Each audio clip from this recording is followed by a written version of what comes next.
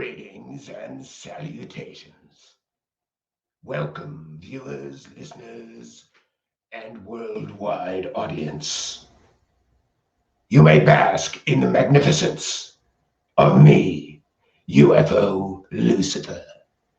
Now, you may ask yourself, what the hell is a UFO-Lucifer? And for those who don't know, I will explain. Welcome to the circus, friends. Welcome to the circus. You see, one of YouTube's biggest advocates for so-called alien disclosure is someone who calls himself UFO Jesus, offending Christians worldwide by putting UFO and Jesus together, but it doesn't matter. Yes. And you too can buy a UFO Jesus t-shirt and support him, repeating fake facts on the internet, telling people that disclosure is coming any day now. So what is a UFO-Lucifer? Well, it's the antidote, of course, for a UFO Jesus. After you've gone over there and heard him repeat all the talking points and lies of people who make their full-time living selling fake alien stories, you can come here and hear the actual truth. UFO Jesus does zero fact-checking. He does zero research. He just repeats things that he wants to believe. Doesn't make them true, UFO Jesus. You're lying through your UFO Jesus teeth to the public, and we're going to stop that. So, one of the videos which caught UFO-Lucifer's eyes was a video about Bob Lazar, yes. And the video is titled, Bob Lazar is Telling the Truth About UFOs. This would lead most rational people to believe that UFO Jesus believes that Bob Lazar is telling the truth about UFOs. It's in his video title. But no, UFO Jesus, just a few moments ago on Twitter, was weaseling out of this. He knows that I have facts in hand before putting mouth in gear. He knows I have evidence, and he has fake stories and talking points that he heard from the people originally selling the story. I have facts. I have evidence. UFO-Lucifer Jesus. And this, he knows. He knows I have facts and evidence that will make him look extremely stupid for posting this video titled, Bob Lazar is Telling the Truth About UFOs. He knows I have this evidence. So it's no surprise to UFO-Lucifer that just a few moments before broadcast, UFO Jesus is on Twitter trying to squirm out of things, claiming, oh no, this was a parody. He was pretending to be Bob Lazar's lawyer. And lawyers don't necessarily believe their clients are telling the truth, of course, yes. What a cop-out. What a cop-out. You titled the video, UFO Jesus. You titled your own video, Bob Lazar is Telling the Truth About UFOs. Now he says on Twitter, I never said I believe Bob Lazar is telling the truth. I'm a Bob Lazar agnostic. What a cop-out. What a cop-out, UFO-Lucifer. I thought UFO Jesus. I'm getting confused. Too many UFO personalities, right? Yes. So I thought more of UFO Jesus. I thought that he would have the balls, right? The balls to come on my show after I've presented my evidence and apologize to the public for spreading fake facts and false information in a video titled Bob Lazar is Telling the Truth About UFOs. But he won't. No, UFO Jesus is crying somewhere right now, waiting for the shoe to drop and for people to learn the truth. A video titled Bob Lazar is Telling the Truth About UFOs when you've done zero research and are only repeating talking points of the very people who have made money for some 30, 35 years, selling the fake Bob Lazar story is irresponsible and stupid. So tonight we are going to dispel these myths. We are going to destroy these illusions, for illusions cannot last, my friends. So let's cite fair use. We will cite fair use, and we will be sharing some of UFO Jesus video about Bob Lazar telling the truth. Bob Lazar telling the truth. Did you know he was a pimp, UFO Jesus? Did you know he's a convicted pimp? He ran a whorehouse, UFO Jesus. Why would someone associating themselves with Jesus be helping someone who ran a whorehouse sell fake stories about aliens? I don't know. Maybe he's not quite Jesus-like, right? All right, we will share the fair use banner because we will be sharing some of UFO Jesus video as we discuss it and critique it and show you the other side of the story, of course. Yes. So we're critiquing the video we are sharing. This is covered under fair use and allowable by law. We are using the video as an educational tool to teach people that you should not trust someone calling themselves UFO Jesus to tell you the truth. I can't believe someone with Jesus in their name lies so much. It's kind of funny. Yes, it is. UFO Jesus lying through his Jesus teeth. Oh, goodness. It is priceless. Yes, and Brock Lander says, pimping ain't easy. Bob Lazar is a pimp. He was a pimp. He ran a whorehouse.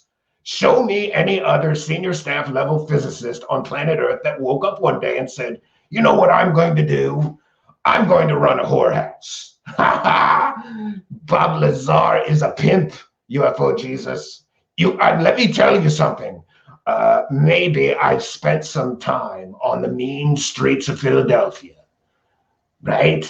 Maybe I've known some pimps. Let me tell you something. You cannot trust a pimp to tell you the truth. I shouldn't have to tell you this, UFO Jesus. You're foolish to trust a convicted pimp. Okay? Foolish. Foolishness. All right. We will be sharing a UFO Jesus video titled Bob Lazar is Telling the Truth About UFOs. Yes. And then I will have some of my evidence to share that everything he says in this video is garbage. His proof is garbage. He has garbage proof. Yes, we have good proof. Bob Lazar is lying. He has garbage proof. Bob Lazar is telling the truth. Let's get into it. Let's get into it, friends. Yes. All right, fair use, fair use. Oh, I love his outfit in this video too. He's got a really, he's got a good Jesus outfit there. I bet you that was like $40 on eBay. He spares no expense. And look at this green screen courtroom. Yes. Oh, let's do that one more time, friends. Make sure I share the audio. Yes. Share audio. Bob Lazar is telling the truth about UFOs. I beg to differ, UFO Jesus. And tonight, I will educate you, UFO Jesus. I have got more for you, much, much more for you. I have been previewing some of your other videos, which are just as filled with fake facts as this one. So I've got more for you after tonight, UFO Jesus. Lots and lots of more for you.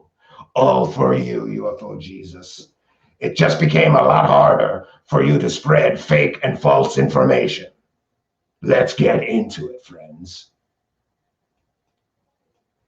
Continue making an amazing case for my client, Bob Lazar, that he was indeed working at S4, a subbase of Area 51, back engineering the alien propulsion system of a flying saucer. The following is a quick breakdown of the 4 major points I made in the previous video that strongly supported that Bob Lazar is telling the truth and always has been telling the truth regarding his working at S4, back engineering the propulsion system of an alien spacecraft. Okay, you have 4 talking points, all of which were taken from Jeremy Corbell, who sold the Bob Lazar documentary, which was really a pro Bob Lazar fluff piece. Corbell famously said to someone, "There's no movie if Bob Lazar is lying." Do you know, UFO Jesus, when he said that? He said that when good and credible researchers were sending Corbell all of the ample and supportive evidence that Bob Lazar was a fraud and a liar. Alien scientists sent him a treasure trove of information which would indicate Bob Lazar was a fraud and a liar. Solar Marshall, who is perhaps known in UFO conspiracy land as the world's biggest expert on the Bob Lazar case, sent Jeremy Corbell all of the proof, mountains of proof that Bob Lazar is a liar and a fraud. Many other researchers, Stephen Cambion, sent Jeremy Corbell this information. Guess how much made it into his so-called documentary? None of it, UFO Jesus, none of it. And now you are repeating George Knapp and Jeremy Corbell's talking points, the 2 people who have profited the most from the Bob Lazar story. Congratulations, you've done an excellent job being a parrot. We should call you UFO Parrot. You just repeat shit. You don't check any of this. You don't even know if what you're saying is true, but you're telling people it is. It's not, and we will prove it tonight. Number 1, Bob Lazar knew about a subbase of Area 51 called S4. At the time, S4 was not talked about in any capacity within the public domain, nor could you find it in any newspapers or any textbooks or any magazines or anything like that. It's also my understanding that S4 wasn't talked about within the private realm either. Number 2. I'm sorry. Number 1, you are false. This is factually inaccurate information and stupid. First point, Area S4 was on government maps. Did you know that? Did you bother to check? Yes, Area S4 was on government maps, but it wasn't a top secret base to work on aliens. It was a radar installation. A radar installation, and it is on government maps. It is known about in the military.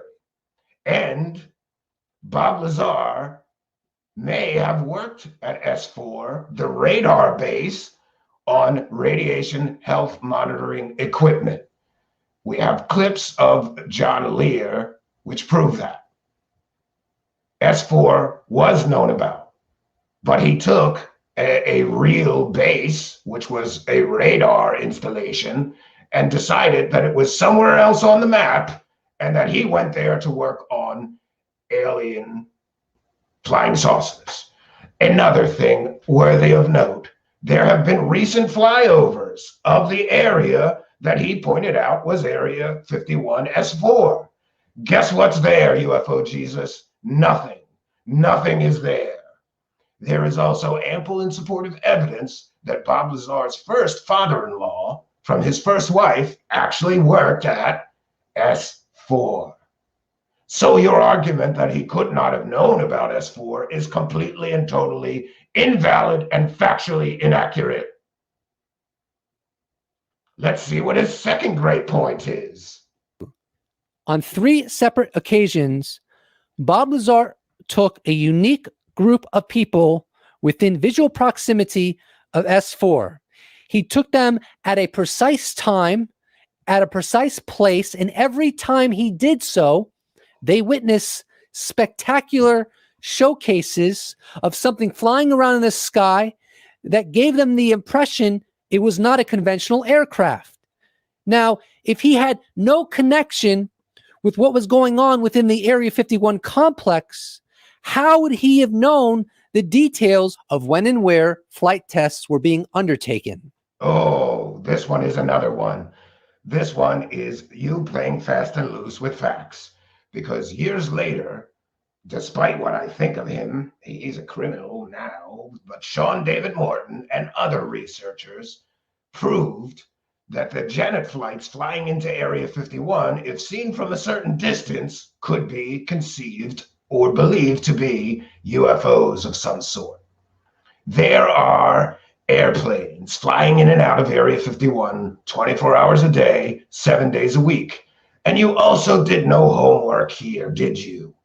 Do you know where Bob Lazar, John Lee, or Gene Huff were when they were reviewing these so-called flight tests? Do you even know? Do you even care?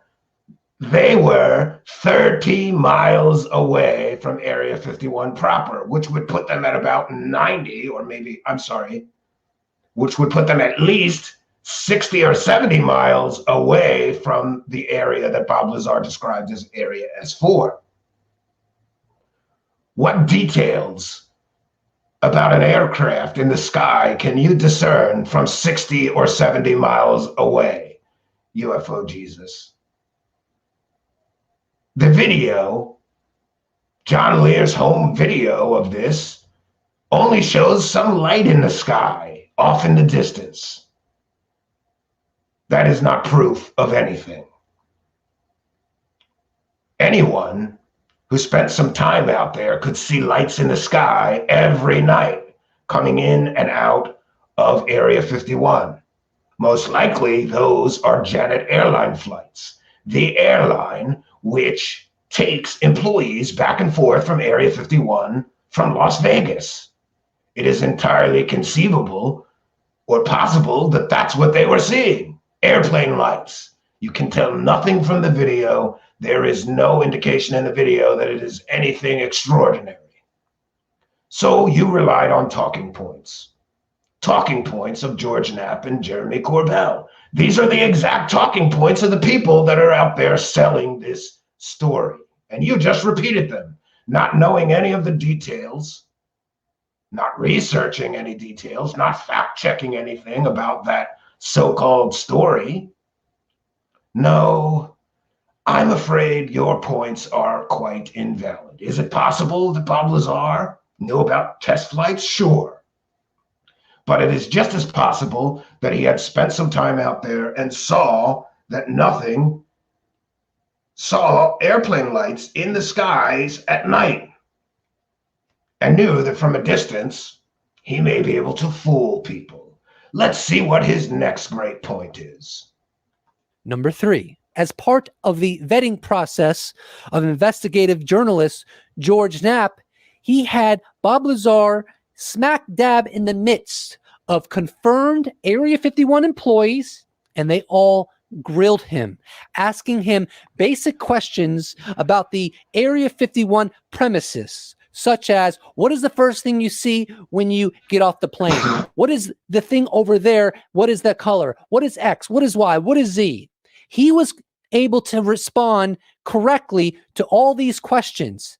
At the end of his grilling, every single confirmed employee that worked out at Area 51 believed that Bob Lazar frequented the premises of Area 51. Number 4. Oh, this is a great story. What a fantastic story you have, but it's just a story. Show us the names of these people. Show us their employment records, proving they actually worked at Area 51. This is another George Knapp talking point. Talking points which George Knapp has never provided the proof of and never will, sadly. It's a great story. And do you know, you are so unfamiliar with this case. Do you know when George Knapp started saying these things? It was right after a researcher, Stanton Friedman, started blowing holes all through the Bob Lazar case. Oh no. People are finding out that Bob Lazar's education is completely made up horseshit and fake. We're going to have to come up with something to bolster the story and keep it going. Suddenly, George Knapp is talking to all of these people that work at Area 51 and saying that they're confirming Bob Lazar's story. But to this day, UFO Jesus, 35 years later, he has yet to release the name of any of those people. For all we know, they're George Knapp and Bob Lazar's imaginary friends that work at Area 51. There is no supportive evidence or proof of this story. Simply the word of a man who's been selling this story for 35 years. Oh, I'm sorry. You don't know very much about this case, do you? You're just repeating George Knapp's talking points and Jeremy Corbell's talking points. And that could be very dangerous if you're telling people you're telling them the truth. Maybe you will learn tonight that you should do some fact checking. You should have facts in hand, UFO Jesus, before putting your mouth in gear like this. You look foolish tonight. You look foolish, and you're going to look more foolish as we go on our journey tonight. Again, as part of George Knapp's vetting process, he had Bob Lazar take 4 separate polygraph tests, asking him questions about his working out at S4, back engineering the propulsion system of an alien spacecraft, and he aced each and every one of those polygraph tests. Oh, did you hear this? This is another talking point, but this one doesn't come from George Knapp. This one comes from Jeremy Corbell. You see, about the time that Jeremy Corbell's film documentary was going to drop about Bob Lazar, Jeremy Corbell started pushing this fake narrative that Bob Lazar passed 4 lie detector tests. Oh, but did you do any investigation into this, UFO Jesus, or did you just repeat this horse shit? Because Bob Lazar passing 4 lie detector tests is horse shit, and we're going to prove it. First of all, this, like George Knapp's other imaginary Area 51 people confirming Bob's story that no one else is allowed to speak to or talk to or interview, this story came out right when Bob Lazar's story was falling apart. George Knapp needed some way to keep the story going. So what did he do? Well, he began getting Bob Lazar to take lie detector tests. And you see, the entire way that the lie detector tests were conducted was unethical. How do I know that? Well, I know that because of the excellent research of Stephen Cambion, who called the National Polygraph Examiners Association and told them about this story and showed them the evidence about the way in which the polygraph tests were administered. The National Polygraph Examiners Association said, first of all, Terry Tabernetti, being close friends with George Knapp, should never have taken part in any polygraph examinations with Bob Lazar. It would be a conflict of interest. No, Terry Tabernetti should have referred him to a polygraph examiner that he did not know. But he didn't do that. Next, the National Polygraph Examiners Association told Stephen Cambion that you don't just keep administering polygraphs until someone passes. If they fail a polygraph exam once, that's it. You get one bite at the apple. You don't just keep on giving them lie detector tests until you get the results you want, UFO Jesus. That's not how polygraphs work. Not in law enforcement, not in the corporate world. Nowhere on earth do polygraphs work the way that this situation worked, except in George Knapp's world, where he needed to prove that Bob Lazar was telling the truth to keep selling the story for 10 or 15 or God knows how many more years is he going to sell this story. No, I'm afraid that the lie detector tests is false information. Well, at least it is extremely factually flawed to say that he passed 4 lie detector tests. First of all, Terry Tabernetti, George Knapp's friend, can't even get his story straight. In one interview, he says that if Bob Lazar was lying, he ought to be in Hollywood. He showed absolutely no indication of deception. In another interview, Terry Tabernetti admits that Bob Lazar failed the first polygraph test. And it was going exactly how he thought it would. He failed the test. He was giving answers that were indicating deception. Does that sound like acing a lie detector to you, UFO Jesus? You just said it. Bob Lazar aced all 4 lie detectors. Wrong. Wrong. He failed some. He passed some. Others were inconclusive. He did not pass 4 lie detector tests. You got it all wrong. And this is what we'll do. We'll share the proof of that. First of all, here's proof that Terry Tabernetti, who administered most of the lie detector tests, can't even get his story straight. First, he says Bob Lazar should be in Hollywood if he's lying because there was no indication of deception. That was in one interview. And in a separate interview, Terry Tavernetti says he failed the first test. He was lying. UFO Jesus. Oh, yes. Oh, yes. George Knapp, Jeremy Corbell. And this is Stephen Campion's video, which we will share. It's called Why George Knapp, Jeremy Corbell, and Bob Lazar's Claims of Passing a Lie Detector Are Total Bullshit. Yes. Let's share that. And you'll get to see Terry Tavernetti is first in one interview, he says he lied. In another interview, he says, oh, he told the truth the whole way through. He can't even get the story straight. That, my friends, is an indication of deception on the part of George Knapp and this Terry Tavernetti. Yes, let's share this. This is an excellent short video. Look. He didn't pass 4 lie detector tests. You said he aced all 4 of them. Let's see how well. Let's see what Terry Tavernetti says in these interviews. Now, before you toss Lazar on the pile with all the other UFO wackos, understand that he willingly agreed to take a lie detector test, requested and independently arranged by a Las Vegas reporter. Terry Tavernetti is the ex-cop who administered the test. If he's lying, he ought to be in Hollywood, because he gave absolutely no physiological indications of attempting deception. We started the first test, and it went exactly the way I thought it would. He was not doing it. He was reacting to the relevant questions more than he was to the control type of questions, which is indicative of a person who's deceptive, because it's showing an emotion that he does not feel comfortable with his answers. These questions bother him. He gave absolutely no physiological Which is it, Terry? Of attempting deception. He was not doing it. He was reacting to the relevant questions more than he was to the control type of questions. No physiological indications of attempting deception. Deceptive. Because it's showing an emotion that he does not feel comfortable with his answers. Deceptive. Deceptive. Deceptive. Attempting deception. Deceptive. Indicative of a person who is deceptive. Who is deceptive. He was not doing it. Deceptive. He was not doing it. Deceptive. Deceptive. Deceptive. Yes. So, but that's not the only proof that UFO Jesus is completely and totally factually wrong here.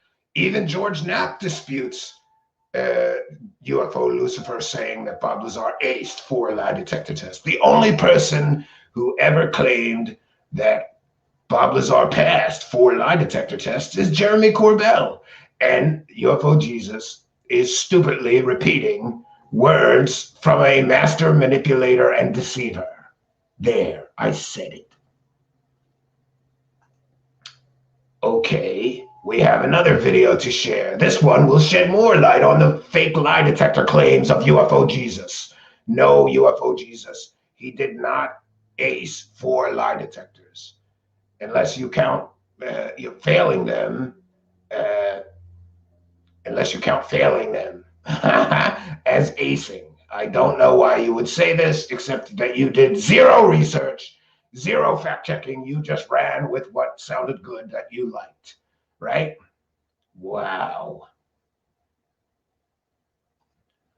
We will once again cite fair use. We're using this video to educate the public and to inform the public, and we will be discussing and critiquing the contents of the video that we are sharing. This is allowable by law, and this is covered under fair use. So fair use, friends.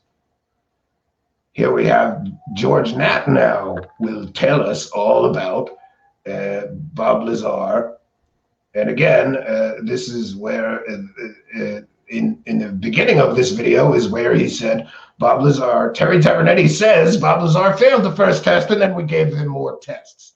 And again, the National Polygraph Examiners Association said that this is completely and totally unethical. You do not give someone a lie detector, and then when you don't get the results you want, just keep giving them more tests until you get the results you want. That's not how polygraphs work.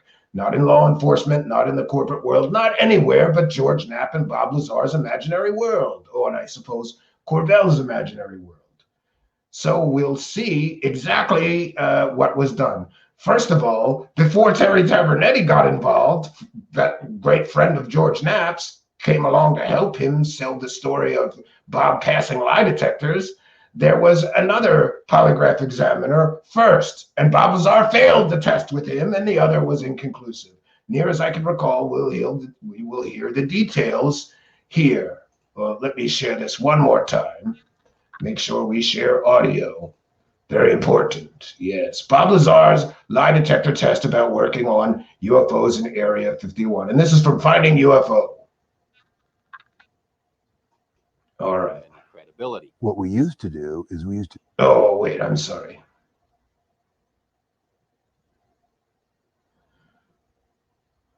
No, I have it queued to the wrong thing. Sorry, this is the wrong video. Well, it's the right video, but the wrong time. Let's try this again, friends. Oh, I found it. Yes, yes.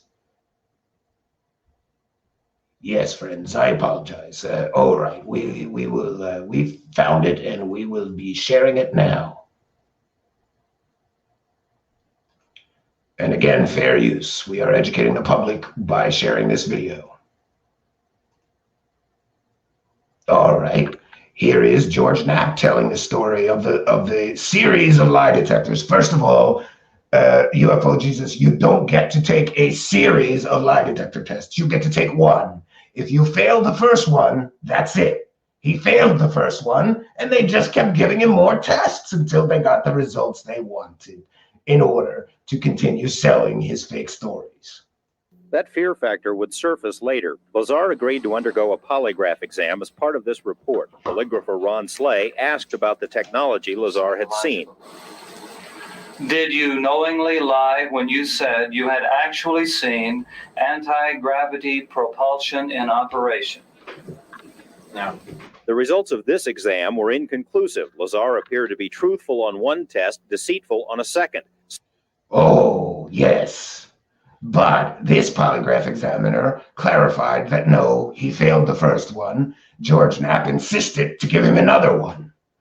You don't do that. If you failed a polygraph, you failed. You don't just keep giving polygraph tests. But George Knapp wasn't satisfied with the first polygraph examiner's results. So what does he do? He goes to his good friend Terry Tavernetti and has Bob Lazar administered some 4 more lie detector tests. That's 6 lie detector tests at least that this man was administered to. You don't get 6 lie detector tests, UFO Jesus. You get 1. You get 1. And when you fail the first one, you're finished. You don't just keep on giving more polygraphs until he passes some. Slay recommended that a second examiner be brought in. Polygrapher Terry Tavernetti runs a corporate security operation and is a former Los Angeles police officer. He put Lazar through 4 tests and concluded there was no attempt to deceive. And I left there thinking that I feel we do have some credibility to what the subject had to say. In this interview, he claims there was no attempt to deceive from the 4 polygraph tests that he gave Bob Lazar. But in separate interviews, he claimed Bob Lazar failed the first one that he gave him, and he gave him 3 more. Wow, that's a lot of failed lie detector tests. And UFO Jesus said that Bob Lazar aced all 4 lie detector tests. Well, there was 6 at least, UFO Jesus, and he failed some, didn't fail others. Others were inconclusive. And that's when I went to some of my colleagues. Tavernetti sent the test results to a 3rd polygrapher who agreed the results appeared truthful. The charts were then sent to a 4th examiner who did not agree, suggesting Lazar might be relating information he'd learned from someone else. The polygraphers conferred and decided they would not issue a final statement on truthfulness until more specific testing can be conducted. And that's where it stands. Tavernetti believes that difficulty in determining Lazar's truthfulness stems from the fear that was drilled into him. I think we're talking about a subject here that is so far-reaching, and it is so emotional. And when you're dealing with emotions, this is polygraph, because we're dealing in polygraph, you're looking at fear. Also worthy of note, No one has ever seen the polygraph charts. No one except for George Knapp. So we just have to take his word about all of this, I suppose. But the statement by UFO Jesus that Bob Lazar aced all 4 of his lie detector tests is complete and total horseshit, as we have displayed here tonight. Fear of getting caught telling a lie because something bad will happen to you if you do. Well, I am telling the truth. I've tried to prove that. What's going on up there could be the most important event in history. You're talking about contact, physical contact and proof from another system, another planet, another intelligence. That's got to be the biggest event in history, period. And it's real. And it's real and it's there. Oh, and I had yes. an extremely small part in it, but sounds good. I'm convinced that what I saw is absolute proof of that. There is no way we could have created those systems. There's no way we could have made the discs, the power supplies, anything to go with them. So there we have it. Definitive proof that no, Bob Lazar did not ace 4 lie detector tests. Maybe UFO Jesus should fact check things. Maybe he should dig a little deeper before he just repeats talking points from people whose asses he licks. Right?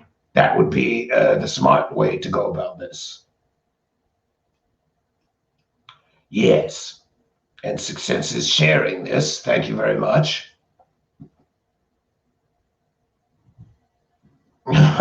Rinsey says, but maybe Bob Lazar had a stomachache the first time. I think this UFO devil is being rather harsh. No harshness intended.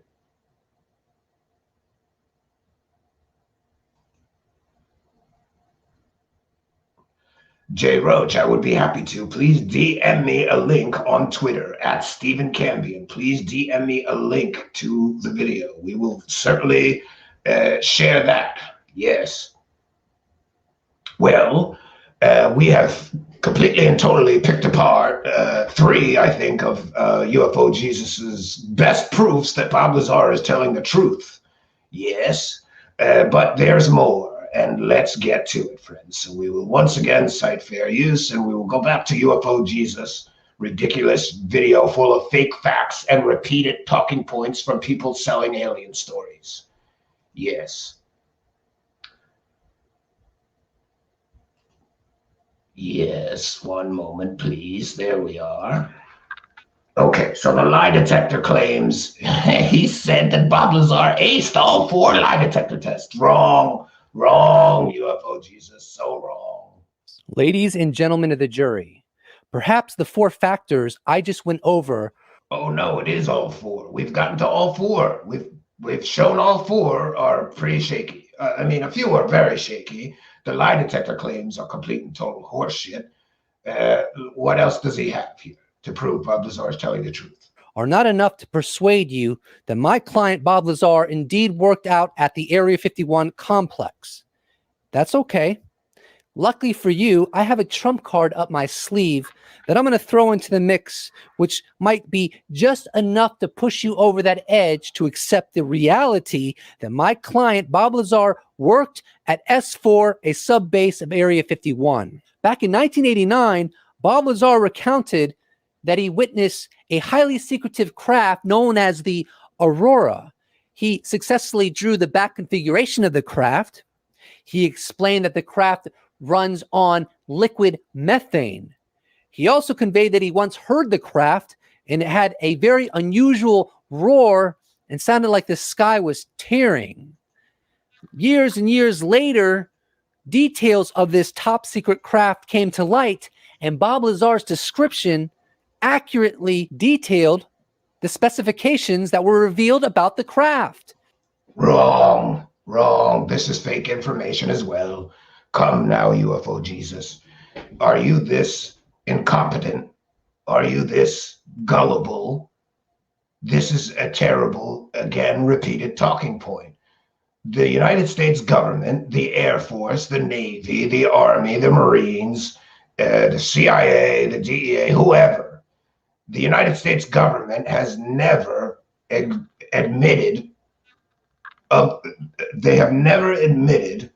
that there is in existence a craft called the Aurora that runs on methane or anything else. They have never disclosed that there is a real aircraft named the Aurora that worked or looked as Bob Lazar has described. Show me where the United States government released details of the Aurora craft and how it worked and what it looked like that matched Bob Lazar's description. You can't, because this is a stupid bluff. He mentioned the trump card. I don't know about you, UFO Jesus, but if I wouldn't call a bluff in poker a trump card. This is a bluff. It is stupid talking points that people repeat without evidence or proof. Show us the evidence, show us the proof that the United States government admitted the existence of the Aurora aircraft and how it worked and how it used methane, made the sky tear, whatever. Show us this proof. You don't have it, and neither does anyone else, because the government has never admitted to this aircraft. The Aurora aircraft has long been speculated about or talked about in aviation circles, but there is little to no proof it actually exists. Make no mistakes about it. There is no way in hell my client could have known those details back in 1989 unless he actually worked out at the Area 51 complex and witnessed this highly secretive craft himself. Now I want to talk about the barrage of harassment and being followed that my client Bob Lazar endured once the security people at S4 began to lose trust in him.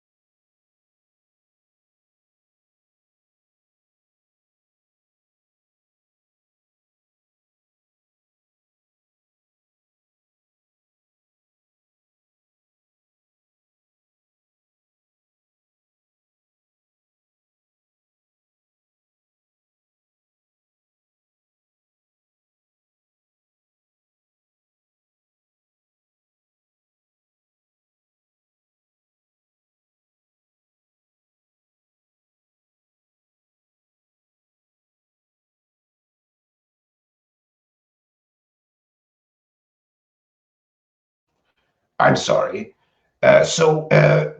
He will go on to tell stories Bob Lazar told about being persecuted and harassed, but there is no proof, just the words of Bob Lazar. Bob Lazar claimed his car was getting broken into and his house was getting broken into. He never filed any police report. Never. Yes. So UFO Jesus is simply repeating Bob Lazar's stories that have no evidentiary support, no evidence or proof. They're just stories. Repeating them, UFO Jesus, does not make them any more true. Next, I wanted to take a moment to educate UFO Jesus on something very important. You see, when a story begins with a lie, how are we expected to believe anything the person beginning a story with a lie says? Bob Lazar's entire story begins with, I'm an MIT and Caltech educated scientist, but he's not. No one could ever verify that he went to either MIT or Caltech. No one could ever find his master's thesis from either school. And Bob Lazar foolishly claimed that the Men in Black must have erased his records to discredit him because he was telling people the truth about the aliens at Area 51. Bullshit. Garbage. Bob Lazar's education is completely and totally fake. The entire story starts with a lie, UFO Jesus. So next time you title a video, Bob Lazar is telling the truth about UFOs, maybe you should keep in mind that he begins his entire story with a completely and totally fake, made-up education. And that can be proven, and many have proved it. But for the benefit of UFO Jesus, who apparently doesn't do any actual research or fact-checking, we will educate him. You see, the entire story always starts with MIT-educated government scientist. But he wasn't either an MIT-educated scientist or a government scientist. In fact, he was never a scientist. He was an electronics technician. That's what he was. Somewhere later in UFO Jesus video, he talks about how Bob Lazar's name was in the book at Los Alamos, and that proved that he must have been a scientist there. No, again, you are wrong, because next to Bob Lazar's name in that phone directory were the letters KM, Kirk Meier.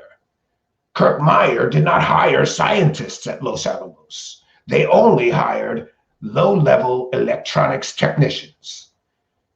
There is an interview where Bob Lazar is shown a satellite dish at Los Alamos, and he talks about remembering installing that satellite dish. UFO Jesus, Bob Lazar claimed to be a senior staff level physicist at Los Alamos. I will tell you something you should have already known. Senior staff level physicists do not do satellite dish installations. Technicians do. There is ample and supportive evidence from many different sources that Bob Lazar was an electronics technician who worked on alpha monitors, radiation health monitoring equipment. That's what he did at Los Alamos, according to several people, including Eric Davis. Even John Lear has said he worked on radiation health monitoring equipment. Let's cite fair use once again, and we will hear from John Lear about Bob Lazar being an electronics technician working on health monitoring equipment. Bear with me, friends. Here we go.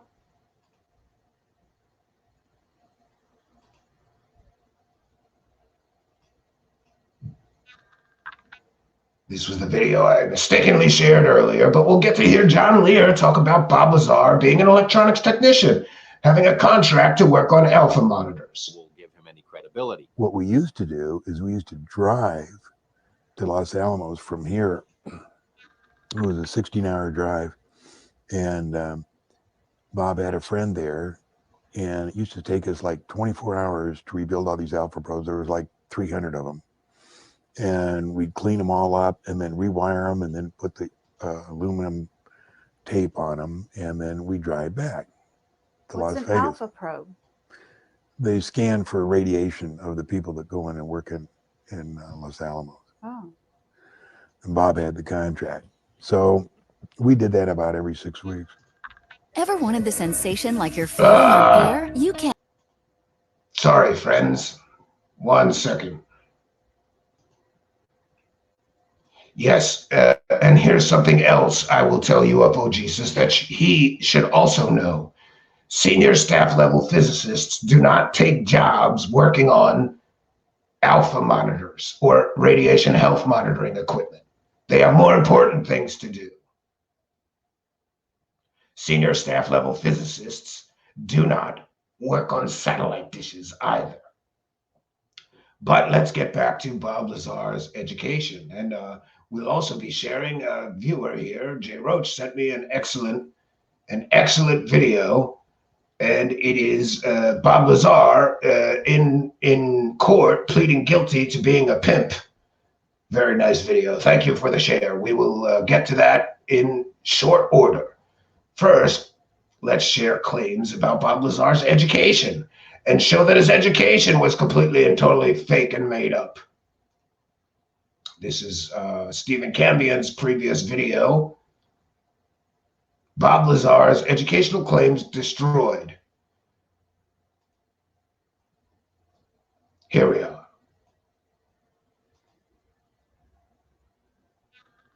Let's do that once more.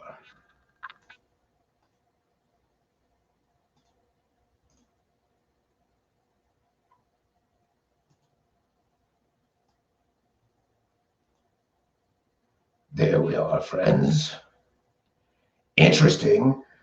Bob Lazar was asked about his professors, and he named a professor at Pierce Junior College. The only education that Bob Lazar ever actually got was Pierce Junior College. And what did he take? An electronics technician class, which would make sense because he was an electronics technician at Los Alamos, not a scientist, certainly not a senior staff level physicist.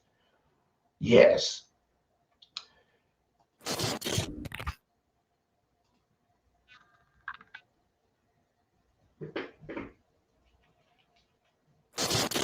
question I had was, what was the year of your graduation from MIT? And he can't remember the year he graduated. No, it's a master's degree.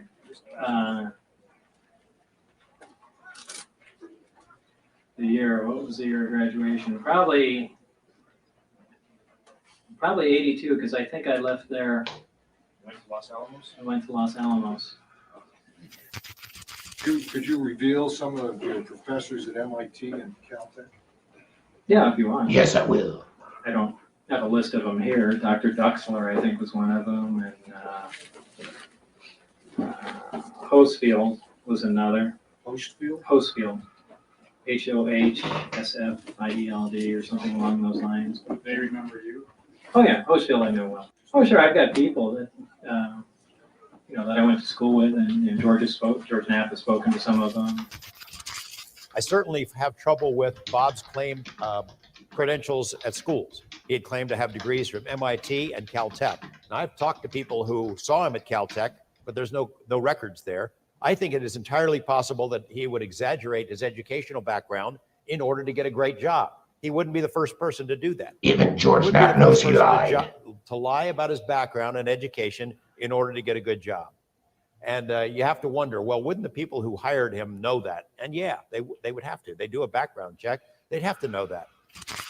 Robert Scott Lazar, supposedly a nuclear physicist with a master's in physics from MIT, a master in electronics from Caltech, who supposedly worked at Area 51 back engineering flying saucers, figured out how they work using element 115. It's a long, detailed story. You can buy the videos someplace else, not from me. I did a lot of checking on Bob. I tried to meet with him twice. I was supposed to on one occasion, and he didn't go along. I checked at MIT. I checked at Caltech. Neither one ever heard of him. Well, but the government wiped his records clean as the response. I talked to the legal counsel at MIT. No way to do that. I talked with the guy who has the degrees, the commencement lists and all that sort of thing. No mention of Lazar. None of the yearbooks show Lazar. You need it for a master's thesis. For a master's degree, you need a thesis. I talked to the guy who holds those. No Lazar item there. He was asked publicly, when did you get your master's from MIT? Well, let me see now. I think it was, probably 1982. I have friends who went to MIT. I was accepted there myself. Go out of high school. And nobody who gets a master's degree in physics from MIT doesn't know what year he got it in. He was asked to name some of his professors. Well, let's see now. He named somebody, somebody, I won't use his name on the air. I checked on him. It was not a common name, fortunately. Good point, Rich. Yes. The only trouble is Bob said he would remember him from Caltech. This individual. Yes, rest in peace, Mr. Friedman. Great researcher. Caltech. He only taught at Pierce Junior College. Now, Bob himself had mentioned Pierce to me on the phone. He did go there. Now, that's in Southern California, and he was going there at the same time that he was supposedly attending MIT, 2,500 miles east of there. One heck of a commute. If you can go to MIT, you don't go to Pierce Junior College. But beyond that, I checked with his high school. He finished in the bottom third of his high school class. You can't get into MIT if you're outside, usually the top 10, 15, 20% of your class. Bottom third, never. His element 115 scheme won't work. Sounds good, science fiction. So, I checked with Los Alamos. He is in the phone book there. Doesn't that prove that he was a scientist working there? No, it certainly doesn't prove he was a scientist. But if you look at the phone book page, up at the very top, it says, this phone book for employees of the Los Alamos National Laboratory, the Department of Energy, Meier Corporation, several other companies. Right after Bob's name, and it was only in one phone book issue. They issue them every several months. It says K/M. That's Meier, a subcontractor. He worked out at the Maison facility. Don't need a clearance for that. People come in from all over the world, physicists, to do experiments, and he was a technician working out there. And the story goes on and on beyond that. And I get people telling me, well, I don't see why you don't believe him. He seems so sincere. Sincerity is not a check on truth. According to Bob Lazar, now this is his claim, he has a master's degree in physics from MIT and also a master's degree in electronics technology from Caltech. I just want to mention that this is the work of excellent researcher Michael Schratt, who will be on Truth Seekers tomorrow night at 9 p.m. Eastern Standard Time to discuss some little-known UFO cases with Stephen Campion. Be sure to tune in tomorrow night, 9 p.m. Eastern Standard Time, where Truth Seekers' special guest will be this man, researcher Michael Schratt. He has never produced his original master's degree from either MIT or Caltech. He's never produced it. It's a no-show. There's nothing there. He's never been able to produce the original master's degree. And every effort to locate those degrees has completely failed, including the research by Stanton Friedman. Also, I've got a copy of the MIT yearbook during the early 1980s. Stanton Friedman did a very investigative search of the early 80s yearbooks. There's nothing there. There's no name, there's no picture. He doesn't appear in any of the yearbooks. So that's a red flag that we need to look at. I've got a letter here to John Andrews from Robert Kiesler, dated March 19, 1990, talking about his efforts to find Bob's magnetohydrodynamic master's thesis from MIT. And it says, "Dear Mr. Andrews, I am sorry we are unable to locate a copy of Mr. Robert Scott Lazar's thesis on MHD in our facility." Let's review this. According to Lazar, then, the government not only wiped out his degrees, both degrees, they wiped out all of the yearbooks. So in essence, they had to crawl up into the dusty ceiling attics of all the graduates from MIT and steal the yearbooks out. And then they also scrubbed his magnetohydrodynamic master's thesis. It's completely gone from every repository. That just doesn't sound logical or reasonable to me, if he's telling the truth. It was 1990. Oh, it's Linda Moulton. Howdy doody. I was working at CNN, and I was a producer, and I got a call in Atlanta at CNN at my office from Bob Lazar. And he said, we're going to be doing something on Memorial Day here. If you can get here, we'd like to have you come and be part of the festivities. And we can talk about, by then it had been very controversial, about whether or not Bob Lazar with John Lear, had Bob Lazar been telling the truth about going to Area 51, working for EG&G, all of that. So I went to Las Vegas, met with all of those guys. Good point. And was able to spend a lot of time on that Memorial Day weekend. And I believe it was 1990. And here is Linda Moulton, howdy doody. The moment of talking with Bob Lazar that is indelible in my mind. He was showing me in his kitchen how he ran this film for the real estate offices that he worked for, filming houses.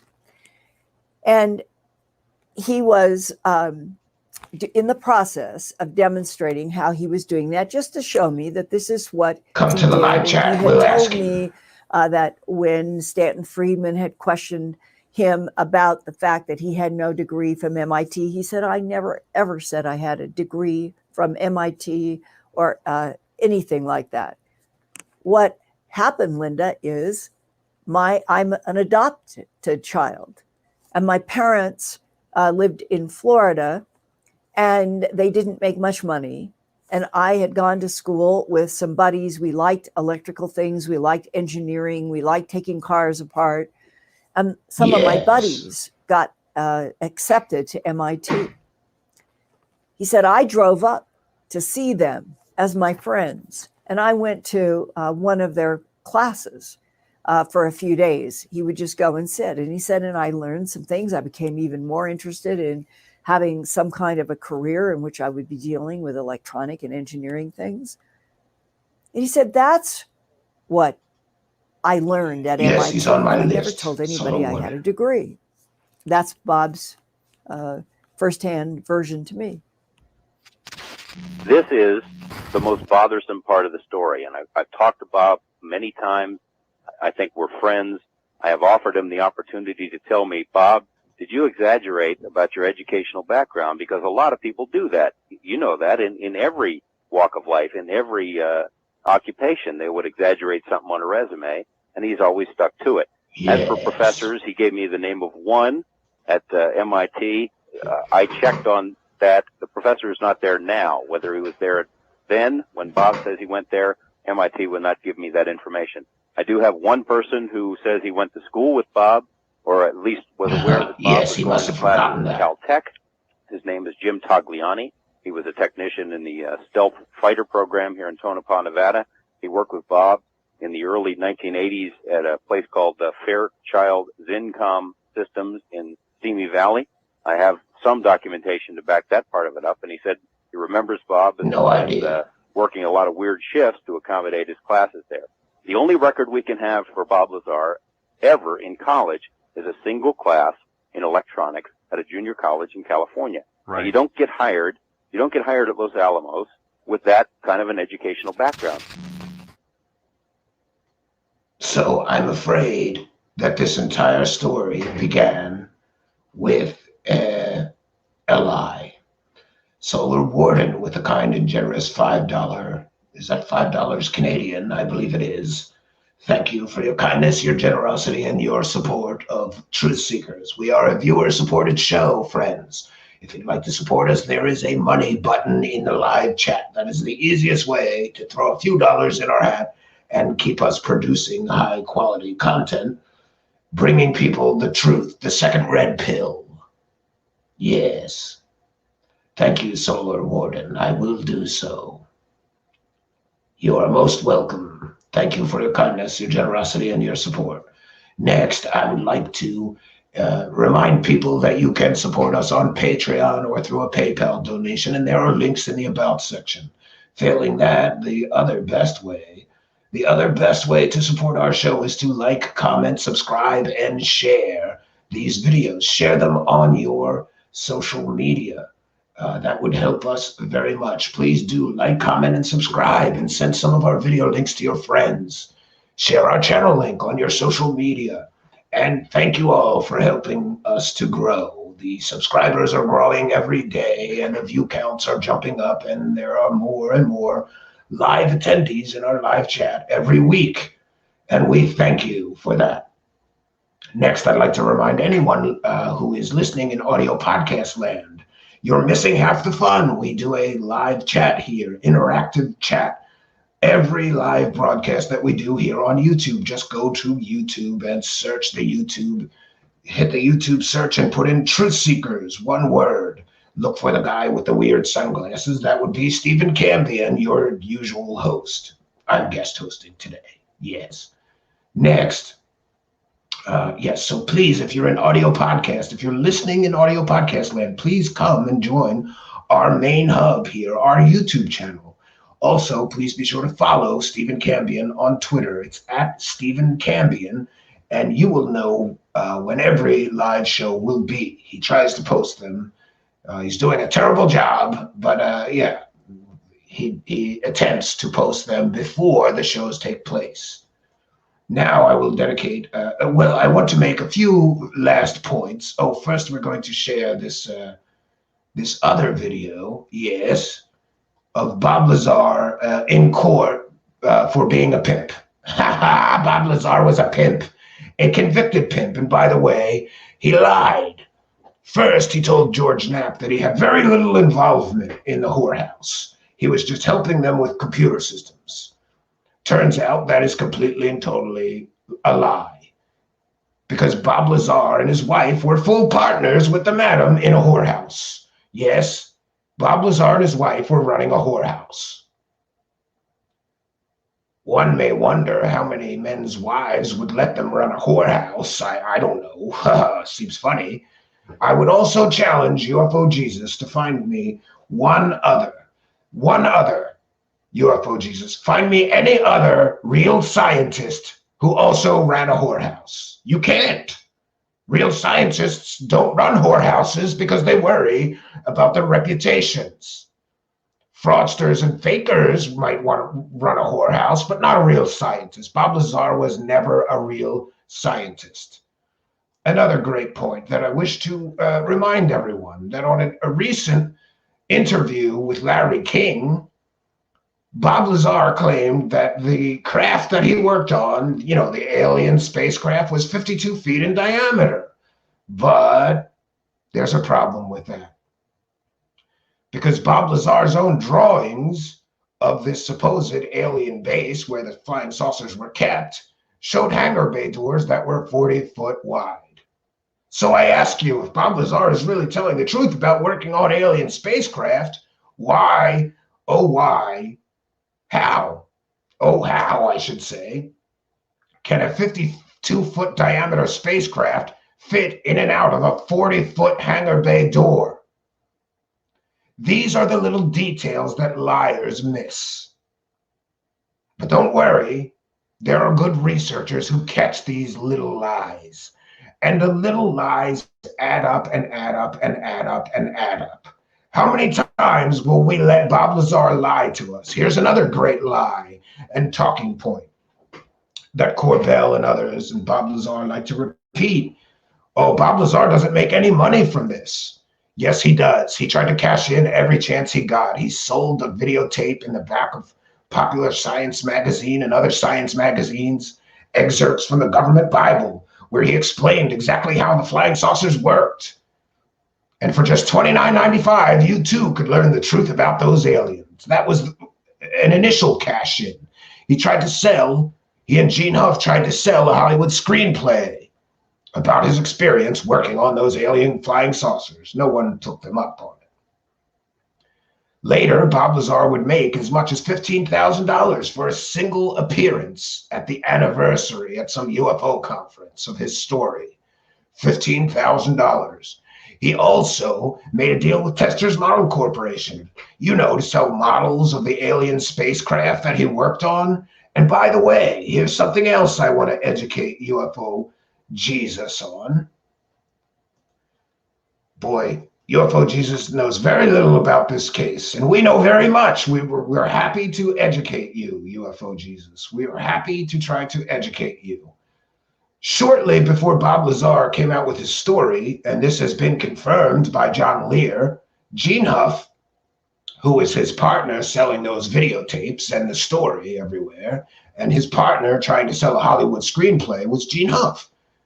Shortly before Bob Lazar came out with his story, his incredible story about working at Area 51 on alien flying saucers, shortly before that, he met John Lear while Gene Huff was doing a real estate appraisal.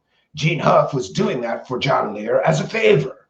And what favor would John Lear do in return for Gene Huff? He was giving him copies of all of the Billy Meier material, videotapes, pictures, books. Yes, shortly before Bob Lazar came out with his story, he and Gene Huff got all the Billy Meier material, and they went through all the Billy Meier material, watched all the videos, looked through all the pictures, read the stories of Billy Meier.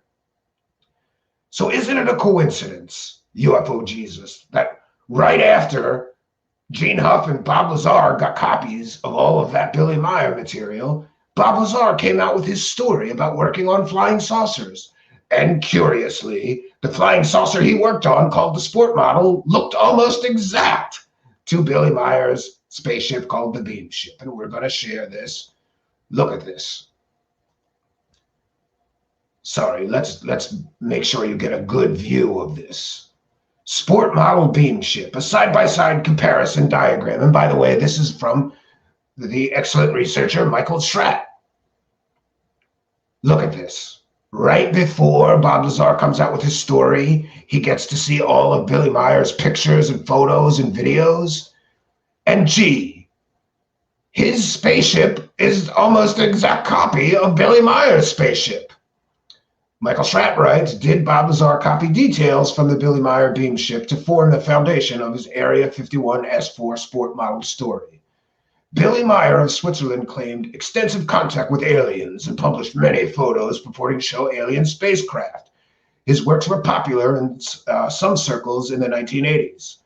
When Lazar emerged in 1989 with his alien tales, Lazar said the alien scout ship he'd worked on in a secret program was astonishingly similar to what Meier called the beam ship. Indeed it was. And this is important to note, Billy Meier was later proven to be a mega hoaxer. So maybe, just maybe, UFO Jesus, Bob Lazar copied this from Billy Meier, and that spaceship doesn't exist. Billy Meier's was made from, junk and trash can lids. Come now, UFO Jesus.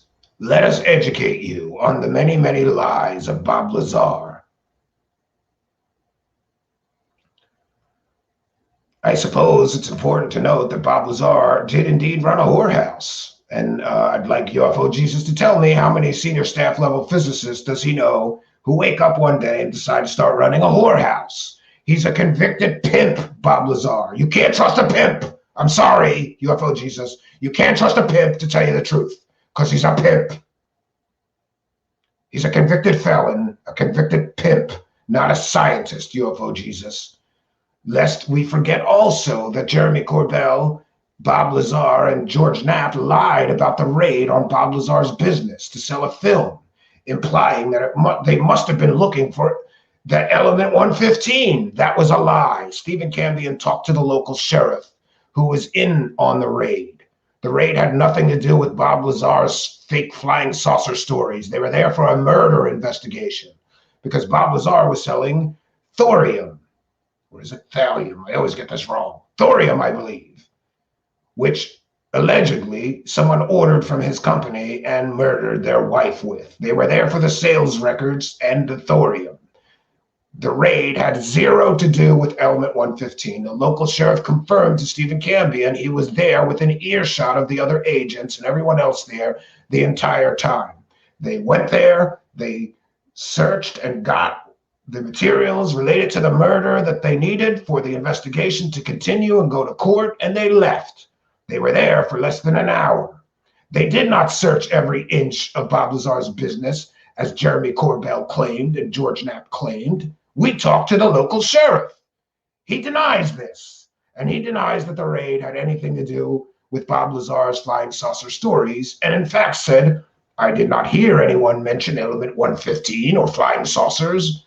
Didn't even know that Bob Lazar had something to do with flying saucers. We were there for a murder investigation. So they lied about that, and Bob Lazar lied, and Corbell lied, and Knapp, well, I'm not sure he lied, but he certainly went along with it. There was a contentious email exchange between George Knapp and Stephen Cambion when Stephen Cambion uncovered the proof and evidence that the Bob Lazar business raid had zero to do with element 115 and flying saucer.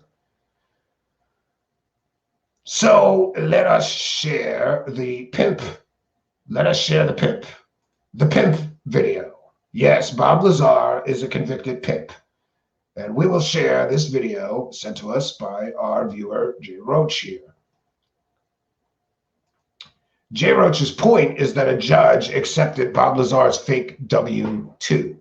And another viewer here, V, correctly points out that they were extremely easy to fake those at that time. And many, many people were faking them, especially when it comes to real estate, because you had to make a certain amount of money in order to get, you know, a mortgage. So people would make up a fake W-2 and lie about their income, etc. Several forensic document examiners, I believe, have looked at Bob Lazar's fake W-2 and declared it fake. The EIN number he uses is wrong. He calls it the Department of Naval Intelligence, which is wrong. Yes, Bob Lazar ran a photo business. He also faked a fake badge, a fake security badge that no one has ever seen before, including real people that worked at Area 51 said that fake badge is fake. It's all wrong.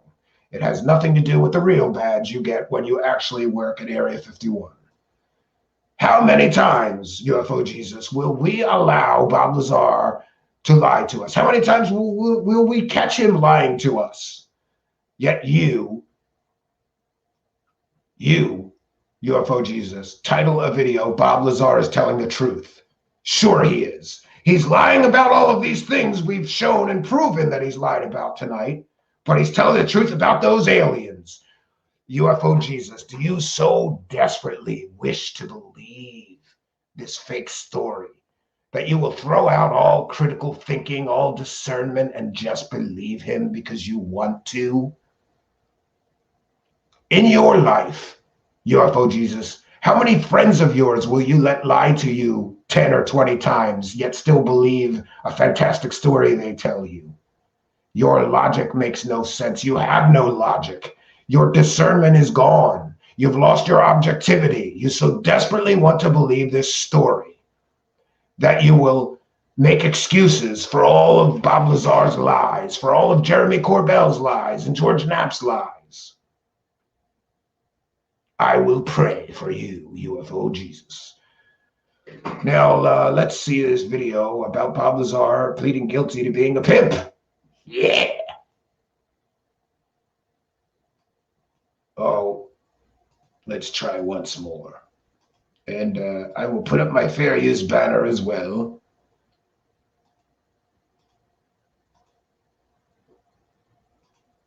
One moment, friends. I need to put up the banner. This is fair use. Well, I think this is, yes, this is fair use. We will be discussing and critiquing the video. We are using it to educate the public about Bob Lazar, the pimp.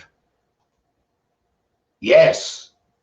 In case you didn't know, UFO Jesus, Bob Lazar is a convicted pimp.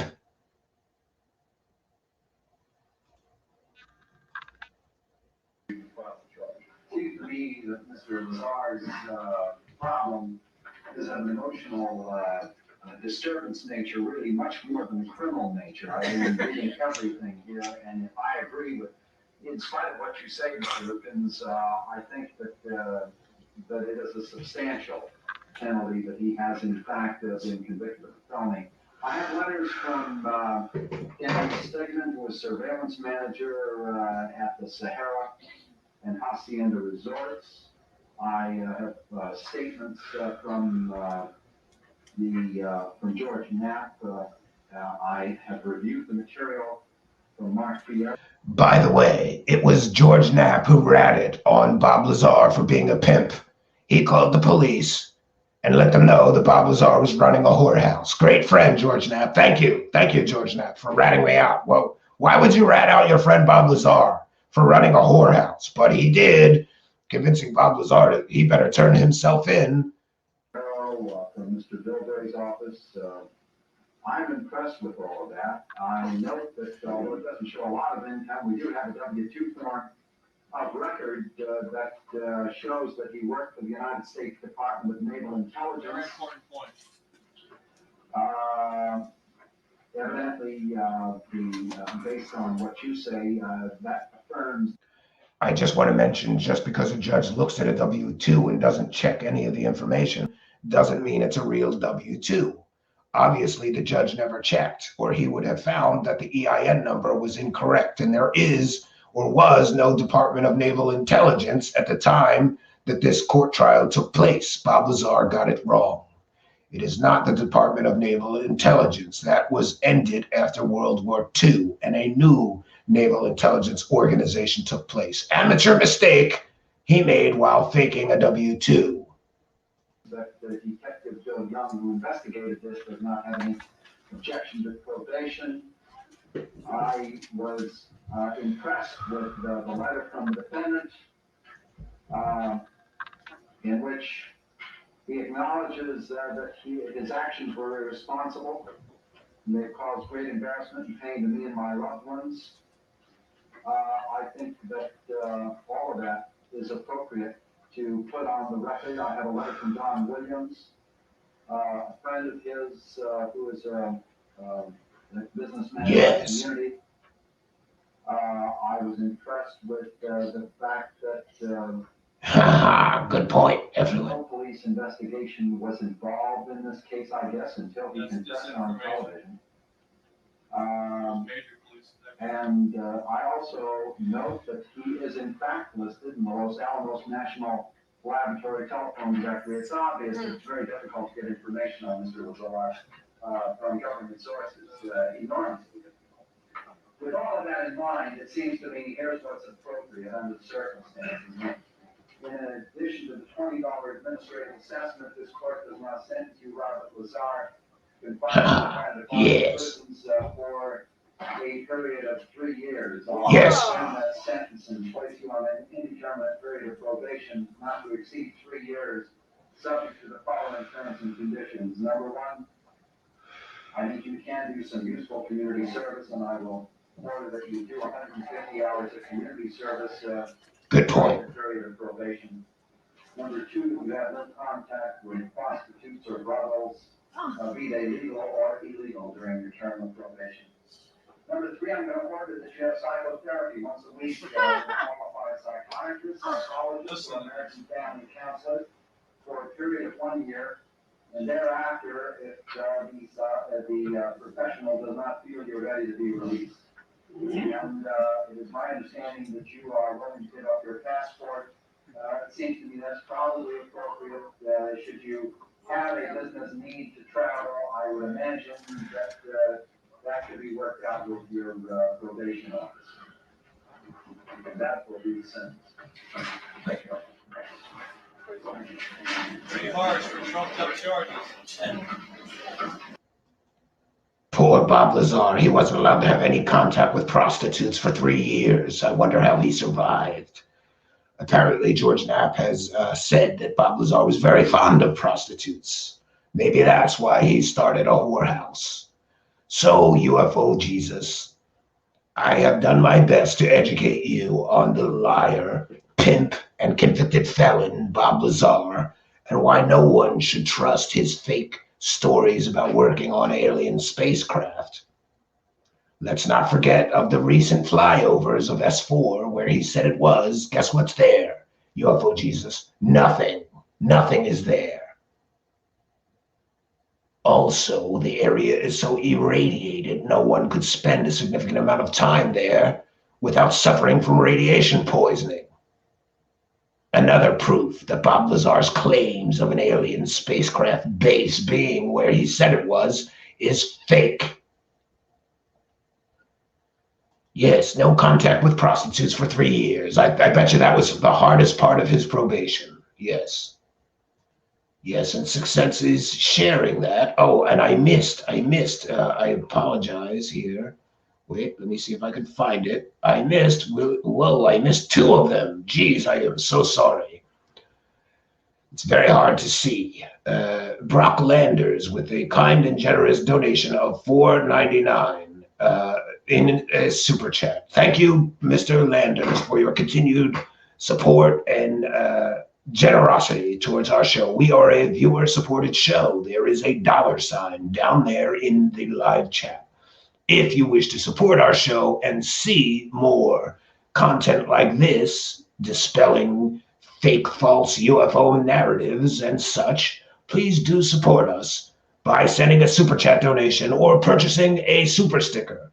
You can also support us on Patreon for as little as $1 a month. Everything you see here was taken from Patreon funds and super chat donations. The set, the lighting, the microphone, the computer, our character creation, supplies, the headphones, everything. This is a viewer-supported show, and every dollar goes back into making the show better and more professional. Yes.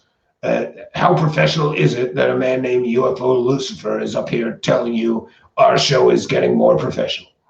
Yeah, it is, slowly.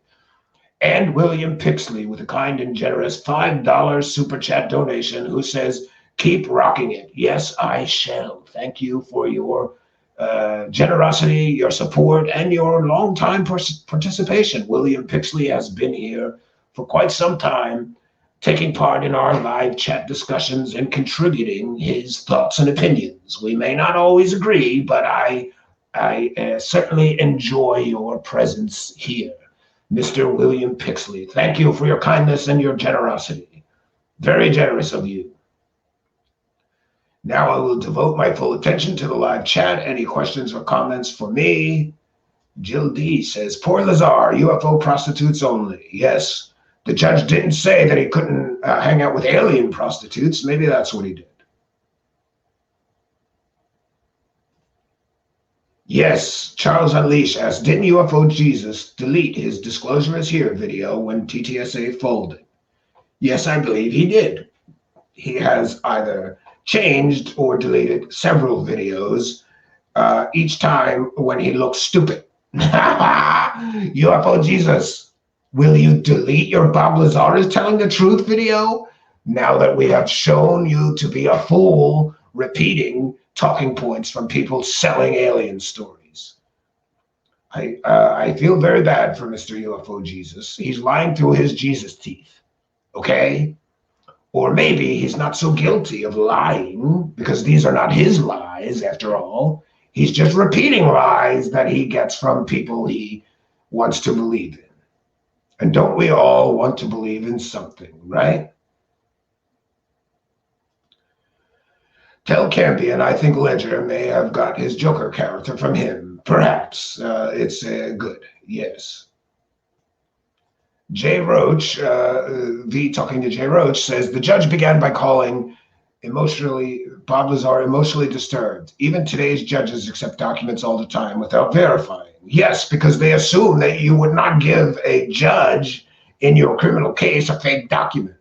Bad assumption when it comes to one Bob Lazar, who is a proven liar, lied about his education, lied about many, many things. And maybe, UFO Jesus, just maybe, he lied about his work on the alien spacecraft you so desperately need to believe in. Well, friends, I am beginning to melt. UFO-Lucifer's time here is coming to an end. I wish to thank UFO Jesus for giving us a very nice topic to discuss tonight.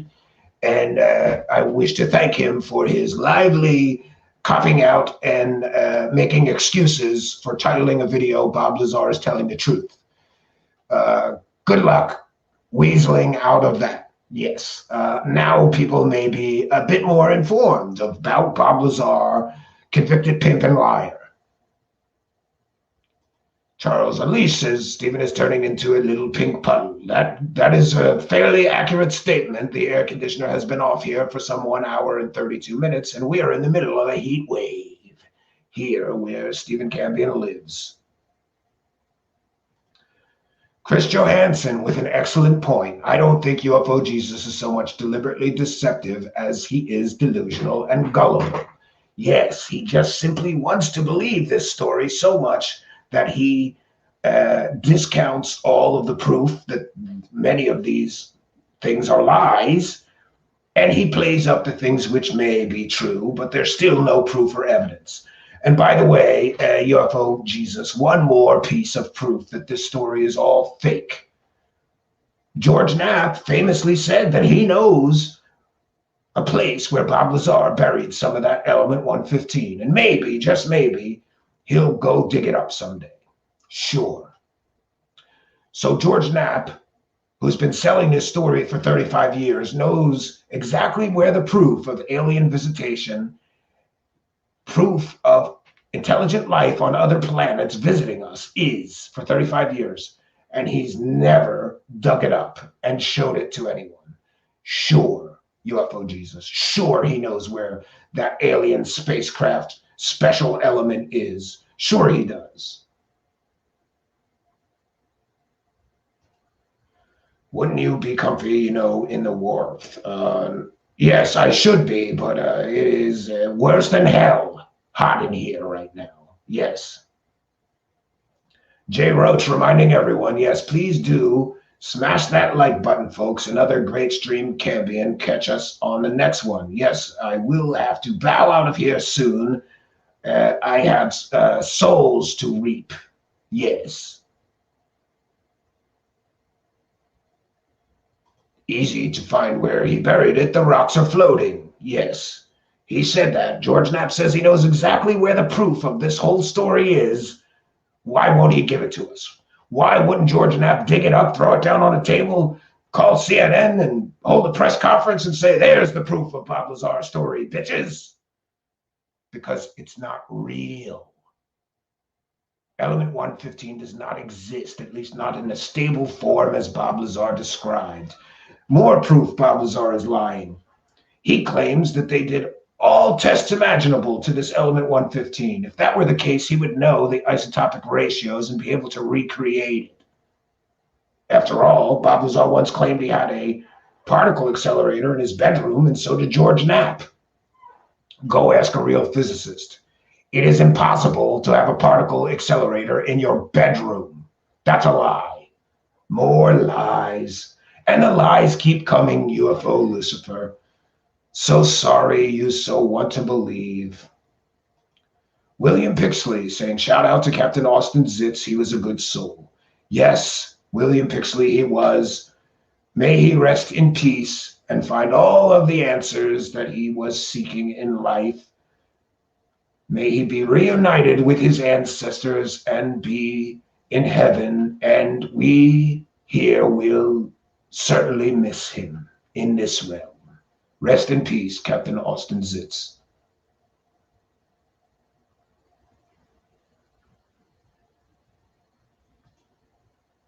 If he was a pimp, it matters what kind of pimp, too. He might have bodies somewhere if he was violent, dead, trafficking kind. Very good point, Aaron. You can't trust a pimp. Sorry, UFO Jesus. You cannot trust a pimp. I don't know how many pimps UFO Jesus knows. UFO-Lucifer. I know a lot of pimps. You can't trust any pimp. You don't trust a pimp to tell you the truth, okay? All they care about is money and their bitches, okay? They care about their bitches and money. That's it. They don't care about the truth. Chris Johansson says, I think Bob fooled George about the 115. I think Knapp believes Bob's bullshit on that. Yes, George Knapp seems to be a true believer. Aaron says, not all pimps are the funny, stylish, finesse kind. Yes. He wasn't technically a pimp, bro. He ran a whorehouse, William Pixley. That's a pimp. You know who else runs a whorehouses? Pimps. Pimps run whorehouses, and madams run whorehouses. Bob Lazar ran a whorehouse. It's not a stretch to say he was a pimp, and he was a convicted pimp. He got convicted. He pled guilty to running a whorehouse. Bob had a bottom bitch from Mars. Oh, no. UFO Jesus kept referring to him as a client. What's that, a mouthpiece for him, PR? No, UFO Jesus claimed that his video was a thought exercise of him being a lawyer and defending Bob Lazar's case about telling the truth about those aliens, and he did a terrible job. Earlier on Twitter, UFO Jesus said, I never said I believed Bob Lazar, yet he titled his video, Bob Lazar is telling the truth about UFOs. Then on Twitter, he tries to squirm out of it, claiming, oh no, I was acting as his lawyer in those videos. I never said that I believed Bob Lazar. Well, tonight I acted as the prosecutor, I suppose, which would be acceptable if UFO Jesus was in a court telling fake facts to people. The prosecutor would be allowed to stand up and tell the jury everything that this so-called lawyer just said was completely and totally factually inaccurate, and here's why. And we got to do that tonight. And I would be happy to have UFO Jesus here on our show. We would be respectful and polite, but certainly have a lively discussion, I'm sure, both about Bob Lazar and about many, many things that UFO Jesus talks about. You know, nothing against him, but I don't like the fact that he just repeats talking points from people selling alien stories.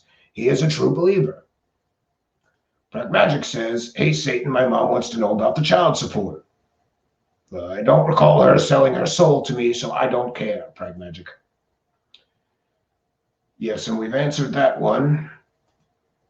Especially not back then. An illegal pimp back in the day was likely to be exploitive. Yes, of course. And shows how smart Mr. Scientist Bob Lazar is, because he could have opened a legal brothel, but he chose to open an illegal brothel in a state where whorehouses can be legal if you do the right thing, get the right licenses, etc. He didn't do that. He ran an illegal whorehouse. And certainly one could imagine that a man willing to exploit women and make them sell their bodies for money and take a cut of the money is not a trustworthy man. Just my opinion. Victorious Eagle Warfare says Corbell is even worse for pushing this stuff. Yes, he really just likes to make money. He does not care. The man who says weaponize your curiosity has to block everyone on social media who shows him why Bob Lazar is lying. It's like he's sitting there with blinders on. Remember when you were a child and people were telling you things you didn't want to hear, and you go, I don't want to hear. That's Jeremy Corbell in a nutshell. Yes, I agree with you. Oh, Lord, you know the end is near when Jesus starts lying. Well, again, in fairness to UFO Jesus, I'm not sure he's lying. He's just repeating lies without checking if they're lies or not. But the fact remains that he's repeating lies. Victorious Eagle Warfare. It creeps me out the way people worship Corbell and are afraid to challenge him. We are not afraid, V. We are not afraid. Yes. All right. So it is getting very, very hot in here. It's literally hotter than hell. Okay. So, yes, I will remember. I'm not sure my wife would appreciate me coming to bed like this. Well, maybe she will. She's kind of strange, you know. She's a little kinky. Yeah. But we love her that way. Yes. All right. Enough about my Stephen Cavian's wife.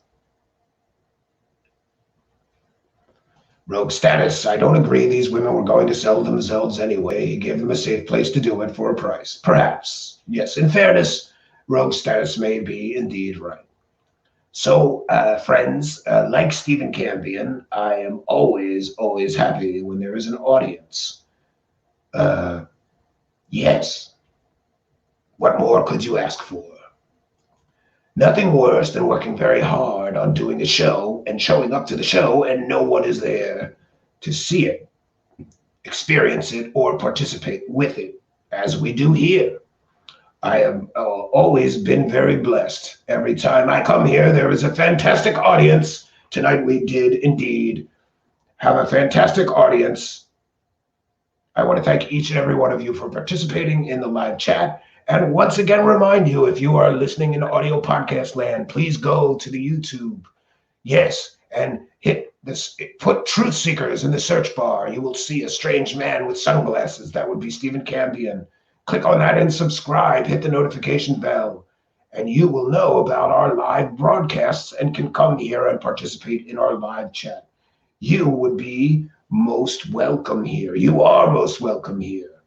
I understand some people are at work and they can only listen, but if you would like to, usually our showtime is 9 p.m. Eastern Standard Time, something like Sunday through Thursday. I don't know. Tomorrow night, we will have a very special guest on Truth Seekers in the form of excellent researcher and illustrator and UFO historian Michael Schratt. Please do not forget to join us tomorrow night, 9 p.m. Eastern Standard Time, with our very special guest, Michael Schratt. I hear Stephen Campion is very excited and has an incredible list of questions for Mr. Schratt. It will be a fantastic evening. If you like UFOs and UFO history, you will have a good time. Please join us in the live chat. As I said, always happy, friends, when there is an audience. And tonight we had a great one. Thank you for being a part of this audience. Well, until next time, friends, I am UFO-Lucifer, reminding you that sometimes, yes, sometimes the truth can be ugly, but it is still worth having. Good night.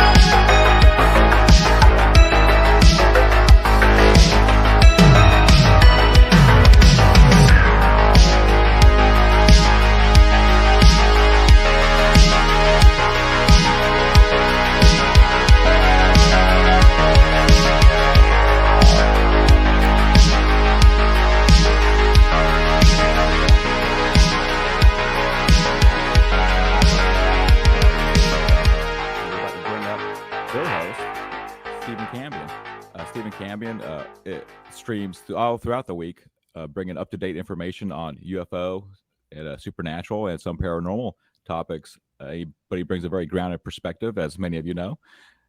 Let's bring him up here. Welcome the guest, everybody. Welcome, Stephen. Hey, welcome, guys. Steven. Thanks for doing this. This is interesting. So we're just so everybody's aware, we're streaming on 3 channels at once. That's pretty interesting. And just last night, you simulcasted your first time on terrestrial radio. Was that correct? Yeah, that was wild. Yeah, I didn't know that guy's on so many radio stations. It's a lot of like small radio stations, but he's got this huge network of them. I think over 100. Oh, wow. So we were all over the continental United States, and I love that. Like just a voice in the wind, you know? I love that. Yeah, I know you've been heavily inspired by like Art Bell and other great radio hosts. That had to be something to get on the waves, you know? Yeah. So, yeah, Stephen. It was cool. If you would have asked me 6 months ago what I knew about Bob Lazar, I would have told you that he was an MIT graduate. He worked at Caltech. He got recruited by the government to work in Area 51, particularly S4 on propulsion systems. He showed his friends test flights. What was some of the other stuff that he did during that story? Oh, he then almost got ran off the road by the government when he was a whistleblower. How much of this is true? I believe none of it is true. And, the Bob Lazar story works by the lie by omission, and just to be clear, the people that have made millions of dollars selling Bob's story are all aware of all the information that I share with my audience, but they choose to not discuss it, to ignore it, to explain it away. Bob Lazar's education, first of all, is completely and totally fake. He graduated in the bottom third of his class in high school, which means he never could have got into either Caltech or MIT.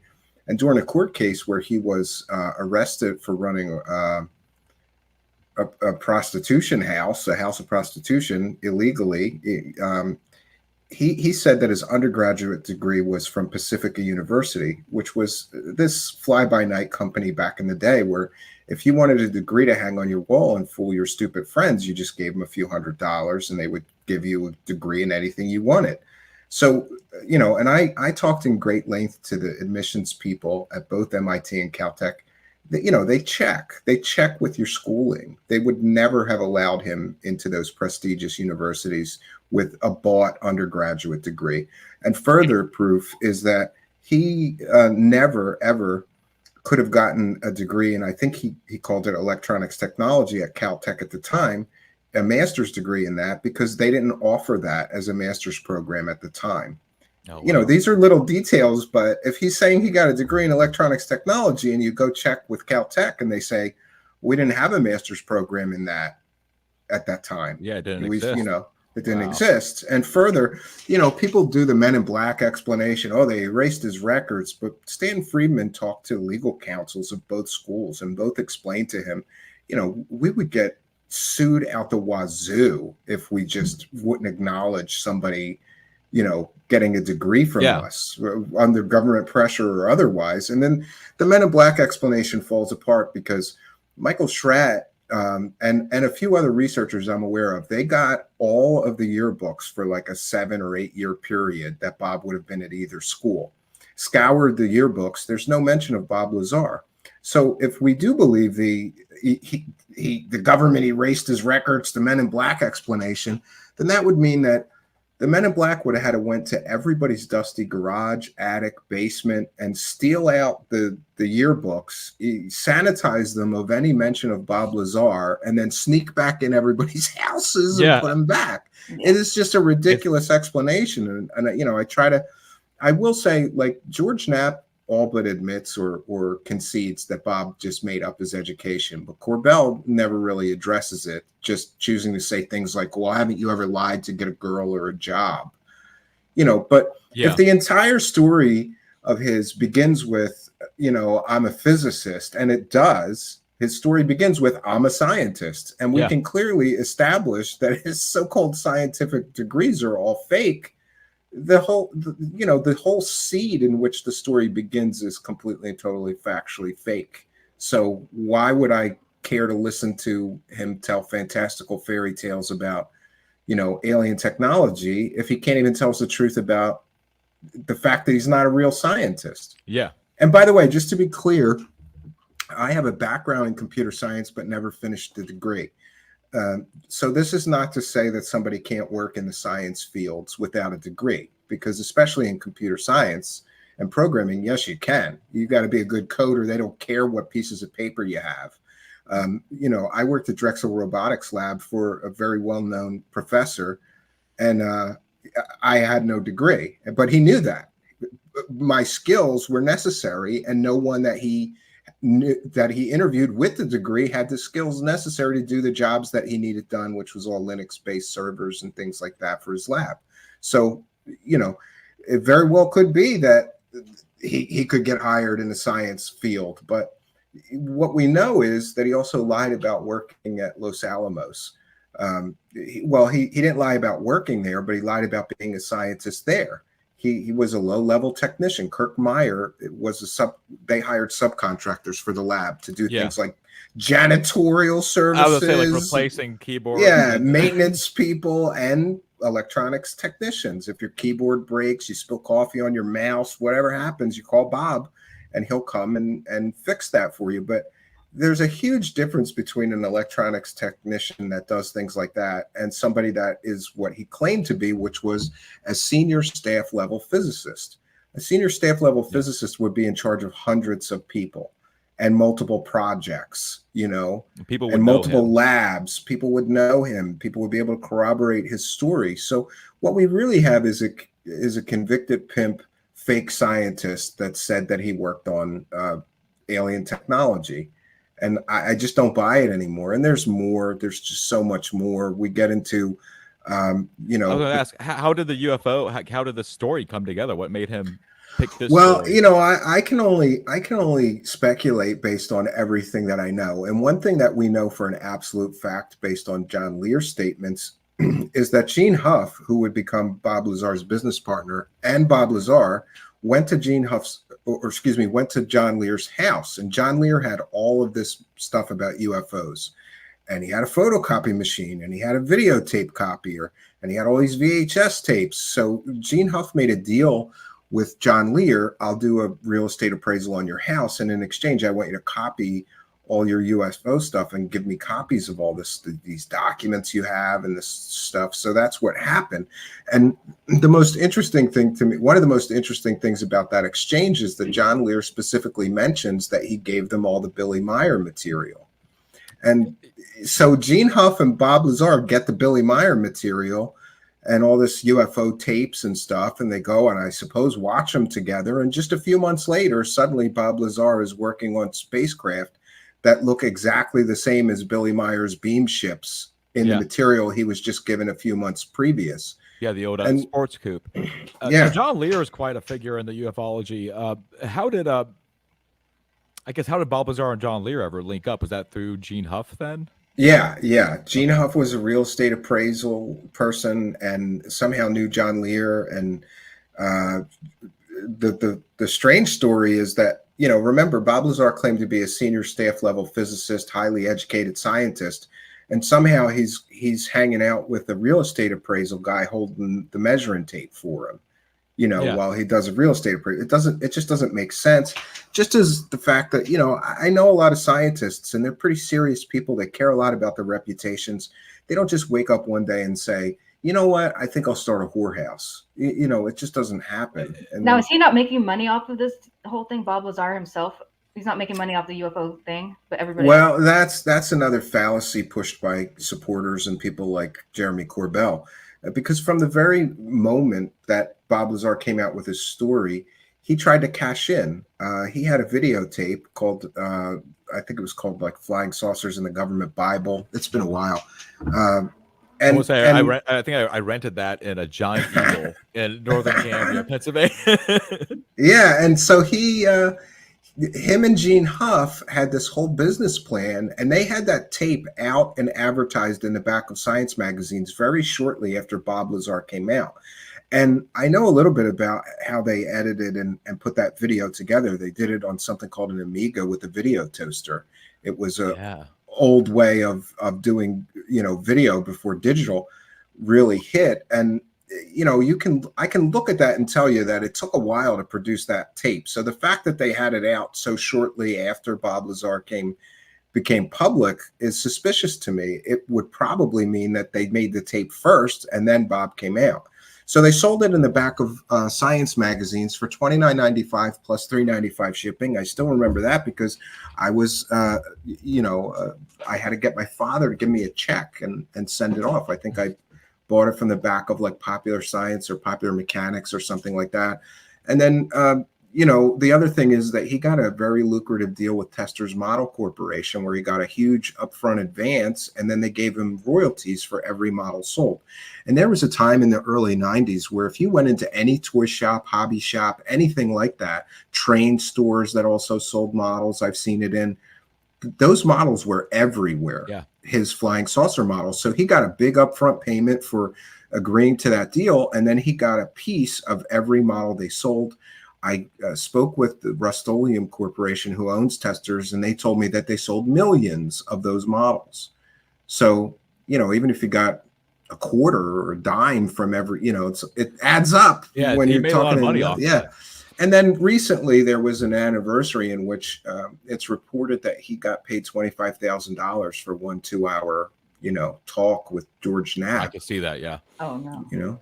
So, definitely and then there was a 6-figure deal with the book deal from or more. I'm told, you know, it's hard to tell, but Bob Lazar got a big money deal from TTSA, and they try to hide that they were the ones publishing his book.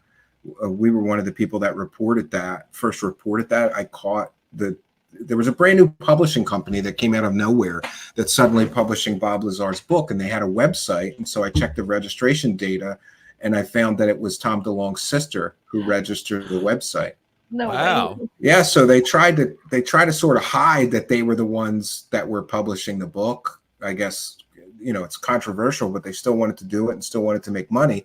And interestingly, shortly after Bob Lazar got that book deal, he moved somewhere and bought a $500,000 property.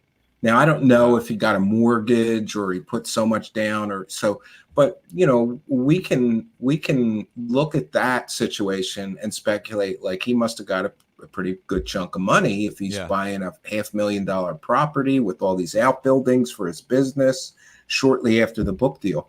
And it's also interesting on the book that John Lear, in his Facebook posts before he died, they're still out there, he swore up and down that Bob Lazar did not write that book. It must have been written by a ghostwriter because there was too many details that were missing or wrong.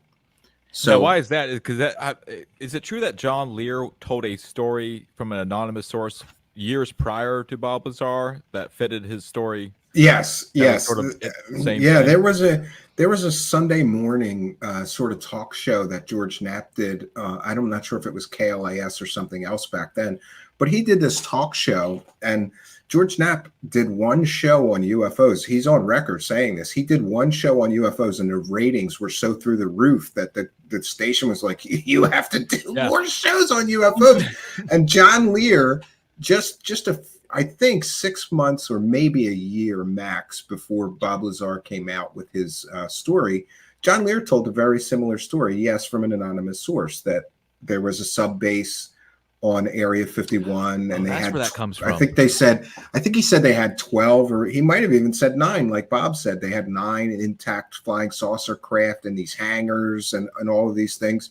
And then suddenly, a short time later, Bob Lazar meets him and suddenly is working at the same exact place that John Lear had described to George Knapp on his show previously. It's like, I think that, you know, and there's a lot of speculation that these 3 guys, including Lear, Gene Huff, and Bob Lazar, all concocted this thing together to make money, but it's hard to establish, you know, that as factual. And Tom DeLonge got in on it. That's what I'm saying. It's all these independent people who are weaving a story together to not cool. kind of build this thing up. Bullshitters.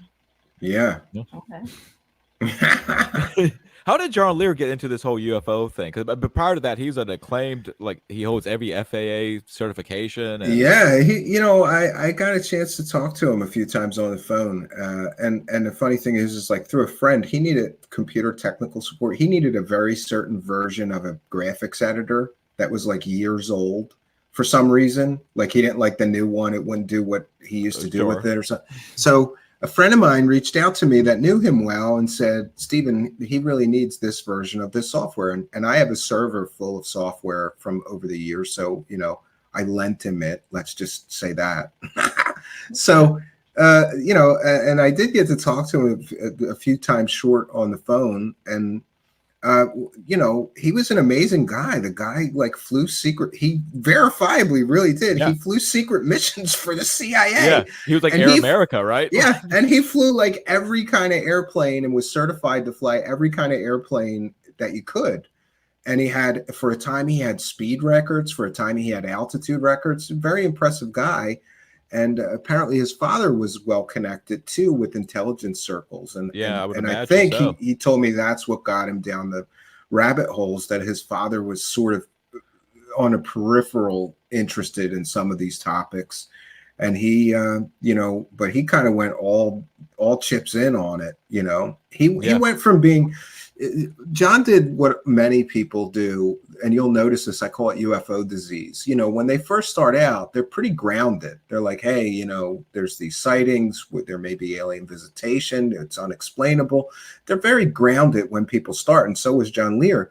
But the longer time went on, and he just believed everything. You know, he starts talking about there's hundreds of thousands of people living on the moon. Yeah, that's what I remember mostly. Yeah, and he was fighting monsters during the Vietnam War. It wasn't Viet Cong. We were there to kill the monsters and all of this this bizarro stuff. And that Saturn and Venus were habitable, and they're lying to us, and Mars is habitable. There's all these people out there, hundreds of thousands of people. And yeah, he got pretty wild, you know.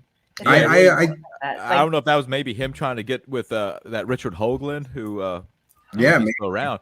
But yeah, oh, he's still around. Yeah, he still does a show too, I believe. Oh, really? On Coast to Yeah. Coast? Does he still go to Coast, Dan? I don't think Coast to Coast. I think he has his own sort of podcast and website still, but he still never gave up on the face of Mars, which, you know, I remember that story and I desperately wanted to believe that that was true. Sure. You know, because that would just change everything. Like, look, there was a civilization before us on another planet, like virtually right next to us. That is awesome. Yeah, particularly like the layout when they show that layout and they compare it to Gaza, I think, and it's like, oh wow, that's really similar. It matches up. Yeah, it matches up like exactly. Yeah, I think they did a lot of mental gymnastics to make the pieces fit. Yeah, because if you really look, they're not. A couple of them aren't. They're not close. quite Yeah. right. Yeah. And there are Mars imagers, satellite imaging systems now where you can get a super clear picture of that area. And what you see in regards to the pyramids is a natural structure and a lot of debris. It looks like, you know, busted apart rocks. It doesn't look anything like it was depicted by Richard Hoagland and others with those theories, you know.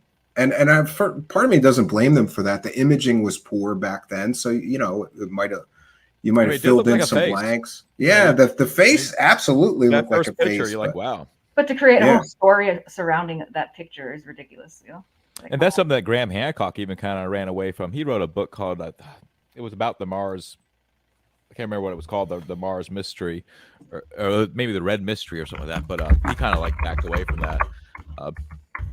Well, I have always thought that Mars is the most interesting planet. Oh, absolutely. You know, besides our own, because it's the closest to our own, and certainly there are problems, but I believe I'm 100% sure that someday we will terraform Mars, and that'll be a whole interesting thing because the atmospheric pressure and the gravity is slightly different. So the humans that will live and evolve on a terraformed Mars will be different from us, and I don't know that you can live like.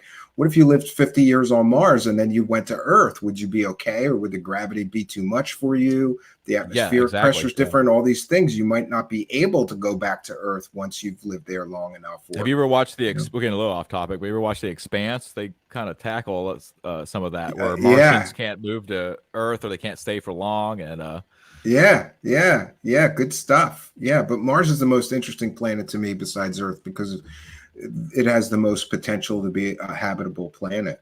Absolutely. You know, I don't think that we can live long term in like habitats and fly oxygen over to other planets constantly and all these things. We have to learn to live off the land and the new planets and change them to be habitable. And you know, I think they're going to be doing experiments with Martian soil to see if they can grow crops and even trees and things like that in Martian soil. But most scientists that I've talked to agree that it absolutely should be possible to do that. I know actually the trees that are very common around me is the long pine trees, and they are, I guess, working with genetically modifying it so that it can take to the soil or an atmosphere of Mars because it's a very resilient tree. It will grow. Oh yeah, well see, there you go. So like, I guess what they would describe would be a much shorter version of it. It wouldn't be as big, but just and the other thing about terraforming Mars is that what it really needs is something that we're great at. It needs somebody to go there and put a lot of CO2 into the atmosphere. Absolutely. And that's something that we are experts at. We could and there's been science fiction stories about aliens that breathe methane and they shoot these methane burners into the ground and they spew methane. We could do that with CO2 on the Martian surface. And there's something called the Mars Society, which is very interesting, and they're all about doing this terraforming project. And the lead scientist for that says like 2 or 3 generations, and it would be Earth-like planet if they do it incredible. Right. That's amazing. That's really incredible. I've always thought that there would be a meeting where, like, instead of us wearing spacesuits to go to like Mars, that we would eventually just start genetically modifying ourselves, where our bodies would match as it's forming us, like we meet in the middle. Yeah. But that's a possibility too with CRISPR technology and all that other stuff. Yeah. It's just the future is going to get scary real fast. Oh, totally. I know Sheila was very excited to hear about Bob Lazar's pimping history, which this blew my mind when I first heard about all this illegal brothel. I was wondering, when did this happen? When was he caught for this? It was shortly after. I don't remember the exact date, but it was shortly after he came out, maybe in 1990 or 91. I'd have to check the dates of the court documents. I've never heard that. But what's most disturbing is that when they did the raid on his home, they found all these, or on the place, they found all these VHS tapes. So Bob Lazar was apparently, they were apparently taping all the Johns doing what they were doing with the prostitutes. And that's a whole can of worms. Like, why were you doing that? Was it to blackmail them later? That's what a lot of people have said. Yeah. And one thing also that is important to mention about Bob Lazar is that you can talk to anybody in intelligence circles and ask them this question. Say, what if somebody needed to be cleared to work on secret projects and they had recently declared bankruptcy and their wife was a convicted murderer with ties to organized crime? Would they be cleared to work on a secret project? And no, they wouldn't. Yeah. Bob Lazar's wife was a convicted at the time. She was a convicted murderer with strong ties to organized crime in the form of the Hells Angels. That's who she got involved with this murder with Hells Angels members. Twice. So is this the first wife or is this the? I think this is the first wife. Yeah, the older woman, and it's a tragic story. Bob Lazar is also a bigamist because he married a second woman while he was still married to the first wife, and then I don't know if it's because she found out about his affair or married another woman, but she killed herself like right after he married this other woman. Is that a polygamist? Like, is that the same as a bigamist? Polygamist, bigamist. Yeah, I have to look both of those up. Bigamist. Yeah, he had two wives. Two wives at once. Okay, and that's polygamy is like. Yeah, I think it's multiple. Okay. He So he had two, and and the other thing that I found very strange is that right after his wife killed herself in that house, him and his new wife just moved in. Wow. Like that's a little bizarre. And Bob's been involved in a lot of financial weirdness and things like that. So, I never have believed that this guy was a scientist, because every scientist that I've ever met or known has been very conservative, concerned with appearances, concerned with their reputation. Bob's like running whorehouses, selling dangerous chemicals and doing all this stuff. It doesn't add up. What's crazy is you look at this guy, and I would never paint him as pimp, like illegal chemical sales, and like a nerd. Totally. Yeah, he just looks like kind of a pocket protector guy nerd, Yeah. And it's interesting too that the other big prover for me is that there was a gentleman that was an Area 51 security guard, and we know that because he sued the government for those burn pits, because he got sick over those burn pits while he was an Area 51 security guard. But he was there at the time in 1989, and he checked all the records as soon as Bob became public. He checked all the Janet flight records. In order to get on the flight, you have to register in order to get off the flight. That leave Las Vegas to Area 51. And that's what Bob said, that he flew into Area 51 from the Janet Airlines. And so this Area 51 security guard checked. And then he also stated that besides the Janet flight logs of every passenger going on or off of a Janet airline, there's logs for that. There's also logs of anybody that steps foot on Area 51 checking in and checking out. So he checked those logs as well. No Bob Lazar. And both of those logs would require your real name. So they can't use any excuses. There was no Bob Lazar in the flight logs or in the check-in or check-out logs at Area 51. And I know people get pissy and they go, he didn't work at Area 51. He worked at S4, but he said he flew into Area 51 and then they bust him to this other S4. And then S4 is a complete and total, fairy tale. There's been recent flyovers that show there's nothing there. Like there's just nothing. And there was a gentleman who hiked out there. Yes, the gentleman hiked out there, didn't see any, nothing that Bob Lazar described is at Papoose Lake. Bob Lazar described a road, a guard shack, oppressive military presence.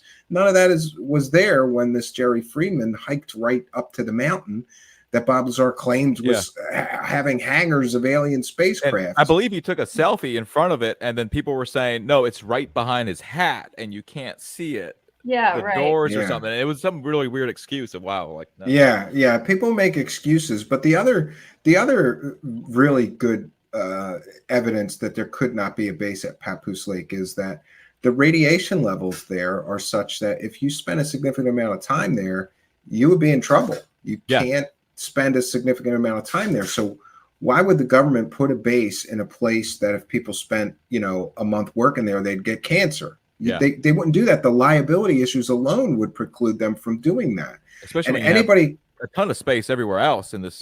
And anybody can check with the Atomic Energy Commission, and you can get the levels and see that and talk to a physicist that it's dangerous levels of radiation in that area.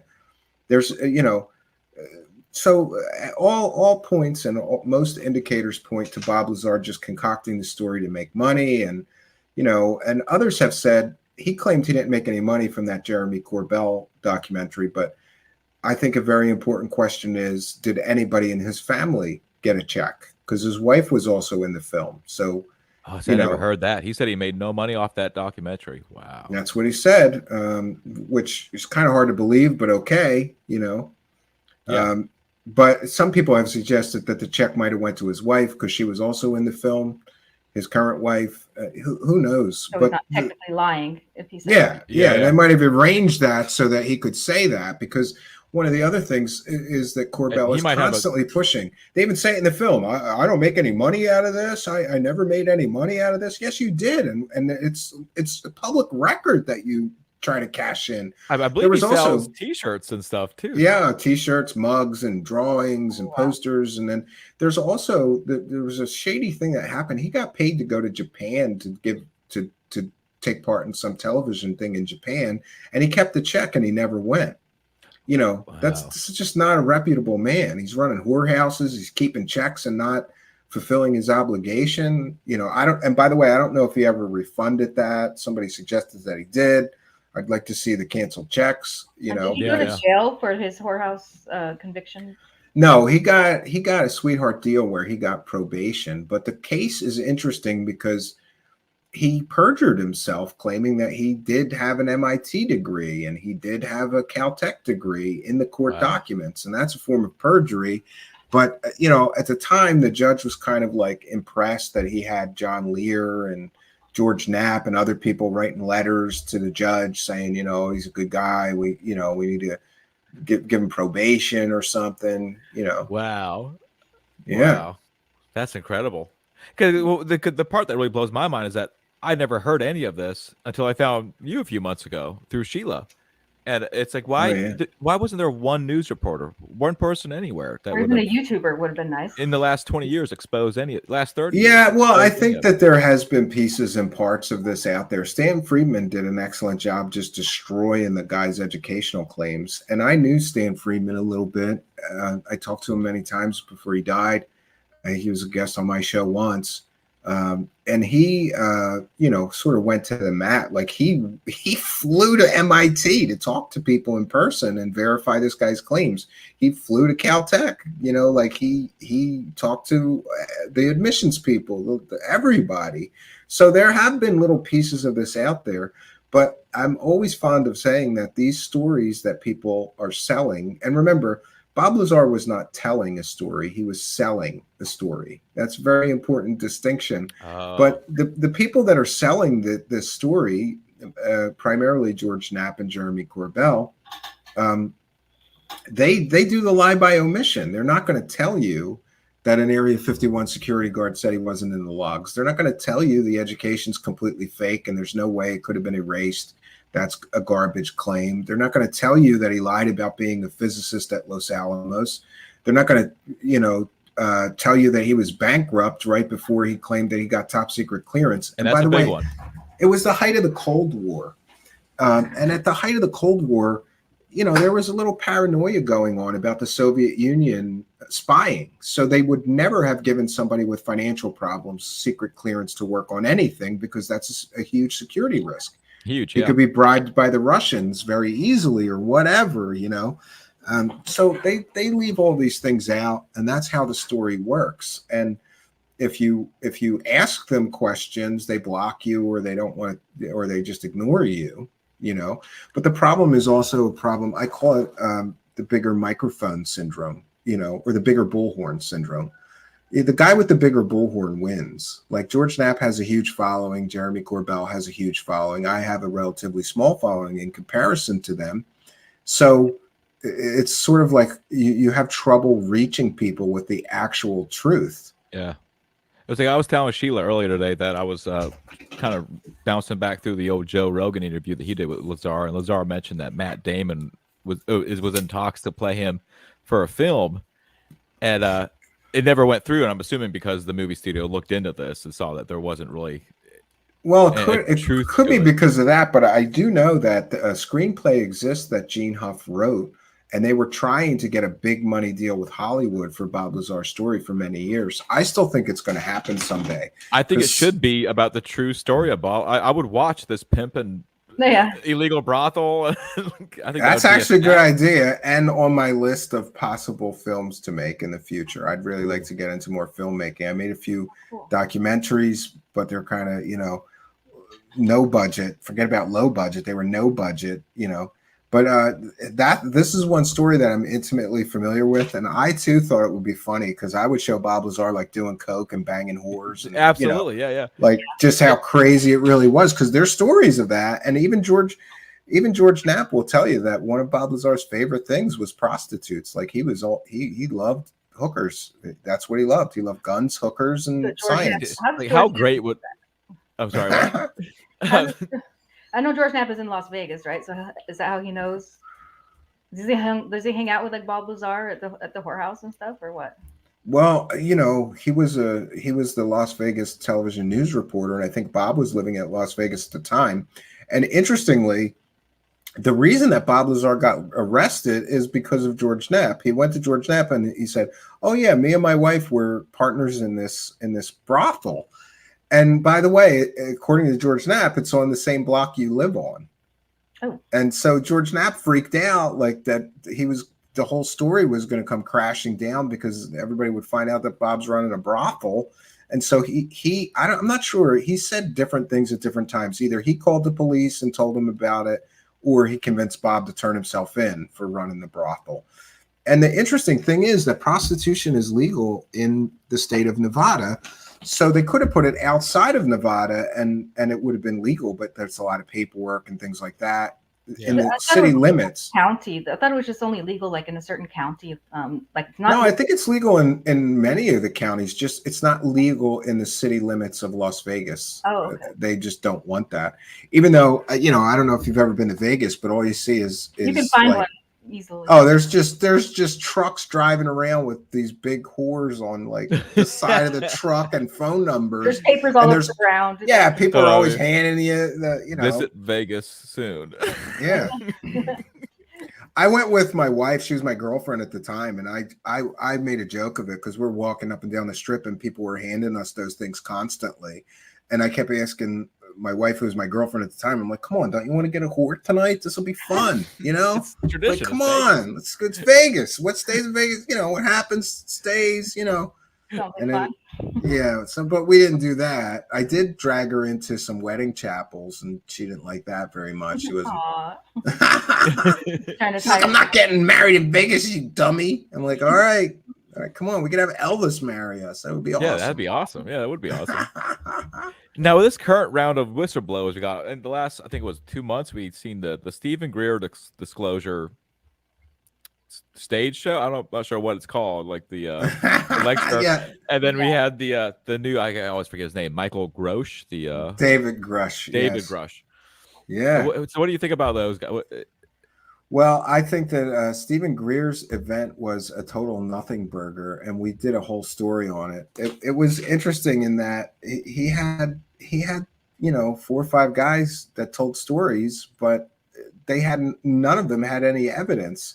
Instead, Michael Schratt, who sadly now works for Stephen Greer, made a lot of pretty pictures of their story, and so that was their so-called that was all they had, was these guys telling stories and a bunch of drawings of what they claim they saw. And there's also a lot of problems because one guy named Eric Hecker, who we looked into, he was literally a plumber at the North Pole.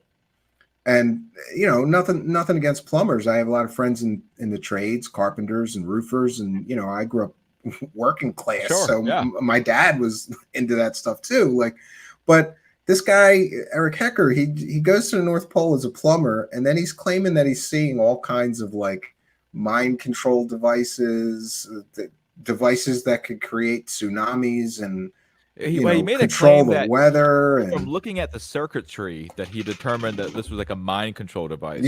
yes, and I said on my show, like, I'm a computer scientist and an electronics guy. I've built all kinds of stuff, robots, radios, all kinds of test equipment, and you know, I couldn't look at a circuit and say, oh, that's a mind control device. Obviously. And I would be considered like a literal expert in electronics. So I'm wondering how a plumber can make that call when he's not an expert in electronics or educated in electronics. And you know, he got, and the other indicator that he's full of it is that I started asking him questions, and he started like just, you know, being very personally insulting and saying all kinds, cursing at me in emails and stuff. And you know, all I was asking him to do was to prove the claims that he made on his own website, because he always says all the proof's on my website. And the funny thing is, when you go to his website, it's all like documents that he downloaded from theblackvault.com that are very general about mind control devices or, you know, Project Stargate. He claims he was in Project Stargate as a child, so I sent him a list of all the Stargate participants. There's a list of everybody that was involved in that project. He's not on it. So is that a real project? I mean, oh yeah. What's Stargate? Wow. Is that where they like Stargate was the psychic spy program run by the CIA and Stanford Research Institute, Russell Targ and Hal Puthoff, where they studied psychics. And interestingly, it was all a sham, I believe, because they determined, Hal Puthoff and Russell Targ, especially Hal Puthoff, I'm not so sure what Russell Targ determination was, but they studied Uri Geller, who literally later in his life admitted that he's just a magician who uses magic tricks. He did an International Brotherhood of Magicians worldwide conference where he was the speaker, and he admitted that it's entertainment, it's magic tricks. And then a lot of people don't know, but if you're a magician, you can pay like huge money to go to some of these things, and the magicians will get up and they'll show you their tricks. And Uri Geller did this. He was at an International Brotherhood showing everybody how he bent the spoons, how he did the he would make compass needles move. He did it with a little fake finger with a magnet in it. You know, and he showed all that stuff. Yes, but the interesting point when it comes to Stargate is that Russell Targ, Hal Puthoff, declared that Uri Geller's psychic powers were genuine. And what he didn't know is he was getting fooled by like stupid magic tricks, you know? So the government wasted, you could see that movie, The Men Who Stare at Goats. It's about the same thing. They wasted a huge amount of money on this psychic spy program. Eric Hecker claimed to be a part of it, but there's a list of everybody that was a participant.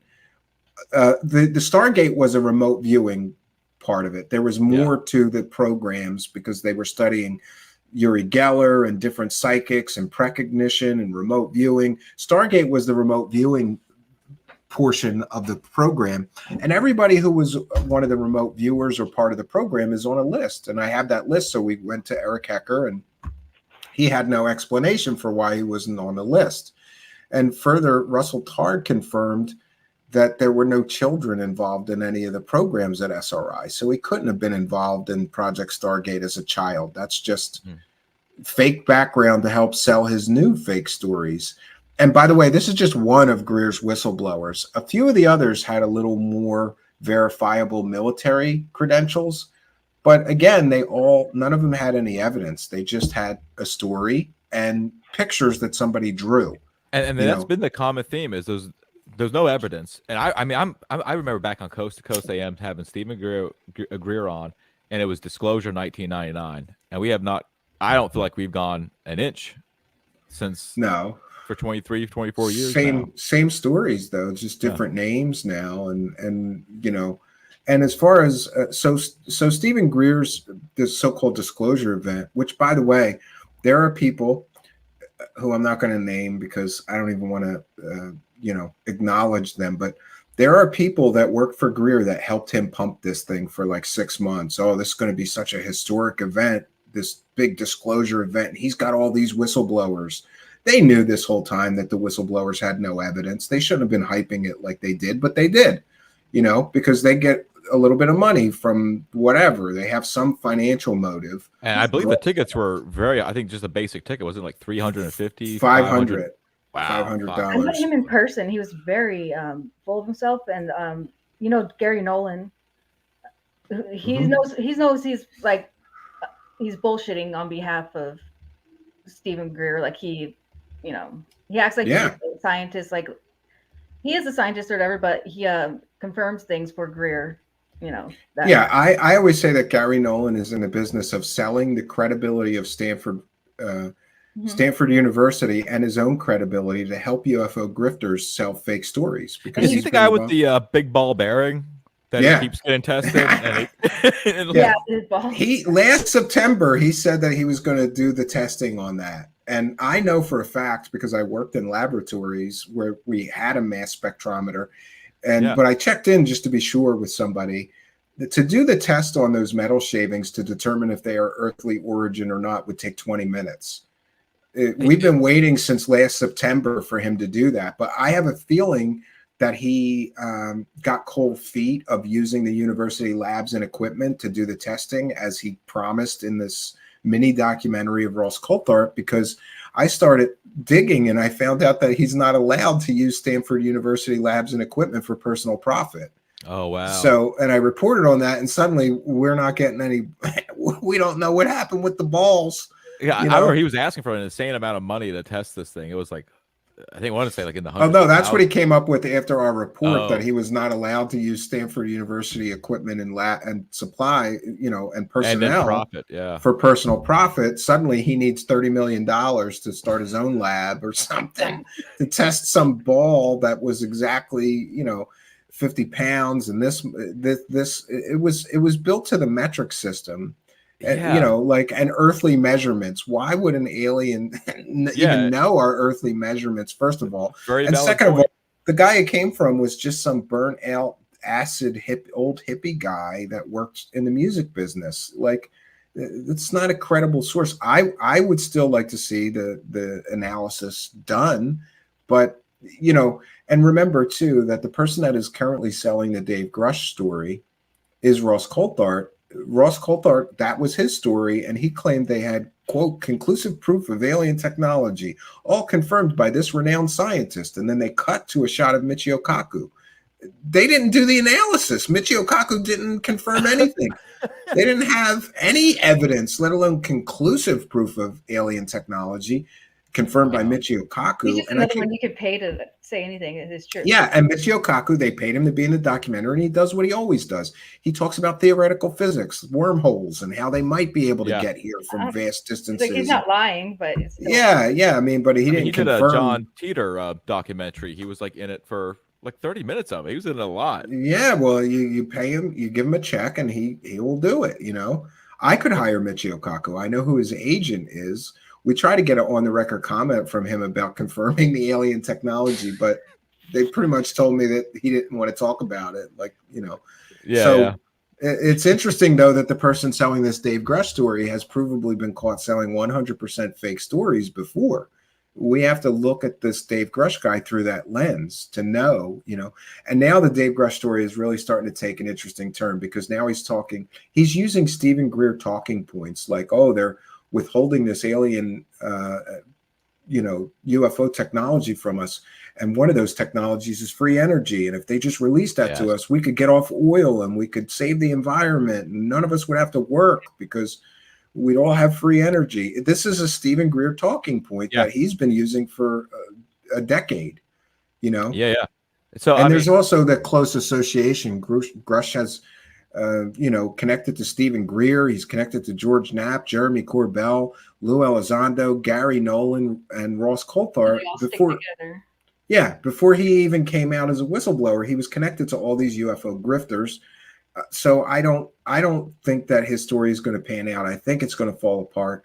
But I always say this. I hope it doesn't. I hope we get proof of non-human technology, and I'll cream in my pants. I would love that. It would be awesome. It'd be awesome. Yeah. I'd love to Yeah. It'd be the dream. all of this. Yeah. I mean, that's why I was so disappointed when I found out about Bob Lazar. I really held close to that story. Like this is the truth out there. Like we have it. Yeah. But I was glad that I accepted it. You know what I mean? I'm glad that I didn't like deny it and go. But no, what no, about I can't." Stephen Walton? I'm curious. Do you think he's full of shit? No, Who's that? you know. Fire in the Sky, the guy. Oh, you mean Travis Walton? Oh, Travis Walton. Yeah, I think there's substantial indicators that Travis Walton is full of it because he failed at least 2 lie detector tests. One of them on national television. There's a clip on But lie detector YouTube. tests are fucking bullshit. Well, it depends. I think that they're very accurate. In fact, Sheila, someday you're going to visit me, and I'm going to put you in my hot seat because I have a lie detector. Hell yeah! Oh my and yes.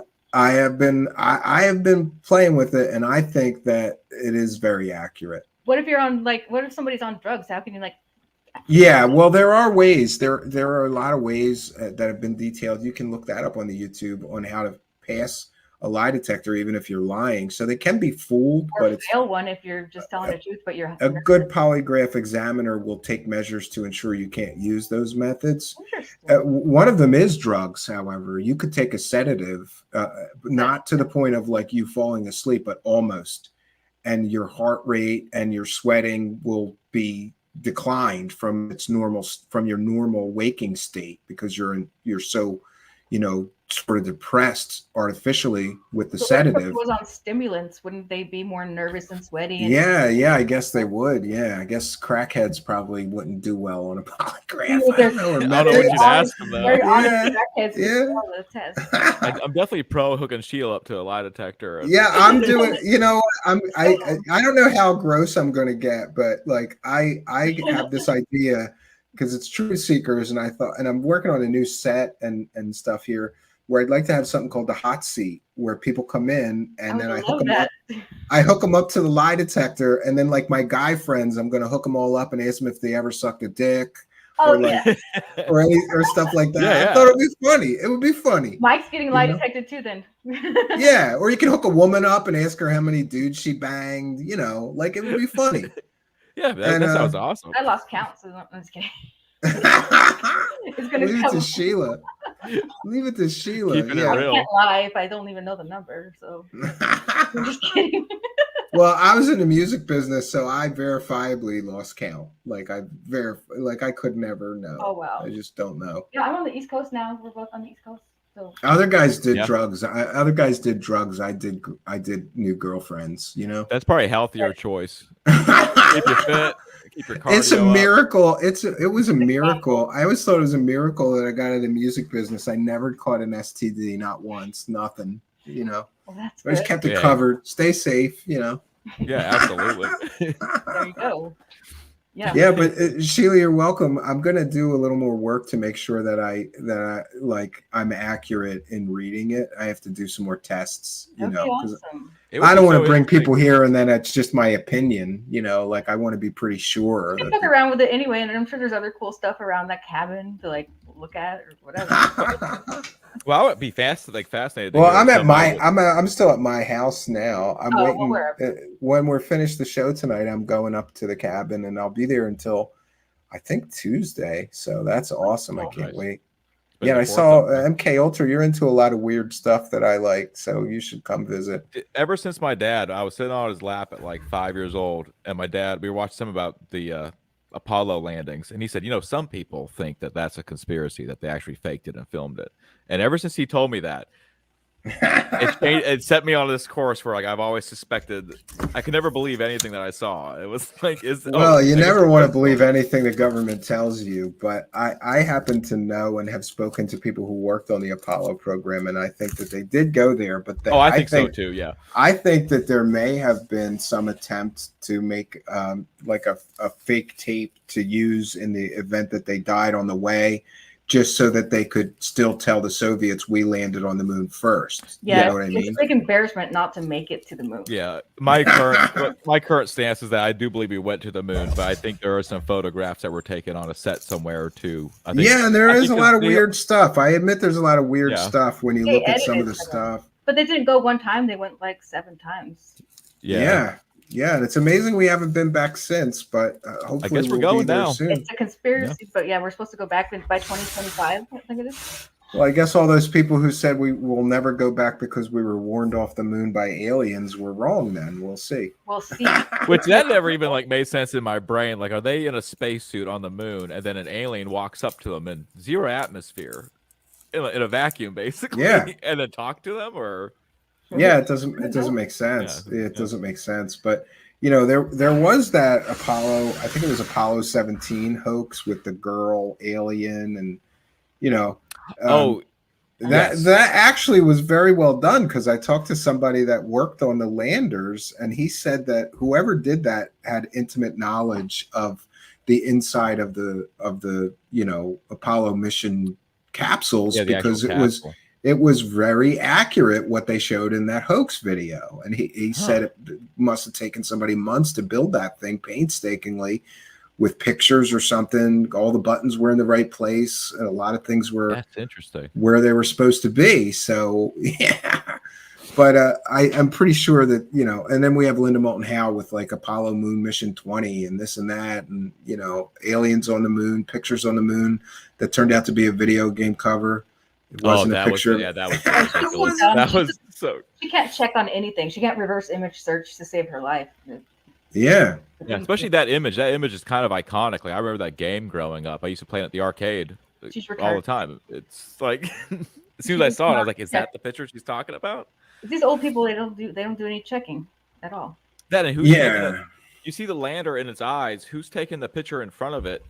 And you don't see the person. the whole thing was so ridiculous. hokey. As soon as I saw that, I knew what it was, because I played that game a lot. Like I still had it. I have these huge shelves in my basement with old stuff and books, and I went and found it, and I couldn't believe it. Like, I ran back to my computer. I took a picture of the video game. I'm like, bitch, you're charging people money for this? She was, and that's the thing. She was charging people to see more behind the paywall, so you had to pay $3, and then I did, just to see what she was showing, and it was like just more stories from the guy, but no more pictures. And there was another set of alien photographs too that she's gotten from a guy who was a special effects guy who in Brazil. And that was interesting, because we busted her for that one too, and then we actually found the artist, and then I interviewed him, and then we had to get the thing translated to English because he wasn't comfortable answering the questions. He spoke English a little, but he wanted to be very clear with what happened and how he made those photos. And she still doubled down and claimed that the eyes weren't right with the 3D model or something. And you know, and that's the thing, when a grift works, I noticed they'll do it again.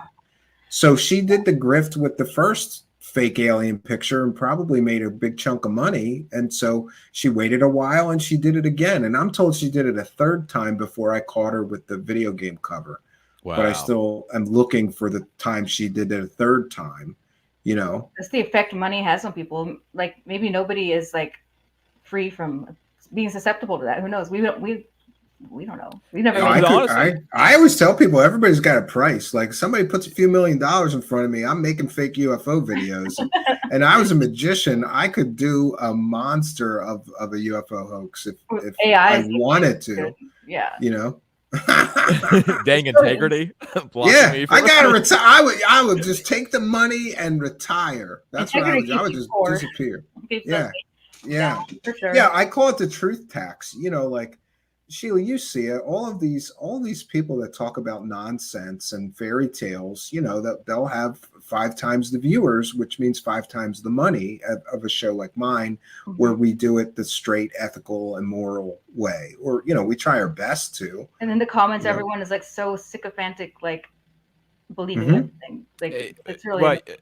I know you talk about Wilcox a lot, and like that guy Cock. really does. It I'm seems sorry. like almost like what's that? It's Wilcock. It's Wilcock. Not Wilcock, not Cox. Oh, is it? Oh, okay, my bad. It's a singular cock. Okay. Not a Oh, double apologies. cock. Apologies. Yes.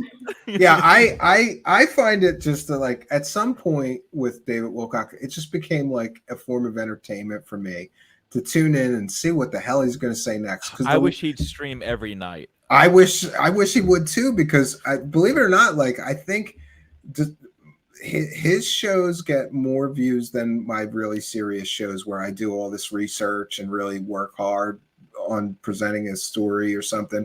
I could just play a stream of his and stop it and talk about how ridiculous what he's saying, and I get more views. So I want him to make more, but the latest has gotten so ridiculous. He's selling these books now that he claims are from the Archangel Michael, and Archangel Michael told him to take baths in his own piss so he could get superpowers, and it's just crazy. And then before that, he was telling stories about like he was sexually abused by reptilian aliens or something. Wow. And you know, they made him a banana sandwich, whatever that means. I don't know. It's amazing how there's so many people who they keep. Corey Good's another one. They keep stacking on stories, building off of what the original story was. It's like, well, why didn't you bring this up? Why didn't he bring it up? The reptilian sexual like lead with that probably. You would think if you got butt banged by a reptilian alien, you would remember it too. And he kind of claims he's suddenly recovering memories of being butt banged by reptilian aliens or something. It's and then he was crying on stream, and I know for a fact, because I know somebody that worked with or for him, that and he should be very careful, because he's I'm told he's like cheap and he's nasty to people that work for him. And what happens is when they no longer work for him, they find people like me and they start spilling the beans. So, you know, he's an interesting character though. And it's just, to be honest with him, it's just like scam after scam after scam. I don't know how he hasn't faced some kind of consequences for it, but I think karmically he will. And maybe he is now, because I hear he's broke and desperate, trying to write another book so he can get, you know, a few hundred people to give him $99 so he can survive in his $1 million mansion. That was the other bizarre thing. Like, you're an outdoors guy. Like, he claimed that he was struggling trying to make it through the winter in an uninsulated cabin. He's living in a cabin. He's living in a multi-million-dollar cabin mansion. It's got drywall. It's got recessed lights. You can tell it's built like it's a newer house. Like, it's a nice house. About David Wilcock? Yeah. And he was talking about how his internet goes out, but it's like you checked right, and he could get fiber optic internet if he wanted. Yeah, I checked, and he could get high-speed internet right to his door. It's right out. It's like right out at the end of his driveway on the telephone poles. There's fiber optic high-speed internet. So living in the woods, like in a he tried to and see, that's where things get deceptive. And to me, it's a form of consumer fraud, because he's basically like, oh, you know, I'm really trying hard to survive through the winter in this uninsulated cabin. And, you know, come on, dude, you're living in a multi-million-dollar mansion. Yeah. That just happens to have a cabin theme. That's not accurate, you know, like, oh, poor me, you're having trouble surviving in a multi-million-dollar log cabin. And by the way, log cabins, some of them don't have insulation, but if you see his cabin, they're using like 3-foot thick logs to make the walls. You don't need insulation if you've got 3-foot thick logs stacked up. I guarantee you, he's got central heat and air. I guarantee you, he's got. Oh yeah, absolutely, all of it. He might be paying alimony, right, to his ex-wife. Yeah, and I have a feeling that he's going to pay her big, because, good. You know, if he doesn't just make her happy, she knows a lot that could destroy him. Yeah, about everything that he's been involved in. Probably and there's various reports that she from those court depositions that she left because she didn't want David Wilcock working with Corey Good, and he kept choosing to do that. So his wife had enough after a while. But I think also maybe I also heard that she was pissed off because he gave all their money to like that scammy aerospace company.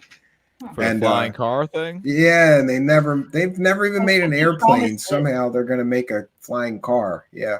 Which does anybody want a flying car? What's exactly the huge benefit? I think that sounds terrifying. I don't want people to be doing that. It's like we already bought the roads.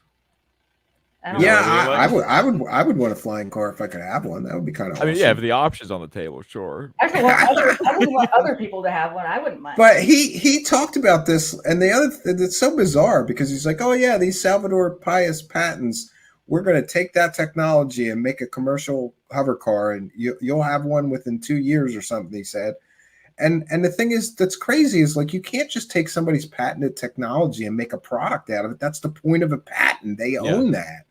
Even if the technology is workable, and I don't believe that it is, if it worked, somebody would have built a scale model of the so-called technology described in the patent and show that it works. Nobody's done that yet. Well, like a realistic timeline, if you had some sort of like propulsion system that would work like that, a realistic timeline would still be 10 years. You'd have to build scale models, test it out. How do you stop? No, according to him, he's just going to 3D print. He's just going to 3D print hover cars in 2 years. Yeah, sure. Wow. But I think it's somewhat like karmic justice because he made millions of dollars scamming people with fake information, and it appears that he may have got scammed by a scammy aerospace company out of a few $1 million. So maybe that's just karma's way of equaling out. Like, hey, you know all that money you got in the bank that you made scamming people? Now you're going to get scammed, and we'll equalize things a little bit. Excellent. Absolutely. Well, we're coming up on an hour, and I guess we kind of. Oh, wait, what's that, Sergio? I was saying that's the best you can hope for to happen. He can't go to jail for it. But yeah. I'd rather someone like that be broke and just having to scrounge and do what they have to. Yep, for sure. Because he could have walked away multiple times with a little bit. All I know is that karma, has its way. I grew up in a pretty rough area, and like there was a lot of criminals around, and they were always flashy, big wads of money and gold and designer clothes and brand new cars and stuff. But like, then a short time later, you see the cops breaking their door down, and you don't see them again. So karma, you can't get ahead by being a scumball. I would say one of the big shady things. It might work short term, but it doesn't work long term. Yeah, one of the things that when she first introduced me to your channel, I was kind of going through like, where's a good place to start, and I went with the Corey Good deposition commentary, and that was incredible to watch someone having. That was one of my favorite pieces. Yeah, and it was a great introduction to you too, because you got to break down the behind the I guess the narrative that was. And the most interesting, the most interesting part of those depositions to me was that Corey Good believed that nobody would ever see or hear them. His lawyer screwed up and thought that she could just mark all the deposition as confidential. That's it's all confidential. That's what she said in the beginning. This is all confidential. Who's that guy? Is that guy recording? The lawyer for the defense, his name is Mr. Webb. Cool guy. He played it great. He was like, if you want to say that, okay, whatever. He didn't tell her right then and there. It's not his job to tell her you can't do that. So he just let her do that, and then he knew that these are not confidential. Like and then we had to make a judgment call. I had them like for a while before anybody even knew they existed, and I was like, I don't know about publishing these. Look, I have the right shirt on for it. Don't sue me, bro. Don't sue me, bro. Disclaimer. Like, because the guy likes to sue people, and he did threaten me, and they lied to me. They sent me a letter saying that I was in violation of a court order because these depositions are confidential and I have no legal right to broadcast them and take them down immediately, preserve all your documents. I really think that they were going to try to subpoena my email and my phone records and try to figure out who leaked them to me. But luckily, I live in the state of Pennsylvania and there's a very strong journalist shield law. So I wouldn't release who leaked them to me even under subpoena. I don't have to, according to this journalist shield law. So I researched, found that. I talked to a lawyer that I trust who researched that journalist shield law and says you don't have to give them anything, Stephen. You don't have to preserve anything. You don't have to release anything to them, even if a judge orders you to. You don't have to in the state of Pennsylvania. And judges know this, so they would not allow somebody to try to force you because they know that you don't have to in my state. So luckily that law exists to protect journalists. And I just said, I'm leaving them up and I'm not taking anything down, and you do what you're going to do. I haven't heard anything else from his lawyer, so I'm assuming they realized, oh, number one, we lied in a legal threat letter to this person. And number two, he has legal protection where he doesn't have to release anything to us or any judge about his sources, because it was very clear in the letter that they were going to try to fish to find out who gave me the depositions. But to this day, I haven't. I kept my word to the person that I got them from, that I would never reveal my sources. You can't do that, because if you get a reputation for burning a source because the heat's on or things get a little hot for you or somebody threatens you, you won't have sources after that. I've got people in the military, I've got people in government that are sources of mine. If they heard that I did that, they wouldn't speak to me ever again because they'd be worried that I would out them, And sometimes the best sources are those ones that they're not going to go on the record for you, but they'll confirm things for you so that you know that your story is correct. I call them background sources. These are very important. Maybe I have somebody that did tell me something on the record, but I need clarification or verification that this information is entirely accurate. So I go to those other sources and it works out. Yep. Well, I'm very thankful you stand firm on that. Like, I'm glad you don't bend it to this. Yeah, I mean, there was a time we just rebroadcast this fake psychic girl's shows because she threatened me to take the videos down. At the time I was extremely busy, and I started looking into the lawyer and the law, the threats she made to sue me for slander and this and that. And then I found out that the lawyer that she had sent me a letter wasn't a real lawyer. So then I said, oh, well, this is bull. I'm going to put them back. But then I kind of forgot about it. I got so busy that I forgot to put them back. So we'll put them all back. And, because I also think that if word gets around that all somebody has to do is threaten you to take the videos down, and you won't have a show after a while, especially not with what we do, covering all these scammers, grifters, fake psychics. But she also tried to bribe you when you wouldn't take it down. Yes, she tried to bribe me too. $5,000. She offered me some deal where I would work for her doing, like production work or something like that. And I didn't even think about it for a moment. I knew right away what she was trying to do. And others have tried to do that to me. Some scammy fake UFO channel offered me some deal where, I would get a piece of YouTube ad revenue for working with them. And I turned that down as well, because you got to be objective. And obviously, if somebody's paying me, they're going to be my buddy, right? You give me some big money, I'm not going to say anything bad about you, and they know that, so they do try to buy people occasionally. Earth Visitor Moon tried to. They wanted me to be a regular guest on their show. Like, I was trying not to. I was trying not to name them, exactly. But they try to buy. Okay. Try to buy me too. And the thing is that I said to them, I'm like, it's okay if you think I'm a whore, but I'm not a cheap one. Like, you're not going to buy me off for YouTube ad pennies. What am I going to do? Chase you for the rest of my life for my 14 cents for that month? Like, no. Who did take them up on the offer? Yeah. Okay. Goofy. Yeah, we know. Yeah. Anyway. Yeah. The guy who lies to his audience constantly. It's awesome. Yeah. Oh, and recently that clown said that I bought subscribers or something. I was watching when he said that. Yeah. I'll pass a polygraph if he wants to pay for one. He said you bought subscribers, and then he said he went right into telling exactly which websites to buy subscribers from. Yeah, he knows all about it, right? And by the way, we can look at the Was his account analytics. logged in when he went to the website? He said he looked all into it. In the next breath, he talks about how he's totally looked into it. Yeah. And the funny thing is that we can look at the analytics on Social Blade and see that he has gotten, he's gotten thousands in 1 week. After 6 months of not one subscriber, suddenly he's gotten thousands. Yeah, oftentimes of they new kind of spread it out subscribers. over a few days. and Yeah, it's so very like solid. you could see in my analytics that it's been slow, steady growth. We get between 2 or 3 or 500 subscribers. And then he's so stupid that he doesn't realize, basically how this works. He'll say, oh, he got a big chunk of subscribers just recently. He must have bought them. No, we had a really huge story.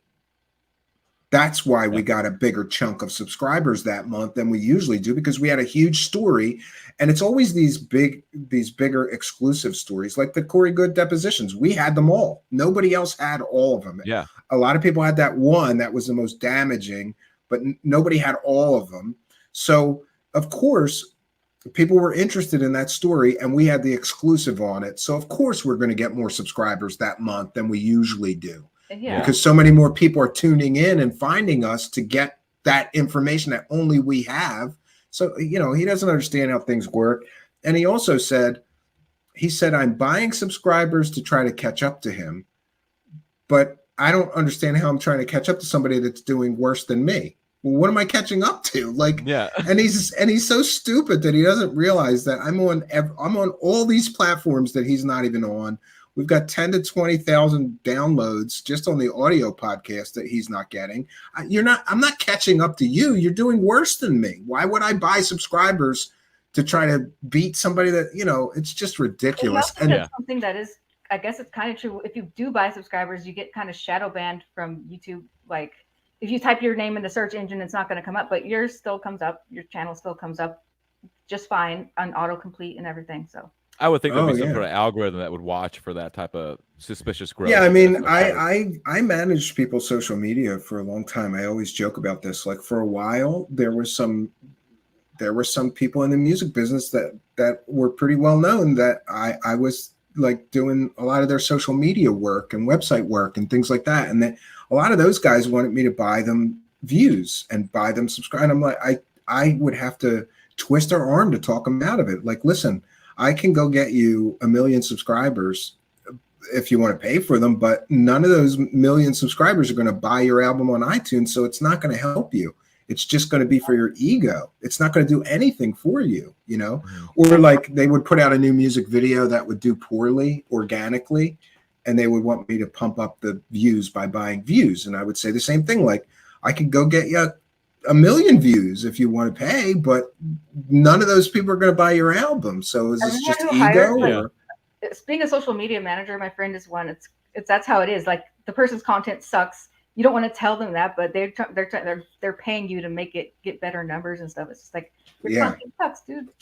Well, I generally don't do that anymore. I do still, like, for people who ask me, I try to pay it forward, like, because I'm pretty knowledgeable about some of this stuff. Like, I just looked at another show host's YouTube channel and told them how to fix a lot of the they had all these problems. They do a live show and you go to their channel and they had videos at the top and no tab for live shows. So their numbers were poor because people aren't even seeing the live shows. And it's so stupid. Like, all you have to do is click, the person said, well, you just have to click on the live tab. And I go, but people don't do that. People aren't clicking on the live tab. Yeah. Put the live shows right at the top. And, we looked at what they were doing wrong and we fixed it. I still help people out, but I will probably not be doing any social media except for maybe small businesses, because that's profitable. Some small businesses just want to have a small social media presence, and it's a profitable thing to go take some pictures for them and put them up on Facebook for them and write them an invoice. They don't want to deal with it, but individuals, I definitely need to optimize my channels.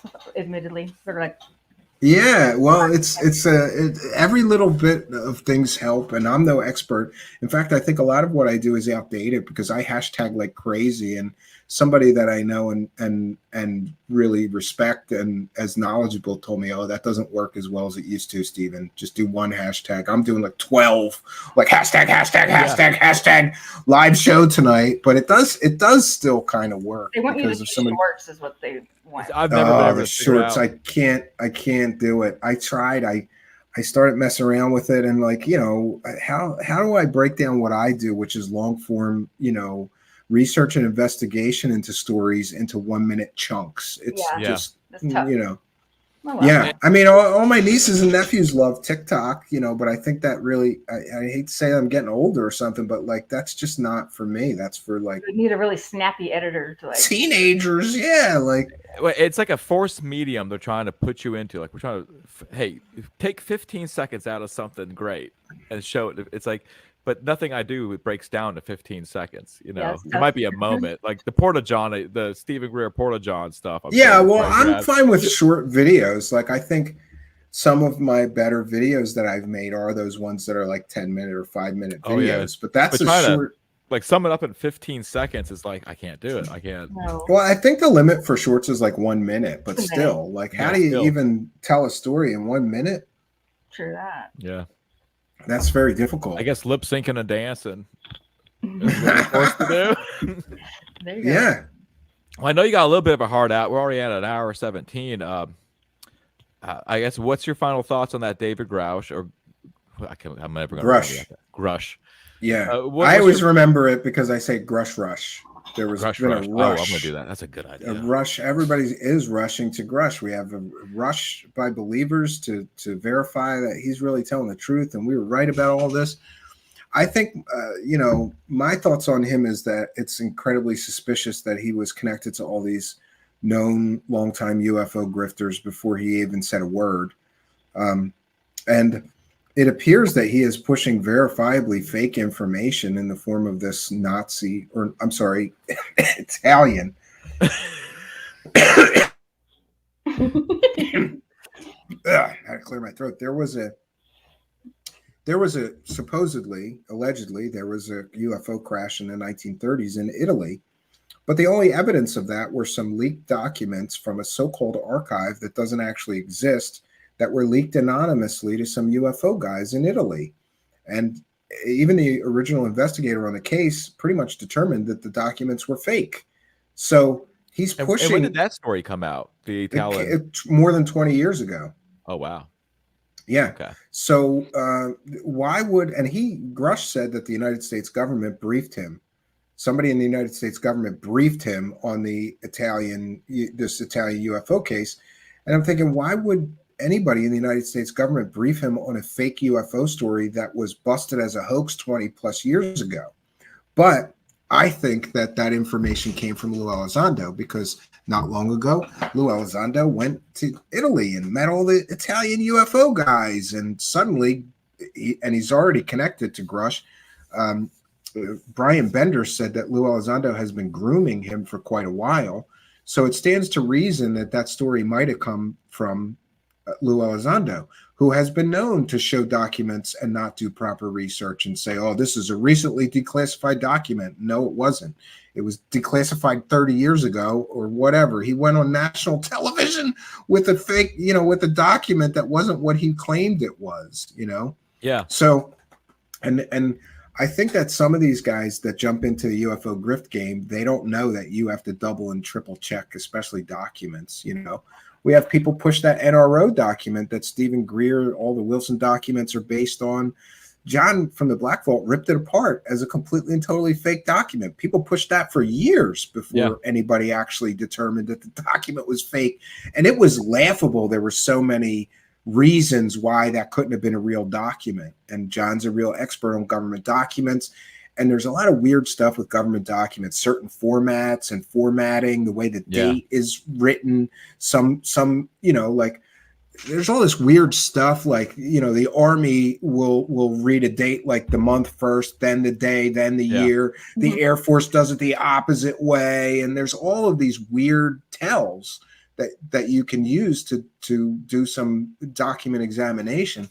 But I think that Grush has been fed, you know, I'm just speculating now, but from what I've gathered, I think that Grush has spent some time and with all of these, I call them like the TTSA grifter gang, all the guys that brought us TTSA, Lou Elizondo, Gary Nolan, Eric Davis knows this guy Grush. I think they've all fed him information over the course of a certain period of time. And, you know, they propped him up. Go be a hero. Go tell everybody we have aliens, you know. And if that's the case, and it's also recently been determined that or revealed that he's autistic, and there's scientific studies that autistic people don't discern lies from truth as well as a non-affected person without autism, and that they're easier to manipulate. And if that's the case, that they manipulated some poor autistic guy into doing this, you know, that's messed up. and you know, definitely messed up. That's definitely yeah. So there's a few possibilities here. There's three really. Either this guy is on the level and he really does have these other people that were direct firsthand witnesses to this technology, saw it, worked on it, whatever. And he's retelling the stories that he was told, and he's going to divulge those people's names and the locations. And okay, that's one possibility. And the second possibility is that he was manipulated into this. He's been fed information, a steady diet of the aliens are here from believers like Eric Davis and Gary Nolan and Lou Elizondo. And he was manipulated into this situation. If that's the case, it's terrible because the guy blew his whole career to do this.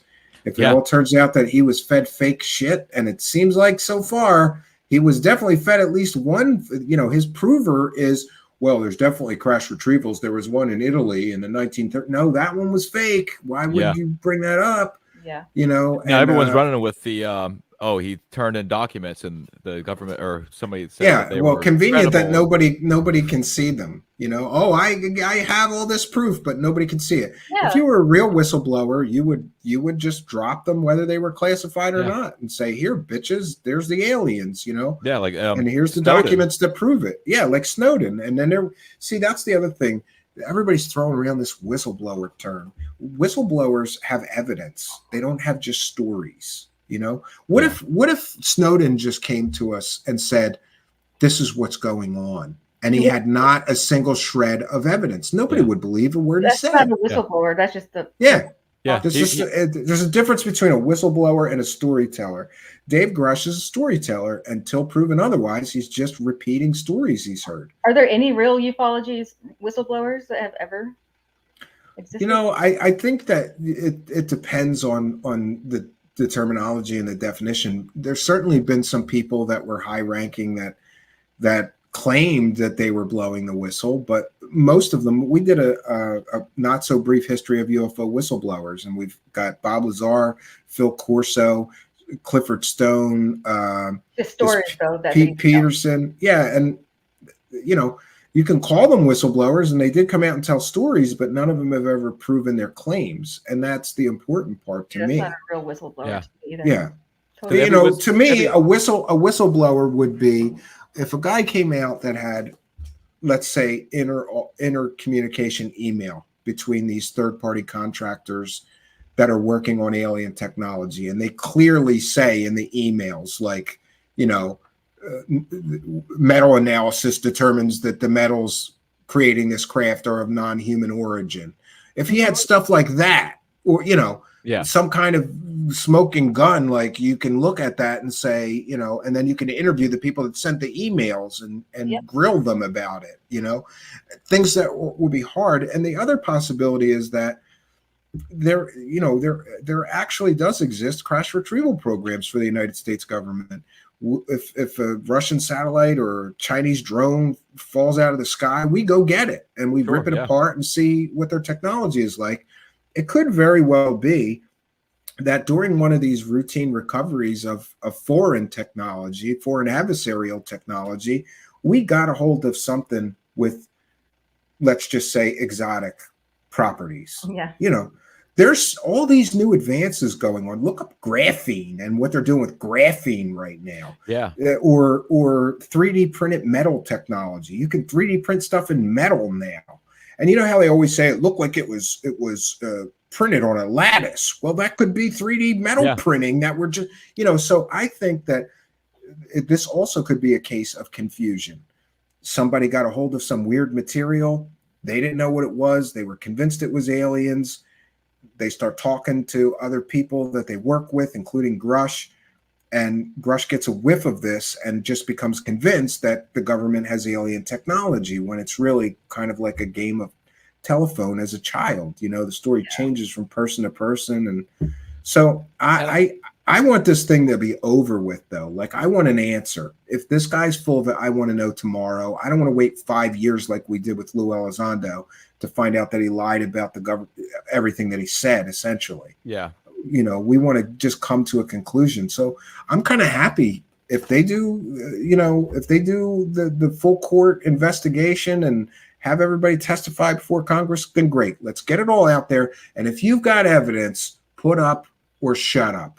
Like, Absolutely. No more stories. We want the evidence now.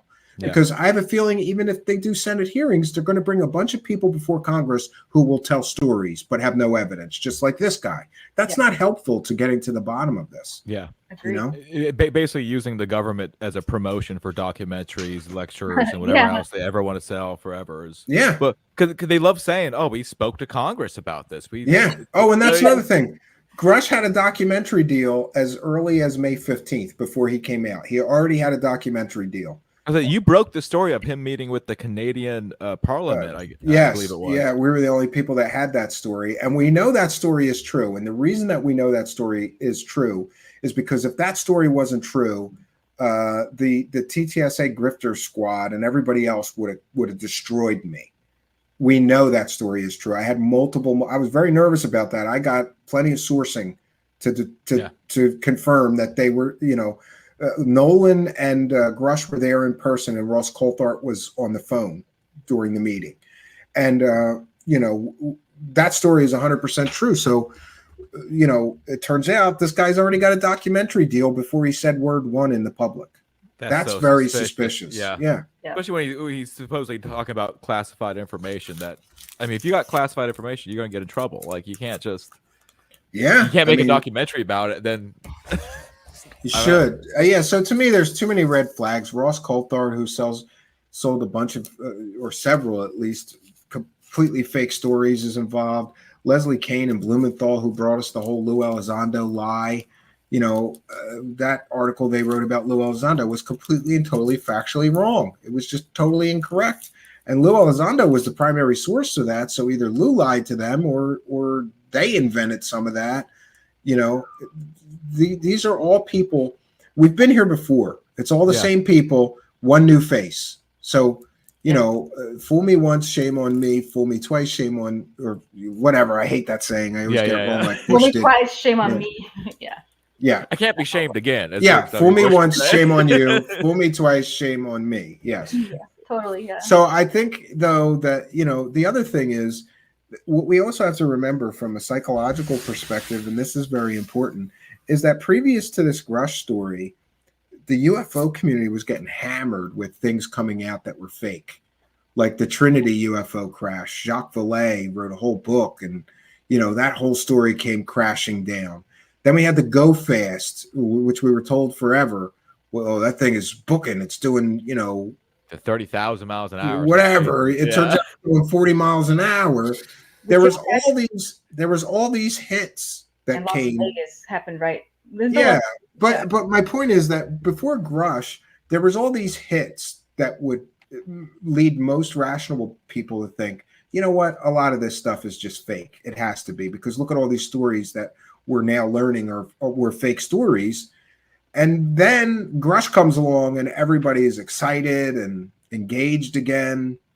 So definitely the big talking point I kept hearing was about aliens that have killed people. But then I heard that that's not really what the quote is, that there was a real threat against, or that they were taken lives.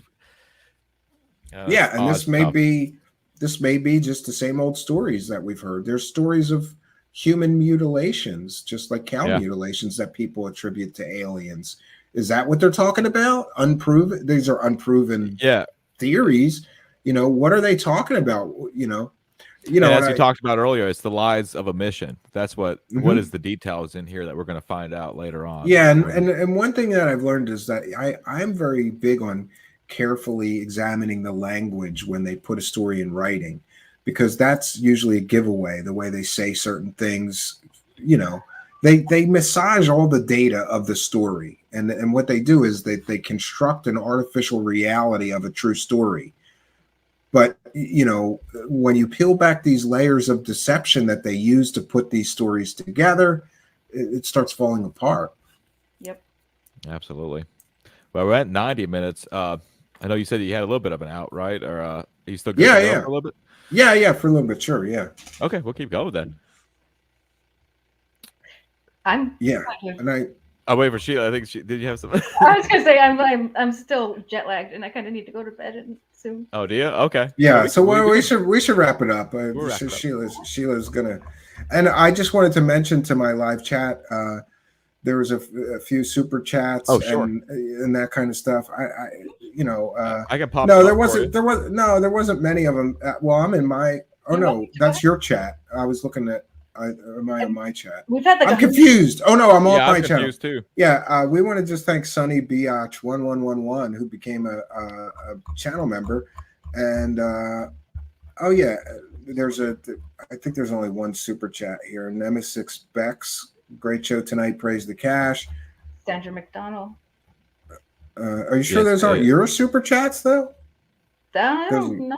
We're not monetized unless. Oh, okay. Yeah. So put them up on the screen for me, and I just want to thank everybody. Yeah. Great show tonight. Praise the cash. That's weird. How are you getting those? Our chats are like connected. Oh, okay. All right. Because we're simulcasting. You're simulcasting, so like all of our chats are connected. It looks like we've had like 130 people in chat. But I don't know if that's a combined. But the whole. I was trying not to look at it because it was giving me anxiety. That would be the most that I've ever most people I've ever talked to. Well, yeah, I just wanted to mention to thank everybody for the super chats and for becoming a member. And I will read them again. Would the pretty lady like a big house pet? Asked Brian Kings. What's the big house pet? He said, "Would the pretty lady like a big house pet?" That's an awesome avatar too. I mean, I don't know. Well, I just want to thank you all for the super chats. And if we missed any, I'll read them on the very next live show. Thank you all for the support. This has been an interesting experiment, so we'll try to do this again sometime. Yeah, I'd love to talk to you more because this has been a lot of fun. Yeah, this is a weird thing for me too. Like, I feel like I'm doing a show, but not really, because it's your show, but it's on my show too, and this is weird. Yeah, but it's fun. Yeah. Where's the line at? Yeah. Yeah, and just for future reference, so that you know, if you do that, share to my channel, it'll only let you use 2 slots. Oh, Sheila, that might be. Yeah. So. Well, what it means is that, you normally broadcast to a lot more than 2, but when you do this, they only let you go to 2. So I put this on Rumble and so YouTube. You can't multi-stream as much as you normally would? Yeah, normally I could be in a bunch of more places, Twitch and Facebook and Twitter. Oh, it's okay. I'll put them on those after the show sometime this weekend. And hopefully that'll be an upgrade that we're adding on soon. And I want to tell my audience that I'm going to the cabin, but I'm going to do a show from the cabin sometime. I don't know when, but I'll figure it out. I'm looking forward to the Bigfoot. Well, we're your viewers. I'm looking forward to a Bigfoot episode. Yeah, Bigfoot's my thing, and I can't wait. Oh, I have an 8-foot tall Bigfoot costume. It's awesome. It's got leg and arm extensions and everything. It's someday I'm going to fix it. It needs some attention before it'll be useful again. But yeah, I took it to the cabin, and my wife is like, "Are you crazy? You're going to get shot walking around in the woods in that, you dummy!" And then I knew that it needed some work, so I brought it home here. Maybe it'll be on our new set if I can fit it in there. That it's 8 feet tall. It's a lot. So it's like I would get some like football pads to fill it out. It has all kinds of that. There's an undersuit. It's a really good. I think it's almost movie quality Sasquatch costume. Oh wow! I never got the jaw to move though. I wanted to do that to just do screams, to just walk around in it and scream at people. Yeah. Awesome. Yeah. Yeah, so I'll be doing a new show from the cabin sometime this weekend. And thanks to my audience and everybody for coming, and Patreon supporters and channel members and all that stuff. We appreciate you. We've done I've done my due diligence for the week, but we'll do one more show before the week is out. And I'll announce it on my Twitter. It's at Stephen Cambion. Sweet. So thank you guys, and best of luck with your new show. Thanks for coming on. I'm kind of pissed off at you though, MK Ultra, because Sheila could have said, "Hey, I'll come and co-host Truth Seekers," and I would have said, "Fuck yeah, you will." But instead, she's doing a show with you. So I can send her up there to do the lie detector show with her. Yeah. I would enjoy watching that. Yeah, you give me some of the questions too. Oh yeah, I'll definitely write a few down. Oh, this is going to be bad. We're like, how many times have you done Ask the Mouth, Sheila? Come on. It was both me and Sheila. We thought it was very important to get you on as early as we could, because we didn't want to be a show that was feeding into the BS.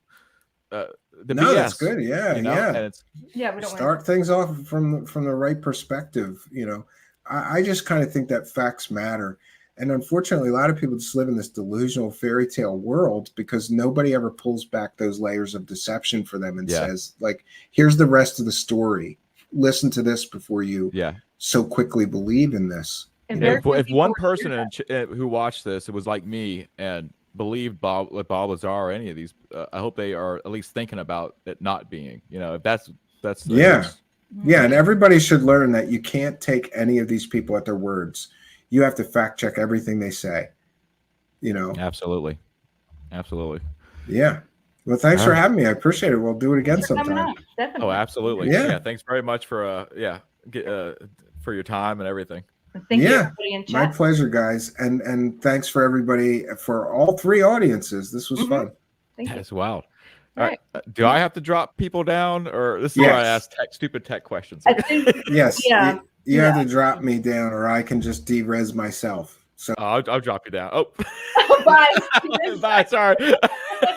He's waving at us. He's good. Everybody, he's safe. Everybody. Yeah, he's all right. He survived that. I didn't think it was gonna be. I wasn't going to, but then my fingers slipped. We're learning as we go. I'm gonna get another nasty email from the. I'll get 2 guests in a row. Give me an email. Oh no. He's like, that was horrible. This is a horrible experience. Oh god, I feel bad now. Well, he's awesome. He's not one who offends easily, as you could tell. No, that was phenomenal. Hope and to all of Truth Seekers audience, this is great. It was really nice. We're his biggest fans, so like we watch all of his stuff. So. Yeah, I'll tell you what. When you sent me his channel to check out, I was immediately captivated by it because it was different, and then it was telling me stuff that I never knew. I was now the Corey Good stuff I always knew was kind of nonsense because it's the yeah, he's definitely like he exposed Linda Moulton Howe. That was fucking awesome. Yeah, I think that was kind of part of it too. I was looking into cattle mutilations in England, and the English investigator kind of was he was like despair. He was he didn't particularly care for Linda Moulton Howe, so I went down that rabbit hole. I'm like, oh, is she not genuine? And then I found out, oh no, she's not very genuine at all. She may have started off that way, but she's not anymore. Yeah, at least later now she's not the reason what he was talking about was the human mutilation. I don't know what you call it, like, but the human mutilation phenomenon. I didn't know she like flat out denies it and makes a lot of weird excuses about it. But yeah, that long road came to where I met Steve, or I started watching Steve Cambion, and it was awesome to have him on. Cool. Well, I'm gonna go to bed with my kitty cat on the bed right there. Okay. Hey, thanks everybody. Thank you guys. Thanks for coming out. See you soon. We'll announce when the next show is. Who's the next? Do we know who the next guest is? David H. Altman, who's a Hollywood kind of guy. He's produced and starred in like that. One of the documentaries he did was called A Tear in the Sky. It's from 2022. It's got William Shatner in it, and it's about UFOs and stuff. He's in that one, David H. Altman. So, and he's like best friends with Corey Feldman. If that's kind of random, but ooh, hey folks, Corey Feldman. You may remember him from Goonies and and exposing Hollywood pedophiles and stuff. Yeah. He's gonna be on. Oh God, when did we say Sunday? Yes. What time? I think it was 7 p.m. Sunday at a time, we will have David Altman Sunday on. in the evening, Eastern. Sunday in the evening at time. Yeah. We will have David Altman on. Stay tuned. Yeah.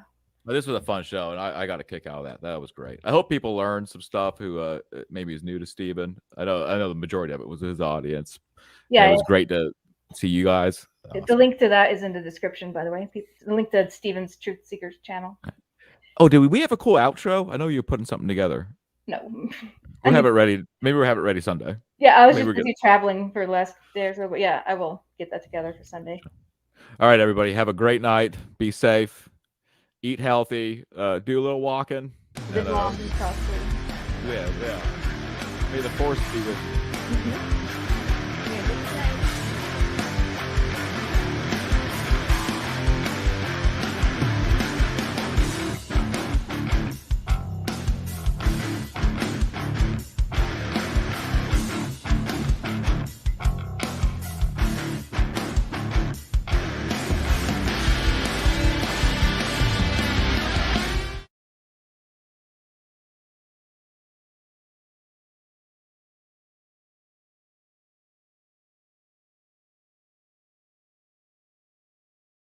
Clearance. I had majestic clearance. Majestic clearance was designated as clearance 38 levels above Q clearance, and Q clearance is the civilian top secret clearance.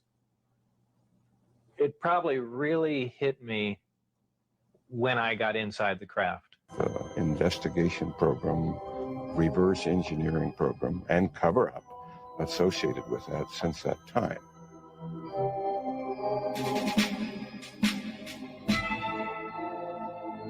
After working at S4 for several months and in clear violation of his top secret clearance, Bob Lazar decided to tell his closest friend, Gene Huff, about his work at the base. My reaction was to, without pressing him against his will, find out more, get him to tell me anything I could. And it wasn't disbelief. I think I was actually motivated to further read. I started investigating other books on UFOs and other researchers' information to see if anyone knew anything, and needless to say, they didn't know what Bob knew. Born in 1959 in Coral Gables, Florida, Bob has lived much of his life in Las Vegas, Nevada. With degrees in physics and electronics from MIT and Caltech, he has dabbled in everything from chemistry to fireworks in an effort to understand the finer points of propulsion. He has even assembled a jet car with a 22,000 horsepower engine salvaged from a Navy F-3D Skyknight. Put in, back then they were called Earth stations, big satellite dish, but now they're 2 feet. They used to be 7 feet across and larger. And yeah, I remember putting in that pad and putting in a big, Earth station satellite receiver there. But yeah, that was around 82 or 83, something like that. No, maybe. Yeah, I don't remember what year in 81. It doesn't matter. But it was in Los Alamos. And you made a joke and you brushed off the pine needles and you go, "Oh yeah, see, Stan, I never worked there." And it was funny because you just like rediscovered it. So you've never been like really deeply interested in like proving everybody wrong that you're right, and that's been admirable. No, I don't care. In fact, like I always said, I prefer everybody don't believe it, because then nobody bothers me. They say, he's crazy. And he's a guy who could be discredited earlier. You let him tell that story, and then you pull the rug out from under him, because you look at him, his house, he would fly a pirate flag over his house. He raced jet cars, have these gigantic jet cars in his front yard. He liked hookers, prostitutes. He liked machine guns. He's a very unconventional guy, someone who you got to figure, I wouldn't give him a security clearance. Important thing is with Lazar is that the information about his educational background was in the very first lesson, and I've said it in public a few times, but the important thing is with Lazar is that the information about his educational background was in the very first story that we aired. The very first report that identified him, we said we could not verify his background. And I will confide to you this. I don't believe he ever went to those schools. I don't believe Bob Lazar could get a degree from Caltech or MIT for a very simple reason. At American universities, when you get a degree, an undergraduate degree, you have to take all kinds of core courses in subjects that you may not be interested in. literature. I cannot possibly imagine, and Anna, you know Bob, I can't imagine Bob Lazar sitting through a class in American Lit or reading poetry or something like that. He'd never stand for it. There is no way in hell that he sat through that stuff to get a degree. So The whole place, so I don't know. Yeah, I really don't know. Bob, could you tell us about your education? Not a couple of different conflicting things I'd like to hear from you. That varies widely. As far as electronic technology, my degree there is from Caltech, and physics is from MIT. When did you graduate? Did you go to? Yeah, I did. Okay, let's just Where did you hear that? Pre-radar at Bowdoin College in Brunswick, Maine. And before that, I was in midshipman school in New York on the Prairie State. Were you out of Stanford before you went to the MIT and the radar stuff? No. I went to radar school in 1945. At MIT? Yeah. And I had gone to pre-radar at Bowdoin College in Brunswick, Maine. And before that, I was in midshipman school in New York on the Prairie State. And before that, I was at the University of California, where we did some physics. But everybody was very touchy at Berkeley in those days. That was in 1944, 45. Because the whole thing was starting to cook. But meaning the bomb. The bomb, yeah. And we always felt we were minor players, and I think we were. On the other hand, we were part of the walk up the mountain to the beautiful rockets that we fire today, and the knowledge that's there. And we served in a way to remind the Germans that Americans like free enterprise, that they could run their show in Houston, and von Braun was really something. But we also were competing with them too. And so that healthy spirit, I think, helped a little bit. You weren't married at the time, but if you had been, you couldn't have told your wife, right? It's dangerous to tell girls anything.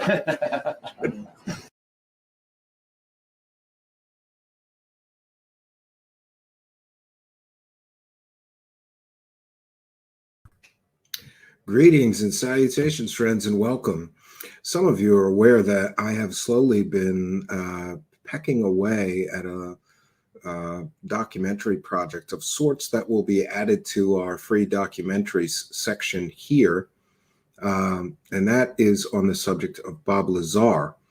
I thought that it would be great if somebody could compile together in one video all the rest of the story that the people selling you the Bob Lazar story don't want you to see.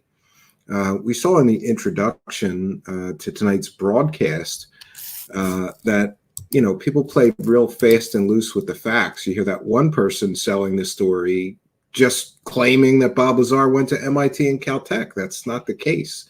Bob Lazar never attended either of those schools. Full stop, period. So, you know, one of the other things that always bothers me as well is that you'll see written articles or videos where they say former government scientist. He's not a scientist. His education is completely and totally fake. In fact, he's, as we've joked about many times here, and you'll see it in the thumbnail, Bob Lazar is a convicted pimp. He ran a whorehouse. These are not things that add credibility to his evidence-free story. And remember, originally came out with his story in 1989. No one has proven anything, not George Knapp, not Jeremy Corbell, no one else. There's a new person that's going to be selling a new documentary about Bob Lazar, also on the very credulous or believer side. And they don't give you all of the information. We also saw in the opening to tonight's broadcast, by the way, that was put together by tonight's guest, we also saw Bob Lazar in the Jeremy Corbell film talking about installing a satellite dish at Los Alamos. And, you know, a little bit of logic and critical thinking goes a long way. After all, senior staff level physicists, which is what he claimed was his job at Los Alamos, they don't install satellite dishes. You know who does? A low-level electronics technician, which is what Bob did at Los Alamos. And we know that because in the phone book that had his name at Los Alamos for that time, the initials KM were next to his name, Kirk Meier, which means he was hired as a subcontractor to Los Alamos through Kirk Meier. Kirk Meier did not ever hire physicists, or especially senior staff level physicists. They hired low level electronics technicians, the kind of guy who would like get you a new computer and hook it to the network if your computer died in the lab, or things like that, or install satellite dishes. Bob Lazar's only known education is one electronics technology course at Pierce Junior College. And I love that they always use the rocket car thing as like proof he's a science guy. No, there's many people that have no degrees in science that build rockets, rocket cars, jetpacks, all kinds of stuff. Look on YouTube. There's all kinds of people like that are just tinkerers. But our guest tonight found some interesting things and maybe has developed a new theory about where some parts of the Bob Lazar story came from. And it's something I never caught, and it's a pretty interesting theory. We're going to bring him in here. We'll take a moment to welcome the live chat. Before we begin, I'd like to tell people we're a viewer-supported show and we read every single super chat. But when we have guests here, it's very distracting to stop the conversation and read the super chat. So I'll read these, the ones that we've gotten so far, and then we'll read whatever other super chats there are after our conversation here. We want to thank Rotary Motion with a kind and generous £2. What's your favorite tune? That is, I couldn't tell you off the top of my head. There's just I'm just such a lover of music. To pick one song that is my favorite, I'd really have to think about that. I will think about it and let you know, Rotary Motion. And I'm sorry, but you put me on the spot. But thanks for helping us to praise the cat. All right, we've got another kind and generous person, John Chow, with a kind and generous $5 super chat. Says Victor, aka Whitley Stryber, said back in the 90s he doesn't know of Bob, but said they used retina scans, not hand scans. Which grift do you believe? I don't believe either of them. John Chow. And the fact that Jeremy Corbell said his favorite movie was Close Encounters of the Third Kind, but didn't connect that hand scanner was in the movie Close Encounters of the Third Kind. Very, very suspicious, but thanks for helping us to praise the cash. All right. And let's just bring our guest here. Let me make sure I have the background correct. He's been here one other time talking about Jeremy Corbell and George Knapp and their, let's just say, less than credible methods to sell a story. Welcome, Grider. Hello. Hey, Stephen. How you doing? Thanks good. for having me. Yeah, good to see you. Well, talk to you. So I don't even know where to begin. I think I covered some of the stuff in the video. Did you know that when he was talking about installing a satellite dish, did you catch that like scientists don't do that at a lab that big? I actually just found that clip about 45 minutes ago, going through a transcript that I compiled of most of Bob Lazar's interviews. I had never seen that before, so that was new to me. Pretty fascinating, huh? Yeah, well, I caught it right away when I first saw that clip, not tonight, but previous. Basically, Jeremy Corbell is using that as proof. It's like, see, he did work at the lab. He remembers this satellite dish we saw there. He remembers installing it. Well, there's one problem. Senior staff level physicists do not install satellite dishes. That's just not how this works, So it's one of those. I mean, it's the classic Bob Lazar defense. It's like, I call it the Bob Lazar defense, which is where anything that disproves or debunks you, you just flip it around to where now it's like supporting evidence for you. Oh, you can't find my, my 2 degrees that I have. Oh, well, it's because the government clearly, they clearly went and they erased it, right? So you turn it around in like a piece of evidence. These guys are great at it. They're professionals. Yeah, and it's It's the lie by omission that makes the story work. You know, one thing you'll notice is that everybody that's profiting from or selling his story, they leave out half of the story because that half doesn't really help them to make people believe that this is true. You know, like how many people, if you find out he's not a real scientist, will care? You know, or how many people, if they find out he's a convicted pimp who was bankrupt at the time and his wife at the time was a convicted murderer? You know, this is another red flag. The fact that his wife at the time was a convicted murderer who had very strong ties to organized crime in the form of Hell's Angels, this means he would never have been given a clearance to work on any secret government projects because it was the height of the Cold War. He would be considered an extreme risk for two reasons. One, he was bankrupt at the time. They won't allow anyone with money problems to work on secret projects because they're a security risk. They're maybe easily bribable by our adversaries like China or especially Russia. And then you add the second red flag, his wife was a convicted murderer with very strong ties to organized crime. This is another huge red flag that would mean he'd never be able to step foot on a secret base. Full stop, just based on those two things. And I've talked to people that used to do the clearance background checks, including people that did them during that time period. And I've gotten two on the record sources. I don't have them in front of me, but both of them said, no way on God's green earth would he be cleared to work at Area 51 during that time period. And then we add a third red flag.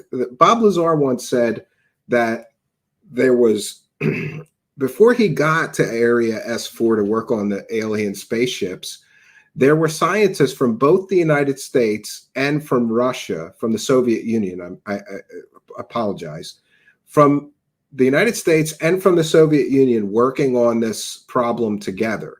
This is absolutely ridiculous. There's no way on God's green earth that the United States during the height of the Cold War would welcome Soviet scientists into the most secret base in America. There's just this, you know, so all these red flags, absolutely, they all pop up, you know.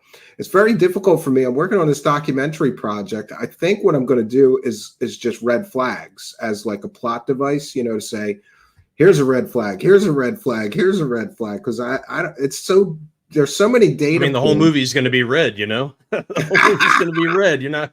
Yeah, but don't you think that somebody should do that, Bob Lazar, the rest of the story? I think it needs to be out there. It's just a public service, you know. So there's just too many people. They do the lie by omission.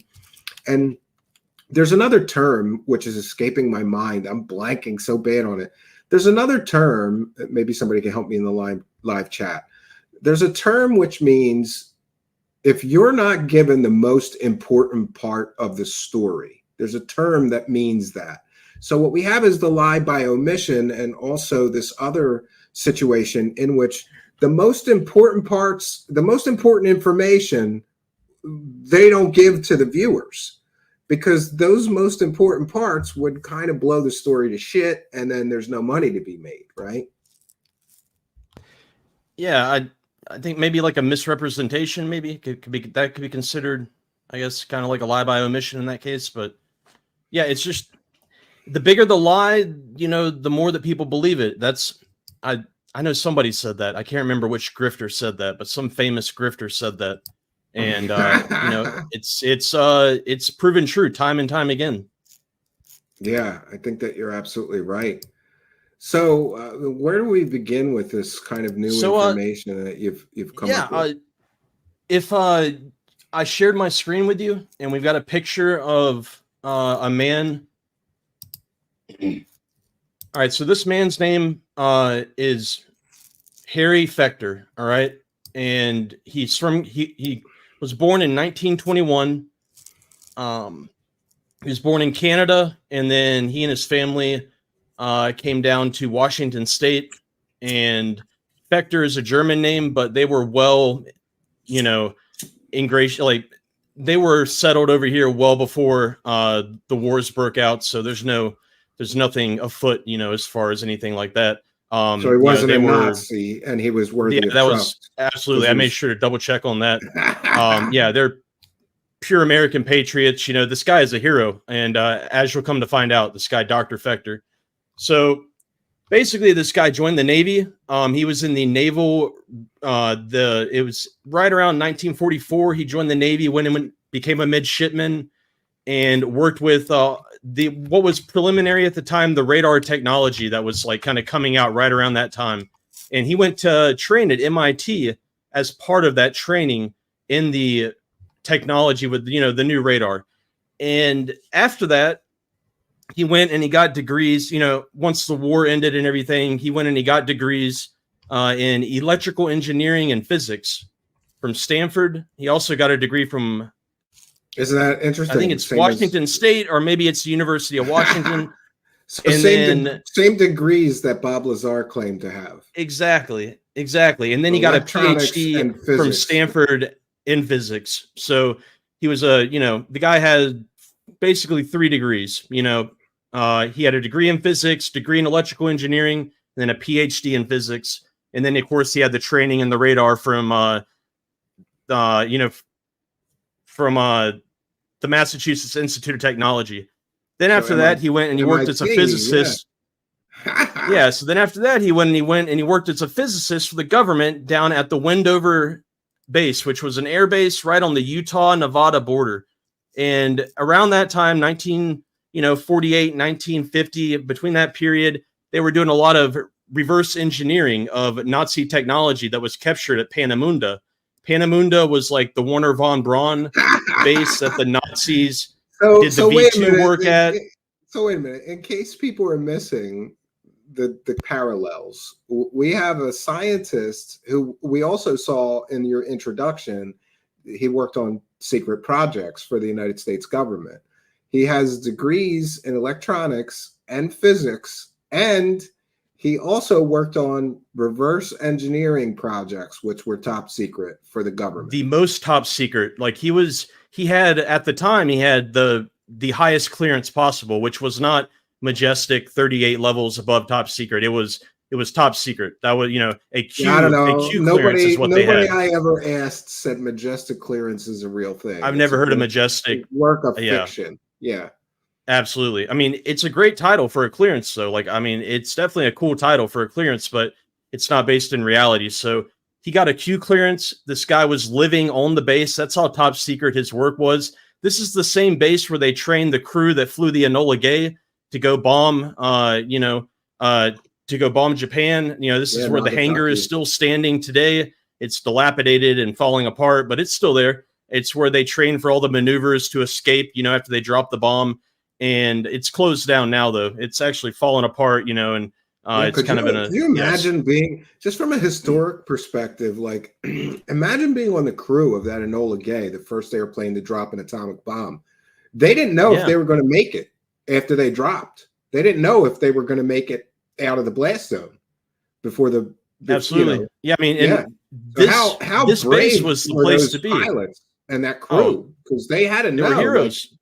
Pretty good possibility that nuclear explosion and the shock wave might destroy our airplane and kill us instantly right after we drop this bomb, but they did it anyway. So, well, they knew that they were going to be saving, hundreds of thousands of lives, by stopping the invasion of Japan. But, that airbase, was really just the place to be, especially if, you were a physicist, in the science field, because that's where all the reverse engineering was going on right around that early 50s time period, 1950s they had time period. All the captured Nazi technology. All of it. They had hangars full of the technology that they took from Peenemünde, and lots of infrared technology. That's where all the infrared strides were made, at this base. And so then after that, what does he do? All right, then he goes and this guy, Dr. Fector, he's a doctor at this time. He goes and he discovers 2 subatomic particles with a person who at the time was not, but they became a Nobel laureate, and then another PhD, genius physicist. So they discovered 2 subatomic particles, I don't know what that means, but I know it's pretty serious if you discover 2 subatomic particles. He went on to found the physics department. He started the physics department at the University of Nevada at Las Vegas. Like, he founded it. He was the chairman of that department forever. He also worked for Boeing on like the precursors to surface to air missiles, what they called at the time ground air pilotless aircraft, basically SAMs. Also, I forgot that he also worked with the brother of Oppenheimer. So he actually worked on classified projects with the brother of the guy who made the bomb. And during this time, in his spare time, he was an inventor too. This guy invented metal fuel cell technology that basically uses aluminum to power automobiles. And he had patents up to his death that he was making, that he was filing. And yeah. And there's some drama later on in his life where people were trying to steal his work, and he became very concerned about that, towards the end of his life. But that was like in the 80s. So anyways, this he has a family. I think he had Dr. Fector. He was married twice, and with his second wife, I think he had 4 kids total, and they settled down in Las Vegas in 1967. So this is Dr. Fector. This is Dr. Bob Fector. He died in 2003. He was a good friend of George Knapp's, and he was also the father-in-law of George Knapp. Well, isn't that interesting? Kind of makes you take pause. Was he George Knapp's father-in-law in 1989 though, or does this happen later? They were friends, as best as I can tell. They were friends. Yeah. So he knew him at the time that Bob Lazar comes out with his story. That's pretty. To the best that I've been able to tell, to the best of my knowledge, yes. That's pretty interesting because there's so many parallels between this guy's real story and Bob Lazar's fake story, right? We've got the same degrees. We've got, I invent things. We've got, I work on top secret projects. We've got, I've back engineered things, right? Yeah. So here are the parallels. Yeah, I mean, basically, if you replace the reverse engineering of Nazi technology with UFOs, you basically have the same story, sliding the timeline forward by a couple decades. But yeah. Well, that's pretty interesting considering that George Knapp is the person who broke this story. And just to be clear, this is a theory, but many people have expressed to me that they believe that George Knapp and John Lear and Gene Huff and Bob Lazar all concocted the Bob Lazar story together in order to profit. Now, I don't know if that's true, but that's one theory that's out there. It's easy to see that Gene Huff was directly involved in the money situation with Bob Lazar because they formed a company together to sell that original VHS tape with Bob telling his story. And just after they made a lot of money off of that tape too. They made a lot of money off of that. $30 a pop. And Grider, I have often told this story. The quick version is I wanted to buy that from the back of I think it was Popular Science or Popular Mechanics. My dad got all these science magazines. And so Bob Lazar and Gene Huff would advertise in the back of the science magazines, like, find the truth about UFOs, what the government really knows, Bob Lazar and the government Bible. So it was $30 and I had the money, but I didn't have, I didn't know how to do this. My father had to help me. He had to write a check, and he's writing the check. And my father was kind of old school. He was an aircraft mechanic, by the way, and he loved top secret space planes and sciencey stuff, but he totally was a non-believer in anything alien or UFO. He's like, you're wasting $30 of your hard-earned money on this bullshit, right? So I'm like, no, I got to see this tape. And the tape arrives a couple weeks later, maybe a month later, and I sat and watched it with my father. And he sat there looking at me the whole time going, you know, this guy's fake, right? You know, this guy's fake. And I often reflect back to me and my dad watching that tape, right? And him saying, you know, this guy is fake. Because my father's, sadly, he's passed away many years ago. But I wonder, like, what would he think about the fact that one of the most leading people on the internet saying, yeah, this guy is fake is me. But when I was a child, man, I was all in. I was like, no, Dad, I think he's telling the truth. And my dad's like, I don't think that this guy's science is real. I think this is like Star Trek fantasy science. This isn't real science, son. And I'm like, no, he's telling the truth. Those aliens are real. And he worked on the spaceships, you know? My dad was the same way. Didn't believe in anything paranormal or anything. He was a very, very pragmatic person. Stuff like this. Is this Avro car? Is this the Avro car? This is the a schematic for the Avro car. Yep. Yes. My father loved stuff like this. Like back in the day, for those unaware, you could get Popular Science magazine and they would show you things like this: space planes, weird experimental aircraft. And my father, being an aircraft mechanic, was intensely interested in all of this stuff. So we got Popular Science, Popular Mechanics, and a bunch of other science magazines just for this kind of stuff that Grider is showing us here. This sort of futuristic airplane kind of stuff, you know? Yeah, super fascinating. I mean, because that's one thing that I always thought is, okay, well, maybe Bob Lazar was given like a barium mill test. You know, in intelligence, sometimes they'll give you disinformation or give you, to see if it flushes out the other side, see what you do. And I always thought maybe they had like an Avrocar, like a replica, that they showed him to see what he did. And of course he failed the test. And that's part of like, so I mean, getting to like explanations, if you want to get into that at some point, how to explain, or even, I guess possible explanations for how this, how Knapp has never said anything, or how Knapp continued to talk about the story. It's like one of the things that always struck me, we'll get back to that, but the red flags is that a lot of people don't know this, but George Knapp had this Sunday morning talk show, and he brings John Lear on, and John Lear talks about UFOs, and the ratings were like ridiculous. They went through the roof. And on one of Lear's appearances on that Sunday morning talk show, there's still copies of it on YouTube.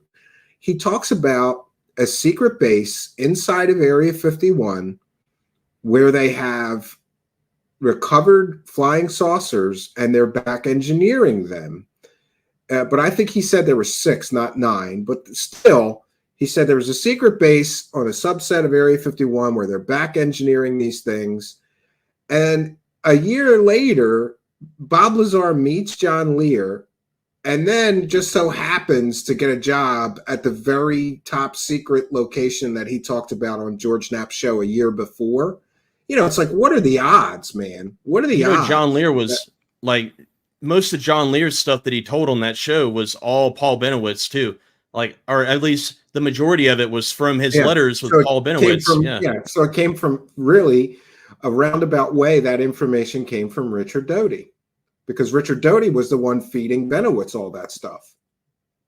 Yep, the aviary. It all ties back to it, man. That's my theory. To Richard Doty. Yeah, it does. Richard Doty and Hal Puthoff and all of them.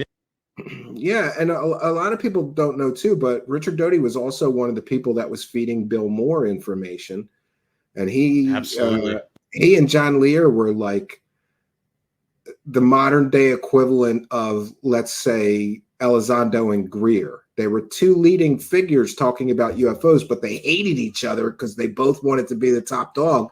And George Knapp actually did a hit piece on Bill Moore stealing material from John Lear and others in the community that was false information. Basically, they labeled Bill Moore a disinformation agent, which I think is pretty funny. Which he was, I think maybe even there's a possibility that Bill Moore, made some of the Majestic 12 documents. I mean, there's a lot of, there's a lot of talk about it, when I'm going back and like going through the newsletters, the old UFO club newsletters. You always have to follow the money. you know, the fact that this guy's selling like tons of books back in the day, this is pre-internet, of course. So the only information that you could get about aliens and UFOs came in the form of books. You know, you got to follow the money and think like, would one of these people have just faked those documents to make a shit ton of money? What about today? Do people fake shit to make a shit ton of money? Of course they do. We catch them here all the time, you know? So, I mean, and it's like the Majestic 12 documents were sent to Jamie Shandera. I know that's not pronouncing it correctly. It's Shandaria, maybe. yeah, It was like Bill Moore's best friend. You know? It just so happens that those documents get sent to the best friend of basically the leading UFO guy, one of the at least in the top three. I guess it would be him, Stanton Friedman, and Bill Cooper at the time, and maybe John Lear. Definitely in the top five. Those, you know, these groundbreaking documents that confirm everybody's speculation is true, that the government there really is a cover up. The government has aliens. They have flying saucers, and they're back engineering them. And this is all confirmed by those documents. You know what I thought when David Grush came out? I thought this guy's just like the MJ12 documents. He's just here to tell everybody, you're definitely right. All this stuff is true. But he had no evidence, so that's a problem.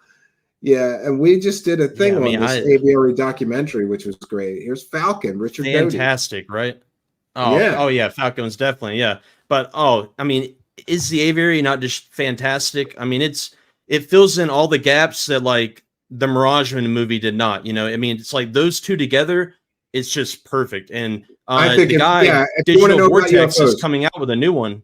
Yeah, you know? We're going to have him here as soon as he comes out. We're going to do a watch party of the new one, and then I'm going to have him here for an interview. He does great. So and you know, when I saw that aviary documentary, I was two things.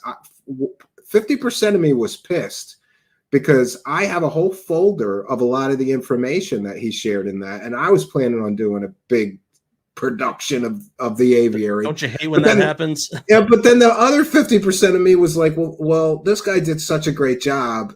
Somebody needed to do that, and now I'm off the hook for that one. I don't have to. I could just send people that link because he did an amazing job of explaining all of that. And it's like a convoluted web. It's kind of hard to explain it all. He did a great job on that. What are we looking at? Yeah, but I mean, there's so much more to be told, though. Like, there's so much more of the story to be told. I'm just, this is a book that I took some screenshots of off of archive.org. It's flying. If you go to archive.org and you type in flying saucer aircraft, it'll bring up, and I mean, it's got everything. Yeah, there's quite a history of people trying to make these things work. You know, for a time, I wasted a hell of a lot of money buying a lot of like big drone motors and propellers, trying to figure out how to make something round that I could sit in. I thought that would be awesome, but I could never get past the power to weight ratio. Like, it's just too heavy. You know, it's coming soon though. I mean, probably in the next 10 years, like we're gonna have like recreational hovercraft, you know, where you're gonna be able to hop on. It'll be like kind of like a motorcycle. I guarantee it. But David Wilcock, you know, he's gonna build hover cars with free energy engine. Oh, I bet. Oh yeah, him and Ashton Forbes should hook up. Yeah, he's only been promising it for like 3 years now, but any day he's going to get funded, and then we'll have free energy powered hover cars, and you know, you won't even have to put fuel in it, and it'll power your whole house too. So there's that. Dude, it's just. But no, I agree with you that I think that the recycling drone, the same grift. The drone, I don't believe that an anti-gravity kind of craft is going to be commercially available anytime in the next, 100 years. But I do believe that some of these drone technologies and these new materials that are super lightweight and super strong are going to enable. I'm sure you've already seen. There's like some concept vehicles that look like a motorcycle, but it floats right off the ground. You know. Yeah, it's pretty interesting. Absolutely. So this is from archive.org, flying saucer aircraft.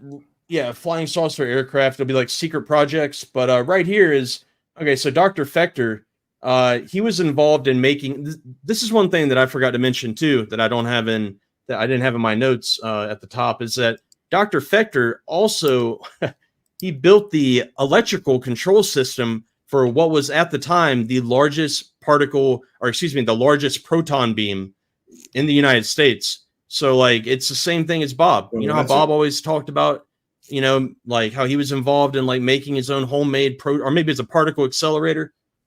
I've got it right here. Well, Bob Lazar lied and said he had a particle accelerator at his house, which is impossible. You can't have a particle accelerator in your house unless you have a house with miles and miles of yard you could bury it in or something. And George Knapp has said that lie so many times in public talks, like Bob Lazar had a particle accelerator in his bedroom.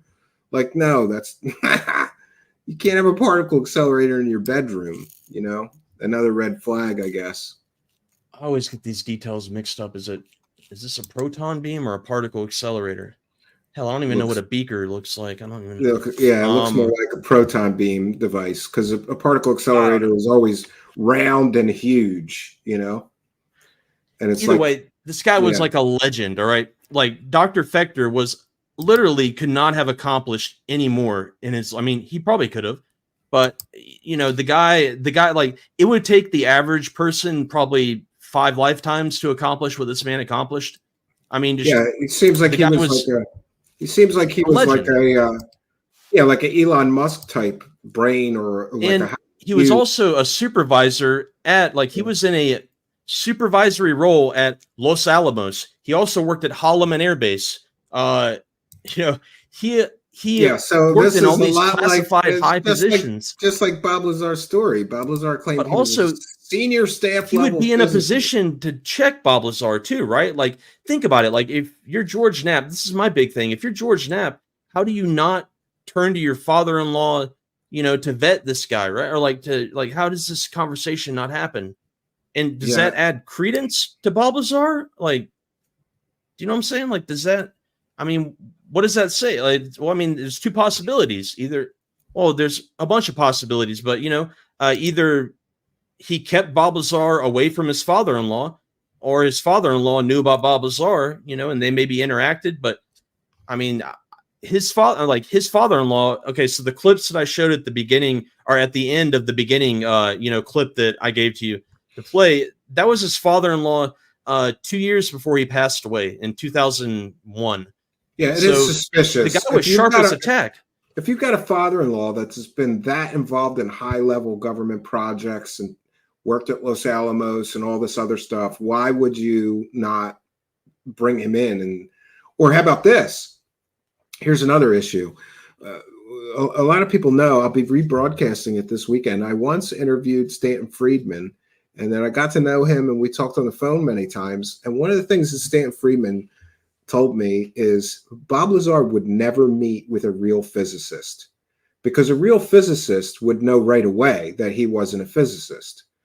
So why, if George Knapp has access to this incredible physicist with all these degrees and high-level clearances and incredible history, would he not sit Bob Lazar in front of him and make them have a conversation, like you said, for vetting purposes? Wouldn't this guy know if Bob Lazar, just like Stanton Friedman said, a real physicist could talk to Bob Lazar for 20 minutes and know that he was a bullshit artist? Why didn't he do that with this guy?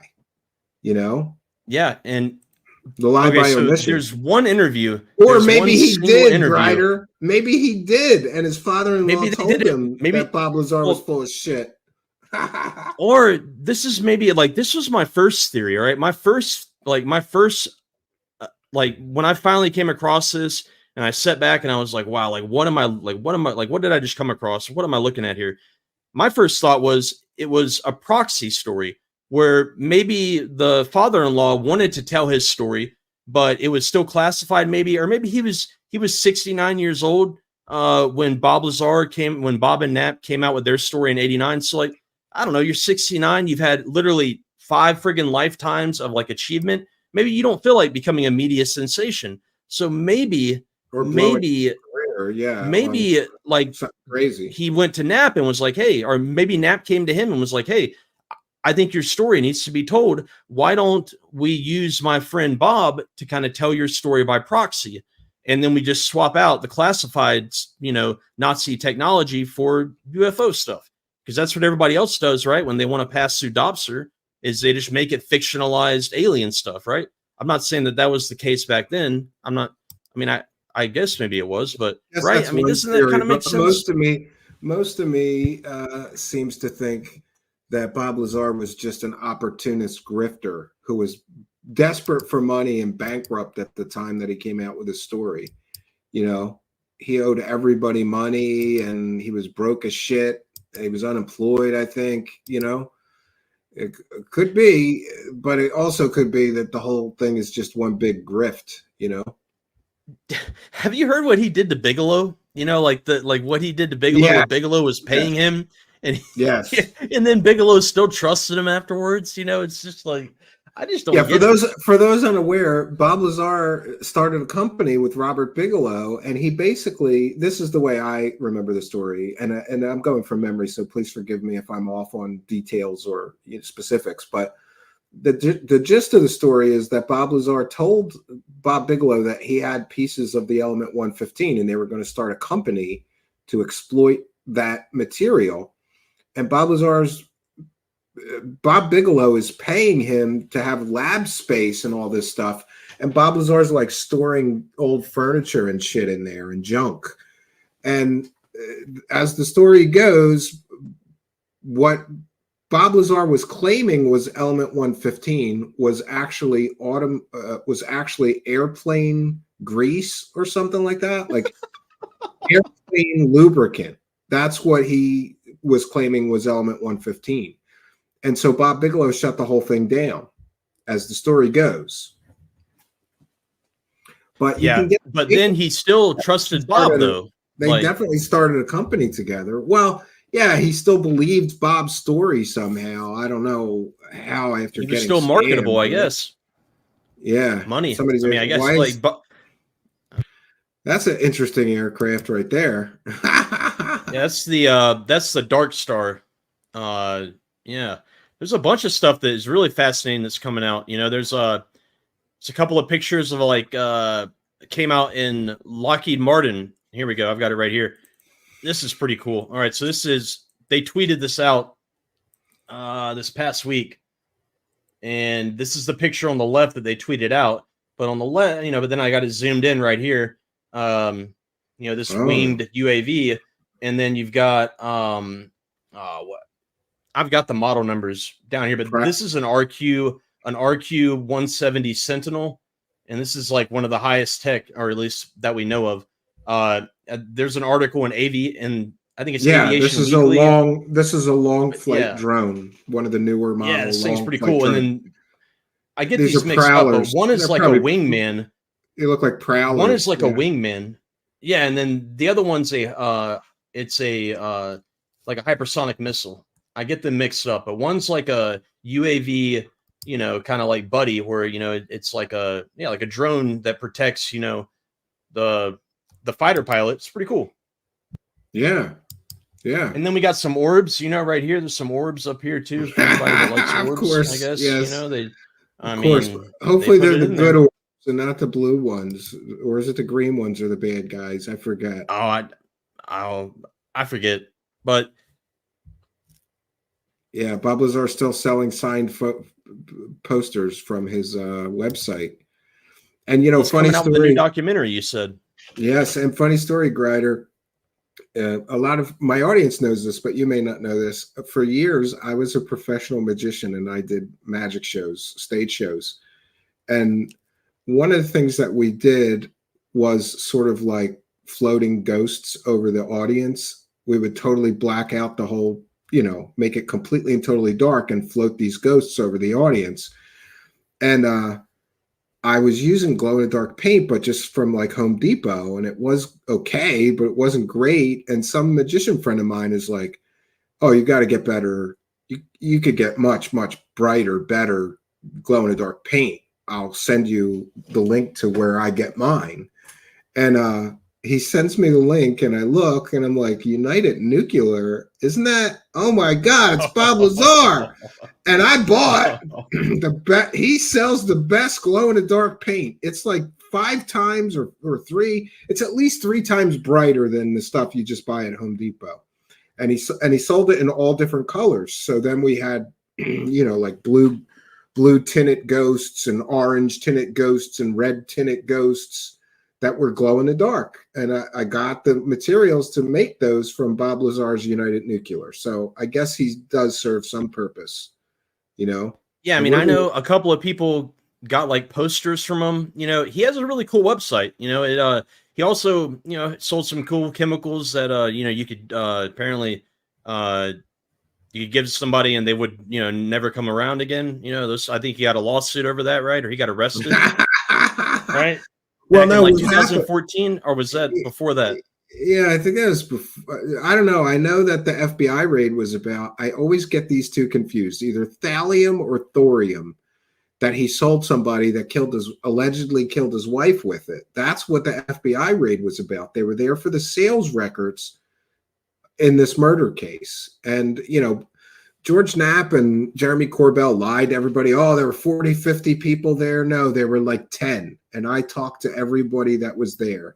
And yes, there was a hazmat van and they went in first. But, when you got to place a warehouse that may be filled with dangerous chemicals, you have to be safe before you go in. So they send a hazmat guy in just to make sure the environment was safe for the other officers to go in. And they weren't there all day. They didn't rip apart the whole place like Knapp and Corbell said. That's just, I think that Corbell is a really shitty filmmaker. And so he didn't have a plot to that movie. And it seems very clear to me that there was no plot, And so the FBI raid happens. And I think Corbell, being the opportunist that he is, just went, oh, we can end it on that, because that's spooky. The FBI raided his business. I had never heard that before about Corbell. Jeez, really? I mean, I thought he was an upstanding documentarian. Oh God, this guy's the king. Embellishing and telling. He's the king of fake shit. Him and his fake pyramid spaceships and his fake flare triangle spaceships and the flares, jellyfish and the flares. It's just so stupid. And you know what's always just like ridiculous to me is that this guy gets caught faking shit every time he puts something out. It comes out, this is fake shit, and this isn't a UFO. This is balloons. This is flares. This is bokeh effect through the lens. It's never what he claims. He's essentially claiming everything's aliens. It's never aliens. He gets caught faking shit constantly. Why is he a UFO expert on all the cable channels? Like CIA, man, he's got to be funded by the, he's got to be funded by the deep state, right? I mean, that would be my theory. He's a company man, and that could also explain why Corbell is getting all this government footage that nobody else gets. I like to joke, like, sign me up. I want to call the Pentagon and go, can I get some of those UFO videos that keep getting leaked to Jeremy Corbell, Steven, so I can make some money too? Like, I've got the hookup, man. I mean, that I shot like a bunch of rounds. I shot a bunch of illumination rounds in Afghanistan. I got a bunch of buddies that are still in artillery. They're in like the heyday of their career or the twilight of their career. Get me some footage, because we got dude, if you want some orbs, man. Do you know about Griff Month, man? We're gonna have Griff Month coming. We'll be doing the show from a yacht, all right? Yacht money is what we'll be making, all right? Forget Greer. Me and you, man. We're definitely going to sitting on the beach. We're definitely going to have Griff Month. I'm going to try a social experiment in which I become a UFO grifter for 1 month, and not just UFOs, ghosts, aliens. We'll do it all. I got Bigfoot. I got a 10-foot tall Bigfoot prop costume. I got all kinds of shit, and I'm pulling it all out for Griff Month. And we're going to put out all these videos. CE5 events? Wait, so we're going to do CE5 events? Absolutely. Okay. I got some Chinese lanterns. Absolutely. Have you seen that recent CE5 video that came out from Colorado? I actually made a side-by-side of it. It's pretty interesting. It's like... No, I don't think I've seen that. It's kind of like a sports event. All right. Can you hear the sound? No. You might have to turn it up. Yeah, I think... Oh, I did see this, and I think it's birds. I think it's flapping birds. 100% birds, yeah. And but you have a lady sitting there the whole time telling you, "Oh, well, Oh, it's definitely not birds. Yeah, it's definitely not birds." Yeah. If you wouldn't mind, send me a link to the source video, because I would like to put it in a video editor and zoom in on it, and I believe it'll show. I did it quickly before, but I never finished. Just to satisfy my own mind, because I remember as soon as she said it's not birds, I'm like, the fuck, it ain't birds, man. I can see the flapping almost, and I'm half blind. Yeah. Hey, so I shared my screen again. If you want to. Oh yeah, I put it in a video editor and I zoomed in on it, and you can clearly see the movement of the flapping bird's wings, I think. And then that's a satellite right there. But I tell you what's going to happen is, like, they're going to shine one of these planes, flying over, and look, that's a flock of ducks. That's a flock of ducks or something. No, that's a TR-3B right there.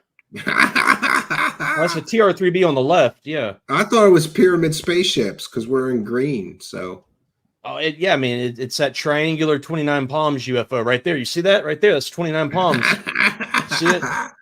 Oh, it's so stupid. It's transformative. Yeah, you know what? I can't tell you. TR-3B right there. The reason that I'm so good at spotting birds in grainy ass videos is because I can't tell you the number of crazy people who have emailed me and sent me, they're like, no, it's definitely alien spaceships. And I'm like, dude, I can see the flapping. It's a flock of birds. And people are adamant. They're like, it's definitely not birds. You don't know what you're talking about. Some expert you are. I'm like, yeah, all I know is I load it in a video editor and zoom in on it, and you can see the flapping, It's very distinctive. All right, but you don't know what was going on with this event, too. They might. You don't know what's going on with this event. They might have been charging people for this event, and then also they're making money putting this video out, monetized views, probably. I mean, they should be. Yeah, I mean, they had like an announcer, right? They had to pay that person to get up there on the loudspeaker and tell people what they were seeing. They better be charged for it. That's definitely a business, but definitely aliens. Oh man. And what, Greer said the same thing during that CE5 event at Vero Beach, where he's like, that's definitely not flares. Definitely put your night scopes away. All right, so here's tell me what you think that is. All right. This is from the ISS live feed. I think I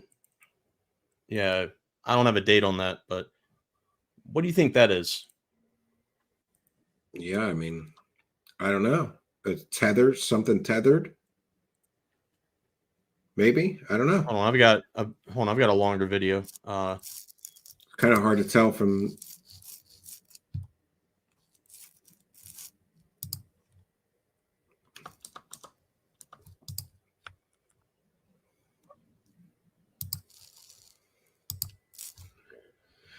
All right, this is a view from the ISS. Is there some kind of lighted object? My God. You did it again. Some kind of lighted object. I don't know. It looks like it's got a trail behind it. I like how most of the NASA UFOs, they just say it's ice, though, right? Ice particle glistening in the sun. Right here. There we go. Yeah, I don't know. Could be anything. Looks lighted, though. Yeah. You can see like they're moving the camera. They're, up to pan up with it. You can see on the bottom, that's the sunrise, the earthrise, or let's see. I spent like 6 months watching this stuff, watching these. There it is again. Do you know what it is? Yeah. Oh, I do. Yeah. It took me about 6 months to figure out what it is, but it's the moon. It's the moon. Yeah, that's the moon. That's funny. So it's just the moon. That's funny. Hey, dude, I thought for sure that I was. You should have said that. We could have used this for Griff Month. Dude, I thought for sure that NASA alien was like invaders. Giving me disclosure. Alien invaders. Scout ship haunts the ISS. Does does that look like the moon? You know? No, it looks too small. See how it Yeah. see how it came forward like that? Yeah. Well, I mean, look it at just that. goes to show you how easily your eyes can fool you, especially in the depth of blackness of space. Maybe, you know, I'm sure it appears differently. That's one thing that I wanted to ask you is like how long, or not how long, but how can we possibly trust anything that we see, any video of any sighting ever again, right? With technology, with drone technology, with, you know, AI and stuff like that. Like, how can we Yeah. take any videotaped sighting seriously ever again? Well, you know, one of the things you always have to keep in mind is that the grifters will use any available methods. You know, back in the day, they would hang up models between strings and take pictures of stuff. And then somebody figured out that you could like cut out a picture of a UFO and put it onto the negative of like a mountain scene, and it would look like a UFO above a mountain, you know. And like Billy people Meier. have, yeah, and people have already exploited AI technology. Remember, an early case is these idiots from Third Phase were telling people that they had pictures of the Roswell crash, and the fingers were all fucked up. So I knew right away that if the fingers in the people are all screwed up, that's because the AIs at the time were having trouble with fingers and toes. So we knew right away this is an AI photo. They made probably $1,000 on that video. So the grifters, what is it that we're looking at here? Oh, this I just posted up. It's the it's just some Bob Lazar related documents for anybody that wants to screenshot them. Here's like a statement of financial debt that he owed at one point. Here's what is it? Yeah, this shows that he put down that he was an electrical engineer when let's see when he was 21 and years old. there's also documents where they ask him his last grade completed, and he says 12. So, oh wow! And then right here is shows that he worked for Bigelow in 1990. Right here. That's interesting. Yeah. Zeta Reticuli 2 Inc. That was the name of the corporation.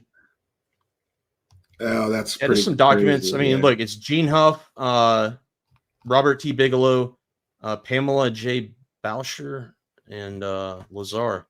Yeah, they were a part of this Zeta Reticuli 2 Incorporated. Yeah, it didn't last very long. I think Bigelow figured out that he was getting scammed and just, you know, kind of bellied the thing, you know, kind of dropped the whole thing. But interestingly, you're right. I think he still believed Lazar's story, though, you know. And who knows? Lazar could have told him, well, I had the real element 115, but the men in black came and stole it back from me, or some other bullshit, you know. I forget. I mean, you know, guys that's like him not, just keep coming out with stories. That's another thing, Grider. One of the big red flags to me is Bob Lazar in his story said that they performed every known scientific test on the element 115 material, which would mean that he should know what the isotopic ratios are for the so-called stable version that he worked with. So he should be able to make it if he knows the ratios, but he has never been able to reproduce the stable version of it, which, you know, God forbid you ask somebody for proof. And then we've got, of course, we've got George Knapp, who claimed he knows where the element 115 is buried, and someday he's going to dig it up. Have you seen that stuff? yeah, That's like pretty Jimmy funny. Hoffa's body. Yeah, it's probably buried with Jimmy Hoffa's body. I know exactly where that element 115 stuff is, and someday I'm gonna dig it up. I always forget in my there's Corbell. I always forget. Have you ever met? Oh, sorry. I always forget where I keep those clips, but I have clips of him talking about the element 115. I'll try to find it while we're talking. And go ahead with your question. Oh, I can. Hold on here. I can search right now, and then what I'll do is I'll send you over a link. Yeah, because I've got the transcript right here. Hold on, let me. pull up the Lazar transcript. What do you want? Element 115? 115. Well, no, I have a video clip I have a video clip somewhere here. Okay, you've already got it clipped out. Yeah, Okay. of George Knapp talking about the element 115 and how, you know. Have you ever met? Me and all my friends are in a cult. I hang my posters on the couch because I'm in a cult. Yes, a cult. I'm sorry, that was not the right clip, but that's funny anyway. Dude, I don't know what that was. That was at UFO Joe playing the drums, and he's in a cult. What do you think about Jeremy Reese or Jeremy? Maybe it's Jeremy Rice. I'm very friendly with him. I've known him for years, and his site Bob Lazar Debunked was one of the first things that kind of woke me up to like, oh, maybe this story isn't what. Say it's Bob Lazar Debunked. Yeah, I don't know if he still has it. I saw him on Danny Jones, and he was fantastic. The guy's a physicist, you know. Yeah, so it was great hearing. I'm gonna check out that website. Well, that's one of those things that, like, if you talk to somebody that's a real scientist, he can blow holes in all of these, you know, fake stories because they know science. Oh wait, I found it. Let me just. I have two clips of,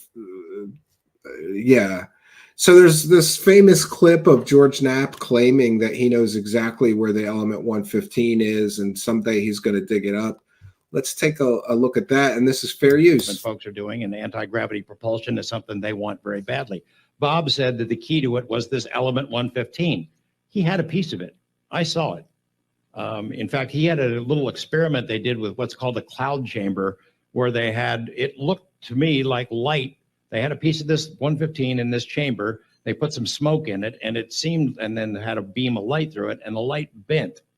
Bob, at one point, when he thought he was going to die, had this piece of 115 in it was in a lead casing, in a disc-shaped casing, and he had it in front of a particle accelerator at his house, and he had the accelerator on, and all he had to do was flip a button.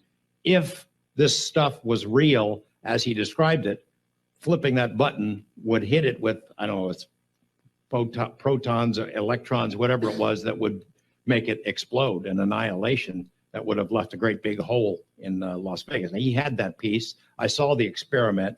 What happened to it, that's a story for another time.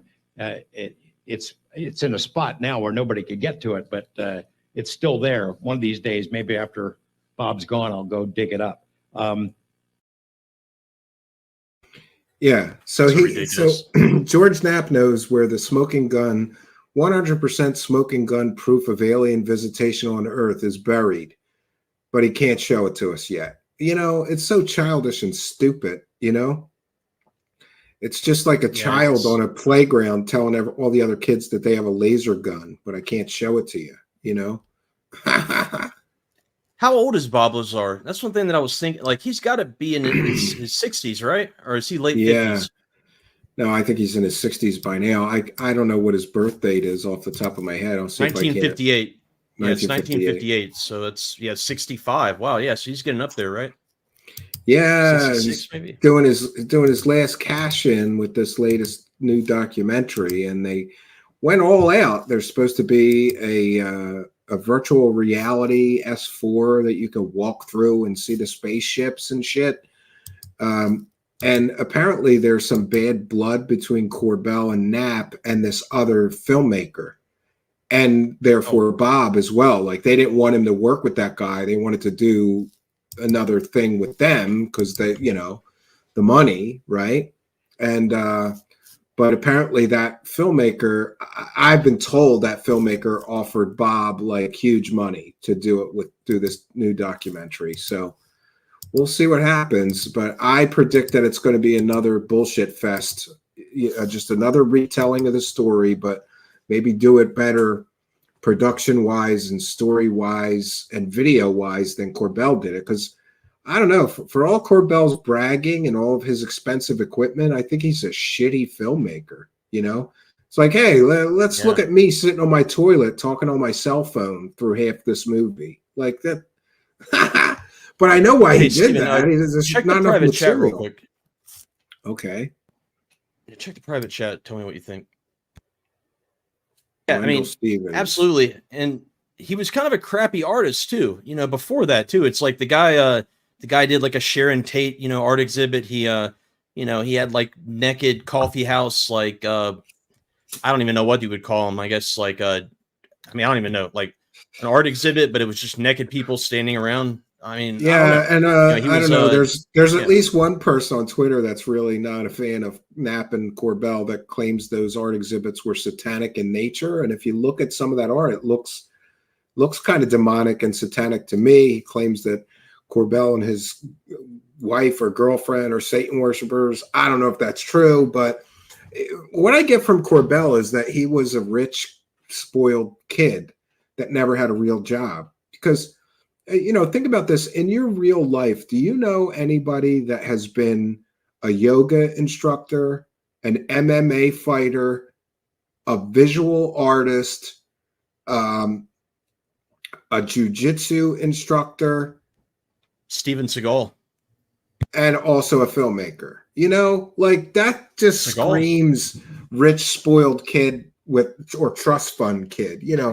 I don't know. I spent a long time in the entertainment business, and there's a lot of rich trust fund kids in the entertainment business because they don't need the money. So they just get interested in something, like, oh, I'm going to be an actor, or I'm going to be a director, or whatever, a musician or songwriter.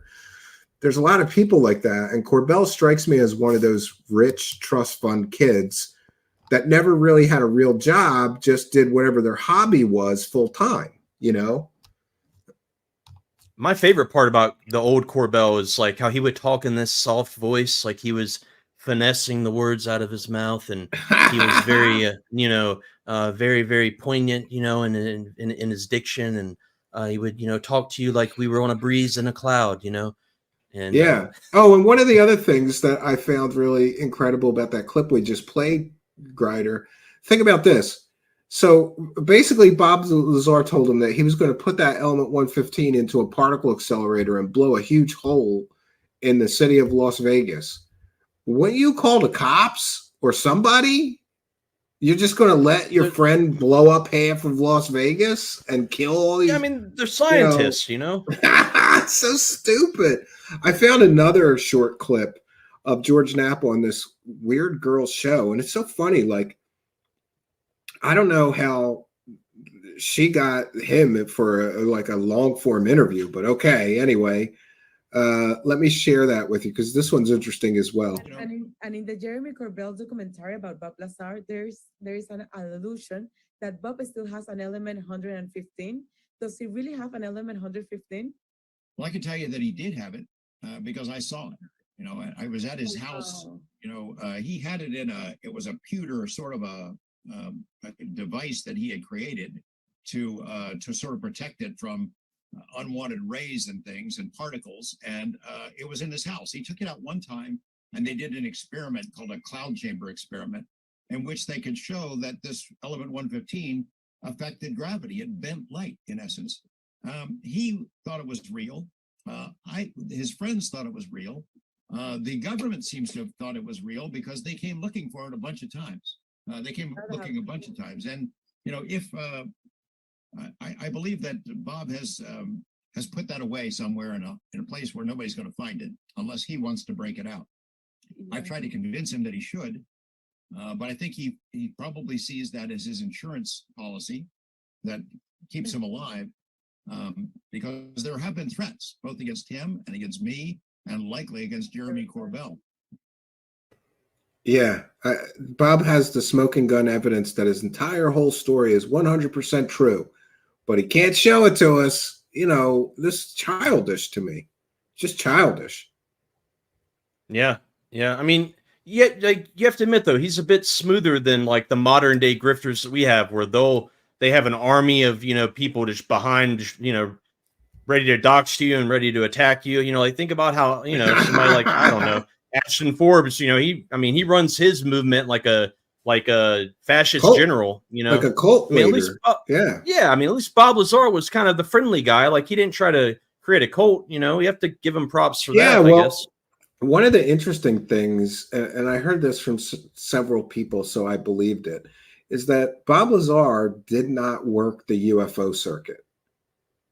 He got offered pretty good money to go talk at UFO conferences. He never did that.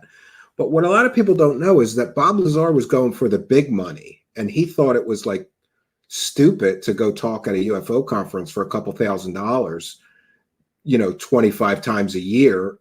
What he was going for, him and Gene Huff wrote a screenplay, and they were trying to sell his story to Hollywood for millions of dollars. And there were several false starts where people were going to make the Bob Lazar, you know, Hollywood story, but it fell apart. And one time it got a director and I can't remember the film company, but there was like announced in the trade publications that they were in negotiations to acquire the rights to the Bob Lazar story, and they'd be producing it, and it'd be a multi-million-dollar film, but it fell apart. And somewhere, some people have copies of that Hollywood screenplay. And one of the interesting things is, in that Hollywood screenplay, the Men in Black come and steal the Element 115 away from him at his house. And isn't it interesting that in the documentary, the very same plot device is used? Like, oh, there's an FBI raid. They're here to steal back the Element 115. And I know for a fact that Jeremy Corbell has a copy of that screenplay. So I always found that suspicious, you know?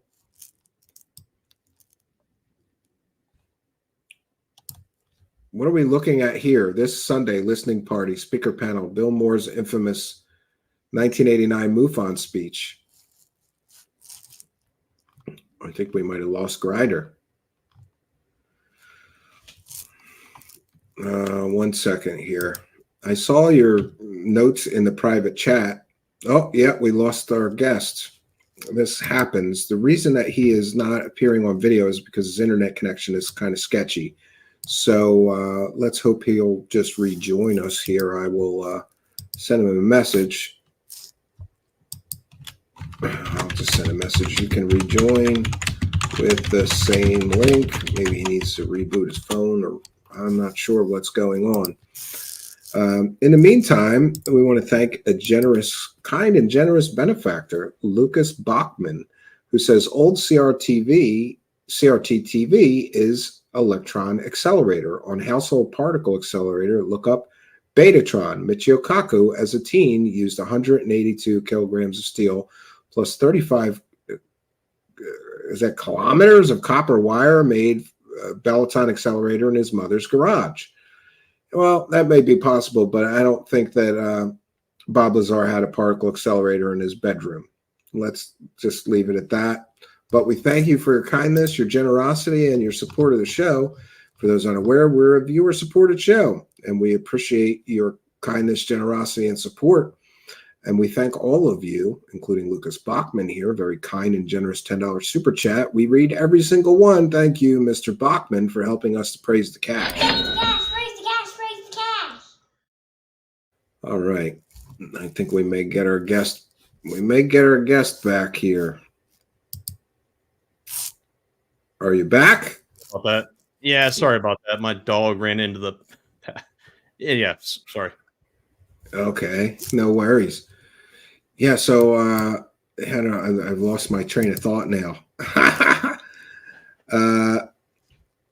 Yeah, what about Professor Bob Kringle then? He confirmed Bob's story. Well, what you may not be aware of is that he later said, I never said that.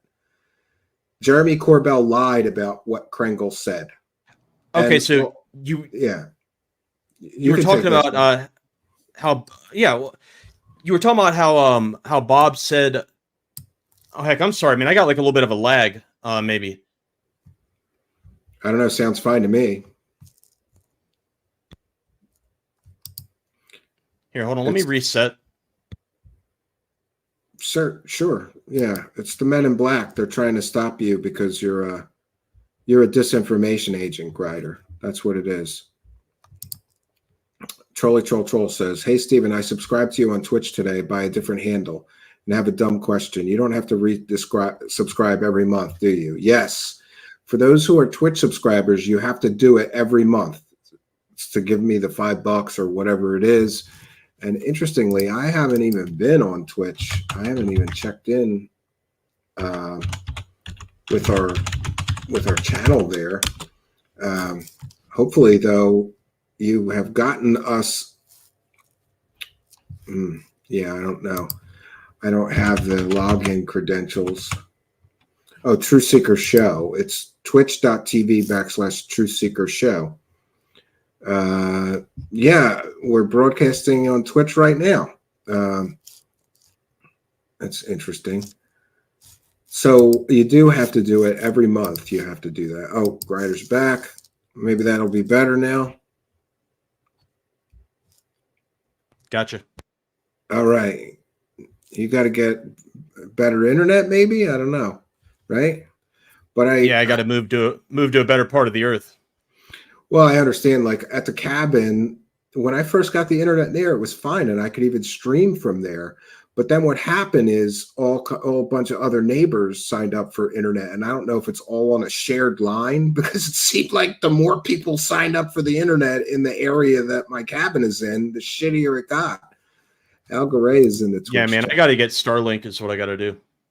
Yeah, I'm hoping to get that at my new cabin, but I don't know. Half of me doesn't want the internet at the new cabin, because the new cabin's going to be pretty rustic, you know, like candles and oil lamps and a wood stove and just enough power for lights and a laptop, but that's it.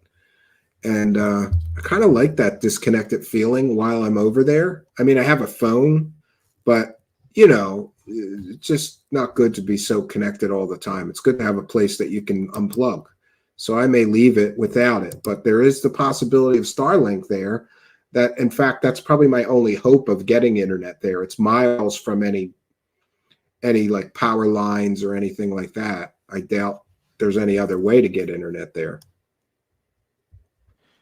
Yeah, I mean, somebody's asked me if I have a MySpace page for the show. No, I haven't had a MySpace page since the 2000s or early 2000s, maybe. Right? When did I don't know when MySpace ended. 2005, maybe? It's the last time I heard about MySpace. I loved MySpace. I liked it better than Facebook.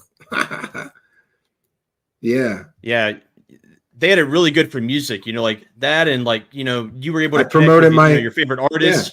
Yeah, I promoted my music there to the tune of like just ridiculousness. And were you like industrial techno? Like I'm assuming maybe like, I don't know, like some type of electronic. Yeah, Nice. like electronic music. So I would promote our live appearances through MySpace, and it was crazy to me that we could like go to New York City and not know anybody, and we'd have, you know, 100 people show up or something, and they were all coming from MySpace. And then I would mail off, this is how long ago it was, I would mail off CDs every week from MySpace. Like we'd have promos like, oh, if you buy this album, we'll give you the remix album for free. And so every week I was running to the post office to mail all these people from MySpace CDs. MySpace was awesome. It was better to me than Facebook. And I never understood how Facebook became so dominant. It's like, this is just a different version of MySpace. That's all this is, right? How did it become? Yeah, well, I mean, college, you know, like, I mean, you know, because that's how it started out, is that you could only use Facebook if you were a college student. And that's how I first started using it, because I went to college in 2006. Well, that was good for like looking up the other students in your school, right? Like checking out the hotties. Yeah. Hey, so I found a clip with Kringle. I sent it to the private chat, and I've got it time-stamped right in. I mean, I don't know if that question was already answered about Kringle, but this is a pretty good one. It's from a pretty kind of an unknown Jeremy Corbell presentation that he did on Bob Lazar in 2018. I know Jeremy Corbell's not, you know. Sure. But what I recall, and I may be incorrect, is that everything that he says in this presentation was disputed by Krengle later when another researcher got to him by the name of Signals Intelligence. But yeah, let's go through the clip. Brave individual who was willing to talk to me on the record about working with Bob Lazar at Los Alamos in scientific capacity, being in briefings, classified briefings, which, by the way, the janitors are not invited to, the highly technical classified briefings. Yeah, at one time with this was Bob his Lazar. big His proof. name was Dr. Robert Krengle. I have all of his all of his paperwork from all the contracts that he did during that time period at multitude of bases, including Los Alamos. During that time, Dr. Krengle's telling the truth. I can prove it. What was your impression of what Bob was doing at Los Alamos in the 80s? I didn't know what he was up to any more than he knew what I was up to. But you did know that he was a physicist. Yes. And that was very clear to you, that he was a physicist at Los Alamos and not, again, like the janitor. Right. So he worked there. And he went on So record was with Corbell doing like? Bob was the jet car Was guy. he- He was a rock star. Was he kind of faking the audio or what? Remember Bob? I remember Bob. Well, here I'm finding the other part of the story. So let me share this tab. And this is from Signals Intelligence, who is one of those researchers that is just ridiculous. He interviewed a bunch of people that worked at Los Alamos who all said that Bob Lazar was never a scientist. He was a low-level electronics technician.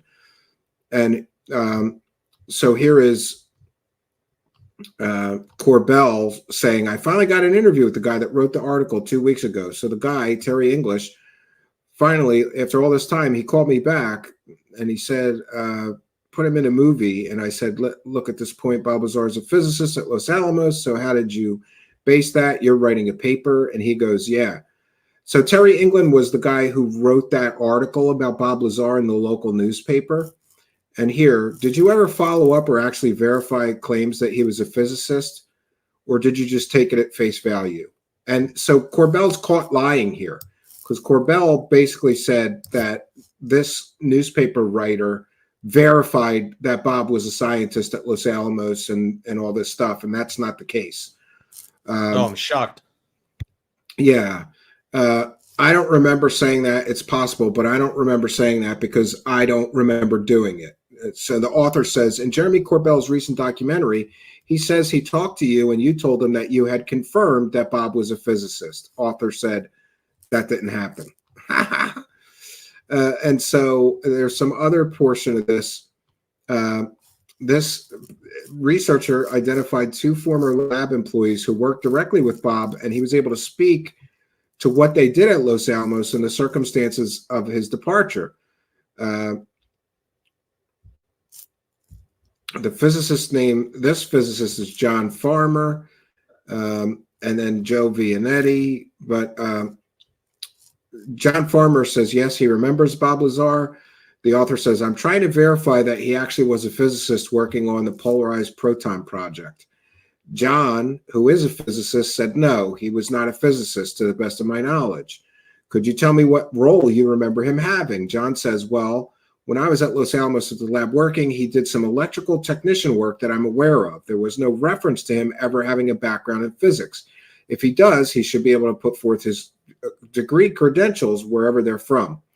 The author says, could you tell me a little bit about what kind of work he could have done? And John, the physicist, says, possibly some electronics associated with that project he was working in support of. I mean, it could be. I'm just saying that is anything related to what he's claiming or what he may have done. But as an example of what a support electrical tech would be if you were setting up an experiment and you needed to have an interface module to go between detectors that were being used, interfacing it to a computer and putting that system together in the cabling. That would be an example. Not that what he may have done, but what a support tech would do. And then John says, yes, you have to have a clearance badge to be able to get into the site where I worked. So the author says, so he would have had clearance. And John says, I don't know the status of any clearances he would have had, but you did have to show your ID badge to get access to the site. The author asked, did you have any experience with him? What was your read on him? And John says he was there for a limited period of time. He didn't overly impress me as being the sharpest knife in the drawer or anything like that. That's yeah. And then he followed up with this person and he said, when he worked for my section, I can't even remember what length of time, but it wasn't too long. But I can't make any comment of what happened after he wasn't working with us. What I can say is, I mean, myself and the other technician that were working with me.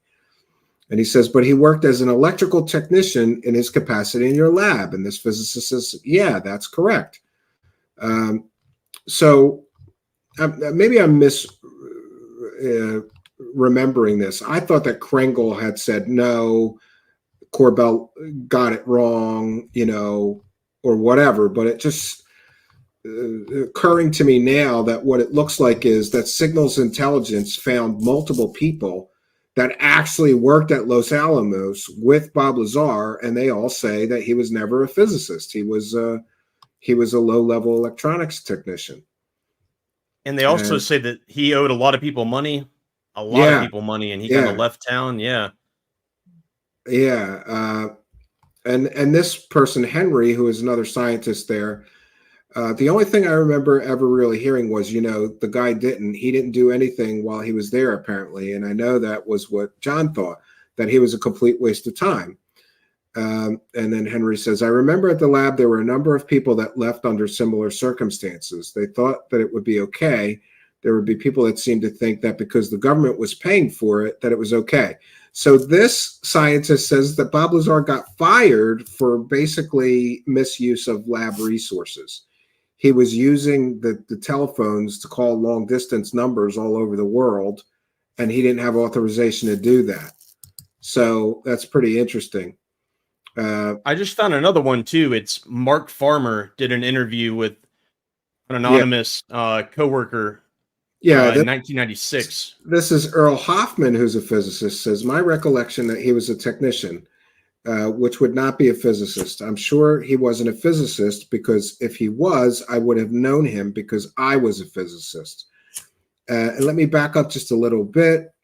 He was at Unintelligible. We called it, that was the accelerator when I knew about him, and he was off in an adjacent building, which is a little bit separated from the others. I knew that he was there because of his weird name, because when we fired the car up, you could hear it all over town. That's for miles. And I think I've never met him. I would have put quite a bit of money on whether he was a physicist or not. And I would say no. I think he was a technician of some sort, but I couldn't even tell you what kind of technician. Another physicist who had an especially important reason to know Bob is Richard Evans Mishka. And this person said, Mishka said, oh, so he wasn't actually a lab employee. Okay, yeah, I could say definitely. I served in management during that period. And if he had been a physicist, I would have hired him. So that is, I can say definitely not credible. Oh, and here's the Kringle part. Dude, here's something cool too. Okay. Yeah, let's get to the Kringle part. So we heard what Corbell said Kringle said. Is that just repeating that? I don't know. Yeah, so it's just refuting. So basically, this Signals Intelligence talked to like 5 different people that all worked at the lab at the time, and everybody said he wasn't a physicist. He was a low-level electronics technician. So we've got one guy, Kringle, that Corbell found said, oh, yeah, he was definitely a physicist. And what was Kringle's proof he was a physicist? Well, he had a lab coat and a pocket protector, and he was in some of the meetings. That's not proof he was a physicist. And this person, Signals Intelligence, found at least 5 sources that all say he wasn't a physicist. So if we go by the standards of evidence, Signals Intelligence wins. Here's a fascinating thing that so this guy, Mark Farmer, found somebody back in 1996 and asked him if apparently Bob Lazar owed this guy a bunch of money. I think like a couple $1,000s when he left town to go to Vegas. Apparently he left town, you know, like a robber trying to escape into the night. And so this guy, Mark Farmer, says, oh, okay. Did he ever pay you back? And this guy responds, he says, well, that's kind of a strange story. Yes, I got paid.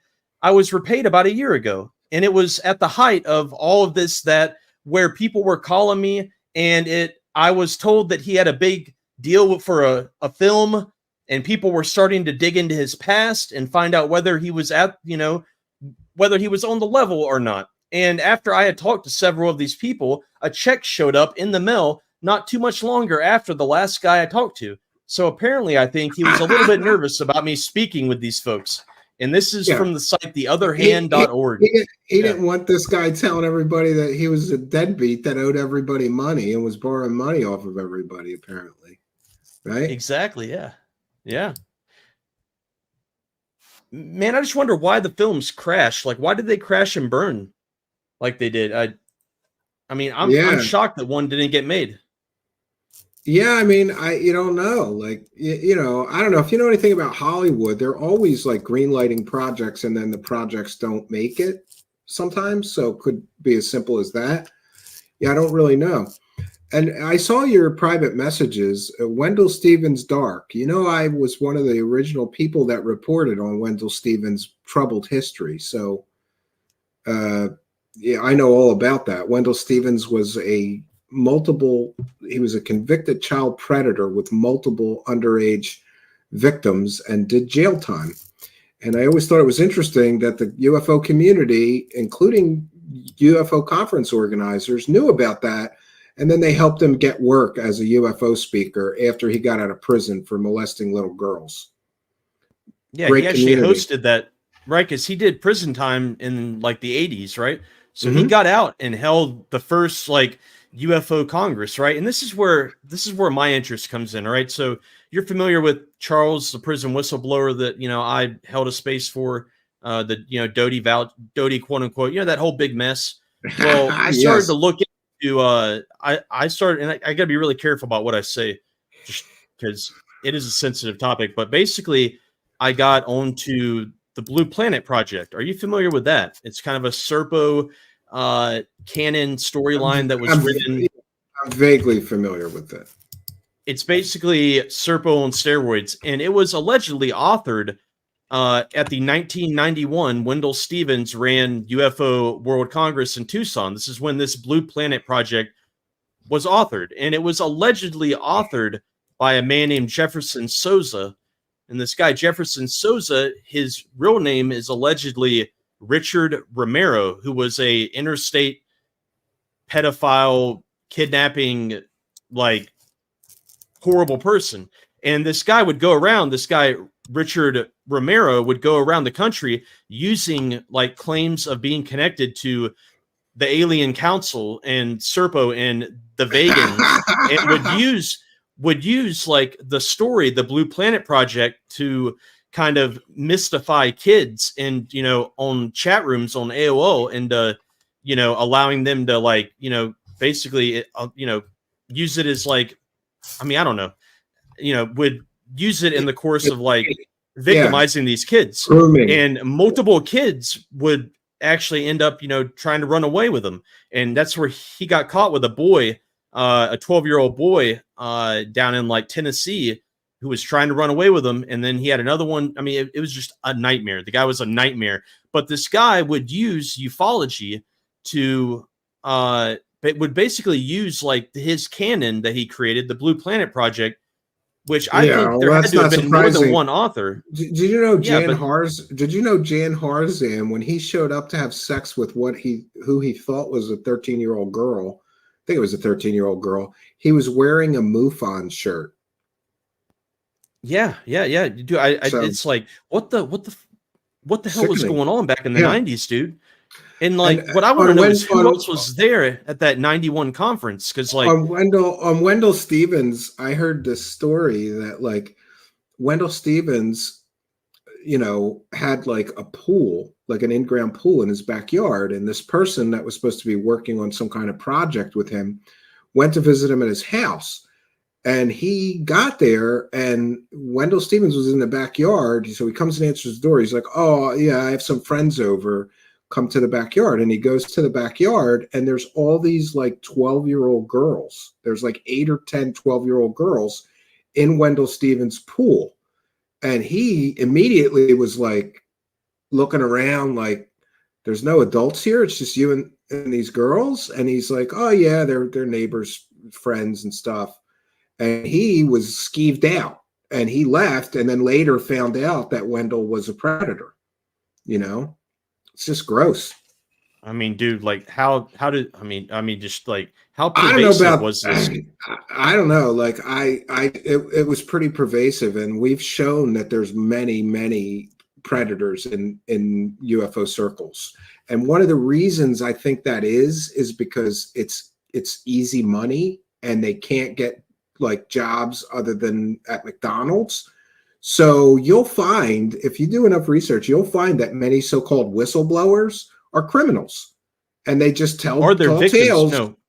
Or they're victims, yeah. But there's a lot of victims, which is like there's that are criminals, especially of a sexual nature, because that stigma. Like, who's going to hire somebody that molested children? Not many people. Do you know what I mean? So they need money, and a lot of people have cashed in on this. Like Kerry Cassidy used a court-martialed child predator that she knew was a court-martialed child predator. Same for David Wilcock. He was interviewing a court-martialed child predator who was telling them secret space stories, and they were all making money off of this guy, knowing, I believe they knew, that he was a child predator. But, you know, like, hey, he's going to supply alien stories to sell our following. He'll get some money.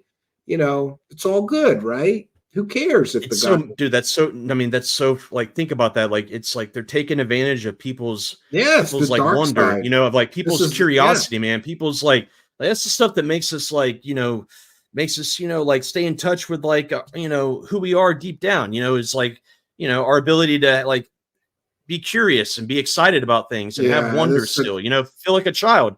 And people like use that to victimize. It's so, dude, it's just so fucked up. Yeah, there's a lot of dark stuff. And I don't know if you saw, but we showed a breakdown of this Charles McNeil.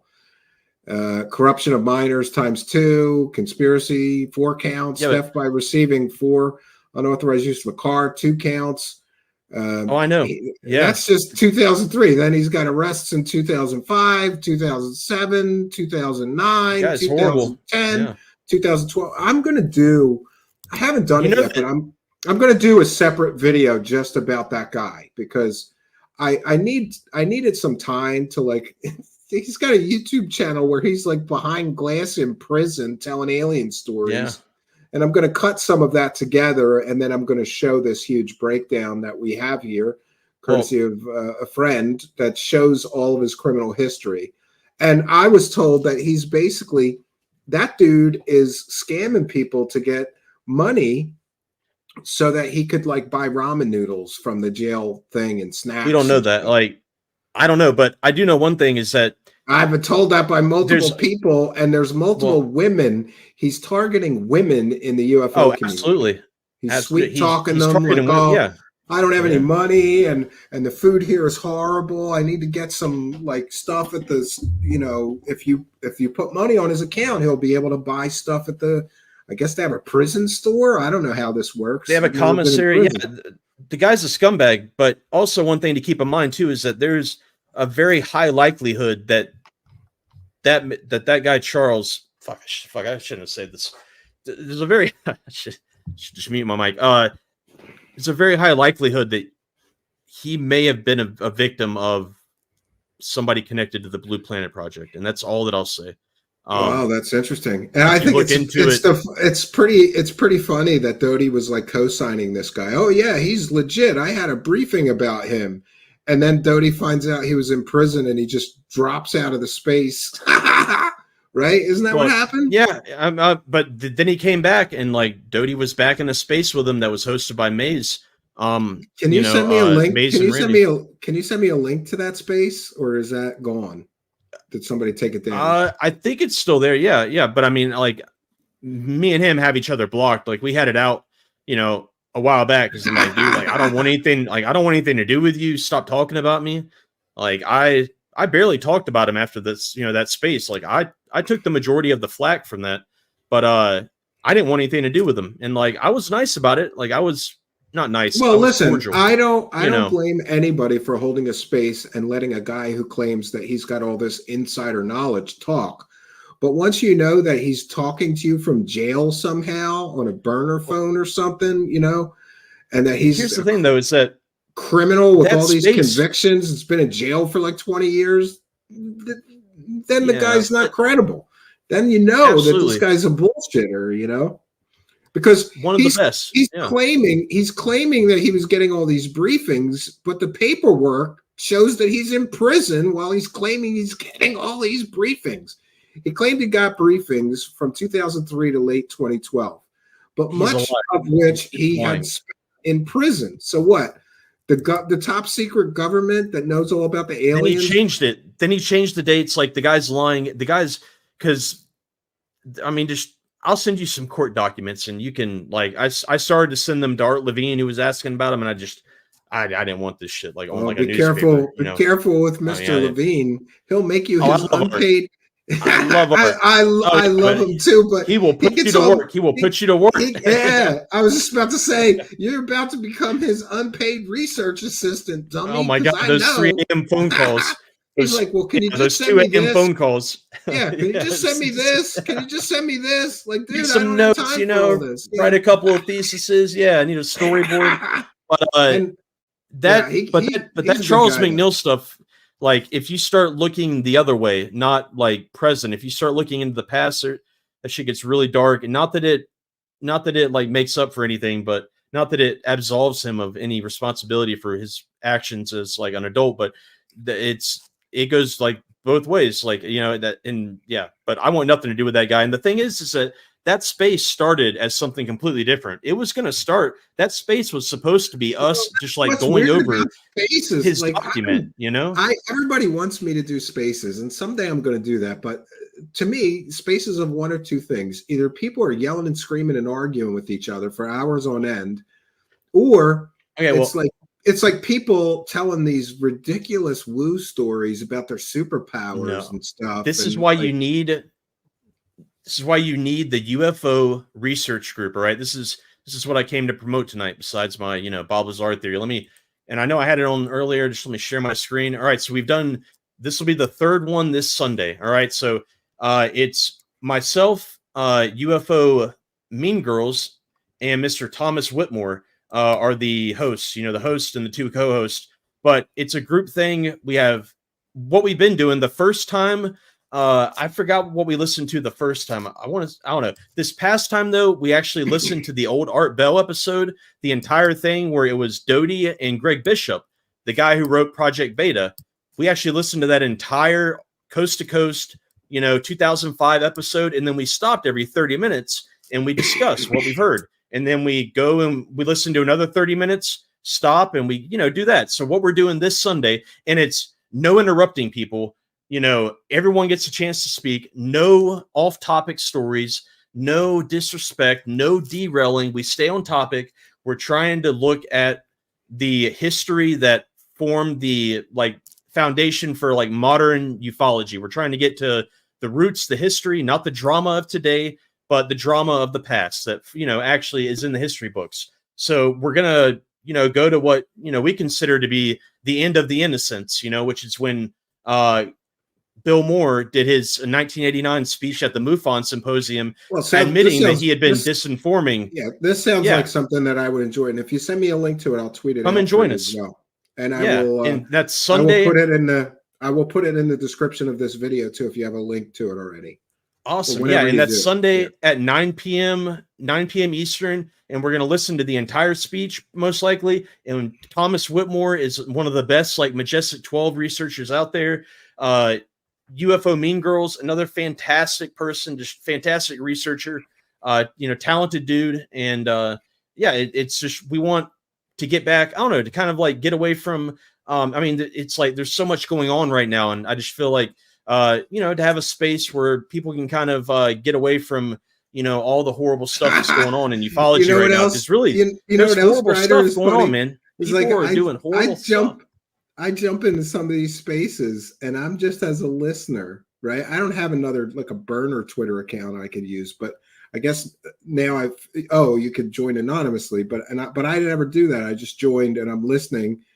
And every once in a while I join a space and somebody will notice that I'm there and be like, Stephen Cambion is here. What is that cocksucker doing in here? He's a debunker. Oh, So, you know, like, oh, come on, you No. asshole. I'm just Oh, listening dude. to see what you're talking about. And you know what? It's probably nothing I want to hear. So see ya. That's probably like elections. Oh man, did I tell you what? This guy, like this old guy named Elections, he's angry at the world, you know, and everything. Elections or perish. Oh, he hates you. Oh, man. Every time that I say your name, which is every time that he's in the room just to piss him off. Oh, he goes off. Like, I don't know what you did. You debunked something of his that he held personally deep down. In my experience, the people who really, really hate my guts, they hate me for ruining something that they used to enjoy that they can no longer enjoy because now they know it's total horse shit, you know? And I've lost my patience for some of the stupider people. Like I have an autistic son who's very, very, he's nonverbal. He's very handicapped. And I don't like the word retarded, but I just started using it to some people. Like there's people in my YouTube comments telling me that the piece that we did on Linda Moulton Howe selling fake pictures of aliens as real pictures of aliens, the second one, we caught her twice now, that was an unnecessary hit piece. And how dare you? She's a serious journalist. You know, so I just, I'm losing it on these people. Like, are you kidding me? We caught her selling completely fake pictures of aliens twice, and you're saying this is a hit piece? She never gave the money back. She was also disinformed, though, right? Like she never gave the money back.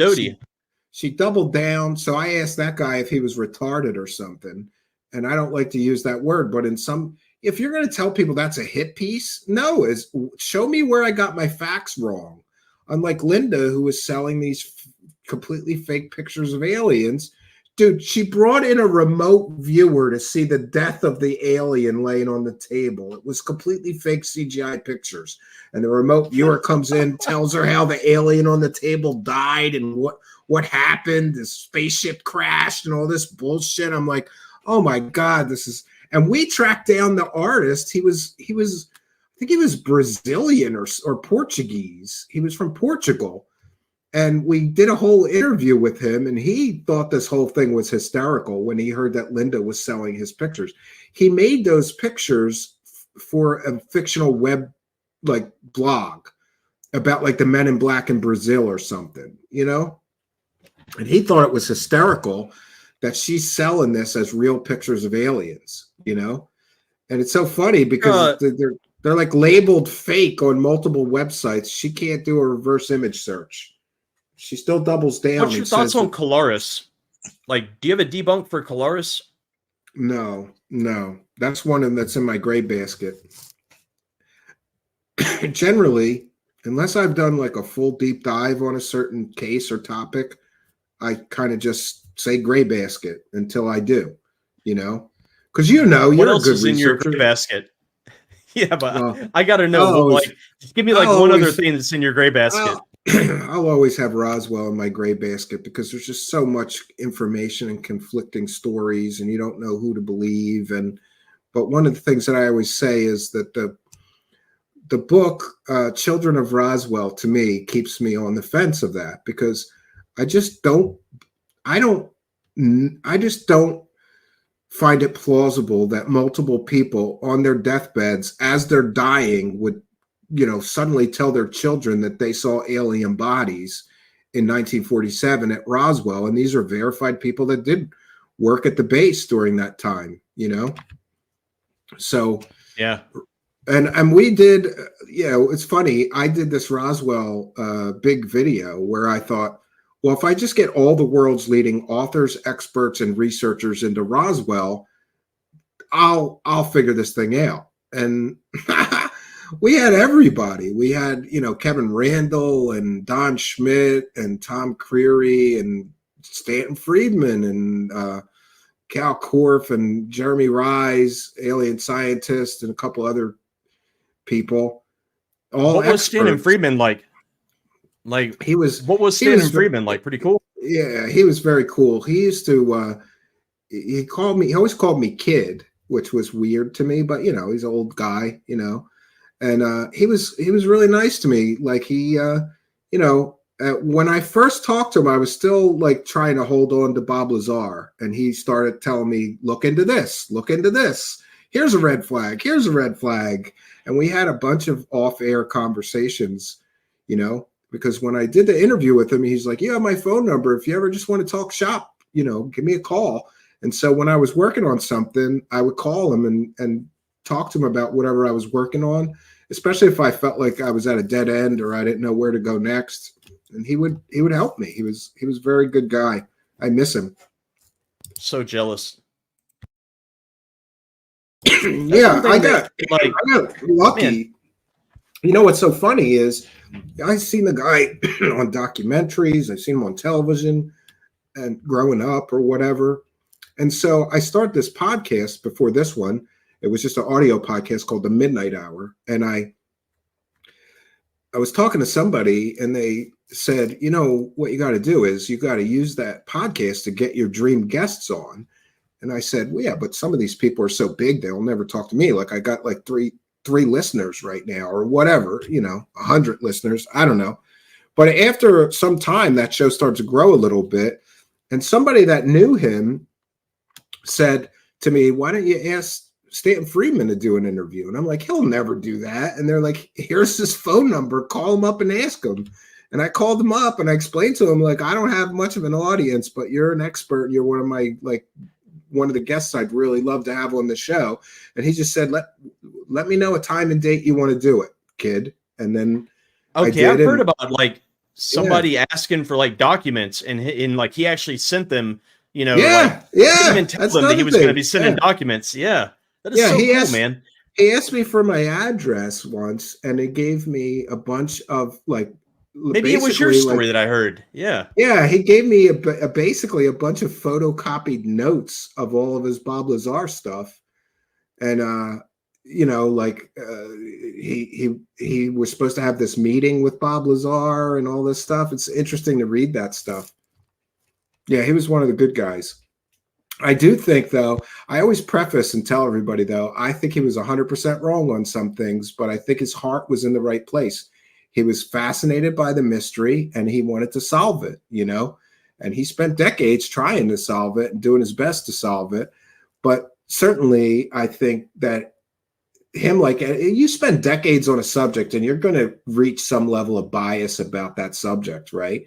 So he was biased. He was convinced, Grider, that the aliens are visiting Earth. He was 100% convinced.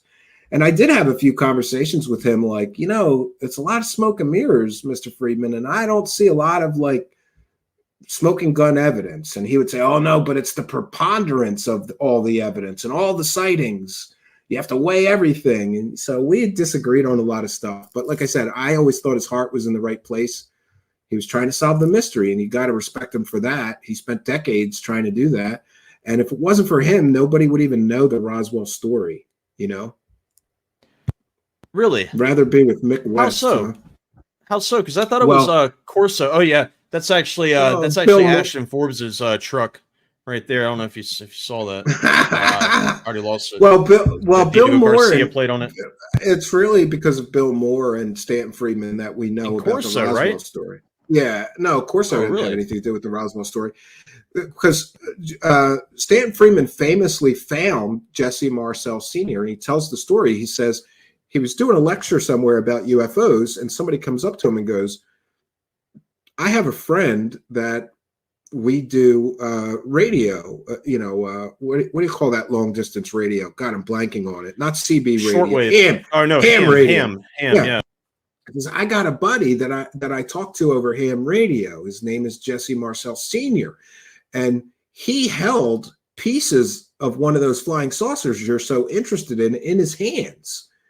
And so Stanton Friedman's like, great, can I talk to him? And Stanton Friedman calls up Jesse Marcel Sr. And he was the first person to get to Jesse Marcel Sr. and get his story, I believe.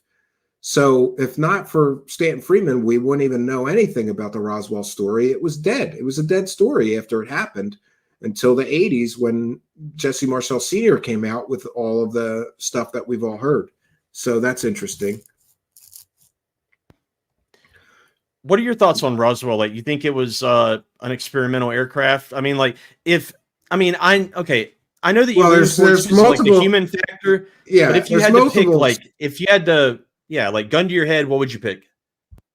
There's multiple. There's really several explanations. One of them is that it was some kind of secret technology being tested, and therefore why there was all these cover stories. But one of the convincing things to me is the debris switch. A lot of people think that it's just Jesse Marcel Sr. that said, "Oh no, those famous pictures, they switched out the debris." There's another witness who was there with Jesse Marcel Sr. who said they switched the debris. This is not what we found in the debris field. This is a weather balloon. They switched what we really found for the weather balloon, which makes it a cover story. So if they're willing to do a cover story, then one of two things. It could have been aliens, or it was some kind of secret technology. We had Walter Bosley on our Roswell series also, and he has a theory that it was some sort of space technology from the V2 projects from the Nazis that they were testing that came down, which is another possibility. Yeah. I don't believe that it was just a weather balloon, because a weather balloon does not leave miles long. There's multiple people that said that the debris field was miles long. A weather balloon comes down and it's a small pile of shit in the middle of a field. It's not miles long debris field. So who knows? But then I do have problems with the story. Like originally there was no alien bodies, and that gets tacked on. Now there's another crash site where maybe an escape capsule or another craft crashed in Corona, and that's Stanton Freeman's famous book Crash at Corona. So it's one of those great mysteries, Did he ever write a book with Doty? Someone mentioned it the other day in a space, and I didn't think it was true. I don't believe so. Not that I'm aware of, but that'd be a book I'd probably read. Well, Doty's Doty's an interesting character. I interviewed him once, and he's very charismatic. Listen to it, yeah. Even when you think he's full of shit, me and Doty talk in the DMs all the time. Doty gives me the likable guy. Yeah, pie recipes, and he's been giving me tips on how to woodwork and how to great. You just can't believe anything that he says is 100% facts, though, because he gets caught in so much bullshit, like co-signing Charles DeMille, Oh, dude, that's the worst. Yeah, I mean, that's the thing. Is like I can forgive all the stuff that he did under orders in the service. That's because I know how that is. To my knowledge, I'm like the only person that ever asked him, like, do you regret what you did to this man? And wouldn't there he says yes, yeah, like he said yeah. Yeah, but apparently he's in the process of writing an autobiography. That's like some inside news. I don't know if you guys. I don't think he's ever talked about it. I don't think he's ever announced it. But oh man, yeah. Well, listen, I enjoyed our talk, and we're just about over time. Yeah, thanks a lot. So I will add the link to the space you're promoting for this Sunday, and I'll do what time is it on Sunday? 9 p.m. Eastern, and please stop by. Yeah, no, I definitely will. It'd be nice to be in a Twitter space with more serious people. I go into some of these spaces and somebody starts talking about their, whatever, their superpowers or past lives, and I just go, oh yeah, shut it off. Not going to happen. No, I mean, but absolutely. Any attempts at derailing the conversation, I just stop it immediately. That's the more proper conversation. That's the more proper way to run a space, because some of these spaces it's just chaos, and I'm not interested. It's just so aggravating when it's 12 different people talking about 12 different things. You can't ever have a conversation. You can't ever get somewhere and advance our knowledge if we're having 12 different conversations at the same time. It's like everybody already has their point that they want to make. Like we have a topic that we're talking about, and like I said, it's going to be that's a proper way to do it. If I ever do a space, I'm going to do some ground rules like that as well. Like, here's the topic for tonight. Let's stay on the topic. Don't come here and tell me about your alien abduction experience or the ghosts that you saw, because it's got to be more focused. Yeah, but you got to have a good co-host though. I got the best co-host, UFO. You got to have a good co-host. I talked to Go Kick Rocks, Jess. She's going to be the co-host with me. There you go. Gotta have a Also, co-host who just well, now you ready can to do it kick on ass. desktop, but back when we were when I said I've said 10 times I'm going to do it, you could only speak on the phone, but now you could do it on the desktop. Because remember, I'm literally half blind, so what we planned is that Jess would just run the space and I would just listen and talk, so I don't have to worry about the buttons and who's up and who's the speaker and who's, we'll probably still do that. Yeah, I mean, I love doing it with my desktop. I use like voice meters so I can do a soundboard and I can play directly from like my Brave browser while, doing the space on my Chrome browser so I can play like the live audio. Yeah. Oh, it's fantastic. Like spaces can be a really good thing, but they can also be a really toxic. They can be really aggravating. Like it's probably taken a couple years off my life, being in spaces and having somebody drone on for just like hours at a time. And, it's like people yelling at each other, people being ugly, and then just like aggravating. Yeah. People just, Well, that's why I didn't want to do spaces, because for a while, every space I went in was just people arguing. I go, I don't want to do this for 2 hours. I don't want to yell and scream with somebody for 2 hours, Well, you got to be the host, man. You got to host and you got to have that mute button, and you got to be able to kick people. Like I've kicked people who were my friends. Like, it's caused serious issues. Well, Twitter, Yeah, it's caused drama on Twitter. Yeah, you got to be willing to kick your own mother. All right, I mean, if it's against the rules, it's against the rules. All But right. thank Well, you, listen, Stephen, for having me, man. I really I appreciate had it. a good time. Yeah, We I hope haven't done everybody enjoys the theory. We haven't done a show on Bob Lazar in quite some time, so we talked about some interesting things. And maybe for those people who missed all those other shows that I've done, this is a bit of an update and some good information about the false UFO messiah, Bob Lazar. Yeah, I mean, just please, guys, if there's people out there that want to do their own research further up the road than what I've taken it, just be respectful, is all that I ask. George Knapp and his wife don't deserve to get harassed. We don't know anything for sure. This I mean, what you have is a theory. Just all a theory. It's a interesting, theory, though. Yeah. It's good. It's Right, compelling. Yeah, but thank you. Hey, and have a good evening. I will hope to see you Sunday, all right? I will at least drop in, I promise you. I'll be there. All right. Take care, Stephen. All right. Good night. All right. Grider, always interesting. He's been a guest twice now, and both times brought us some interesting information and things to think about. So I'll take some comments and questions from the live chat before we bounce on out of here. And for those unaware, I don't believe there'll be a show tomorrow night, but there will be quite a weekend here planned. I've got, I don't know if the third one is, one of the videos is 11 hours or 11 and a half hours. And one of the videos is 10 hours. And I don't know about how long the third one is, because I still have to make that after tonight's broadcast. I'll be making some Patreon and members only content in the next couple days. I'm just a little bit behind on things. We've got our new set in front of me, which I hope that will be debuting in the next couple of weeks. We've got a lot going on here. Al Garay says, thanks, Stephen and Grider. Good information tonight. Yeah. Plan D, hot night chat. Owie? I don't know what that means. Aliens or Sus says, I was abducted by the ghost of Sasquatch and love rumped by Dracos. I've got a story for sale. That's a likely story, right? Yeah, Operation Shutdown says Grider was a quality guest. Yeah, and like I said, we haven't done a Bob Lazar show in quite some time. So this is probably the last live show of the week, because life is better at the cabin. And thanks to my lovely wife, my children have off tomorrow and Friday, and I think she feels bad. So I'm going to do tomorrow with the children, and then she's taking off on Friday, which means I get to leave tomorrow night. As soon as my wife comes home from work, I think my car's already packed. And for those unaware, I'm working on the Hideaway, which is a little tiny cabin that's way off in the woods. There's no power, there's no internet, there's nothing there but woods. And, woods and animals, plenty of animals there.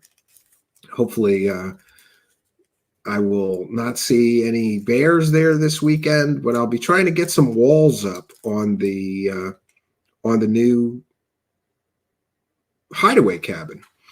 And I'm very excited because I have a bunch of windows which I know is going to make it go faster because they fill up a lot of space that you don't need the logs for when you're putting the windows in. And I have a big door and a door frame. We're going to have a hideaway cabin, hopefully before winter. Trolley Troll Troll says, going to be fishing, Stephen. What is the score? 21-3. I don't know. My son caught like 40 fish and I caught like 3. But in my defense, I was always helping, like he gets his line snagged and I got to redo his line with the hook and the bobber and the sinker and the bait, or I'm helping him rebait, or I'm taking the fish off the hook and helping him throw it back. Next year, I told him that we got to make it fairer for his old dad, right? Theory of the unknown, a confirmation of the truth yet settled upon. And now isn't it funny how the mind works? Earlier today, I was talking about there's some effect. I was talking about the Dunning-Kruger effect, which, according to Google, is a cognitive bias that causes people to overestimate their own knowledge or abilities when they lack the expertise to do so. This effect can lead to poor decision-making, mistrust, and dangerous positions. So it's people with limited competence in a particular domain overestimate their abilities. And a good example of the Dunning-Kruger effect that I could think of is somebody like Ashton Forbes telling everybody that he's going to be selling free energy devices, or somebody like David Wilcock claiming that he's going to be selling anti-gravity powered or free energy powered anti-gravity hover cars. You don't have the skills necessary for this thing you're promising people. Dunning-Kruger effect. It's funny how the mind works. I blanked on that, and then it just suddenly popped in my head. So what can I say, friends? We've done our due diligence. I'm going to bounce on out of here. Not sure when I will be back, but follow me on Twitter at Stephen Cambion. Be sure to use our website. Keep up with all the latest episodes, whether you want the video versions of the episodes or the audio versions. They're all on our website, truthseekershow.com. One Truth Seeker, the word show, all one word, .com, truthseekershow.com. And like I said, it's a good idea to follow me on Twitter at Stephen Cambion, because then I always put whatever we're doing on Twitter before we do it. You could also follow me on Facebook, but I think I'm at my friend limit or whatever, but you could follow me there. So we want to thank all of you kind and generous benefactors. We want to thank our guest tonight, Grider, and all of you for joining us. So that's all I got for you, friends. Until next time, my name is Stephen Cambion. Good night, and God bless all of you.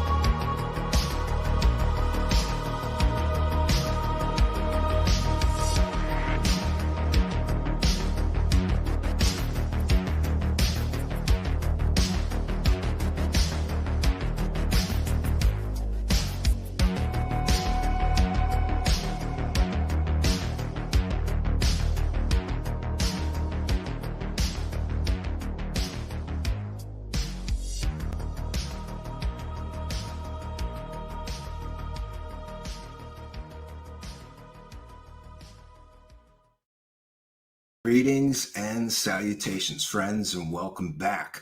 Tonight, we're going to be taking quite the trip down a rabbit hole that I got stuck in 1989.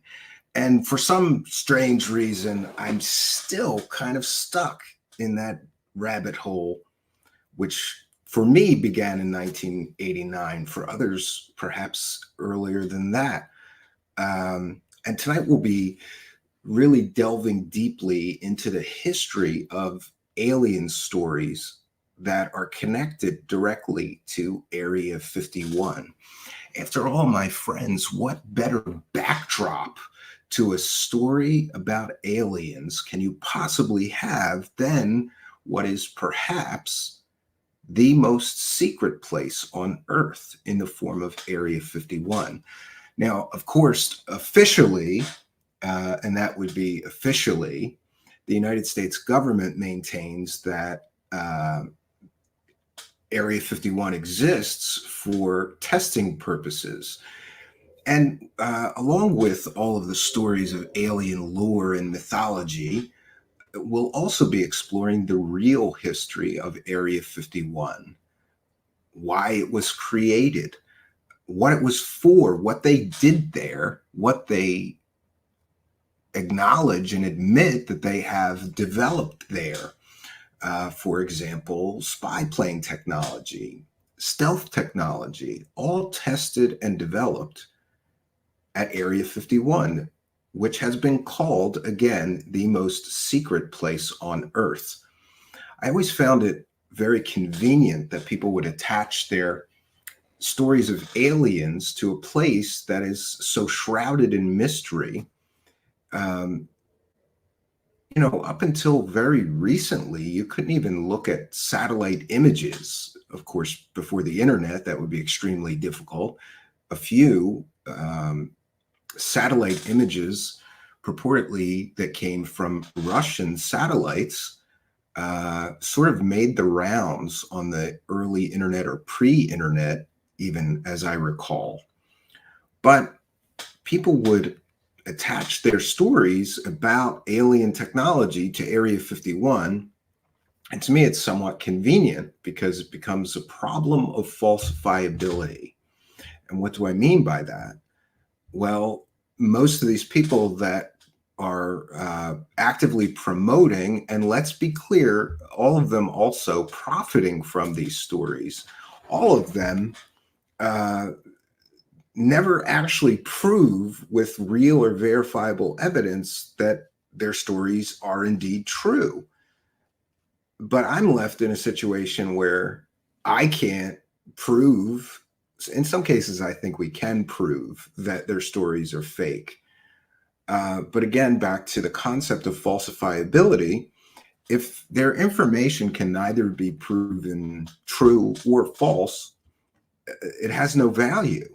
We're just stuck at an impasse. And that seems to be the way that most of these stories have worked. We're going to take a moment to welcome in the live chat, and we'll begin our presentation. But before we do, I want to make sure that I acknowledge and make sure everyone understands that there is a lack of any moderation on our channel. And I talked about, we've just removed all of the mods. People were doing things I didn't agree with, including hiding users, muting users, deleting users, blocking users, banning users, whatever. And we do not support that. We don't have an echo chamber here. So if you're one of those people that were affected, I apologize. I did not give my knowledge or, consent or direct anybody to mute, whatever, ban people. And this applies both to our Discord and to our live chat. So welcome all of our live chatters, whether you're chatting on Rumble or on Twitch or on the Twitter live feed or the Facebook live feed or here in our YouTube channel or on pill.net. Welcome all live chatters, one and all. So we'll begin our exploration of Area 51 and aliens tonight with a bit of a history lesson. Area 51, after all, is a highly secretive and classified U.S. military facility that is located in the Nevada desert. and it has been shrouded in mystery for decades. Tonight, we'll be delving into the history and origins of Area 51. We'll be discussing its pivotal role in developing classified weapons and surveillance platforms, including the U-2 spy plane and the SR-71 Blackbird, as well as stealth technology. We'll also be examining several of the stories and the storytellers that attached their alien and alien technology stories directly to Area 51. So if you're here for the alien stories, you're going to get them. Tonight we'll be including claims of alien spacecraft, alien bodies, and alleged back engineering programs taking place at Area 51. We'll be focusing on the controversial claims made by Bob Lazar and others. And throughout tonight's exploration, we'll distinguish between documented historical real programs and unproven conspiracy theories. Area 51 is also known as Groom Lake, or the Nevada Test and Training Range, has long been the subject of intrigue, speculation, mystery, and conspiracy theories. This top-secret military base, operated by the Air Force, has played a crucial role in the development of classified aircraft, surveillance technologies, and experimental programs. We will aim tonight to separate fact from fiction and shed some light on the historical and well-documented aspects of Area 51, while examining the many unproven claims and conspiracy theories regarding aliens, alien technology that surround the Area 51 base. The origins, the real origins of Area 51 trace back to the early 1950s. And at this time, it was right after World War II, and the Cold War was, I don't want to say heating up, the Cold War was becoming a real issue. And the United States government sought a remote and secure location for the development and testing of experimental aircraft. Of course, much of this experimental aircraft would center around spy planes. The United States government was desperate for intelligence gathering against the then Soviet Union. The Area 51 site itself, situated approximately 80 miles northwest of Las Vegas, was chosen for its isolation and limited public access. Construction of the facilities there began in 1955, leading to the establishment of the facility now known as Area 51. One of the most significant programs developed there was the U-2 spy plane, and of course, my favorite airplane of all time, the SR-71 Blackbird. One of Area 51's most significant contributions to military technology, after all, was its role in the development of these high-altitude reconnaissance aircraft. The U-2, developed in the 1950s, provided critical intelligence gathering during the Cold War. Subsequently, the SR-71 Blackbird, known for its speed and altitude capabilities, was also tested and operated out of Area 51. These aircraft played a pivotal role in intelligence gathering and national security. Then, of course, Area 51 is also very famous for the development of stealth technologies. Area 51, after all, was instrumental in the development of stealth technologies, with the first experimental stealth aircraft, the Lockheed Have Blue, which was being tested there in the late 1970s. This paved the way for the F-117 Nighthawk and other stealth aircraft like the stealth bomber, which significantly enhanced the capabilities of the United States military. Then, of course, there are the various claims of alien spacecraft. And to me, one of the most enduring and popular conspiracy theories surrounding Area 51 is the belief by many that it houses extraterrestrial spacecraft. However, no concrete evidence has emerged to support these claims, and the U.S. government has maintained that Area 51 is used for military testing and development, not extraterrestrial technology. One of the most sensational claims are the claims of alien bodies being stored somewhere on Area 51. So some conspiracy theories go further, suggesting that not only alien spacecraft are housed at Area 51, but also alien bodies that have been discovered at various alien spacecraft or UFO crash sites, taken to and then studied at Area 51. And despite numerous claims and stories, many of which we'll be reviewing tonight, there is no verifiable evidence to support such allegations. Bob Lazar is alleged to be a former employee at Area 51 who claimed that he claimed that he had been involved in a special project aimed at reverse engineering extraterrestrial technology. And among all the people who have pushed stories about aliens in Area 51, Bob Lazar is perhaps the most famous. His accounts have been met with skepticism and controversy, as well as an awful lot of profit. And you may be aware that the story came back. The story originated in 1989, but it got repackaged and resold again recently by one Jeremy Corbell. However, after more than 30 years, there is still no conclusive evidence that substantiates his claims. And actually, there is a great deal more evidence that Bob Lazar was a fraud and a profit-driven liar. There's a great deal of controversy surrounding Bob Lazar. And the controversy really centers on his claimed background. After all, Bob Lazar claimed to be a real scientist, a physicist, but he could show no scientific degrees. And in fact, many believe, including this researcher, that he indeed 100% lied about his entire educational background. So the verifiability of his employment at Area 51 has never been established, and there are multiple inconsistencies in his accounts, despite people claiming that he hasn't changed his story for 30 years. And while his story remains highly profitable to some and widely circulated, it has not been definitively proven, and I don't believe that it ever will be. So just to review, we have, of course, a history, a known and verifiable and real and credible history of real programs at Area 51, such as the development of the U-2 spy plane and SR-71 aircraft. And this real history of Area 51 is well documented and even acknowledged by the United States government. And of course, the testing and development of stealth technologies at Area 51 are known and substantiated and admitted to by the United States government.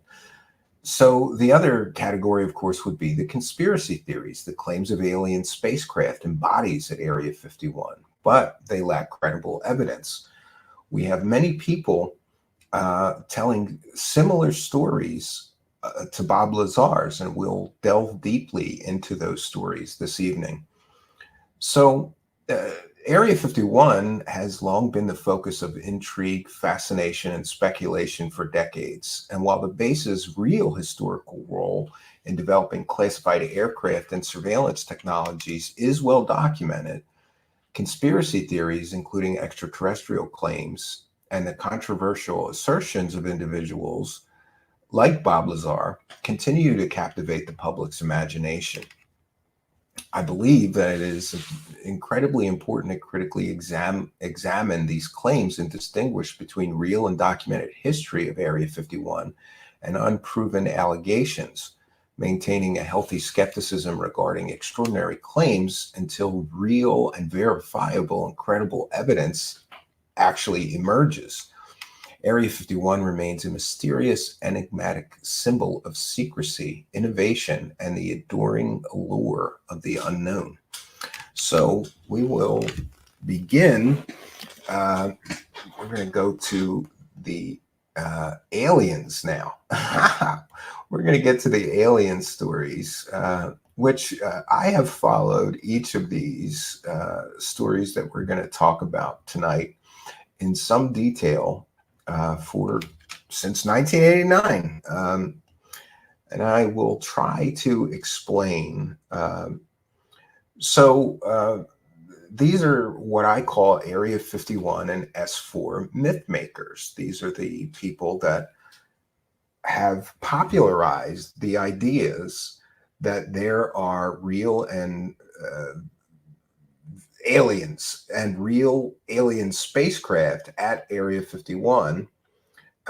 So John Lear was actually the first person to popularize. He not only popularized the idea of aliens at Area 51, but he publicized and popularized the earliest conspiracy theories surrounding aliens and flying saucers and alien spacecraft being housed at Area 51. And John Lear is an interesting character because, like many people who get into UFOs, he had an impressive background and real credentials. He really did fly secret missions for the United States government. He was an incredibly well-accomplished pilot who came from this Lear pedigree. You may have heard of the Lear jet. That was an invention of John Lear's father. John Lear's father invented many things, actually, including, I'm told, the 8-track tape system. So he held many patents and was incredibly wealthy. John Lear had a perceived credibility about him. And especially early, John Lear came across as incredibly believable and credible. And I'm going to share with you an early interview of George Knapp and John Lear. And George Knapp, of course, would be the next person on our list who really did help to popularize the mysteries and conspiracy theories surrounding Area 51, especially when it comes to aliens at Area 51. And one second, we are going to be, I'm going to get that for you. Yeah, so I have a video, and I have just mirrored these. You can find it on News 8. News 8's YouTube channel still has these old George Knapp early interviews about UFOs and aliens, and I'm glad that they're still existing and you can still use those as a resource. It's only through the lens of history that we really get the best look at what's really happening here. So this is an early interview with John Lear. George Knapp had this Sunday talk show, and he hit the gold mine with aliens. George Knapp himself, I've heard him in an interview talk about getting huge ratings when he had John Lear on to talk about UFOs. So then he became sort of all chips in on the UFO stuff. This is where George Knapp began with his coverage of UFOs. And John Lear, interestingly, came to George Knapp before Bob Lazar, but these guys were all friends. That's something that's very important to point out. And interestingly, John Lear would make very, very incredibly similar claims about flying saucers being housed at Area 51 and being back engineered and studied before Bob Lazar came out with his story. So is it a coincidence that these guys were all friends and Bob Lazar just happened to work at the very base that John Lear is going to describe in this interview before Bob Lazar was known and became public? It's a bridge too far for me, but let's get into it, friends. Oh, and let me think maybe one second here. Let me I'm going to need to put my fair use banner up. This is a transformative work. We're educating the public, and we'll be critiquing and discussing the video that we will be sharing. This is the briefest one I have for this presentation. Think maybe it's a top secret area. If the Air Force actually does have them, maybe they got him here. I'm certain they do. Up at the test site, there's a report that of the 3 that they got in perfectly good condition, at least 1 is up at the test site and has flown. So interestingly, Bob Lazar is sort of, if you could imagine, maybe it was sort of some one-upsmanship, because this interview took place, I think, a year before Bob Lazar came out with his allegations. and whole story. And here, John Lear is describing that at Area 51, they have 3 intact alien spacecraft flying saucers. And at least one of them is being test flown. And, I guess they kind of figured it out. And then along comes Bob Lazar a year later and says, oh, no, there's not 3 flying saucers there. There's 9 of them. I just think it's interesting that this is John Lear's interview a year before Bob Lazar was interviewed by George Knapp. And is Bob Lazar sort of just jumping in here and expanding the original story as we see it as a seed here in its infancy? Maybe. And one was being flown as of 1981. By us. By us, yeah. We mentioned at the top of the show that perhaps a breakthrough might be coming. That some of these people from This gets MJ12 interesting. or from the Project Blue Book who are in on the. So remember, this is like 1988. This interview took place. Now imagine what he's going to say about whistleblowers coming forward and how we're finally going to get disclosure and the truth about disclosure. And remember that this is 1988, and it sounds strikingly similar to all the stuff that the Disclosure Boner crew are always saying now. And again, this is why it's important to view these things through the long lens of history. The government's research and who saw some of this stuff might be ready to talk. We got about a minute left. Why don't you tell me about that? It's our information that part of MJ12 wants to release it, part of it doesn't. We're hoping that we can do this, but of course, as researchers, we're not aware of all the ramifications. We just know of what we're looking at. So we would like to see them release it, but we really don't know if they are. And of course, for those unaware, MJ12 is the mythical organization that is tasked with keeping the UFO and alien secrets from the general public. It has long been the mythology and accepted mythology by many very interested in UFOs, but there is some documents that are pretty shady, and people have argued for decades whether those MJ12 documents are real or fake, or partly real, partly fake. MJ12 was apparently a group of scientists, high-ranking government officials, intelligence people, etc., and the 12 of them would keep the secret of the alien contact on Earth from everyone else. Of course, they'd run around and grab anything, any alien technology they could and study it. And John Lear here is saying that, some members of MJ12 are going to spill the secrets. So yeah, those high-ranking people that know all the secrets about the aliens, they're going to come forward and spill the secrets. Sound familiar? Okay, John Lear, it's been very interesting. You keep us posted. Sure will. Thank you. We'll see you next week with more of On the Record.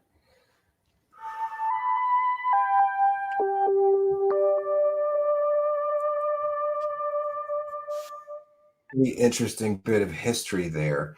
And I, for one, am glad when I see that some things like this are still available. So we're going to go back to my graphic here. So again, Area 51 and S4 myth makers.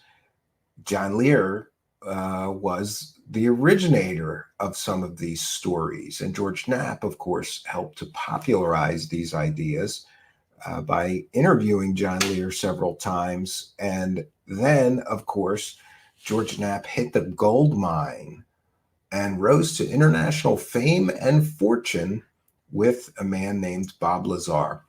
Bob Lazar claimed to be, of course, a nuclear physicist who was hired to work at the very place that John Lear described the year before, and who he happened to be friends with. And there he apparently or allegedly back engineered or worked on back engineering alien spacecraft. There's a lot of problems with Bob Lazar, and we will get into those problems. But I have an early interview of Bob Lazar, and that will be a great way actually to sort of display some of the huge red flags and problems with Bob Lazar's story. Also, I've recently been in touch with Michael Schratt, shout out to Michael Schratt, and he has an excellent resource on Bob Lazar called the Bob Lazar Report. It's over 50 pages of proof that Bob Lazar is full of it. Yeah, but we'll get into that after the video here that I have to share. This one is quite a bit longer, and I'm going to keep my fair use banner up. I'll be commentating over the next piece in order to help make it a transformative work and get your chat comments ready. I'll be sharing some of those on the screen. You too can help make this a transformative work. This is fair use. We'll be using this video to educate the public. We'll be discussing and critiquing it. This is fair use. And this, of course, is an early news report by George Knapp about Bob Lazar. This week in our series of reports on UFOs, we learned a number of things: that not everybody who sees a UFO is crazy, that our government has lied about UFO information, that it's withheld UFO files, and even spied on UFO witnesses. And again, this is 1989, I believe, maybe 1990. So interesting how little has changed. We've also heard from scientists who say life elsewhere in the universe is virtually a certainty. And we heard that a majority of Americans believe that UFOs are real and come from space. Tonight, in part 5 of his report, George Knapp introduces us to a local man with an amazing and disturbing story. George. Gary and Mary Ruth, we've been working on this story for a long time, and we'll tell you right up front that it's going to be hard to swallow at first. This week, we've heard the contention of UFO researchers that there's a secret government within our government. Yeah, and that would be the MJ-12, the secrets of the UFO and alien pieces. By the way, I just saw a huge super chat, I think. I want to thank you. And as soon as we're done with the video, I'll get to the super chats. For those unaware, we read every single super chat. We thank every supporter. So thankful for your support. While that may be hard to believe coming from the UFO perspective, we've certainly learned in Watergate and the Iran-Contra scandal that factions within our government can and do pursue their own hidden agendas. Yeah, and this is one of the ways that a conspiracy theory works. Of course, people are going to be more willing to believe that the government is lying to us about aliens and spaceships and UFOs because they have provably, the United States government has provably lied to its own people many, many times. Just off the top of my head, the Gulf of Tonkin, the Iran-Contra scandal, the Edward Snowden revelations. Hey, we're just going to mass surveil everybody in the whole country and not tell anybody. And of course, weapons of mass destruction. Hey, let's just start endless wars in the Middle East based on a lie. So these conspiracy theories, they're believable because, yeah, of course, the United States government lies to us constantly. Outside of the law, outside the control of Congress, or the knowledge of the American people. This is exactly the type of operation we'll hear about tonight. It's a chilling scenario with worldwide implications that may have its roots right here. Secret faction. Area 51, that mysterious corner of the Nevada test site, is no longer much of a secret. The fact that secretive things go on here is a given, even to the Soviets, who make daily spy flights over the facility to take a peek at what's going on. Luis. These We'll get into photos, that. never before shown in public, are about as close as anyone will ever come to seeing what the place looks like again. The dry bed of Groom Lake, corrugated metal buildings, a 3-mile-long runway, and some highly sophisticated radar and detection equipment. It's been known by many names over the years: Dreamland, the Ranch, the Skunk Works. If ever there was a place to test a secret new technology, this is it. And that's exactly what's been done here for decades. Area 51 is where Francis Gehry... Yeah, and by the way, George Knapp actually did a decent job of covering the real and true history of Area 51, but then he mixed in the aliens and a convicted pimp, fake scientists, with some alien stories. And let's be clear, Bob Lazar is a convicted pimp, fake scientist imposter with a fake education, making these claims. So in order to make this work, yeah, you build it on a foundation of truth. A lot of the things that George Knapp is reporting on here, it's, so far as Area 51 history, is dead on. Just as we described in the beginning of tonight's broadcast, Area 51 was used to develop weapons platforms, surveillance platforms, and weapons technology. Harry Powers and the other U-2 pilots were trained in the 50s, and where the U-2 itself was developed. The SR-71 spy planes that spotted Soviet missiles in Cuba in the early 60s were also developed at 51. 51 is where stealth technology was nurtured, where Star Wars devices are still tested, and where all manner of CIA monkey business has been plotted and refined. It's the perfect place for secret things. I just wanted to mention, the CIA had a heavy role in Area 51 as well, because the CIA is largely was the driving force behind the surveillance platforms. They wanted desperately to have surveillance technology and capabilities against the then Soviet Union. They wanted to know what their nuclear capabilities were, what their military assets were like, and so the CIA was heavily involved in Area 51 and the projects there. But of course, that's no secret. 51 is ringed by the forbidden vastness of the Nevada test site, by the looming Groom Mountains, and by sparsely populated desert expanses. The few people who do live out here have no love lost for the military, but they're conservative, patriotic, and they mind their own business. Yeah, and it's interesting too that some of the area comprising Area 51 was like nuclear test zone. So there's some areas of the base that are incredibly toxic and still radioactive. In fact, you have to wear special badges called a dose meter, which will let you know how high a dosage of radiation that you are getting. And we'll share more on that later. You ever see stuff you can't explain? Sure. Lots of stuff. Care to elaborate? No. And this is the famous Alien, of course, right? On any given night at the Rachel Bar and Grill, you might find 3 or 4 people. Oh, sorry, Rachel Bar and Grill. I always get that and the place in Roswell mixed up, so I apologize. Work at Area 51. There, amid the flowing Budweisers and cowboy hats. You might find them, but they aren't going to talk to you. Not about the things they've seen over the mountains. A steady trickle of curiosity seekers flows through here. Strangers drawn by strange stories of lights in the night sky. Their questions also go unanswered. No one who's worked at Dreamland has ever publicly acknowledged what so many people have suspected for years. And I found this to be incredibly convenient. What a great setup for Bob Lazar's story. No one who worked at Area 51 has ever talked about the aliens, but we have the exclusive interview with our fake scientist pimp, who was bankrupt at the time and married to a convicted murderer, so he could never have stepped foot on Area 51 at the height of the Cold War. But don't let things like facts and evidence get in the way of a great story you can tell. And more importantly, a great story you can sell.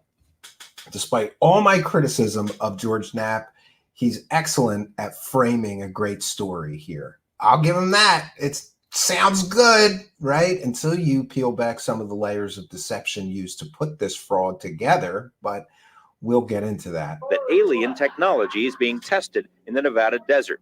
The speculation first surfaced in documents obtained by UFO researchers, documents about something called Project Aquarius. The documents, allegedly prepared for an organization called MJ-12, state that a program to fly recovered alien spacecraft was established in 1972 and is continuing in Nevada. The National Security Agency has confirmed it does have a Project Aquarius, but denies it has anything to do with flying saucers. So somebody used a real project name and allegedly faked these documents. Some say those documents came directly from known paid disinformation agent Richard Doty. NSA will not say what Project Aquarius is. Speculation was heightened in 1984 when the Air Force seized nearly 90,000 acres around Groom Lake. The action was, by most accounts, illegal. During congressional hearings about the land grab, Congressman John Seiberling grilled the military about the legal authority used in the action and was told the authority was at a much, much higher level than the Air Force. Seiberling asked what authority is higher than the laws of the United States. The Air Force official said he could respond, but only in a closed briefing. Oh, closed briefing. He needed a skiff. Does that sound familiar?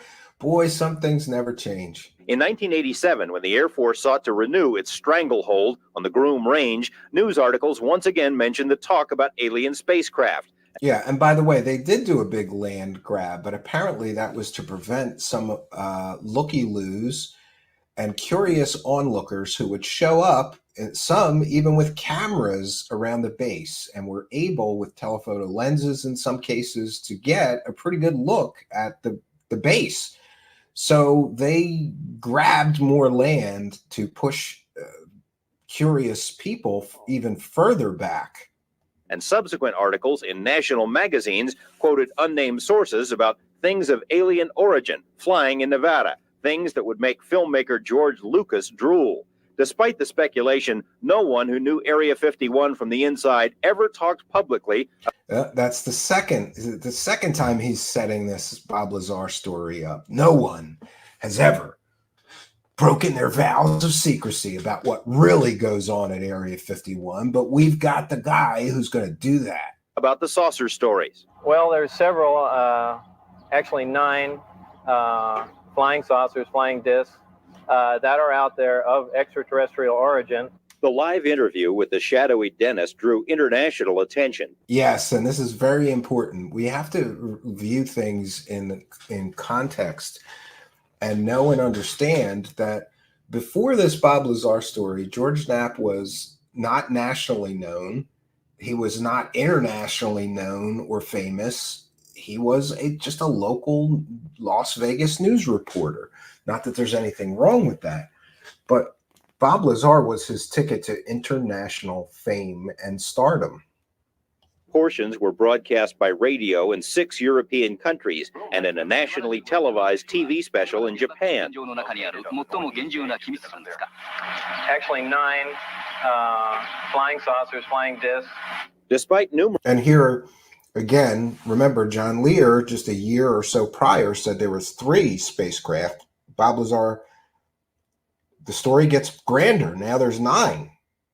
And it's important to remember that at the time, Bob Lazar and John Lear knew each other, along with Bob Lazar's then, or who would later become Bob Lazar's partner, to cash in on this UFO story of his, one Gene Huff. Numerous inquiries. They were all friends. And feelers, Dennis has remained anonymous until now. His real name is Robert Lazar, a young scientist with eclectic interests. The choice of Dennis was an inside joke, he said. Yeah, and I do have a problem even with his reporting here. George Knapp is going to mention in a moment that he tried to verify his educational claims and couldn't. You know, in order to be called a scientist, you need a science degree. And Bob Lazar, after 30 years, has yet to prove he has a real science degree. He did have a degree mill degree from Pacifica University, someplace that would just sell you a fake degree.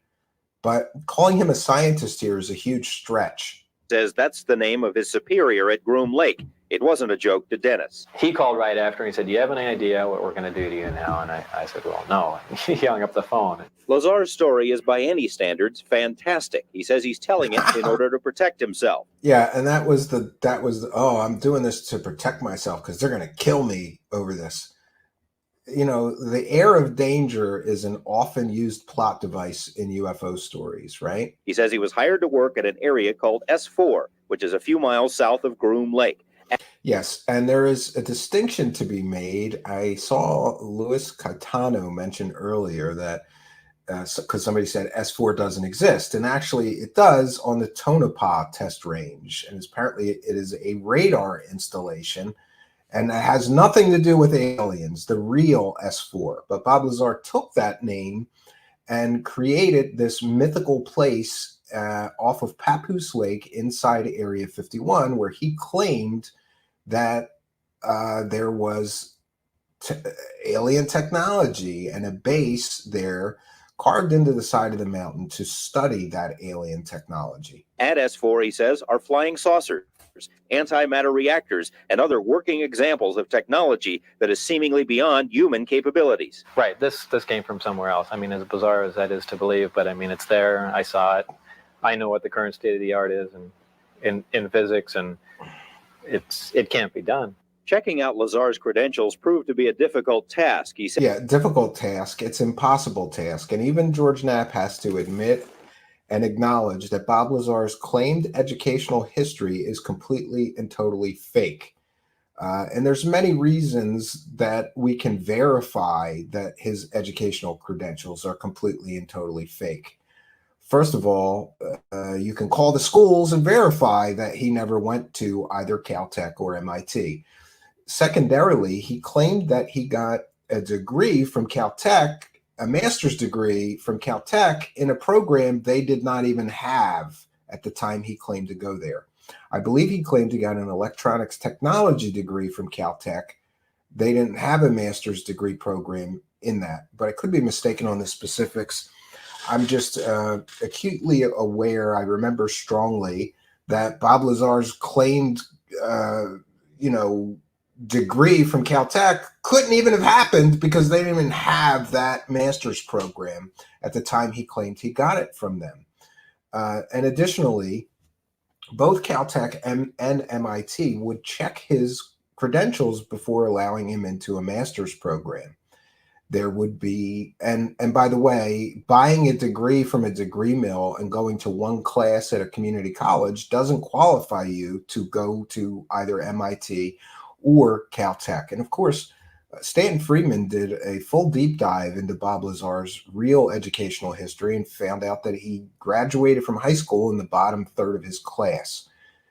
Those unremarkable scholastic achievements of his wouldn't have gotten him into either Caltech or MIT. Additionally, researcher Michael Schratt went and got all the yearbooks for MIT and Caltech and scoured them all. Not a single mention of Bob Lazar. And there would be if he actually went there. So, and I love the Men in Black explanation. They erased his records. That would mean that the Men in Black had to crawl into every dusty attic, every garage of everybody that went to MIT and Caltech, erase Bob Lazar out of all those yearbooks, and then, sanitize them and then sneak them back into everybody's dusty attic, garage, wherever they're storing them. There's no mention of him in any of the yearbooks. There would be if he was a real student there. Then there's conflicting stories because he told some people, oh, I never went to MIT. I just hung out there. I would sneak into some of the lectures and stuff because I like science. So his education is completely and totally fake, which means he's not a scientist. And the whole story revolves around him being a government scientist. There's no proof he worked for the government, full stop, period. And there's no proof he's a real scientist, full stop. And yeah, I guess he built some rocket cars, but it's interesting that his direct neighbor, when he was growing up, built and sold jet engines. So he adapted that technology, put it on a bike, later put one in a car. That doesn't make him a scientist.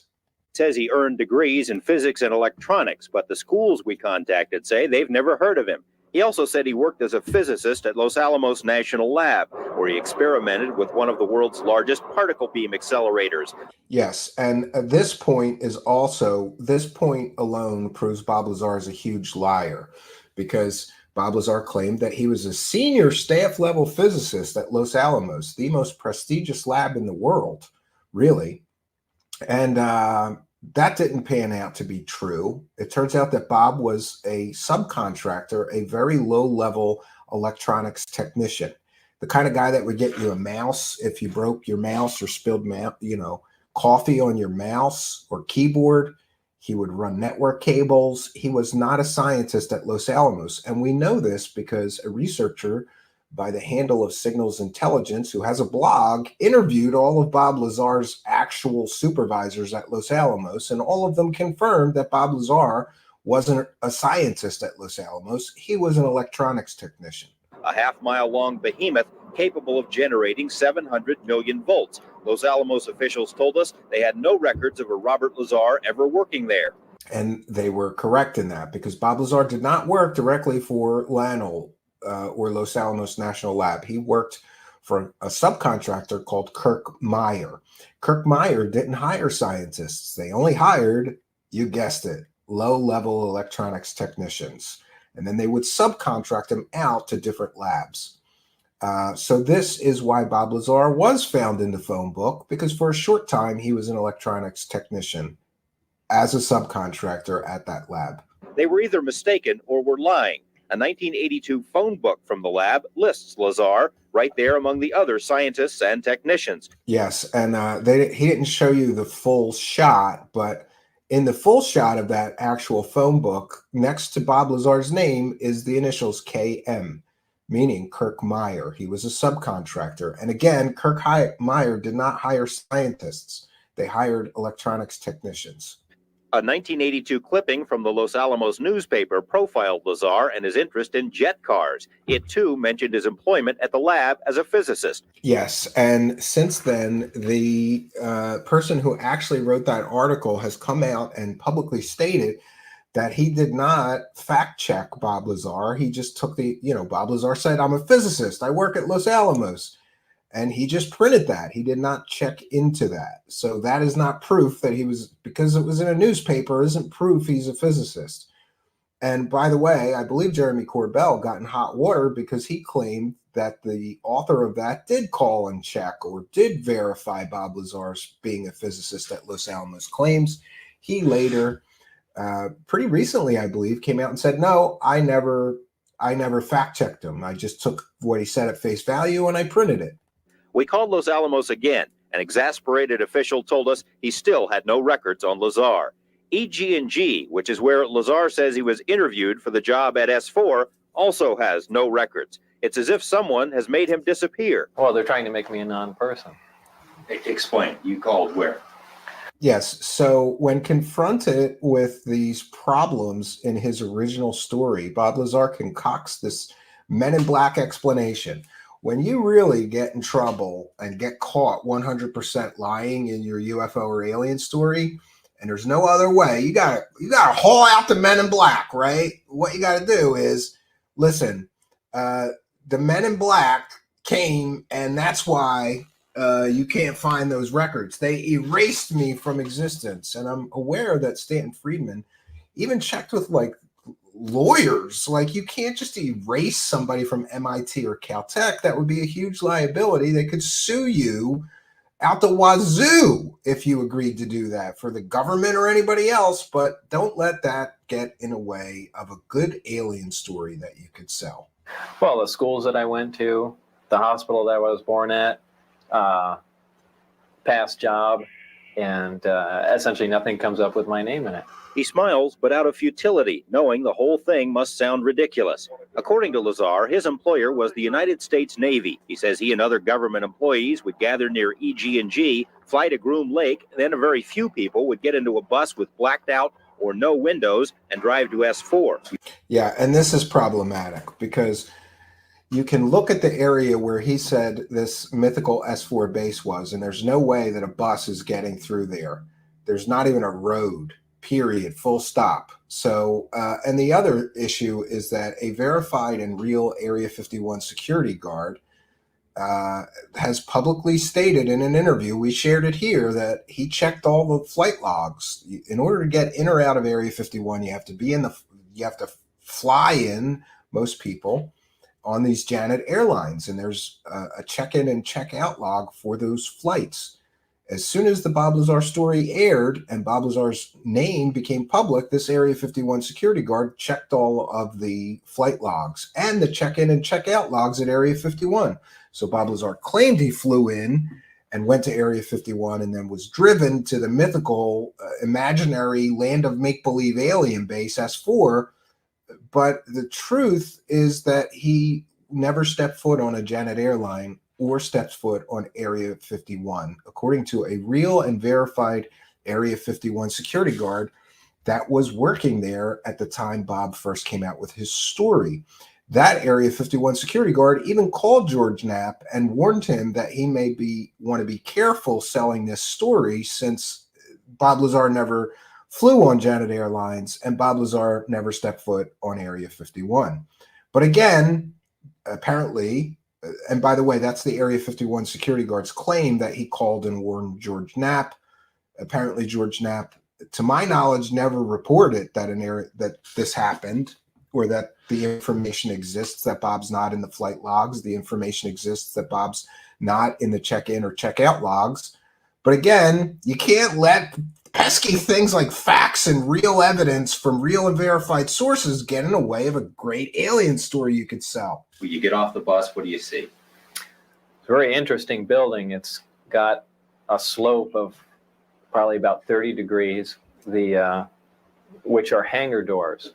And it has textured paint on it, but it looks like sand. It's made to look like the side of the mountain that it's in, whether it's to disguise it from satellite photographs or what. He says he was never told exactly what he'd be working on, but figured it had something to do with advanced propulsion. On his first day, he was told to read a series of briefings and immediately realized how advanced the propulsion was. The power source is an antimatter reactor.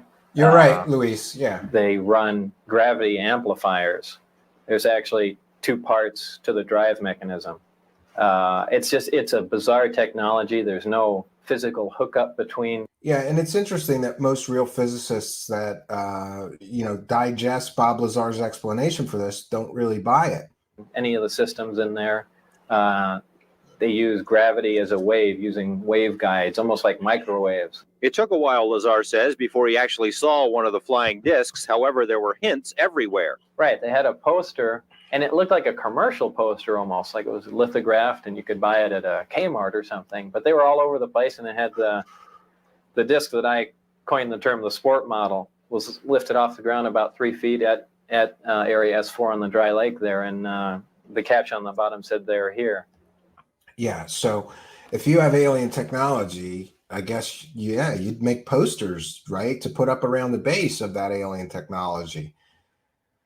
Okay. And those are just all over the place. Later, he got to see the real thing. When I was let in, it was the first time I saw the sport model in the hangar sitting down, and I was told they could have walked me in the front door, but they purposely wanted to walk me by it. I was told not to say anything and just keep my eyes forward and walk past the disc into the office area.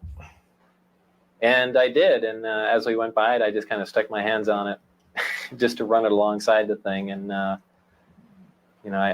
was about the smallest time.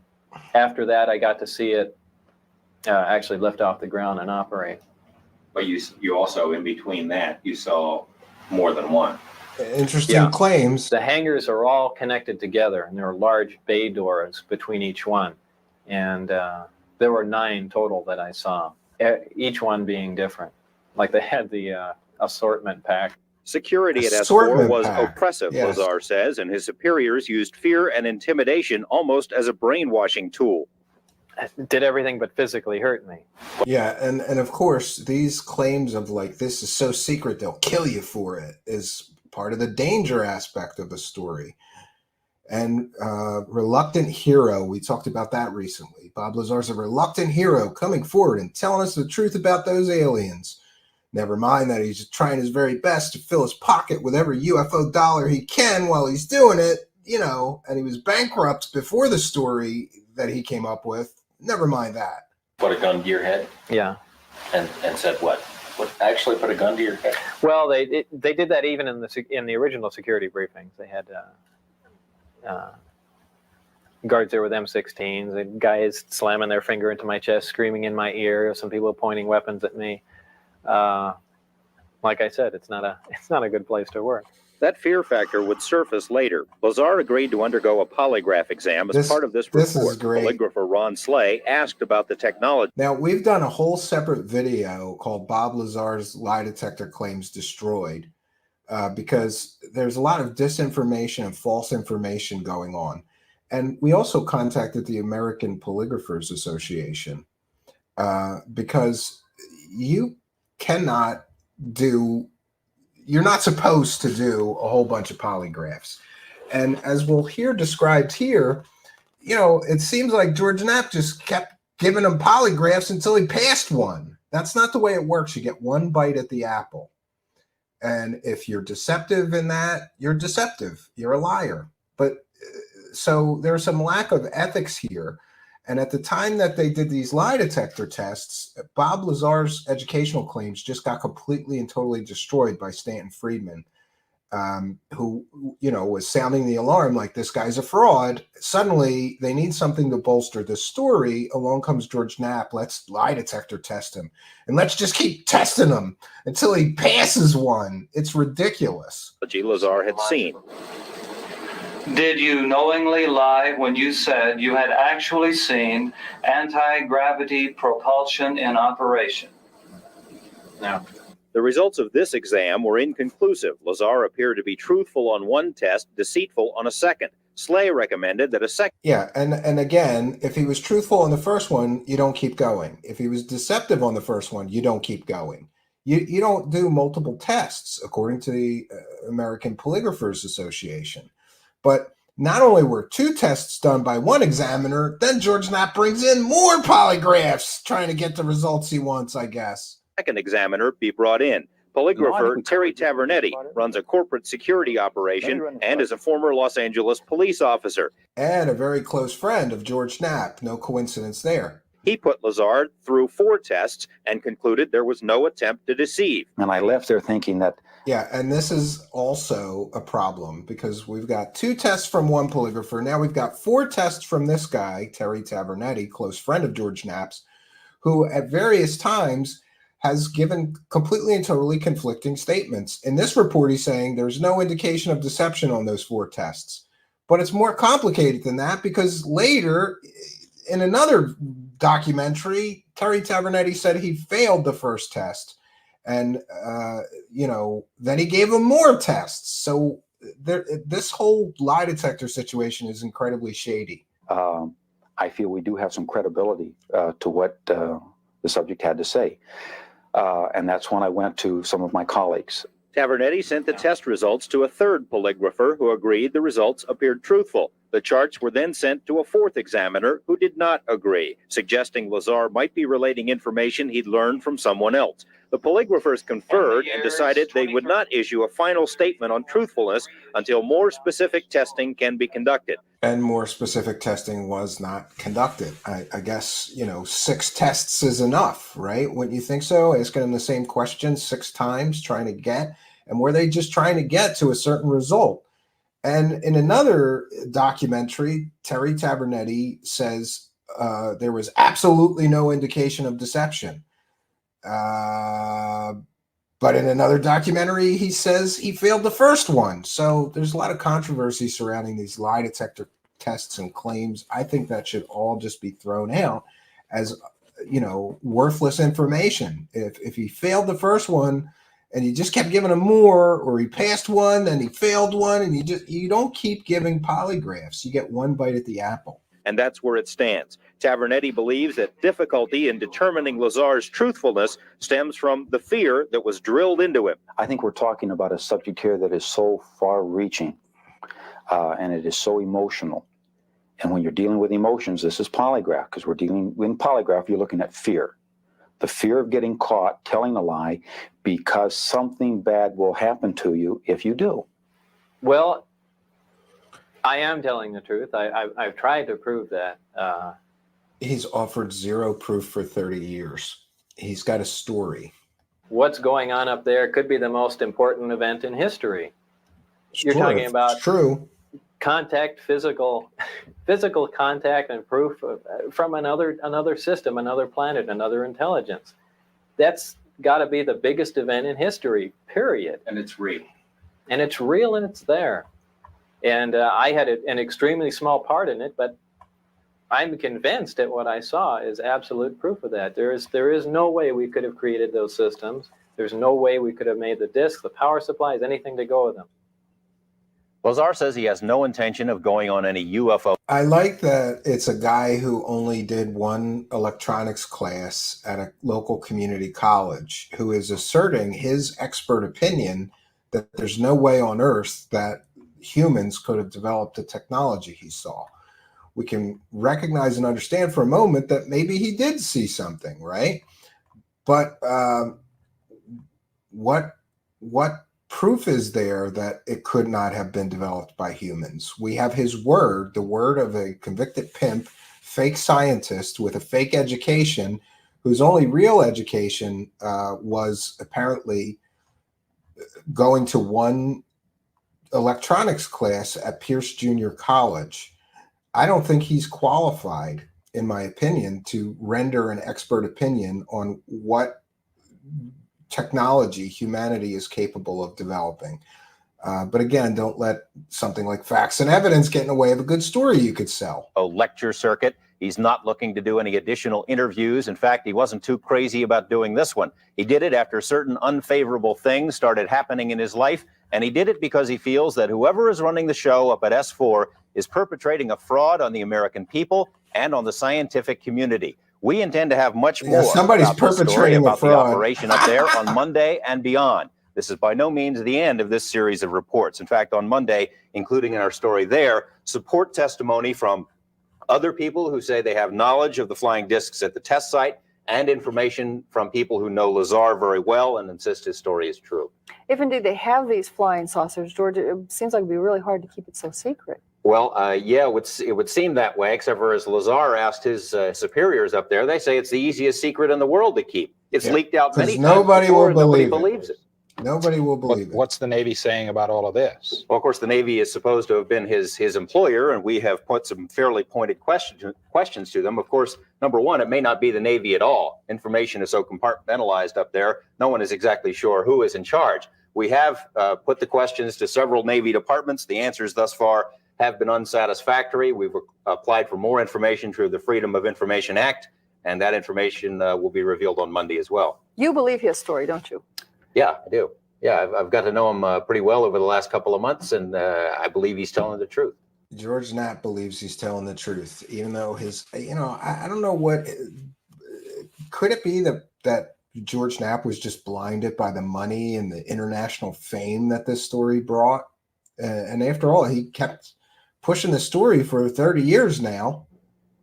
Fascinating stuff. Thanks, George. All right. This week. We made it through that, which I'm happy about because there is, let me fix this. There is some business to attend to. That's better. So for those unaware, we thank every single person who is throwing a couple of bucks in our hat. We want to thank Tales of the Sonic Voyage for a kind and generous $5 super chat and for being a member. As always, thanks for laying out the facts for us, Stephen. My pleasure, and thanks for being a member, and thanks for throwing a couple bucks in our hat. We appreciate you. Thanks for appreciating us. TL with a kind and generous $4.99 super chat, no message. We've got Richard Crawley with a kind and generous $6.99 super sticker. Thank you for your kindness and generosity in it. And Chris Johansson with a kind and generous $150 Canadian. Wow, very generous of you. Thank you so much for your kindness, generosity, and support. What can I say, friends? Tonight we are praising the cash hard. Praise the cash, praise the cash, praise the cash. We thank you, Chris Johansson, for your kindness, generosity, and support. Very kind of you. And we thank Richard Crawley, TL, and of course, Tales of the Sonic Voyage. Thank you all for your kindness, generosity, and support. So, of course, I have more to share in our presentation tonight. Welcome if you're just joining us. We are discussing Area 51 and aliens. And these are Area 51 and S4 myth makers, as I call them. So we are halfway through our journey, friends. John Lear, George Knapp, and Bob Lazar, in my estimation and my historical view, were the first to really popularize this idea that there are indeed aliens at Area 51 and alien spacecraft, and that technology is being back engineered there. We've heard details of John Lear describing a secret base on Area 51 that had 3 flying saucers. And those claims were made shortly before Bob Lazar, who was one of his friends, suddenly comes forward with this fantastic story that he got a job at Area 51. And while there, he worked on those flying saucers that John Lear described. But there wasn't 3 of them, there was 9 of them. So the story becomes more grand. And our next contestants on Area 51 and S4 myth makers, they do the same. And they make the story even more sensational. And they expand on the foundation that was clearly laid. So this is one of those things, friends, that I don't know why, but this fascinates me to see how this mythology is created and expanded upon and added onto and developed over a period of time. Now, I believe the next people on our list here of Area 51 and S4 myth makers, which include Robert Dean, Dan Burrish, Wendell Stevens, and Connor O'Ryan. I believe that they saw the international fame and all of the attention that Bob Lazar's story was getting. And suddenly, these guys sort of come along and they tack on extra bits, but they weave their stories into the original Bob Lazar mythology. So they sort of base their stories off of Bob Lazar. So Robert Dean was a UFO researcher, and actually we're going to try to tackle Robert Dean and Wendell Stevens because they were close friends, they were neighbors, and UFO researchers. But it's important to note and point out that these guys, Robert Dean and Wendell Stevens, were fixtures at UFO conferences. In fact, I talked to a friend today who went to virtually every UFO convention in the United States in the 90s and in the early 2000s. And Wendell Stevens and Robert Dean were at almost all of them as speakers, paid speakers. And it's important to know and understand and recognize that these people are not telling stories. They are selling stories. So Robert Dean was famously involved in the so-called alien interview, which we have covered extensively here. For those unaware, the alien interview is a rather comical documentary that claimed to include footage of an actual alien being interviewed at Area 51.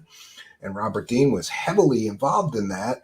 Some say he was part of the hoax. And we know it was a hoax because we have proven here that there is a character who claimed he got the tape out of Area 51 somehow, named Victor. But what we find out is that the person asking Victor the questions in the documentary and the person answering the questions about this alien interview are the very same person. They just used a voice disguiser and somebody interviewed themselves. And I believe that Robert Dean was involved. And what they did is they made an amalgam of a UFO whistleblower. Bob Dean sat there and they put him in shade and shadow. People proved he's wearing the same tie. There's the same color background to Bob Dean's house in that documentary. Wonderful hoax. But Bob Dean built on the mythology created by Bob Lazar, creating this thing, being heavily involved in this thing, promoting and attesting that this alien interview is real. It was a hoax, friends. I'm convinced of that. Interestingly, that hoax was produced by the same person who produced the movie Teen Wolf. That's right. Before Michael J. Fox was famous for Back to the Future, his most famous role was Teen Wolf. I believe that they were cashing in on the popularity of Bob Lazar and other alien and UFO stories. Interestingly, Wendell Stevens, who was another UFO fixture at UFO conferences, and Wendell Stevens believed everyone was telling him the truth, including Billy Meier. Go look up those hokey ass, UFO pictures made out of trash can lids and, silver spray paint hung up on fishing wire. Wendell Stevens was also a convicted child-related sexual predator. He did jail time for that. So Wendell Stevens comes along realizing, I think, the popularity of Bob Lazar, and he comes up with this person, Connor O'Ryan, who claimed to be an Area 51 security guard, but none of that guy's background check out. It turns out that he was basically Connor O'Ryan, who worked with Wendell Stevens to push this thing called S4 Informers. Wendell Stevens made a whole series of videos that he would sell on VHS tapes at UFO conventions, oh, we've got all the truth about the aliens at Area 51, and they called it S4 informers. Now remember, Bob Lazar is the person who first called the base, the sub base where they work on the alien technology, S4. So Wendell Stevens takes that S4 and again expands upon it. And Connor O'Ryan has all kinds of details that Bob Lazar failed to give about all the alien spacecraft and the back engineering projects and what that base is like and how they have alien bodies in it. And more and more and more gets piled onto the original Bob Lazar story. And of course, this is my belief and speculation, having thoroughly digested. I think there's 6 hours of that material. Sadly, it used to be on YouTube. I think we tried to find it once before and somebody sent me some links. Maybe somebody can send those to me again. We can do a full deep dive into that material, but I think it's largely a fruitless endeavor because this Connor O'Ryan was literally a con artist and like a homeless grifter.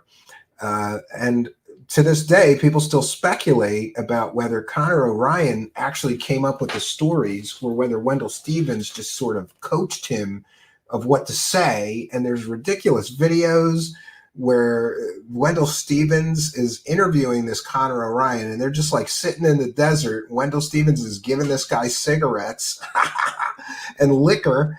And he's telling this whole story about the base at Area 51 called S4, which Connor O'Ryan claimed that he was a security guard at. He was special forces. Of course, he also claimed that he was going on assassination missions for, I think, the CIA. It gets really crazy and wackadoodle.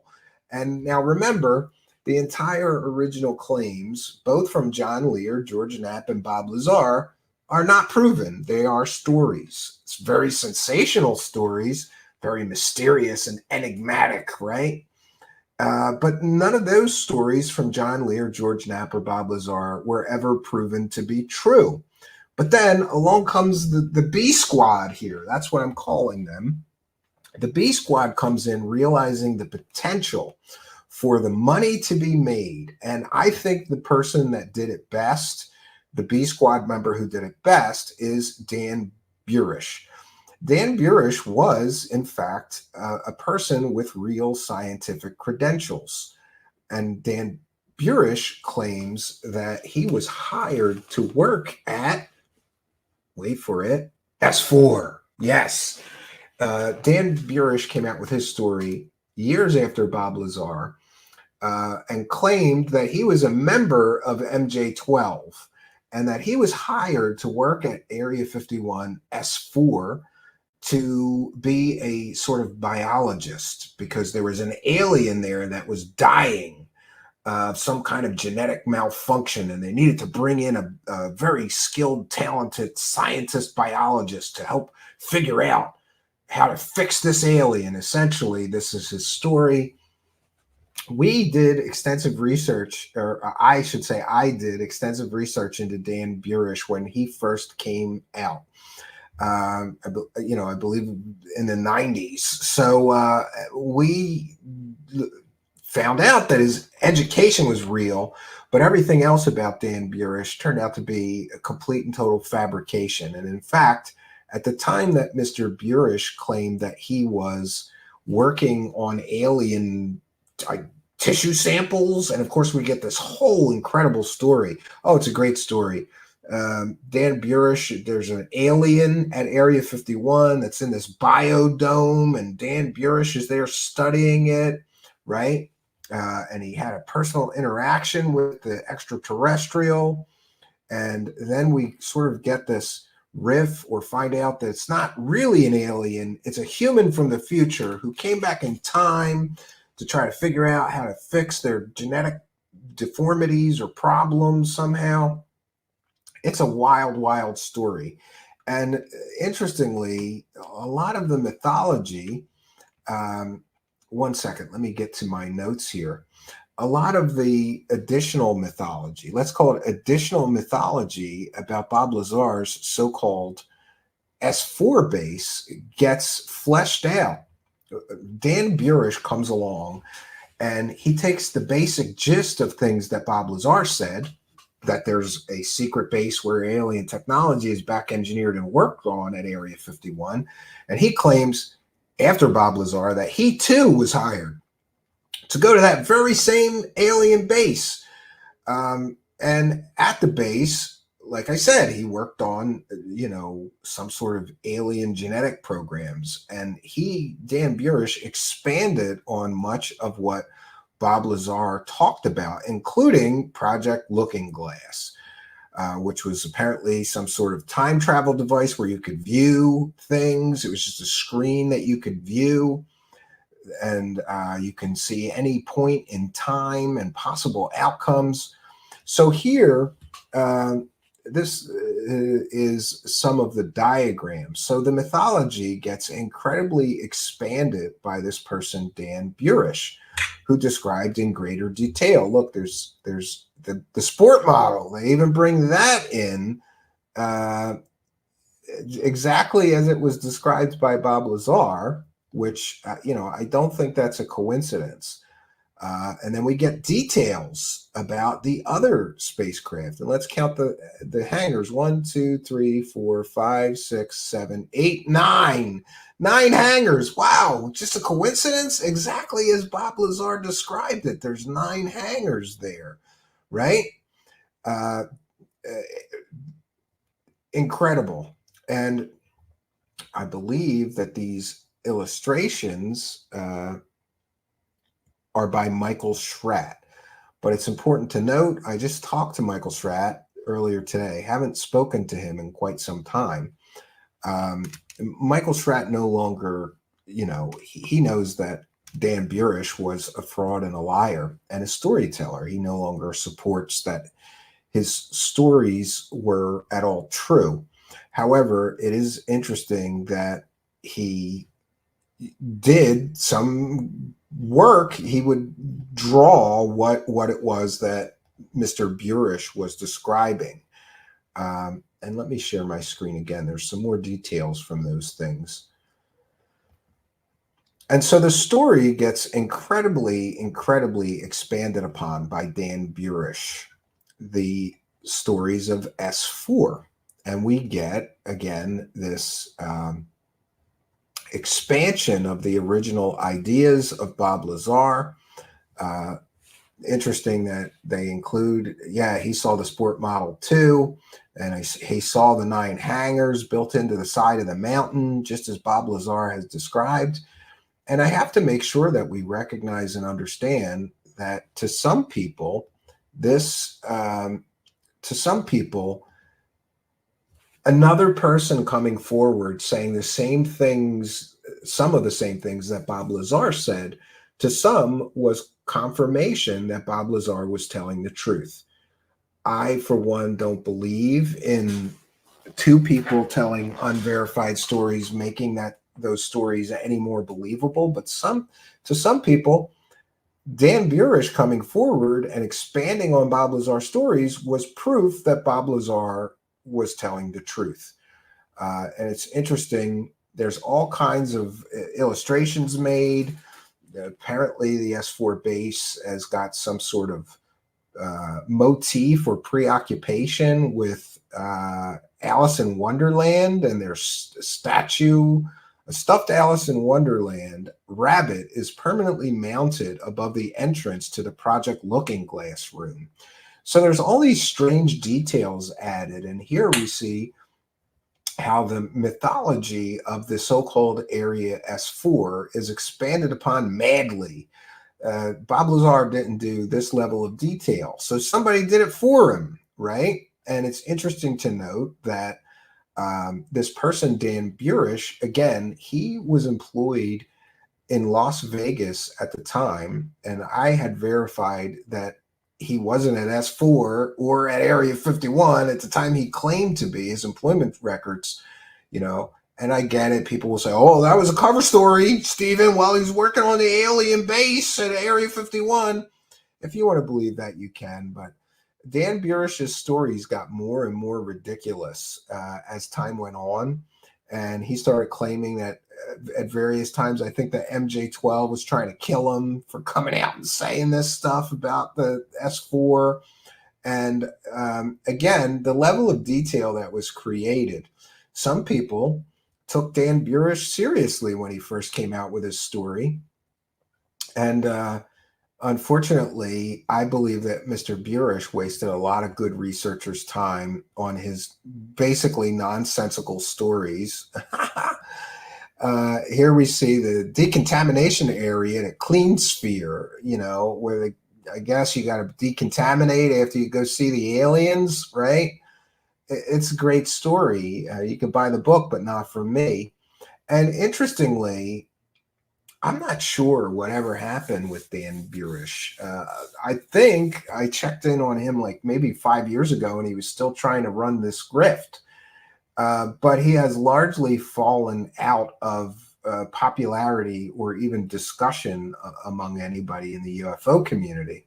It's just a footnote in history. Dan Burish comes along and, you know, expands upon the aliens and S4 stories. And, you know, I guess Dan Burish's story worked pretty well for a while because people had already sort of digested and accepted as truth Bob Lazar's tales of an S4 alien base, right? Interestingly, it's not just Dan Burish's drawings, or excuse me, Michael Schratt's documentation and sort of diagrams of what Dan Burish describes, but somebody has actually done an incredible job recreating the so-called alien S4 base from Unreal Engine. And I thought this was interesting. And I may get a copyright claim for even playing this for you, but I've done my best to make it a transformative work. We're going to leave my banner up that this is transformative work. This is a very enjoyable video to me because the truth is, I grew up with the Bob Lazar story. It's what really got me down the rabbit hole of aliens, or, you know, and as a young man, I truly believed that Bob Lazar was telling the truth. Couldn't get enough of anything to do with Bob Lazar's stories. So I suppose after Bob Lazar, I did watch all of this and digest all of it with great interest and even belief. Robert Dean was, you know, he was former Army officer and seemed very credible. And Wendell Stevens, former Air Force officer, kind of seemed credible. And what I didn't know at the time I was digesting the Connor O'Ryan material called S4 Informers from Wendell Stevens, what I didn't know is that Wendell Stevens was a convicted child predator who spent time in jail. And that's another one you can buy the book on, but not from me. But anyway, Wendell Stevens also was a huge supporter of Billy Meier, which is the biggest joke in UFOs. Like, look at how hokey. It's like Christmas balls and garbage cans spray painted silver hung up on lines. And this guy claims he's talking to aliens. Sure. So the Wendell Stevens was basically a hoax promoter who was also a child predator.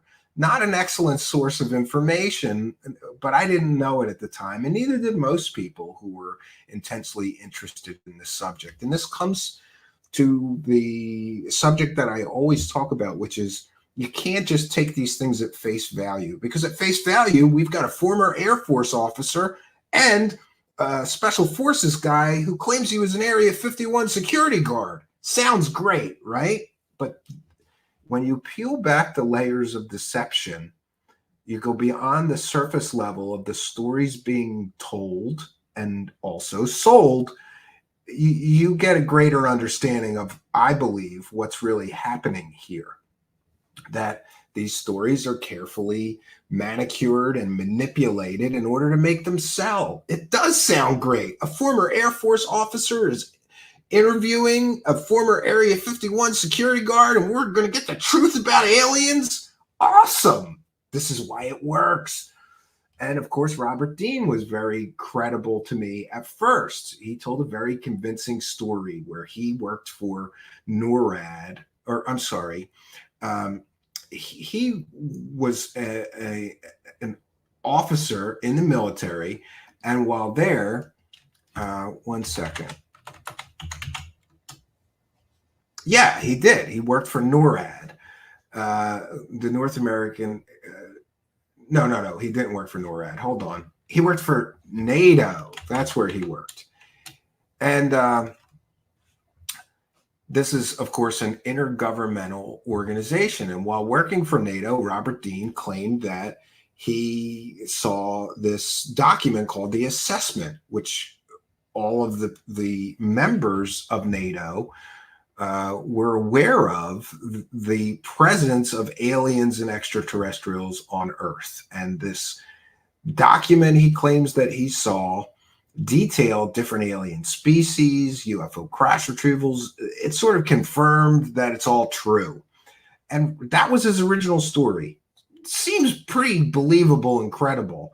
But then Robert Dean continued to work UFO conventions for decades. Then he gets involved in the Alien Interview, which is largely considered to be a hoax by any real or serious researcher into these topics. It's basically, a puppet and really kind of a joke of an effort. Like I said, when you peel back those layers of deception, what we get is an Area 51 whistleblower who's being interviewed by himself. It's the same voice. When you take the voice disguiser off, really ridiculous. And later, of course, Robert Dean also, besides being involved in that hoax, he started working UFO conventions and just talking about like his superpowers. I'm not kidding you. And his past lives and, his psychic powers. He suffered from UFO disease, which is people tired of his original story, and he couldn't get the bookings anymore unless he could tell the people running these conventions, oh no, I've got a new lecture. So he started just going down the rabbit hole of woo. And before you know it, this guy who once had a very credible, believable story turned into a total woo fest of like his superpowers and interdimensional astral travel and communicating with the aliens telepathically. Basically, he became a huge wackadoo. And I've seen this happen so many times. I call it UFO disease because they need new material and they just get deeper and deeper down the rabbit hole. Of course, John Lear, same thing. When he first came out with his original stuff, it was grounded. It seemed believable. Here we've got John Lear, who's like, his father's super rich and he was involved in CIA spy missions, and he's a well-respected, known pilot who's flown every aircraft. He had speed records for flying super fast aircraft at one time. Very credible and believable. But as time went on, John Lear too suffered from UFO disease. And before we know it, John Lear is talking about there's hundreds of thousands of people on the moon. There's millions of people on Mars, and they're lying to us. I think he also believed that Saturn and Venus were completely and totally habitable planets, and there's hundreds of thousands of people living there. The moon is artificial. All kinds of wackadoo stuff. He also claimed that he went on sort of monster hunting missions during Vietnam. And, sort of secret missions to kill monsters in the jungle. So it gets wilder and wilder with these guys. The longer they're in and plugged into that UFO money drip that they're trying to get, and their stories get wilder and wilder and wilder. The Dan Burish situation is the same thing. He started talking about assassination attempts on him and MJ-12 chasing him, and it just got ridiculous. And the Connor O'Ryan story is bizarre because apparently that guy was involved in an awful lot of, let's just call it shady behavior, and may have been just somebody that needed money, that was coached and given liquor and cigarettes to sit there and tell stories about aliens. And it's interesting that this is how these stories grow, evolve, and turn into it. This is what we're witnessing with this is the birth of mythology about aliens and UFOs and alien technology at Area 51. And whether you choose to believe me or not, I believe that this right here and what we've described tonight, what we are witnessing is the birth of mythology. People come along, there's a great story, it gets then expanded upon, and new layers added. And some people believe that these other four promoting similar stories to the original storytellers somehow corroborates it and makes it all true. Let me know what you believe in the live chat. Let me know in the comments below the video. Are these stories of aliens and alien technology at Area 51 and also S4, are these stories true stories, or are we witnessing the genesis here of this mythology about aliens and UFOs? And isn't it interesting that millions and millions and millions of people believe it's true that the government is hiding aliens, alien technology, maybe intact spacecraft, and even alien bodies, and even live aliens at Area 51. And most of all of that came from these people, the Area 51 and S4 myth makers, as I call them. So I've got one more thing to share with you, but it's perhaps my favorite part of tonight's presentation. And that would be that somebody recreated Bob Lazar and recreated the S4 alien base, and they did it in Unreal Engine, and it is something else. I've provided a link to the description in the original video. I'm going to be stopping this and commentating over it so that we can prove, of course, that this is a transformative work and that this is fair use. We'll be critiquing and discussing the video that we are sharing and using it to educate people. This tips the balance, of course, in favor of fair use.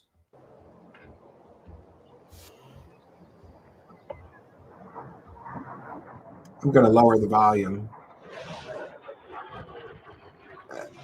And I got to say, this was created by a very talented artist in Unreal Engine. It's just amazing that he was able to do this. It gets better. Hold on.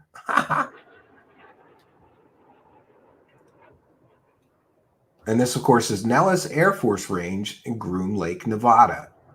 And after this video, we'll discuss the totally impossible, why it's totally impossible that S4 exists, at least where Bob Lazar and these others described it as being on Area 51.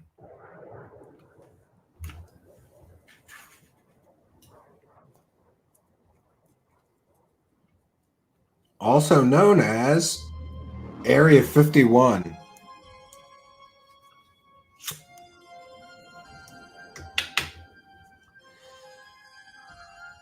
Informants spread that there is a secret site called S4 about 30 miles from Nellis Range. And it's interesting that I believe Burish and Bob Lazar said it was in the same place. And I can provide an overwhelming mountain of evidence that there can't be a base there, but we'll get into that after this video. For now, I just want you to enjoy, it is interesting when we talk about this mythology that's created around some of these things. There's this guy that did this. First of all, he based this on Michael Schratt's diagrams and blueprints. Well-known UFO researcher who would sit there, I suppose, and listen to Dan Burish describe all these things and sketch it all out. And then, again, so we've got Bob Lazar providing the first layer. Then along comes Dan Burish, and Michael Schratt helps him with these diagrams and these blueprints to expand on all this mythology and all these stories and add more bits to the story, the original story. more layers of stuff. And then along comes a very talented CGI artist who then takes Dan Burish's and Michael Schratt's information and these diagrams and blueprints that Michael Schratt,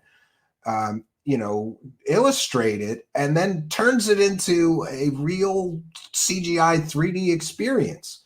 Again, this is how this mythology is popularized. This is how this mythology is created, and multiple layers are required to turn this into what it has become, which is modern mythology.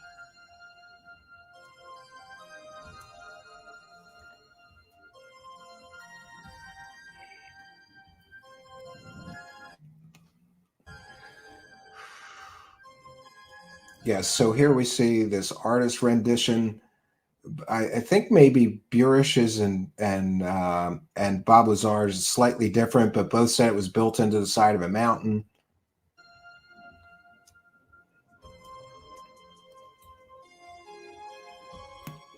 And this, of course, the possible location of Area 51 S4.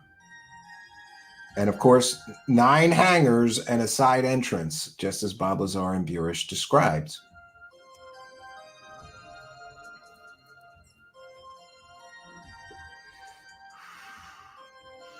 And so this animation is based on the story of Bob Lazar, but also the diagrams and illustrations created by Michael Schratt as described by Dan Burish. So now what we see is an amalgam, right? We talked about building mythology here. And isn't it interesting to recognize and understand all the parts that went into this, all of Bob Lazar's information, Dan Burish's information, and then this artist creates sort of an amalgam of both stories, which, by the way, it's important to point out that there are major inconsistencies between what Bob Lazar said and what Dan Burish said. But it still can be sort of just mixed together in an artistic way, again, to create this mythology.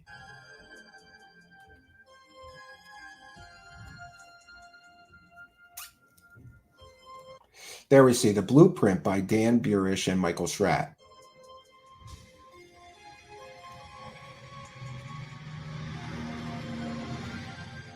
This, I have to say, this does look like you're going to a place where they hide the aliens, right? Let me know what you think in the comments. Does this look like you're going to a place where they hide the aliens? I think so.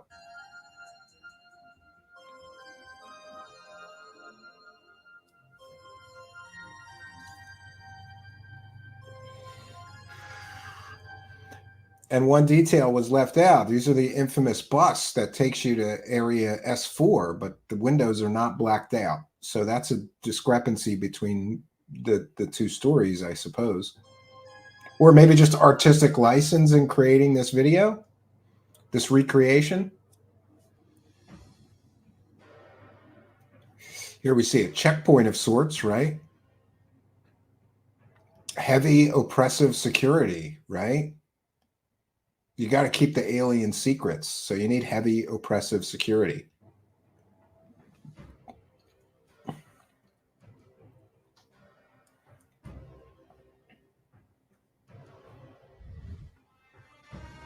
Now we're getting deeper into the S4 base.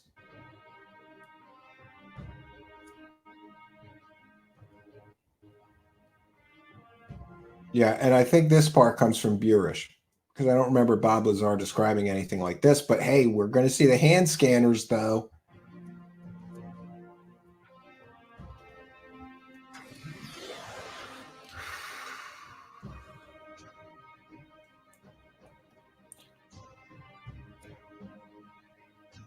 Yeah, and I think it's interesting, like, if you have a secret base, would you really, like, put a sign up, like, Area 51 S4 secret base? But, you know, that's what Burish described, I believe.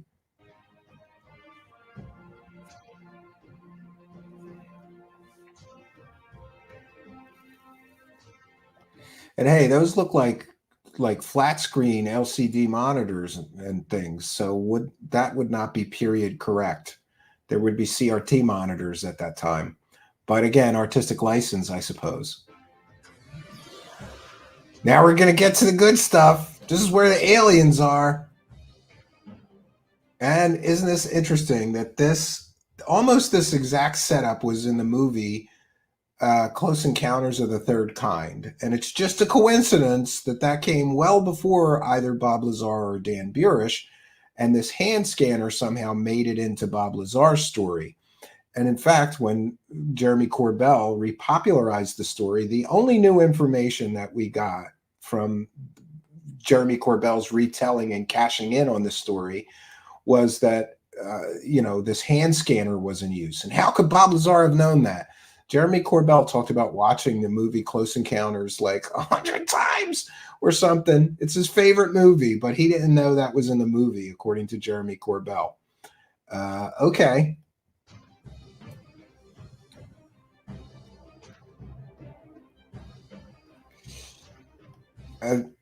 There, we just saw the poster, but it's a bit different from what Bob Lazar described. It's a bit different here from what Bob Lazar just described in the video that we referenced with George Knapp. He said it was the sport model. Here, the spacecraft shown on the posters was the sport model. Here, it looks like a different model, more like an Adamski UFO.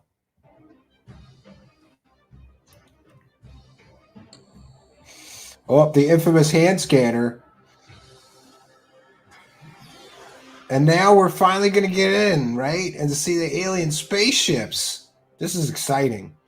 And by the way, based on the popularity of this, I believe, there's supposed to be a new Bob Lazar documentary where they're going to do a VR experience similar to what we're watching here, but probably more advanced and more photorealistic than this one, which was done in Unreal Engine. I still think this person did a great job.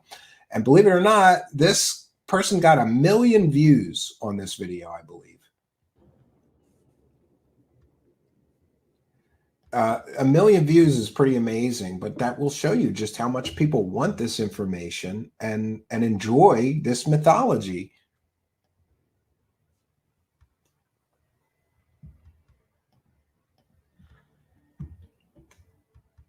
There's the briefing room where Bob Lazar read those briefings that talked about alien autopsies and alien technology.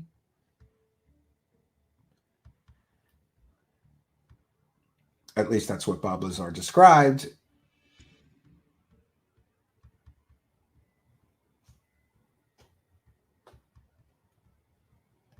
There's the propulsion laboratory where Bob Lazar claimed to have worked.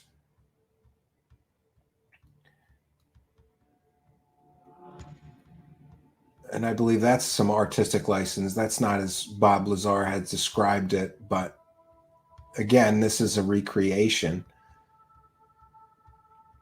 Yeah, if I was going to work on aliens, this would be the kind of place I'd want to do it, right? Let me know what you think in the live chat. I mean, it seems like a place that the government might house alien technology.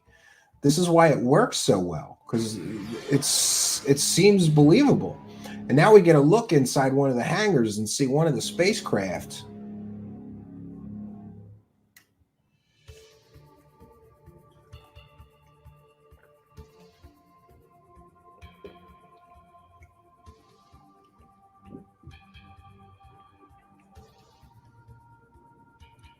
Yeah, and I always found that these descriptions were a bit lacking. Like, I don't know what kind of hangar you would house an alien spacecraft in, but I would think you have a bit more equipment and gear than they usually describe with these things. But what do I know? I don't know what you need in an alien spacecraft hangar, so I could be wrong.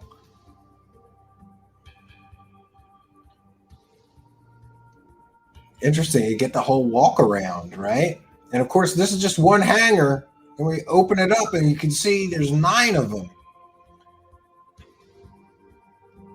And this one may be a depiction of the sport model. It looks very similar to that. Yeah.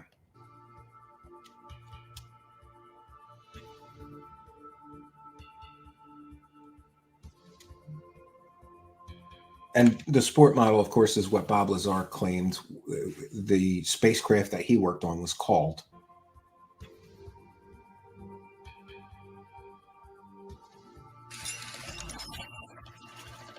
Oh, and this is the view to outside to the dry lake bed. Bob Lazar claimed that they would take it right out the hangar onto the dry lake bed, and he witnessed a propulsion test where it hovered off the ground.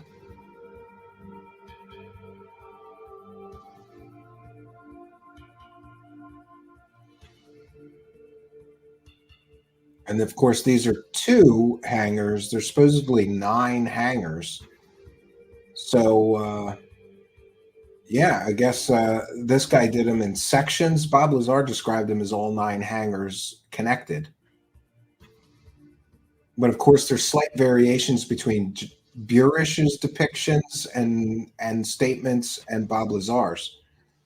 So that's the mythical Area 51 S4 base. We've just gotten a walkthrough of it, courtesy of this CGI digital artist. This was done in Unreal Engine, and I think he did a pretty great job.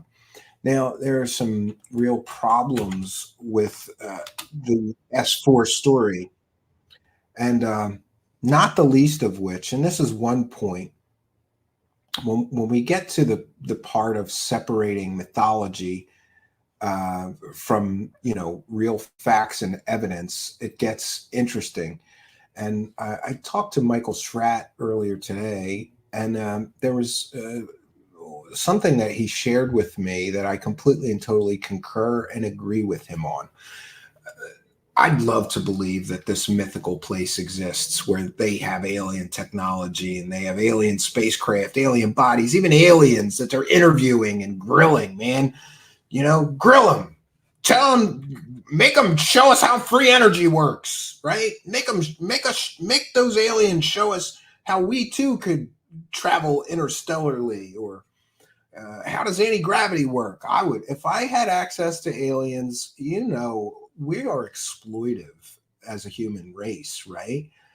If I had access to actual aliens, I think I'd grill them. I'd want to know all the secrets of the universe if they were super advanced and so far ahead of us and technologically more capable than us. And I believe that anyone within the government or the military would seek to exploit that technology, seek to exploit those super advanced knowledge beings for our benefit. But one of the problems is that the story really falls apart, because where Bob Lazar and Dan Burish claimed that this mythical S4 base was simply couldn't be.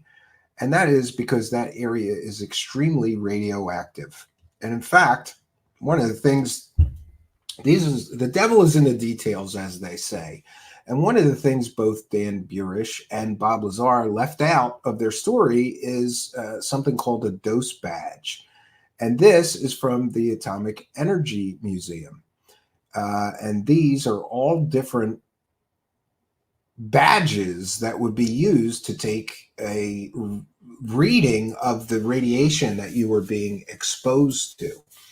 And in fact, the area where both Dan Burish, Bob Lazar, Connor O'Ryan, and others have claimed that area that S4 is at is so irradiated that you couldn't spend a significant amount of time there. Dan Burish claims he spent months there, I believe, and Bob Lazar went there 5 or 6 times, apparently, as best I recall. But the area is so irradiated that you would need a badge meter. Nobody talked about that. I think that would be a significant and important detail. Like, we can only spend 12 hours working on the alien technology because the site was so irradiated. And again, here's another shot of these meters, these badges that will take radiation readings. Nobody that claimed to work at Area S4 described this. And that is a glaring omission and an important part of the story to just leave out. And in fact, depending on the expert that you talk to, the area where they claim S4 was so irradiated that you couldn't spend significant amounts of time there. It's the radiation levels are too high in that area. You would need a badge. You could only spend a few hours there, or whatever the badge tells you. You know, if you're getting dosed with radiation, you can't spend a significant amount of time there. So the whole notion of where the mythical S4 base is literally falls apart just on real science. The United States government has faced significant lawsuits for things at Area 51, including the burn pits. For those unaware, they would just take stealth things and airplanes and secret things and make these huge burn pits. And there was basically chemical fires on the base, and people got cancer from it and sued the government. Putting an actual base in a place that is so irradiated you can't spend a significant amount of time there, and then forcing people to go work on alien technology at a place that's lit up with radiation would be an incredibly significant liability. And as evil as I think the United States government can be at times, I don't believe that they would willingly send people. I don't believe that they would willingly put a secret base in some place that's so irradiated you can't spend any significant amount of time there. And there is more and substantial evidence that the mythical S4 base does not exist where it was described to be by multiple so-called UFO whistleblowers. And there is just significant information. First of all, there's been recent flyovers of the Area 51 base and Papoose Lake. And those flyovers have confirmed that there's nothing where Bob Lazar said it was, or Dan Burish, or this Connor Orion said it was. There's nothing there. And further, one second, I'm going to try to find some things to share with you. So let's get into more and substantial evidence that the base just isn't where people claim it to be. But before we do that, yeah, I'm going to share my screen. There is an excellent, very detailed report by Michael Schratt, and he's recently done a second revision of it. I'm going to be sharing this in the description of the video. I apologize. Hectic day today. We put a couple of the videos we shared in the description. I'll put a link, a Google Drive link. For those unaware, we often share the research materials that I use to create these shows so that other people can benefit from them. I believe Michael Schratt's okay with me sharing that. We'll put on a Google Drive. So this is a sport model test flight. And this is, again, an illustration by Michael Schratt. And of course, there is, again, talk about building the mythology, right? People have taken descriptions and drawings that Bob Lazar has done and expanded upon them.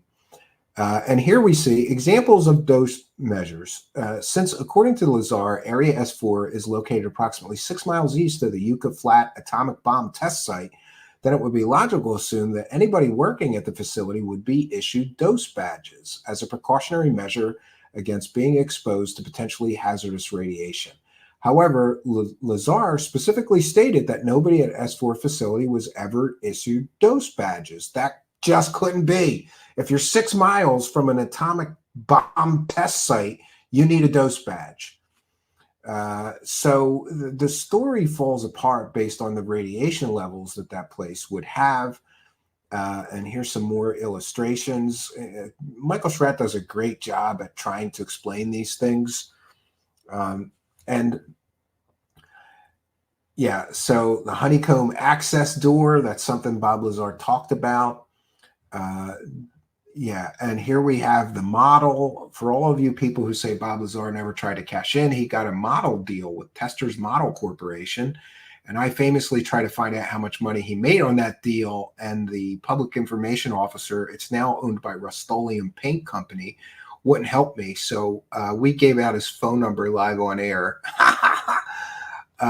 Yeah, so interesting. You know, Bob Lazar said that these things look like they had little chairs in them. They were designed for 3.5 to 4 foot tall aliens, not full-size humans. Yeah. It measured 15 feet high, but there's discrepancies because the instruction manual for the tester's model says 16 feet high. Yeah, interesting. Yeah, Bob Lazar also stated that the gray aliens, which allegedly sat in the childlike seat, measured 3.5 to 4 feet in height, which would put them at the bottom of the hatch of 3 good feet over their heads. So how did they? This is another one of those minutia, right? The aliens couldn't reach the hatch. But don't let things like facts and evidence get in the way of a good story. But you know, even if you recognize and know and understand that the story is fake, you do have to appreciate the artistry that people like Michael Stratt have put into trying to explain what Bob Lazar described. I think he's done a great job. And here's some more artist depiction. This one is by John Andrews, Mark Dickinson of the apparent S4 base. These are the hangars into the side of the mountain. I wanted to get, yeah, but this is interesting too. Bob Lazar claimed that he had a top secret clearance, which was 38 levels above Q to work at S4. The top secret Q clearance generally takes between 6 and 12 months to obtain, far too long of a time span for Lazar to have interviewed for the S4 job at S4 and starting work only 8 days later. So that's another problem with Bob Lazar's story. To get a Q clearance takes between 6 and 12 months.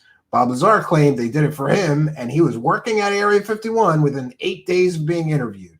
That's not how this works. But again, don't let things like facts and evidence get in the way of a good story that you can tell. And by the way, what we're referencing is Michael Stratt's Bob Lazar report, which is the most, I believe it's 50 pages. This is the most extensive and comprehensive research work on Bob Lazar's claims. And here we see more information. This, of course, is the story of Jerry Freeman, who walked across Area 51 right up to where Bob Lazar said the base was. Guess what's there? Nothing. So we've got a verified Area 51 security guard who claims Bob Lazar never stepped foot on the Janet airline flights. We have his fake education. We have Area 51 flyovers, which confirm there's nothing where Bob Lazar claimed it was, or Dan Burrish, or this Connor O'Ryan claimed it was. And we also have this Jerry Freeman, who was a historical researcher. He walked across Area 51 right up to the Papoose Lake Mountains. Guess what? Nothing is Bob Lazar described. No guard shacks, no roads, nothing. And again, we have the flyovers, which also confirm that. And sadly, this person, Jerry Freeman, may have developed cancer due to time he spent where? In that radiation zone. Shortly after that, he died of cancer. And that, of course, may be connected. So this is the alleged S4 location. It's within the ridge based on all available data. And there's nothing there that Bob Lazar describes. It's just not there. Yeah, aerial photos taken of Papoose Lake by pilot Doc Searles in 1993 show no signs of a secret research facility built into the side of Papoose Lake mountain range. So unless the government moved it in 1989 and covered it all up, you know, I guess they would have to just, you know, shovel 18 tons of sand on top of those hangar bay doors. There's nothing that Bob Lazar described actually being there. And here we have some discussion of the SR-71 Blackbird, which was tested there. Then, of course, we have in 1993, members of Greenpeace successfully held a demonstration directly on Papoose Lake and reported absolutely no sign of a secret installation. So we're up to multiple 4 or 5 data points that confirm that nothing that Bob Lazar described is actually there, where he claims this mythical S4 secret base was. It's just not there. And we have multiple people confirming it's not there, multiple organizations confirming it's not there, a pilot who flew over confirming it's not there. You know, this is why I get frustrated when people want to argue with me about Area 51 and aliens. as if, most of the time people haven't done this level of research that people like Michael Schratt or myself has done. But then here we get, this is a Black Star 2-stage to orbit space plane, another thing rumored to be working, to be being tested at Area 51. And yes, there are indeed space planes that are being tested. And this is a letter provides additional confirmation of an emergency landing that took place. Interesting that the research on this is so extensive.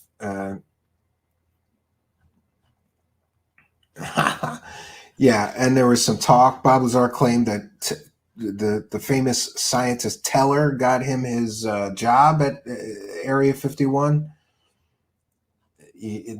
Interesting to connect yourself to a real and verified scientist.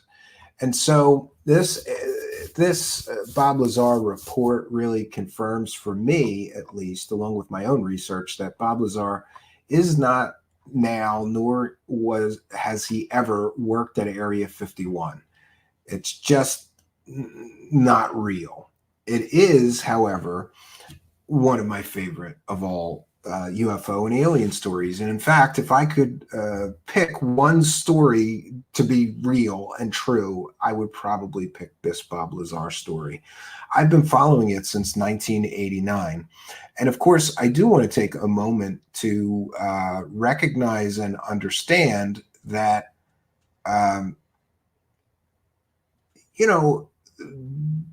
this mythology will continue. Because now we've got people like Dave Grush saying that the government is in possession of alien bodies and alien spacecraft.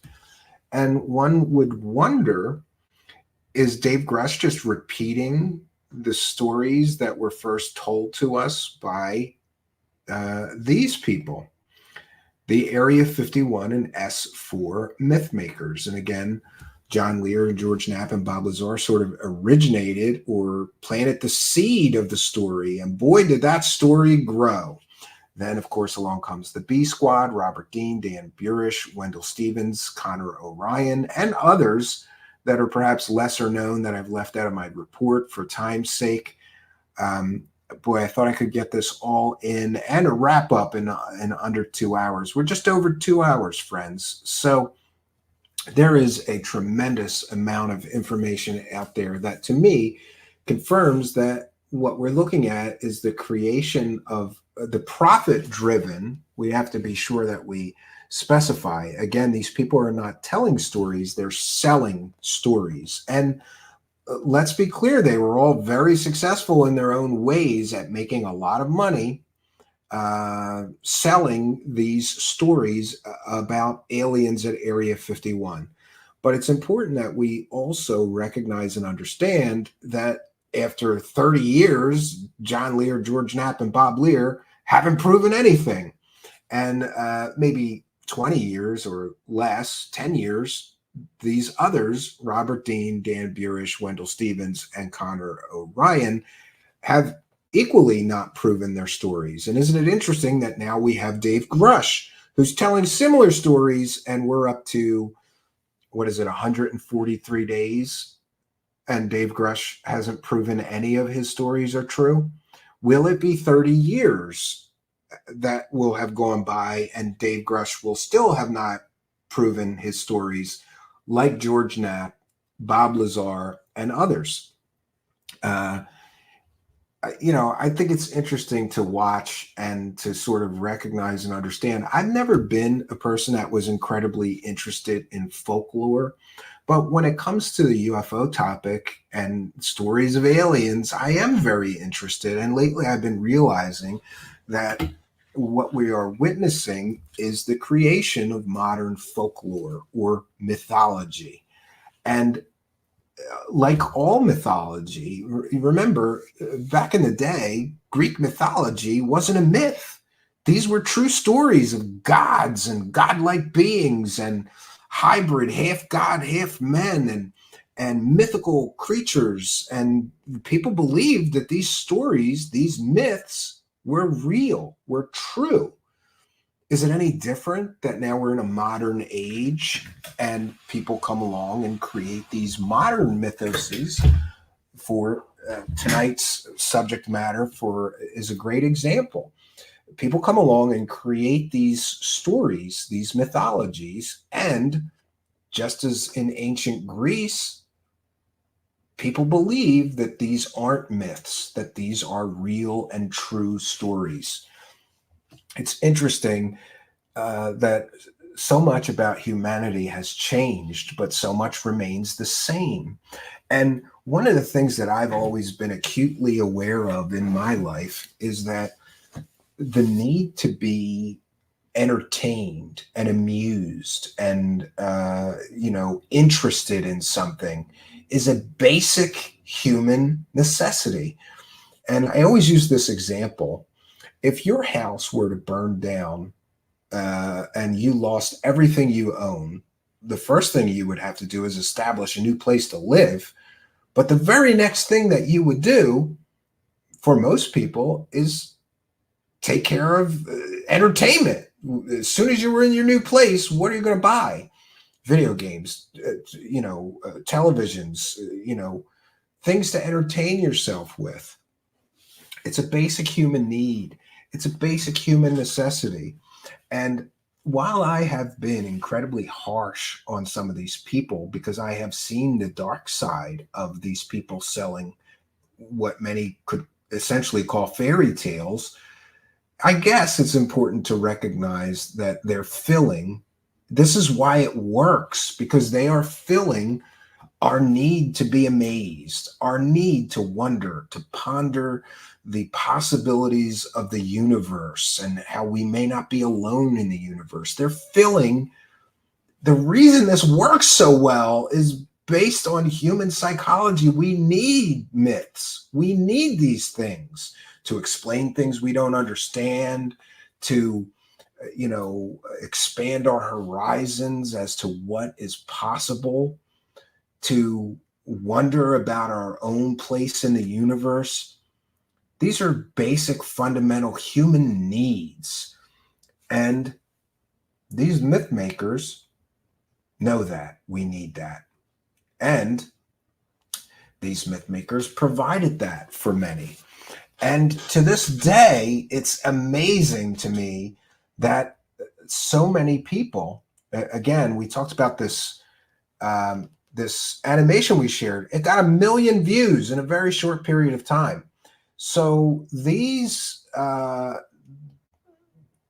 myth makers are filling a basic human need. And that, my friends, is why it works.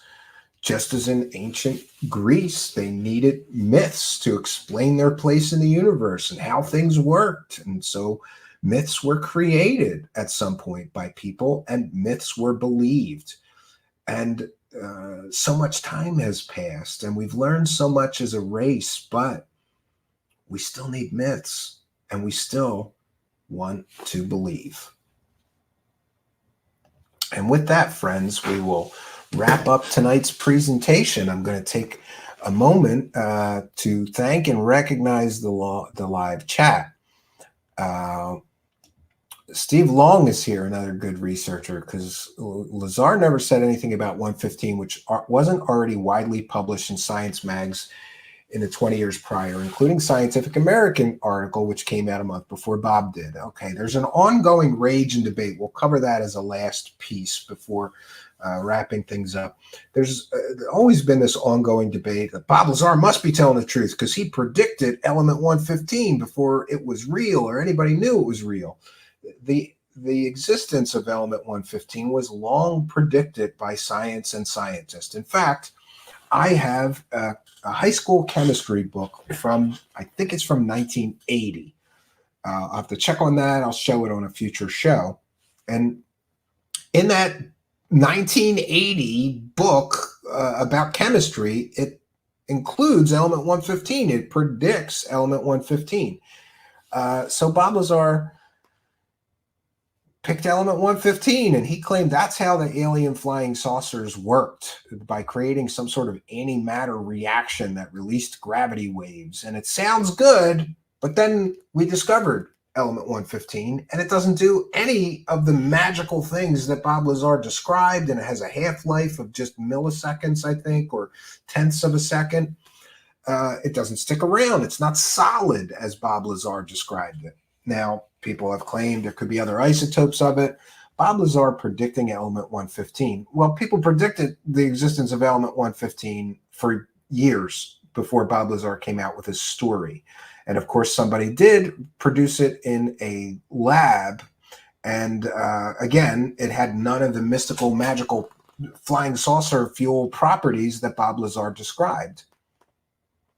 The mediator is here and says, if Knapp is a myth maker, then how come he was in Congress behind David Charles Grush, who was testifying in 2023 to do the basic same thing? You need help, Stephen. Maybe see a therapist. Yeah, I like the pushback, and it's okay. Do you know how many completely and totally fake stories that George Knapp has been involved in? Do you have any idea? Have you actually checked into, the veracity of other stories that he sold? Like, oh, I don't know, Batman balloons, right? Or this convicted pimp fake scientist, Bob Lazar. Yeah. It's a complete and total national embarrassment that he was sitting in Congress. It's a complete embarrassment to our government, and other governments are laughing at us because we let the two biggest UFO grifters in the United States sit there at a congressional hearing about UFOs. But well played on his part. Yeah, because it's because people like you who don't dig deeper into the fake stories that these people create, you don't dig deeper, so you don't know the history. But, I forgive you for being ignorant and uninformed, right? Maybe you should actually research his history before you decide that he's not a myth maker. You know how you make myths? You take something as stupid as a Batman balloon and claim it's an alien spaceship. And George Knapp has done that.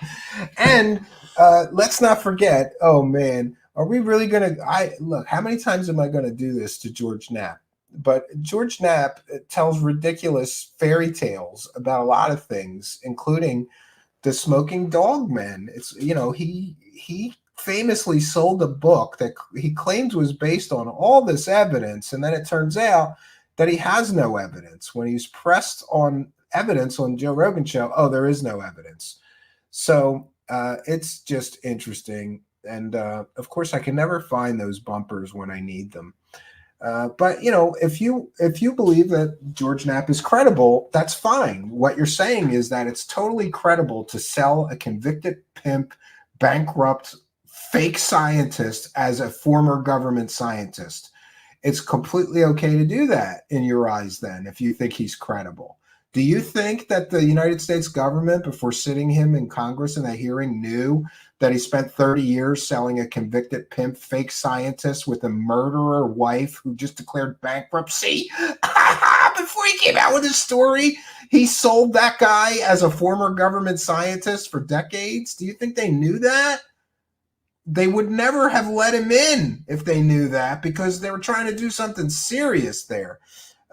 But it is what it is. And of course, we should recognize and understand that Jeremy Corbell also cashed in on that story and helped create additional layers of the mythology. 1 second, I'm going to try to find the Smoking Dog Men George Knapp stories is some of my favorite stuff. Like, you gotta love a guy who makes money telling people stories about smoking dog men at UFO conferences.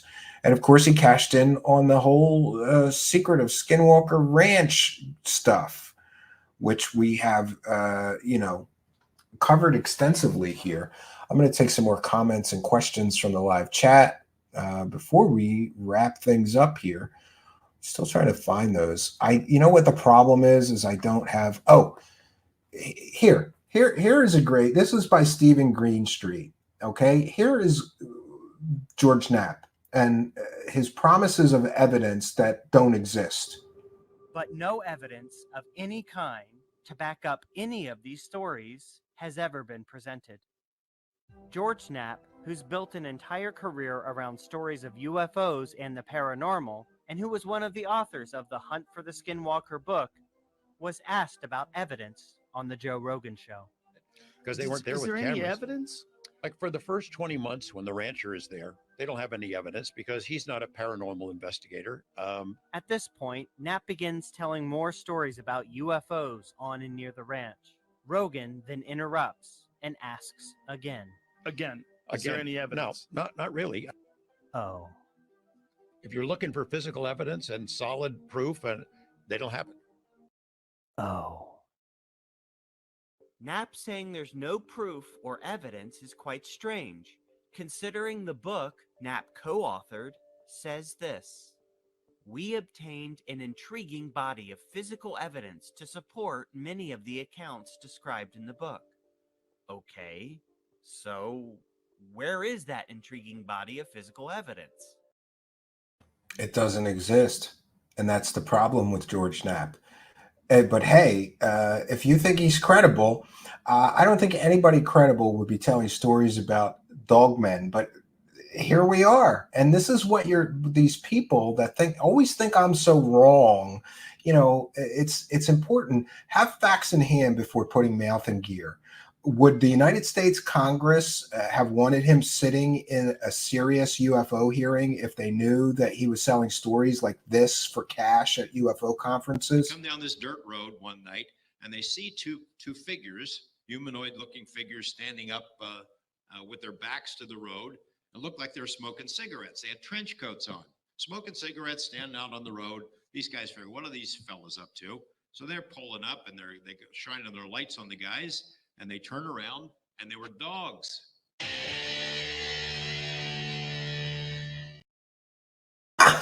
Smoking dogs is so credible.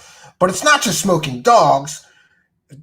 There's other dog men. She saw this standing on two legs, a wolf creature, a wolf standing in her yard, its paws crossed like this, leaning on a tree, staring back at her.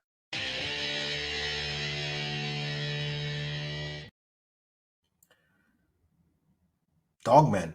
Yeah, incredibly credible. Yeah.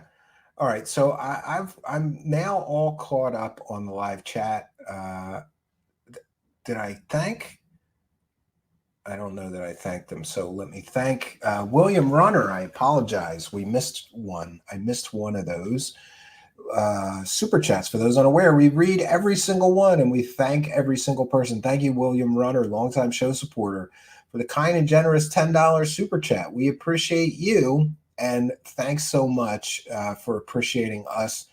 I love it that there's people all over the world that still enjoy these strange and esoteric subjects, but they want the whole story. And what we have displayed for you tonight is we give you the other side of the story that's missing in the mythology, that peeling back those layers of deception and showing you the reality of these stories and how they're generated. But thanks, William Runner, longtime show supporter, for helping us to praise the cash. Praise the cash, praise the cash. All right, we've praised the cash well tonight. Thanks, all of you.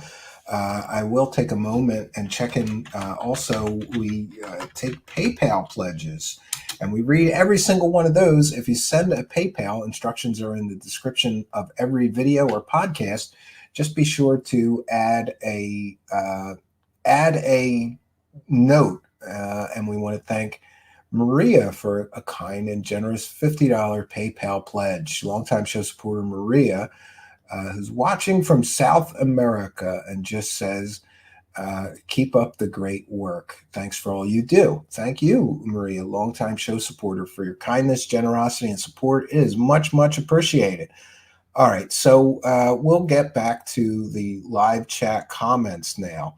And I will answer any questions you have. Please put your questions or comments for me in all caps. It really, really does help. UFO Shane is here, who's a member. Thanks for being a member. Says they walked Knapp and Corbell in that Congress hearing like they were heroes. It was disgusting. Yeah. So there's two sides to every story, UFO Shane. We heard a user earlier sort of admonish me or, chastise me. How dare I call George Knapp a myth maker? The guy's running around telling stories about dogmen, okay? Jeez. UFO Shane is correct. I was disgusted when I saw, not only were they given, they got reserved seating, right? Strange Recon is here and says they looked over and saw Dog the Bounty Hunter and they just cut off the rest. Yeah, interesting. Dino beavers are among us, says William Runner. And Stormcrow likes the smoking dogs. By the way, thanks to Stephen Greenstreet of the New York Post, he didn't even do anything with those. I stole them from him. I borrowed them. It's fair use. He posts a lot of videos that he just puts on Twitter, and I think they're so important. And I'm aware, Stormcrow, that Stephen Greenstreet has a huge archive that I gotta remember to beg him again to let me in on. He has like all of George Knapp's talks at UFO conferences on video. They used to be on YouTube, but it seems like they've melted off over the years. And Greenstreet has them. I want them. I could make a lot out of that stuff. Yeah, and here we have Tales of the Sonic Voyage. Thanks for being a member. Says the moment I saw those two clowns at the hearing, I knew it was going to be a bogus waste of time and money. Yeah. Archaic Revival says, I hope he uses my comment. I said I have a cigar-shaped UFO boner. Yeah, and this mythology also gives people those disclosure boners, right? Did you ever see a Tony B title in Philly in the late Toy and B title in Philly in the late 90s? I'm not sure what you mean, Ganja. Toy and B title in Philly in the 90s? It doesn't ring a bell to me. We had KB Toys and Toys R Us. That's what we had. Yeah. The mediator seems to think there's no money to be made in grifting. Yeah, well, see, but here's the thing is, and listen, I'm glad for this, Sandra McDonald. By the way, thanks for being a member. We value all of our members, including you. Thanks for appreciating us. We appreciate you, Sandra. Listen, here's the issue. Is a lot of people come here and they're not fully educated. So it's fine. I'm not offended if somebody makes statements like that out of ignorance, but educate yourself. We have videos here. I just did one just shining a spotlight on the UFO money. And we can verifiably prove that people are making millions of dollars creating and selling and telling, and most importantly, selling these stories. We can demonstrably prove that people are making millions of dollars. So it is a factual statement that there's lots of money to be made in UFO grifting. And somebody that isn't aware of that just hasn't educated themselves and saw the evidence that we can clearly lay out here, that there's literally millions of dollars being made. Zer Squid Lid says, Randy, the aliens are concerned you're not wiping your butt after using the restroom. That could be a problem. Yeah, Randy, there's no moderators in the live chat. If your comments are getting hidden, it's maybe you're hitting the filter. If you use profanity, maybe. There's no moderator currently in the live chat. So there should be no comments being hidden unless it's being auto-hidden by YouTube for whatever reason, filters or such. And by the way, interesting to point out that I think we've now survived 2 nights of it being like the Wild West. Like when I first started my show, people would come in here and call me a cocksucker. And eventually we got moderators, and some of those moderators were a little too heavy on the ban buttons and a little too heavy on the hiding people or muting people that said things they didn't like. We're back to a free speech zone here. There is no one right now that is deleting comments. I am the only person that has the capability of doing that, and I haven't done it through the whole show. So it's interesting. And Al Garay is here and says, smoking dogs equals credibility. Yes. The mediator, what does that have to do with the congressional hearings you are playing? Listen, the mediator, we're up to, let me check. I don't want to give an inaccurate assessment. We're up to, let's see, days since June 5th, 2023. It's been 142 days of George Knapp, Jeremy Corbell, Ross Coulthart, and others, including Jesse Michaels and this Yes Theory and grifting off of Grush. And there's zero evidence so far. None. Zero. There is zero evidence. We're up to 142 days. Oh, we're going to get the evidence this week. He's going to go to a skiff, but he needs money for a plane ticket, the mediator. And what does that have to do with congressional hearings? You're acting like he got placed at congressional hearings because he's some kind of goddamn hero, right? And some kind of credible journalist that's uncovering the truth. Would a credible journalist who's really uncovering the truth be taking a few hundred or a few $1,000s to tell stories about smoking dog men to UFO dorks at conferences for decades? Because that's what George Knapp's been doing. The mediator, educate yourself. Yes, you got to educate yourself. El Pachuco says, channeling UFOs via meditation. What a grift. If I remember correctly, Greer would charge $1,000 plus for his UFO mediation workshops. $5,000, I've heard some estimates. It's great. Nevada Maverick says, when he said smoking dogs, why didn't he specify the breed? Yes. And William Runner says, a few trolls in the live chat tonight, but they haven't been too bad. Yeah, isn't it interesting? Like, you know, people predict like, oh, if you don't have moderators, the whole live chat's going to fall apart. I mean, it's been fine. And I do have to mention that yesterday, that guy William Pix owes me $20 or something like that, because I had to verbally assault him, and I knew it when I said it. Right? It was right in the beginning of the broadcast. The troll came in and called me a grifter. And by the way, I get called a grifter on a daily basis. I guess, you know, whatever.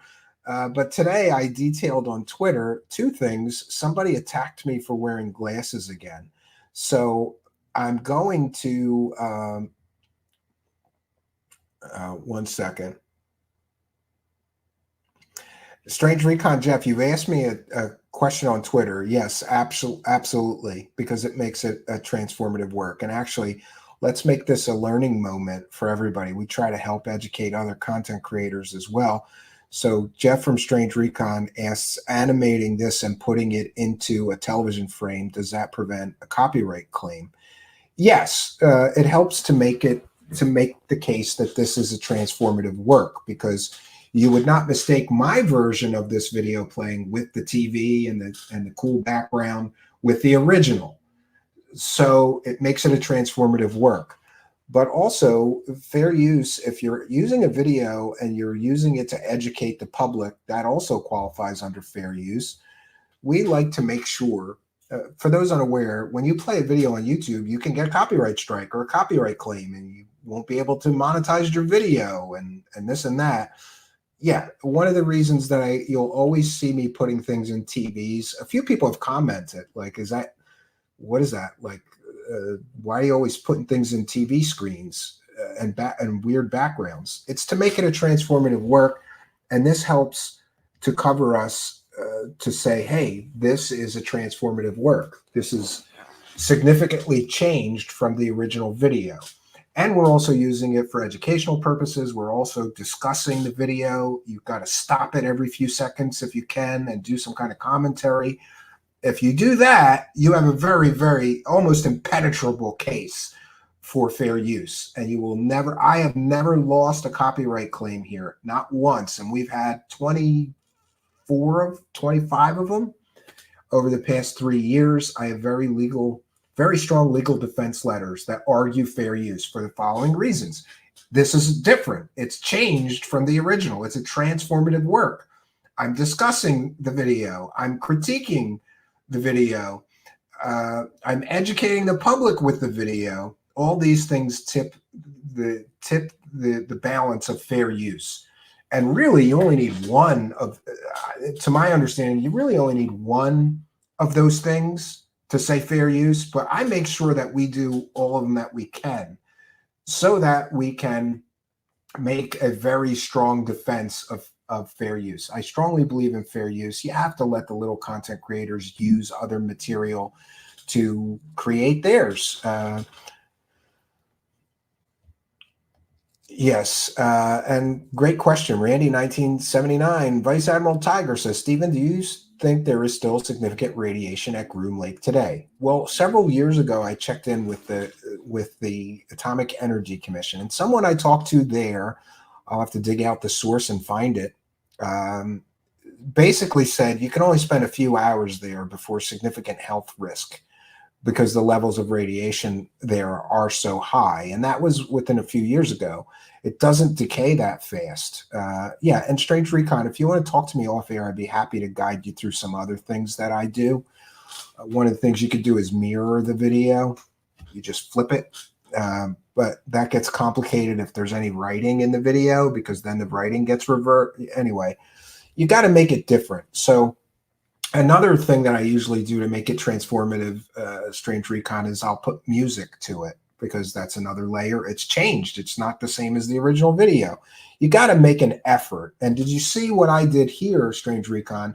No one can argue with me that we didn't make an effort to make it different than the original, so that they don't want somebody to be able to say that your version of it can be mistaken for their original version of it. So you have to change it, transform it in some way.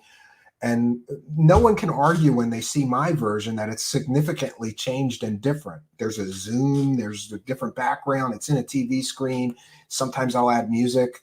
Today I didn't add the music that I would usually add because I just didn't have time. But again, all of those things argue fair use. We've never won. We've never lost a fair use claim that we've made.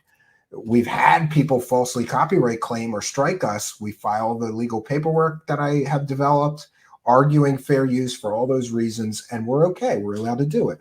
It's the same reason why, if you're watching CNN, you see them, you see that the big news, the big media companies do this all the time, Strange Recon. If you're watching CNN, they may play a clip from Fox News for a little while, but they change it up a little bit and then they talk about it. It's the same thing for them. It's fair use. Archaic Revival wants to know if I'm a cartoon. Not tonight. The worst offender would be, let's see. Yeah, if you're getting claims, you need to apply that. And then also, when I get a chance, I'll dig out my fair use legal defense letters, because they're very powerful. I've not lost a single case. And by the way, sometimes there's AI bots or whatever that will find the video where you used a video and claim it. You've got to be able to defend against that. Just stand strong in your fair use defense. And as long as you're doing fair use, as I've described, you're transforming it, you're talking about it, you're commenting over it, you're educating the public, and you're using it in that way, nobody can really argue. It's the textbook definition of fair use. And we rely on fair use here. I wouldn't have been able to, just so people are aware, I wouldn't have been able to produce tonight's presentation without fair use. We use documents I don't own the copyrights to. We used this S4 recreation. We used old news reports from George Knapp from 30 years ago. This is all fair use, and I need the ability to use those materials in order to produce presentations. Well, I don't need it. If I had unlimited money and unlimited resources, hey, I could have hired actors to play George Knapp and Bob Lazar and had them do a mock interview and all the, if you have unlimited resources. But as a small content producer, fair use is really the way to go. Steve Long says, appreciate you doing a Lazar review, Stephen. Like many topics, the most credible research on Lazar is typically available to read by BBC. Yeah, I keep saying Steve Long. In fact, I was talking to Michael Stratt about this. And by the way, I think Michael Stratt's going to come here and be a guest. We're still going to work it out. We're going to do for those that enjoyed that, we did I thought it was a great piece, a not so brief history of UFO crashes. And we did that, but we left out a great deal of material because there's so many UFO crash cases. I focused on just the most popular ones. 1 second.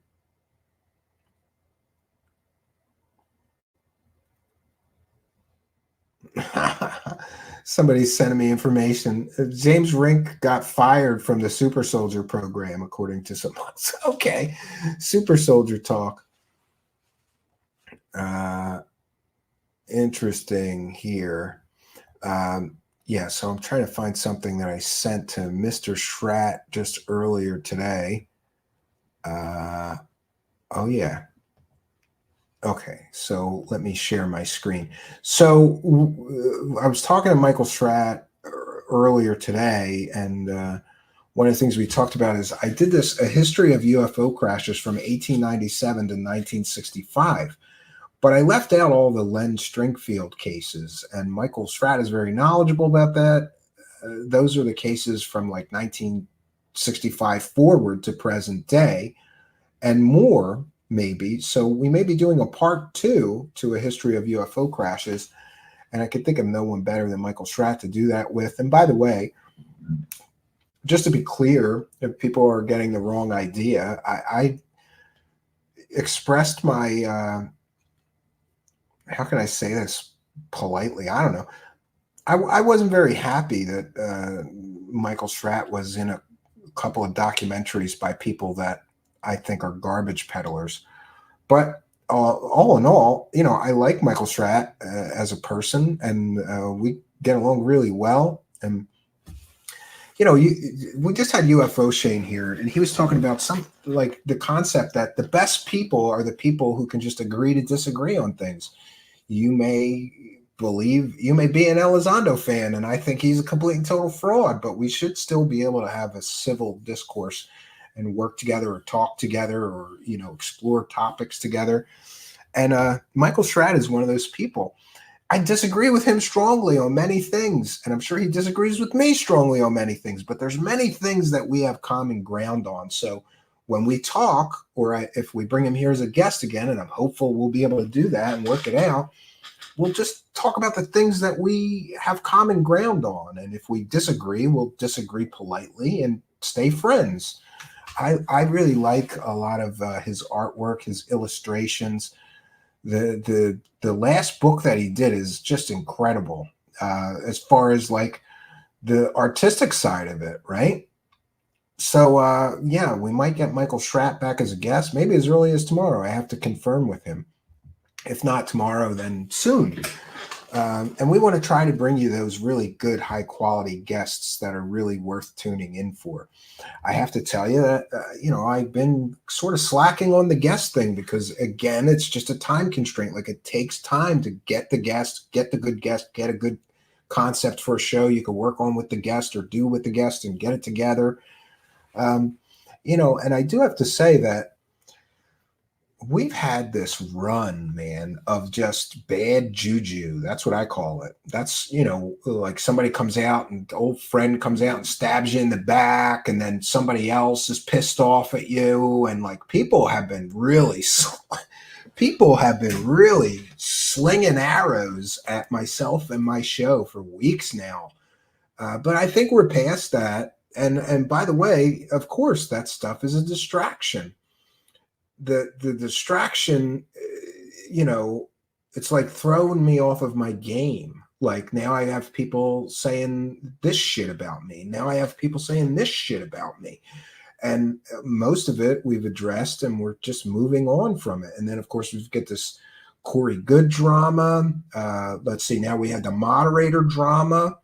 And by the way, just to be clear, I wish everybody the best. I don't bear any ill will. I'm not pissed off at any of the moderators because, of all this stuff that was happening.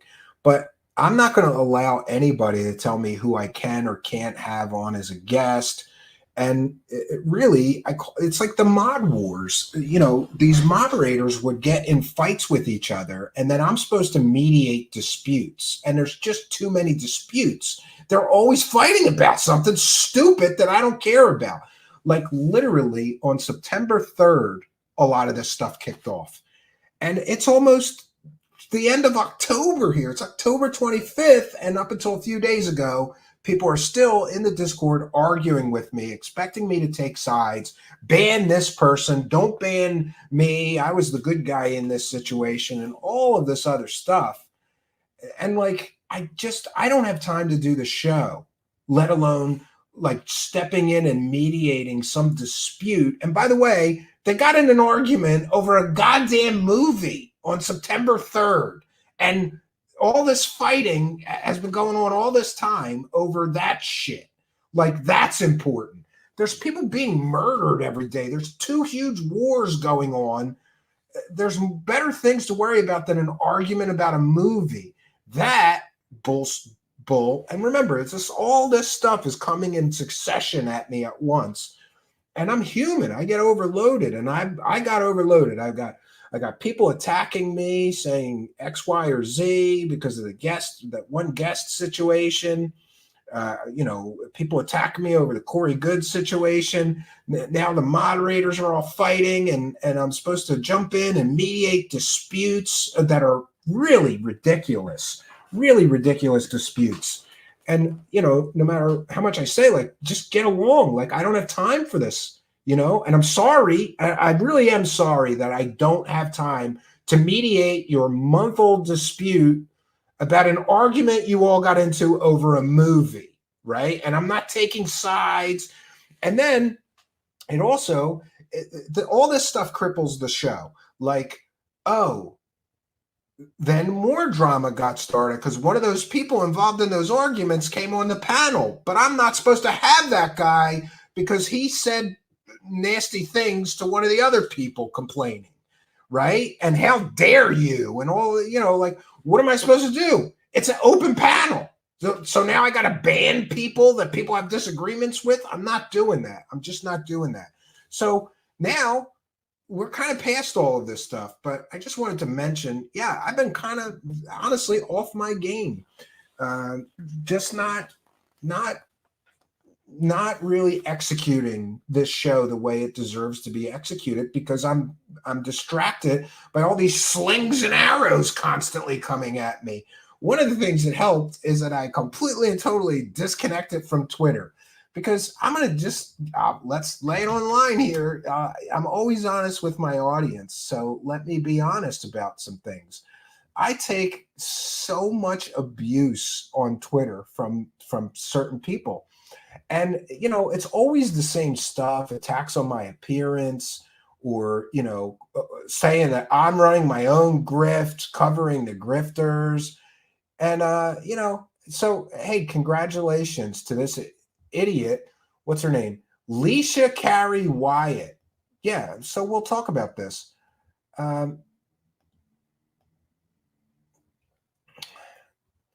Congratulations, you're a freak wearing shades indoors at night. Now, and I informed her rather unkindly. I called her the C word, which I'm not going to say here because of the YouTube algorithm. I said, no, you dumb C. She's a woman. I have a paralyzed eye and I wear glasses for medical reasons, but maybe there's some disabled kids in wheelchairs that you could go make fun of. And I get it. Some people just don't know that I wear the glasses because I have a paralyzed eye. Are you happy? And now you can call me One-Eyed Willie. You can call me a one-eyed son of a bitch. You could say all those things, right? Those hurtful, nasty things. I can't do anything about my eye. And it's been like this for years. It's the result of a life-altering brain aneurysm, a life-threatening brain aneurysm. I almost died in a hospital. They had to do brain surgery to repair the aneurysm, which is behind that paralyzed eye. No, I can't do anything, you dumb C. I can't do anything about that. So, you can attack me for a physical disability Like, this is the level of nastiness that I deal with on Twitter. And by the way, I just re-engaged on Twitter starting this week. I took like 2 weeks off of Twitter. It was the quietest, most, I just didn't get pissed off all the time. Like, here's this stupid woman who doesn't know anything about me taking a shot at my physical disability, right? And by the way, I could show you 100 more examples like this of the hateful, nasty, vengeful people that are constantly slinging these arrows at me. And if it's not my appearance, it's something else about me. You're making money, Steven. You're a grifter too. And even if I will show you my goddamn spreadsheets, we make like 1% of the grifters we cover, right? So if I'm a grifter, I'm the dumbest goddamn grifter there ever was, because I decided, you know what? We're going to do this the hard way. I'm not going to sell fake stories about aliens like everybody else and make millions of dollars. I'm going to expose the fraud, the abuse, and all of the fake stories, and I'll just take 1% of the money instead of all of the goddamn money. Who would do that on purpose? It's the stupidest argument I've ever heard in my life.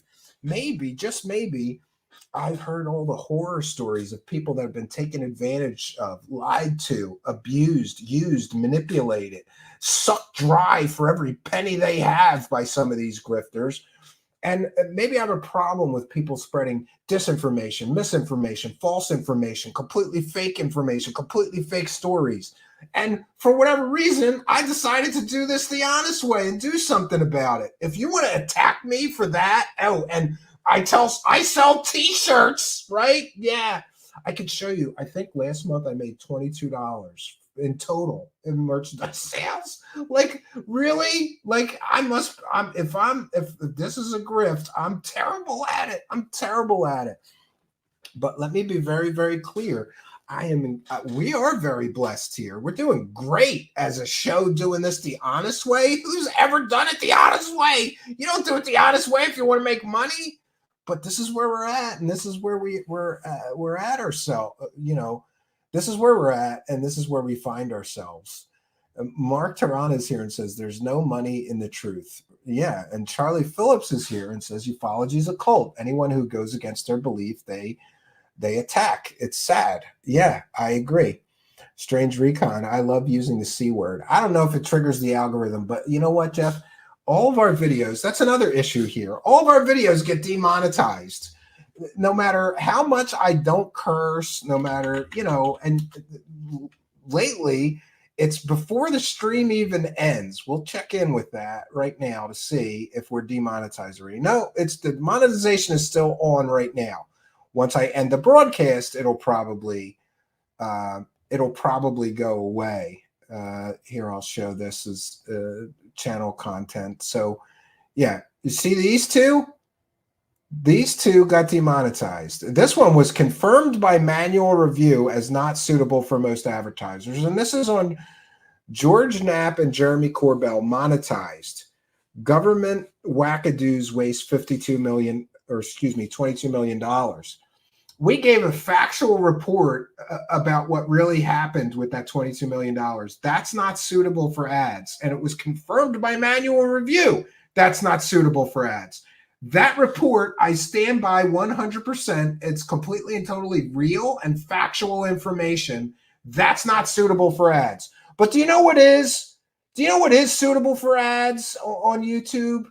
What is suitable for ads on YouTube is selling Batman balloons as alien spacecraft, right? Yeah, that's okay. You can make money on that. But when you do real or factual research and tell people the truth behind these mythoses and mythical fake stories, that's not suitable for ads. So we are getting penalized for actually giving people the truth instead of lying to them with fake stories. You gotta love it. And someday, Jeff, I'm going to address that in an open letter to the YouTube CEO. I'm keeping a spreadsheet of all this shit. this is why it's also important to support the content creators, and not just me, all of them. If you really like a content creator, join the Patreon, throw them a couple bucks, become a member, do something, because they're not here for the YouTube dollars when this stuff keeps happening. Yeah, confirmed by manual review. Yeah. Yeah, and Strange Recon says, I've been really trying to not see it trip. I've been beating the demon. Yeah, that's another content creator. That's how we feel here on some platforms. It's a broken system. Yeah, fraud is suitable for ad revenue. Sure, right? Yeah, the mediary. Don't worry about monetization. You don't get views. Yeah, okay.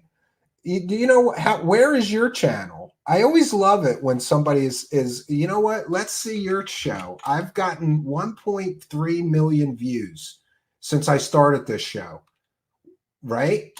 1.3. We had to remove 179,000 views or 200,000 views when we removed a whole bunch of videos about a certain topic. We lost 200 to 250,000 views, but that still leaves us at over 1 million views.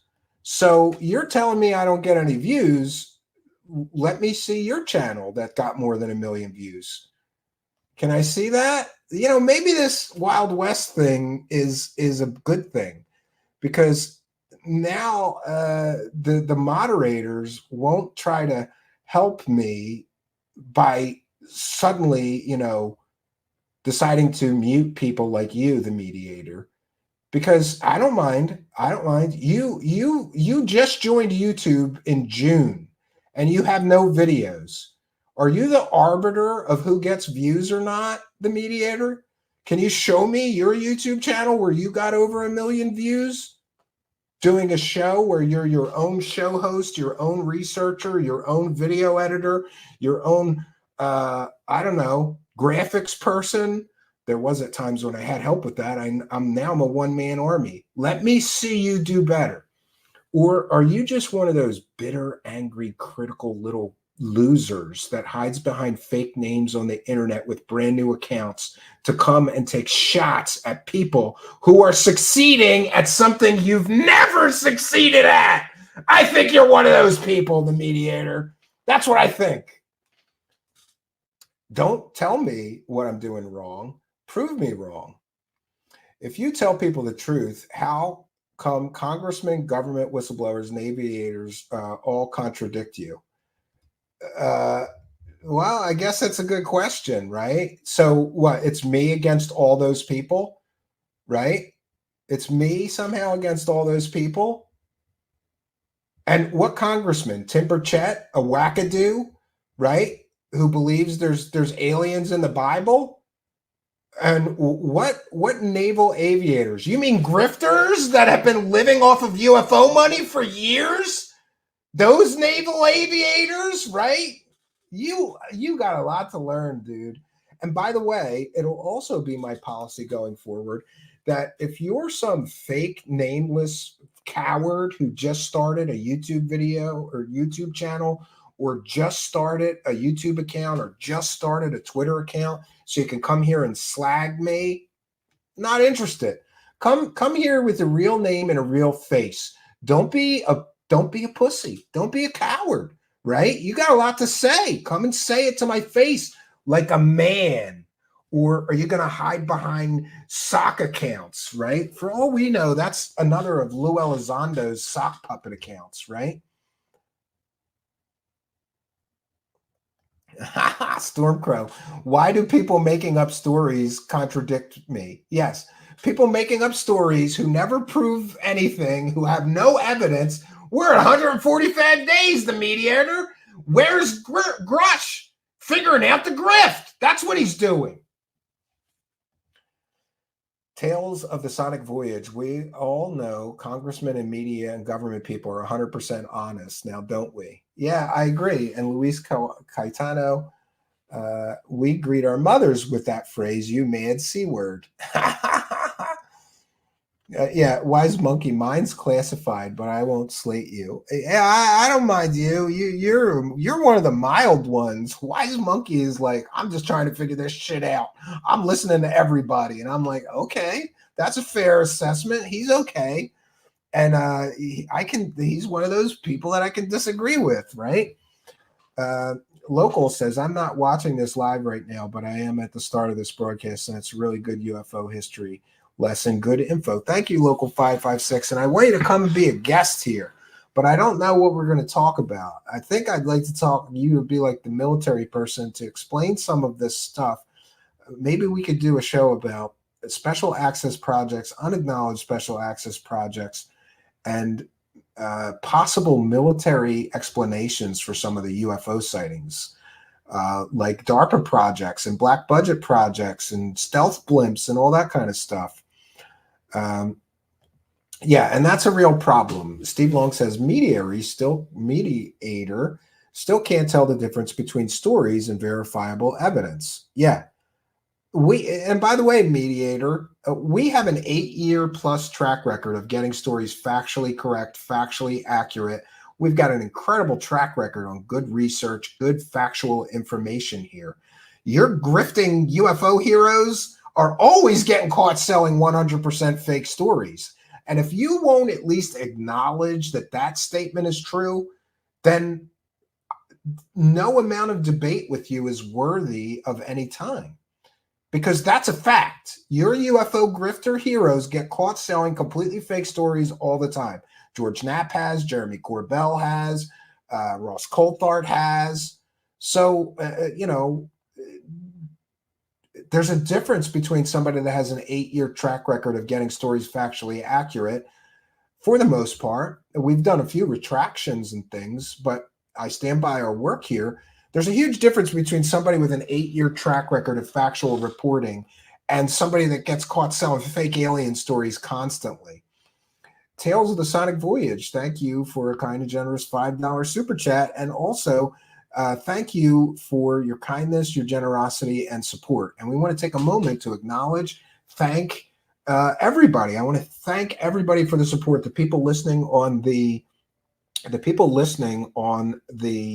audio podcast, the people that are Patreon supporters, the people that are sending super chats, Pill.net Gold Pillars, Twitch subscribers, YouTube channel members, super chatters. We want to thank every one of you, and thanks for reminding me to have that attitude of gratitude, Tales of the Sonic Voyage. Thankful for all your help. I want to thank each and every one of you for appreciating what we do here, and we appreciate all of you for helping us to praise the cash. God knows I need it. Praise it, bitches.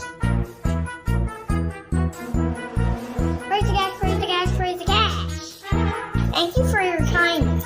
Thank you for your generosity. Praise the cash, praise the cash, praise the cash.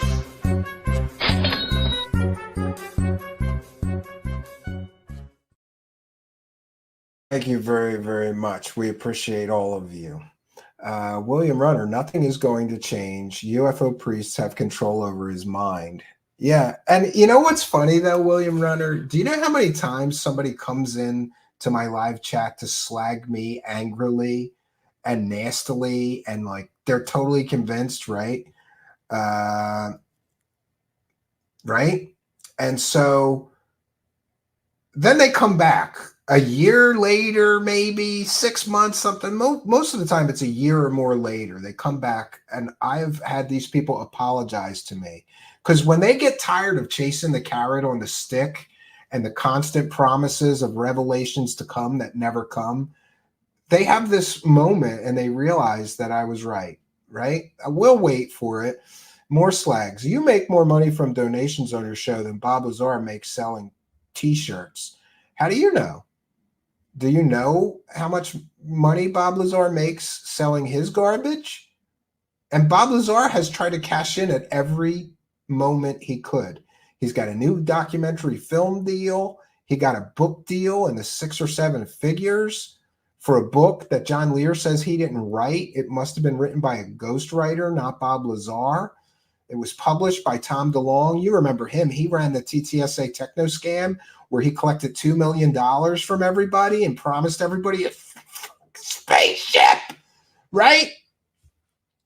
No, I'm sure that Bob Lazar is making much more money than me selling his fake story. He's been selling it for 30 years. And here's where you're not educated, because Bob Lazar cashed in and sold a VHS tape in the back of science magazines. Then he cashed in with a tester's model deal where he got paid a big upfront amount of money and then a royalty for every model that was sold of that S4 Sport model, flying saucer model. And I was told by Rust-Oleum Incorporated, who owned Tester's Model Corporation, that millions of those things were sold, right? Millions of those models were sold.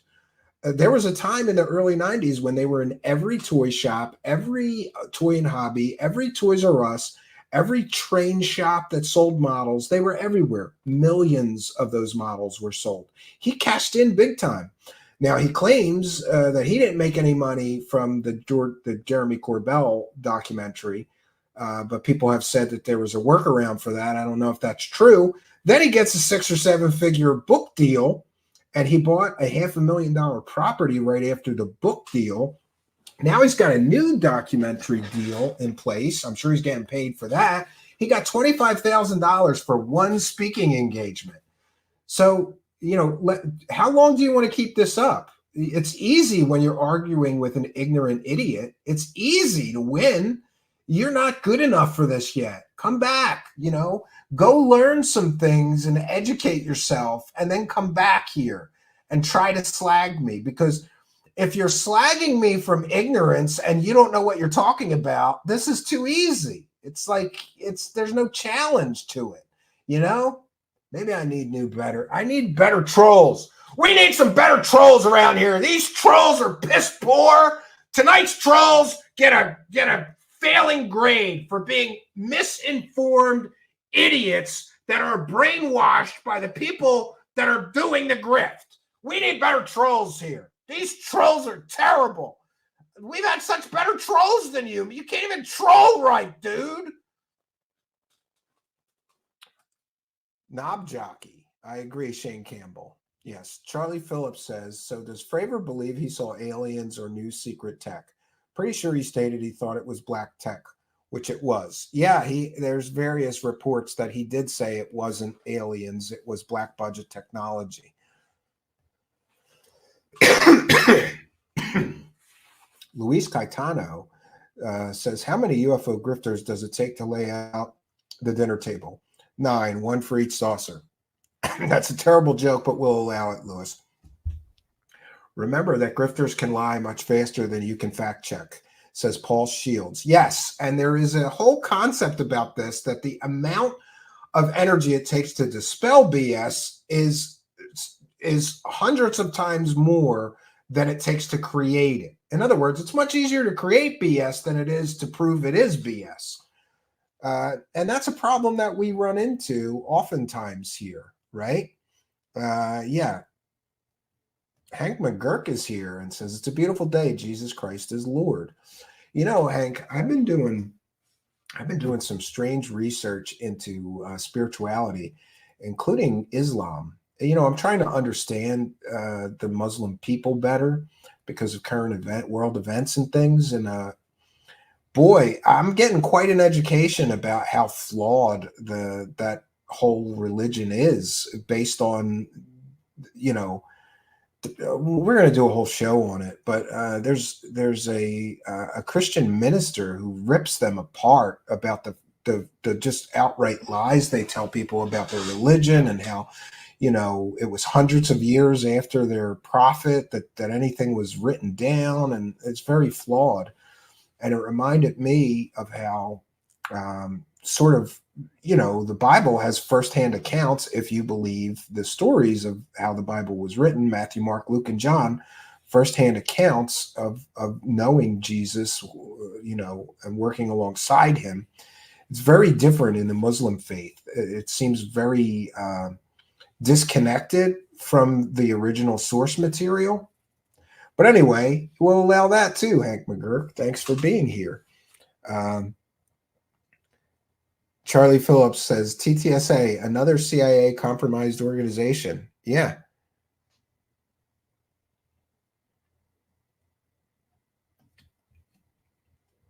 Yeah, he did. He did. Do you know how many thousands of copies he sold? Again, you have no education in this. You don't even know what the hell you're talking about. And you look childish and stupid and foolish because you keep repeating completely factually inaccurate information. For years, he sold that in ads in the back of Science magazine, including Popular Science. Yeah, again, you're so stupid. Look at this. But yeah, there's no money in that. Do you know how much one of those models is going for? Let me see. Do you know how much one of those models is going for? I think they sold for like $25 a piece back in the day, and they sold millions of, according to Rust-Oleum, who I have an on-the-record source from, they sold millions of copies. So what would the wholesale price for that be? $12? If they sold millions of copies and the wholesale price for it is $12 and the shops would sell it for around $25 at the time, that would mean they made at least $12 million. Testor's Model Corporation. No money in that. No, you can't do third grade math, dude. Get out of my live chat. We need better trolls. This clown can't do third grade math, and he wants to argue with me about how much money is in the Testor. Come on, dude. Don't know what you're talking about. Storm Crow with a kind and generous $10 Australian. Thank you for your kindness, generosity, and support. Says keep calling the grifters out, Steve. I believe I will. Well, we need better trolls. This mediator guy, he sucks at this. He just sucks at this. I'm reading more of his comments, and I'm not going to share any more of them because I don't. It's like. When you're with a group of friends and there's one of them that keeps saying stupid, silly things, you don't want to encourage that, right? This troll sucks. This is actually, if I had to rate chat room trolls, this is the worst chat room troll we've had in years. It's just he's terrible at this. Amy Collins says it costs $100,000 plus to make a mold for a typical kit's production. They are not going to produce them unless they think they're going to sell 1 million of them. Yeah, I agree with you.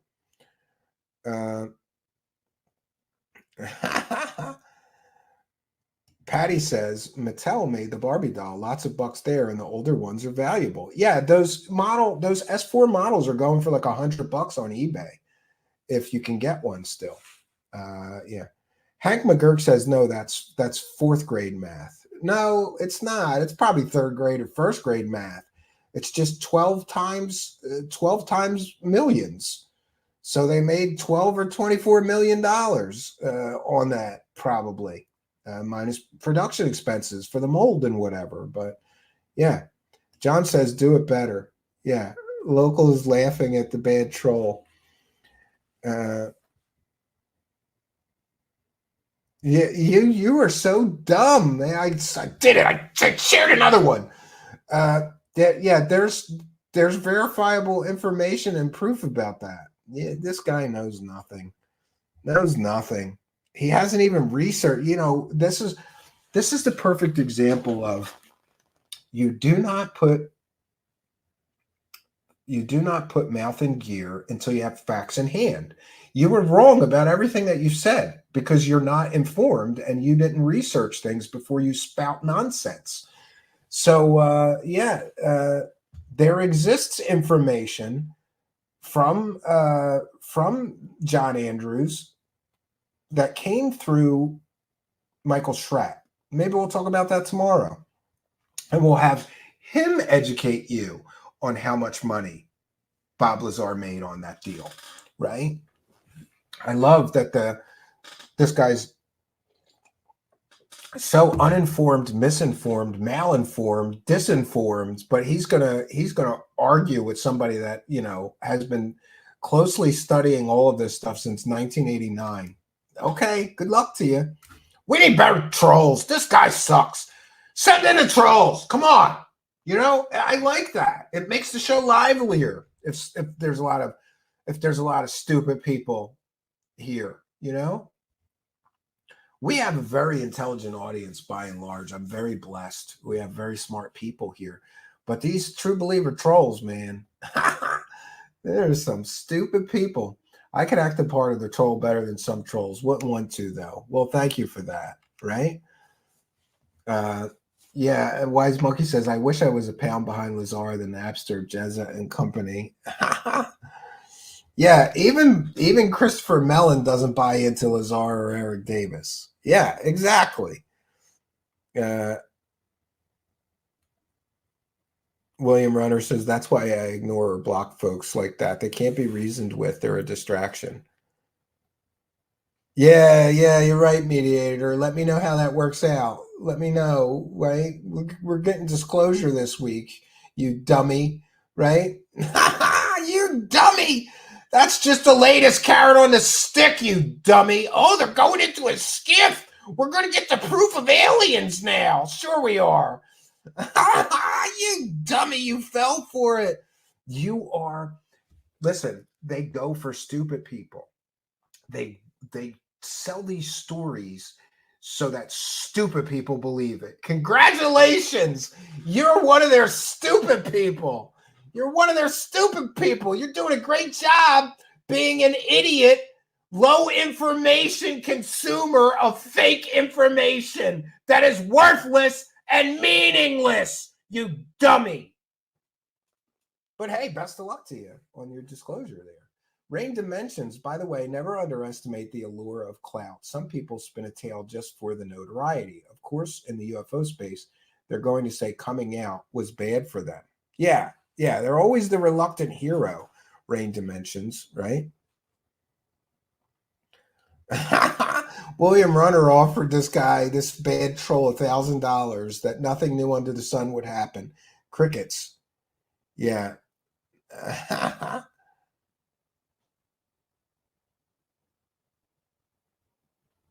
Let's all sing when the trolls come marching in. You know, I'm glad this moderator thing happens because I'm sure that with the old system, somebody would have just muted that guy because he's, talking nonsense over and over and over again. There's 10 statements he made that were completely and totally factually wrong, right? Somebody would have muted him in our old system. But hey, it's the Wild West now. We have no moderators. So it's just like when we started. People can come here and be as stupid as they want. I used to be the mediator. I understand. Luckily, I wasn't on UFO Twitter in those days, or I might still be like that. Yeah.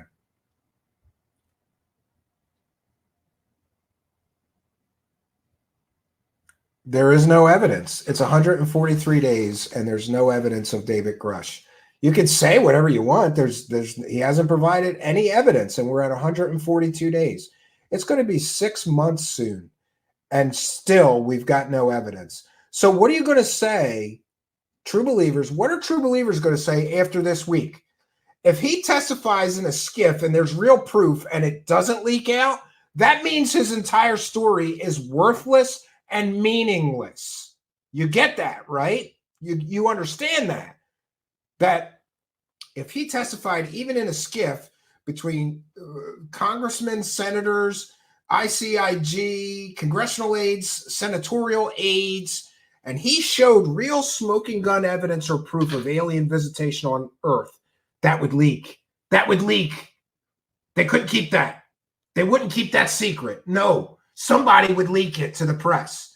So if after tomorrow we don't get proof of alien visitation on Earth, then David Grush is just another in a long line of UFO fairy tale hucksters calling themselves whistleblowers, whose only evidence so far has been a completely and totally fake UFO case from Mussolini's Italy that was told by a complete and total bullshit huckster, fairy tale huckster that's been involved in other fake UFO and alien stories. That's his only evidence so far, and it's fake.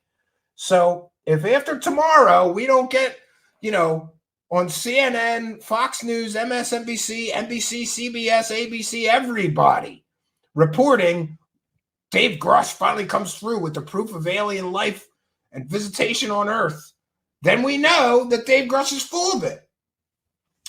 But don't worry. They'll come up with excuses for why that doesn't happen, and we still don't get proof after tomorrow.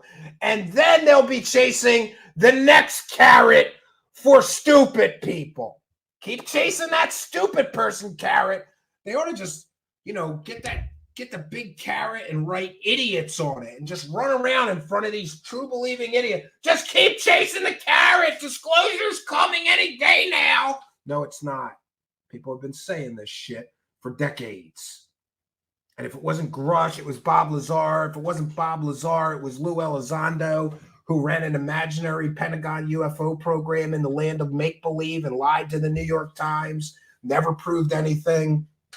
Or Bob Lazar, who never proved anything. Or, I'm forgetting all the so-called UFO whistleblowers. We did a whole series of 14 of them.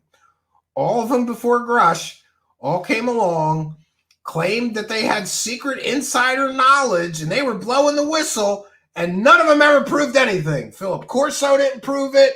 Bob Lazar didn't prove it.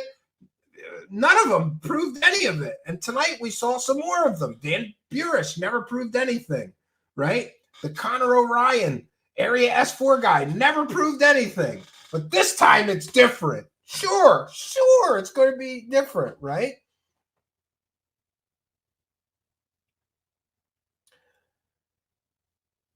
And again, you're misinformed. I do not live in the woods. I have a cabin in the woods. Do you know how stupid and ignorant you sound when you keep saying completely factually wrong things to support your arguments? It's pretty funny to me. Like, how dumb do you want to appear in front of a live audience of 100 or hundreds of people? Because you look pretty dumb right now. Grush doesn't necessarily believe he's telling lies. It's called manipulation. Yeah.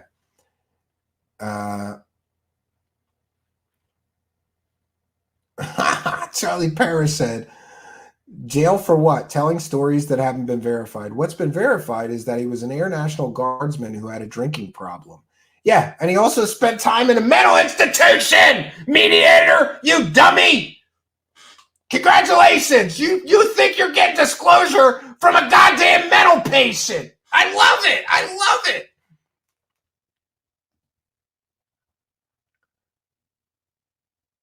Steve Long says, I don't believe anything when they're claiming things that go against all known accepted science and knowledge. I agree with you. Yeah. So, to wrap up, I wanted to mention that we've been taking all these slings and arrows here, and not from people like this troll clown. He is the worst. This guy sucks at this. No, but real slings and arrows and really vicious, nasty attacks against me as a person, my ethics, people questioning my ethics or my motivations, people questioning, the originality of our show here, like as if I owe somebody something, I ripped somebody off, some butthurt people, whatever. Then we have this mod situation with all these arguments and people want me taking sides and more attacks and more attacks and more attacks for the past several weeks. I gotta tell you, it shook me up a little bit, right? And I feel like I lost my mojo there for a minute, but I'm here to tell you, I feel like that is passing us by and we're just moving past that. And then, I also got YouTube literally yelling at me every time I log into YouTube that my views are down, right? Maybe you should produce more content. Maybe you should pay me more, bitches. Maybe these bitches should pay me more before they tell me I should spend more time on this. That's where I've just reached a healthy middle ground here. If you pay me more, I'll work more. But if you're not going to pay me, stop bitching at me that my views are down and I should produce more content. No. Oh, but that does remind me. This weekend, we're trying something brand new because Friday, Saturday, and Sunday, we'll be running reruns. It's something we want to try. Another content creator told me that I should own my time slot. I'm like, what do you mean? He's like, well, you're only on 3 or 4 days a week, sometimes 5 days if you're really working or busy or grinding that week, but you leave those other 2 days. And I'm like, what do you mean? Run reruns? Yeah, just run reruns. Run your favorite of your shows from your, 500 or 1,000 show history. So that's what we're going to start doing. And just to be clear, it's an experiment. So we premiere those at 9 p.m. There'll be a live chat, but no one understand, because I know somebody will complain if they're reruns. I've labeled them TS Classics. They're some of my favorite shows. And we already ran one. We'll be running. So every night from now on, whether I'm really here live or it just looks like I am, but you'll know because it'll say TS Classics on it. We'll be here every night at 9 p.m. going forward for at least the next several weeks. We're going to try this and see if if it improves income and it improves the view situation, it helps us expand our show. I think it will. So we're going to try it. Hank McGurk says, just looking stupid, the best kind. I loves God people. I repent for the awful things I did back in the day. Well, that's heavy. People are wrong because they assume, speculated, believed way more often than they're just lying. Yeah.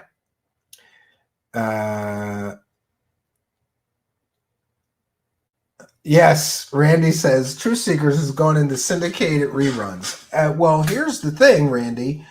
That other content creator reminded me that everybody misses the archive here.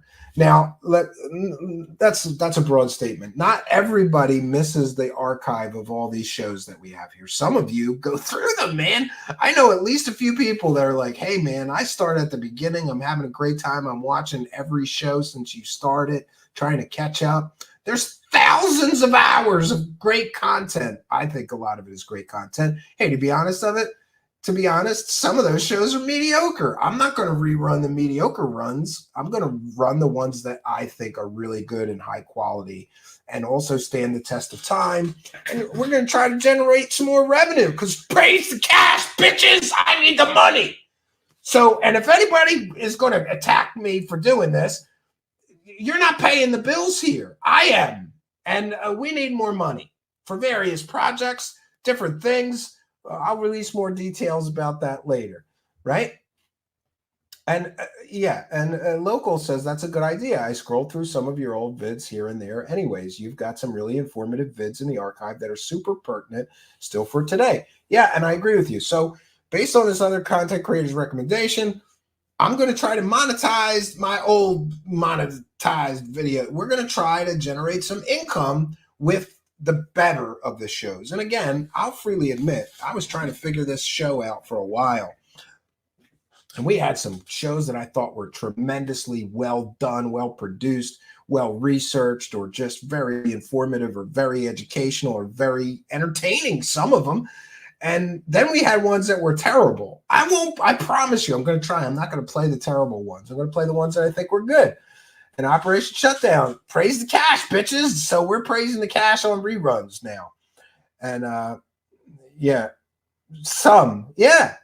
And I'm getting slagged again. Show me your 1,000 show archive, the mediator, whatever the hell your fake name is. Show me some of your shows out of a 500 or 1,000 show archive, and none of them are mediocre. You can't. I'm being honest. Some of them were not very good. I try, but listen, let me be very clear. I always tried my best. I'm human. Sometimes you're going to fail. Even if you're putting fourth grade effort and you're doing your best, some things fall short. And I've been an artist for most of my life in one form or another. I recognize that's just the way art works. Picasso didn't paint a $1 million painting every time he tried. Some of his were mediocre. Same goes for songwriters. You ever notice that?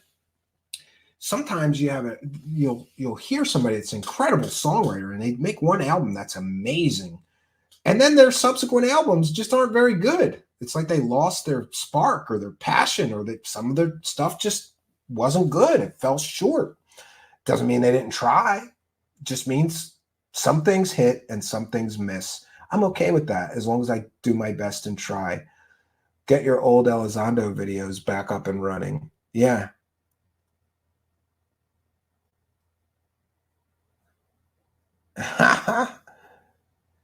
Some people are in support of this idea, and some people want to come here and chat more. I've heard a lot of that, but I can only be live so much. And the other thing I'm going to say too is I'll try to be in the live chats, but remember the point of a rerun is like Howard Stern best of. He wasn't sitting there typing to the viewers while he was running the best of. He was doing other things. Like, is it okay that I go take my kid to the movies? Is it okay that I take him fishing or I spend time with my wife? We haven't had date night in like 3 years, man. We used to do that. We used to have like date night every week. We'd make some time for each other. Yeah, I'm done taking nasty comments from you. I have an 8-year track record of honest reporting. Go compare that to your heroes. And while you're at it, get in there and lick those buttholes, bro. Get in there and lick those UFO celebrity buttholes because they've all been caught selling fake stories multiple times. Maybe you should go bust their balls and leave me alone because I have an 8-year track record of getting the stories factually correct that we put here or doing my very best to give people all sides of the story, even if it's a strange and mysterious subject matter. Wear the backlash like a badge of honor. Those critics are just that. Yeah, I learned a long time ago, Patty. Critics are people, usually they're people who failed at what you're doing, right? I loved music critics.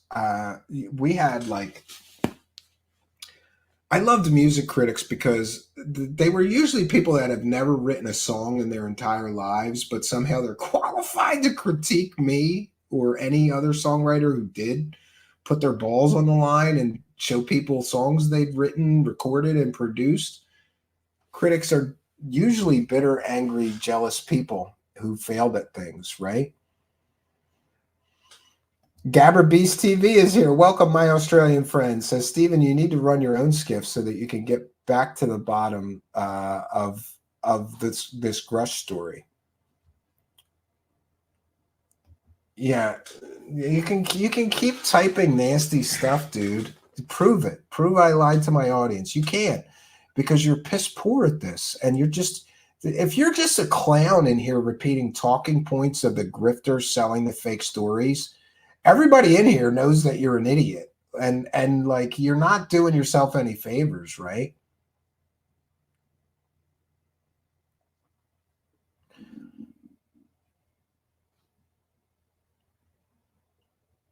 Oh, that show host I haven't heard from.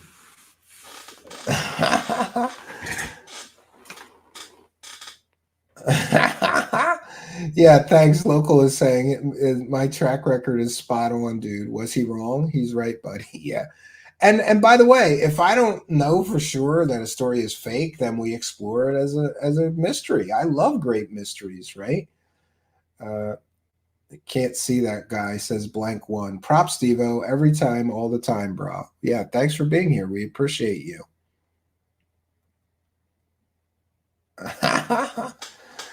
Chris Johansson, by the way, we want to take a moment and thank all of you people. We'll thank all you super chatters again, especially Chris Johansson. Praise the cash, bitches! Look at that one, $150. Thanks, Chris Johansson. We appreciate you. Richard Crawley, kind and generous $6.99 super sticker. We had TL with a kind and generous $4.99. We've got Tales of the Sonic Voyage, who's also a member, kind and generous $5. William Runner, a 10 spot. Thank you very much. And Tales of the Sonic Voyage twice. So a 10 spot. And Stormcrow, thank you all for your kindness, generosity, and support. And of course, Maria, who sent a kind and generous PayPal pledge. We love those. And by the way, we do like to encourage, I want to thank Chris Johansson, but we do like to encourage people to use PayPal. If you're sending a big chunk like that, they take a hell of a lot less, but we'll take it though. It's fine. Thank you, Chris Johansson, for your kindness, your generosity, and support, and all of you. So I thought we were going to do this in 2 hours. I got wrapped up with arguing with a troll, but sometimes that's fun, right? Oh, and Local 556 throwing down the last one. We appreciate you. Some extra support, brother. Thank you for your kindness, generosity, and support. big show supporter. And Local 556 is like a great untapped resource. He's got a lot of shit to say, and he hasn't said it yet. So we're going to bring him here and make him spill the tea. It's going to be great. Yeah. And by the way, no progress on that big story, Local 556. I'm hitting brick walls, but I'm getting ready to wrap it up. I think I'm going to wrap up that story next week and start putting together a broadcast about it. For those unaware, I'm working on the biggest fraud case I've ever seen in my life. And I have been working on that case for some time. We'll be doing a very special show about that very, very soon. Logical minds who have been saying this doesn't smell right need to band together. Yeah, well, we're trying. Randy says David Wilcock needs a pee bath. I nominate the mediator. Yeah. Yeah.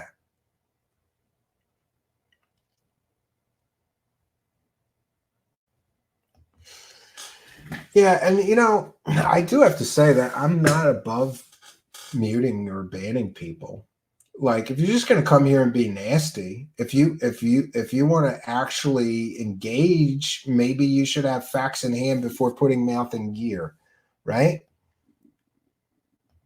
Yeah, and Arden Paranormal Hero says, thanks everyone for being here tonight, and thanks for being a member. We appreciate you. Thanks for appreciating us. Yeah, and those are the people. Steve Long is right. This person is not interested in discussion or debate, just trolling. Yeah, if you just want to keep personally insulting me, I will delete you. We'll ban your ass, right? You could come back with another fake account next week that you just made on YouTube to troll me. Coward, faceless coward, right? Yeah, blank one says block and move on. Don't give them air. Well, sometimes it's fun, especially when the guy's wrong about everything he said, right? Just completely and totally wrong about everything he said. Yeah, maybe, you know what we'll do?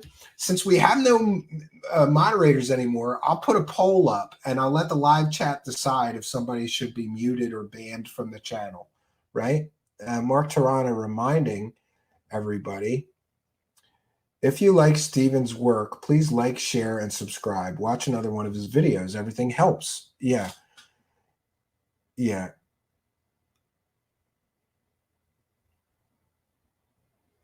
Tales of the Sonic Voyage. Goofy times here. Yeah.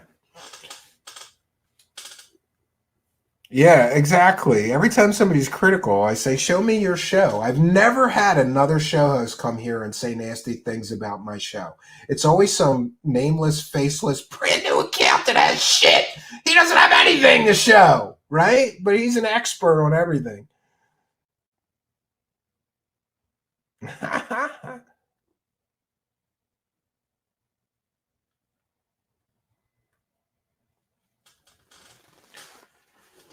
Yes, you're right. Arrows, Andy. There is definitely a dip in the mood from attacking the grift. No pointing and telling the magician he's fake and spoil the act.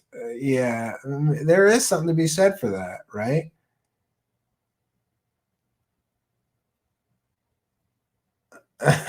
Steve Long, get him. Steve Long says he left you unblocked and spouting nonsense for 3 hours straight and responded to your post, but he can't take the heat. Yeah, it's so stupid, right? Billy Hicks is here and says it's okay, bro. Steven's a great guy and has been doing this long enough to have much patience for true believers. Look, dude, I believe a lot of this too, but it's mostly fake stories. Sorry. Yeah, I only like echo chambers. That's why I let you bitch and cry like a little spoiled child for 3 hours, because I only like echo chambers. My God, I'm getting out of here. We need better trolls. Can somebody get us better trolls, right? Yeah. Yeah. Just, it's like arguing, what's that saying? Don't argue with an idiot. He'll beat you with experience, It is what it is. Yeah. So we have done our due diligence, but I want to be sure to remind you that of a few things. I forgot to play the begging bumpers, so you know the deal. Like, comment, subscribe, and share. And also be sure to throw some money at me, because praise the cash, bitches, right? Throw some money at me. Join my Patreon, bitches. Don't be a leech. I know a lot of you leeches just come here and take this shit for free. You can give me $1. The Patreon is only $1. And brother, if you can't spare $1, I get it. Just email me if you really like the show, and I'll send you the same stuff I send to people who give me the $1. We do our best to not be greedy here, but our Patreon is only $1. Our YouTube channel membership is $5, and you get the same crap stuff, high quality content. But on YouTube, you get like a channel member badge and a few other things. I'd appreciate any support that you can give me. Or you can send a PayPal. The instructions for how to do that are in the description of the video. So, yeah, praise the cash, bitches. And it's important to remind you that our next show, live show, will be tomorrow night at 9 p.m. Eastern. Like always, we'll be live 9 p.m. Eastern from now until infinity if this works out. And please do come and see our next live show. Please like, comment, subscribe, and share these videos on your social media. That really does help. And one other thing that helps, I've been told, is if you come here and watch one more. For some reason, YouTube thinks that means we make good content, and they crank up the recommends for some of our older videos. So that could certainly help us. Maybe not tonight, but tomorrow, while you're working, while you're playing, while you're cleaning your house, while you're watching your kids, whatever you're doing, put on another show. It really does help. We'll be back tomorrow night, 9 p.m. Eastern Standard Time, and I hope that all of you will be here with me. So what else can I say? That's what we got for you for tonight. Oh, Tales of the Sonic Voyage. I almost missed. Tales of the Sonic Voyage with the kind and generous $5 super chat. And thanks for being a member. That's 3 tonight. He's the MVP of super chats tonight. Thank you for your kindness. Says, bam, last hammer of the night. And yes, we'll do the last praise the cash of the night. That is just for you. The MVP of praising the cash tonight.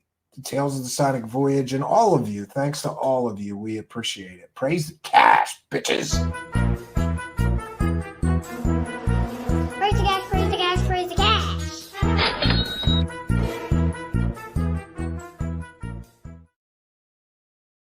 Hey, you know what? Tales of the Sonic Voyage, it must have been a telepathic psychic communication, because I was just about to do the wrap up and say, good night, God bless you all. And I went, wait, let me make sure. Let me check one more time that there isn't another super chat, because I hate it when I hit that ending trailer and I miss one. I hate that because we pride ourselves on reading everyone. Thanks to all of you for your kindness, generosity, and support. I would say thanks to the chat room moderators, but we don't have any no more. Thanks to all you viewers for being there. And it wasn't too bad of a Wild West tonight. We survived another night with no chat room moderators. We'll see how we do tomorrow. By the way, I'll probably be adding them back, but I have to think about that. So what can I say, friends? That's all I got. We'll be back tomorrow night, 9 p.m. Eastern Standard Time. We may have a very special guest. I'll announce it as soon as I've confirmed it. But that's all I got for you for tonight. Please come and visit tomorrow night, 9 p.m. every night this week at 9 p.m. Eastern Time. We'll be doing something here, and I hope you'll be here doing that something with us. So that's all I got for you, friends. Until next time, my name is Stephen Cambion. Good night, and God bless all of you.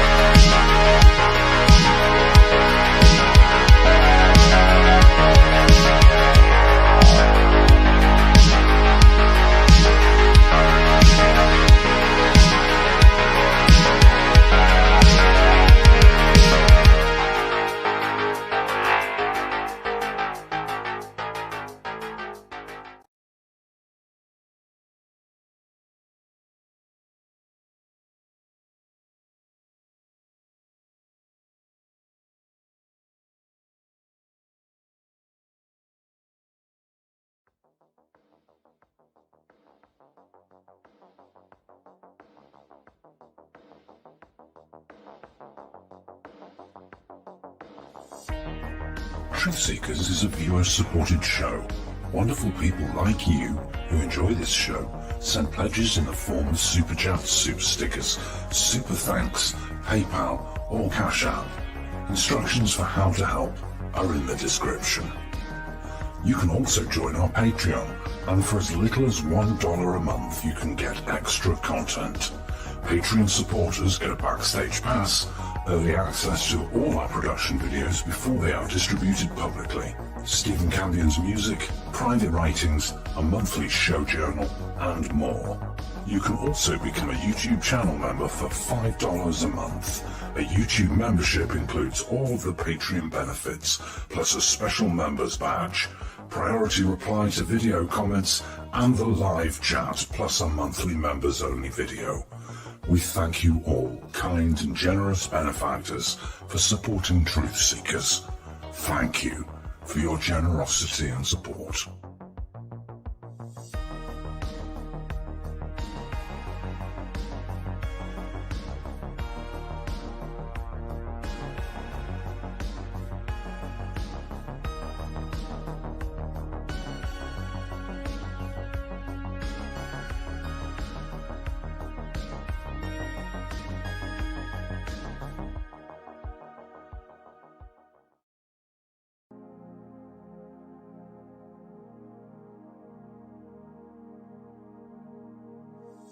Truth Seekers is a viewer-supported show. Now there's a great way to support these broadcasts and show your support. Please be sure and check out our merchandise store. Links to our 2 merchandise online stores are in the links to this video or podcast. The Amazon storefront ships super quickly in the United States, Great Britain, and many more places.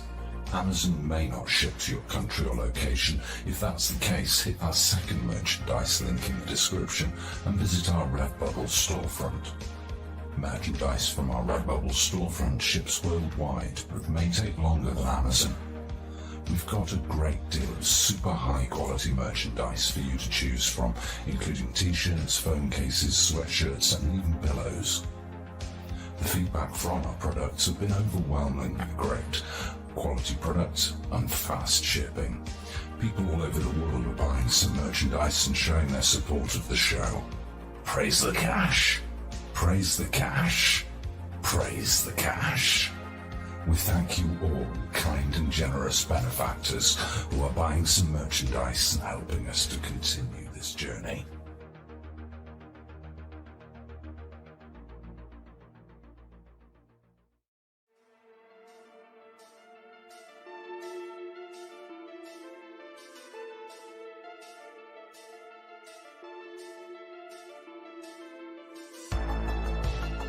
Thanks for being here. This is Truth Seekers with your host, Stephen Campion. Please rate, like, and comment on our videos or podcasts. If you are listening to an audio podcast, please rate us 5 stars to help us rise in the search rankings. If you are watching on YouTube, please like, comment, and subscribe to our channel. If you're listening to an audio podcast, we love and appreciate you listeners, but you are missing the live tapings. All our shows are recorded live with video feed. We'd love you to come be a part of our live broadcasts and tapings for the podcast. Head on over to YouTube, click the search tool, the little magnifying glass, put Truth Seekers, one word in the search bar, and hit enter. You'll see a strange and mysterious guy with sunglasses. That means you found the channel. Go there, smash the subscribe button, and hit the notification bell to receive up-to-date info on our YouTube channel. We welcome you to be a part of our live taping and our chat group during the live broadcasts. Seek the truth. Speak the truth. This is Truth Seekers. Truth Seekers.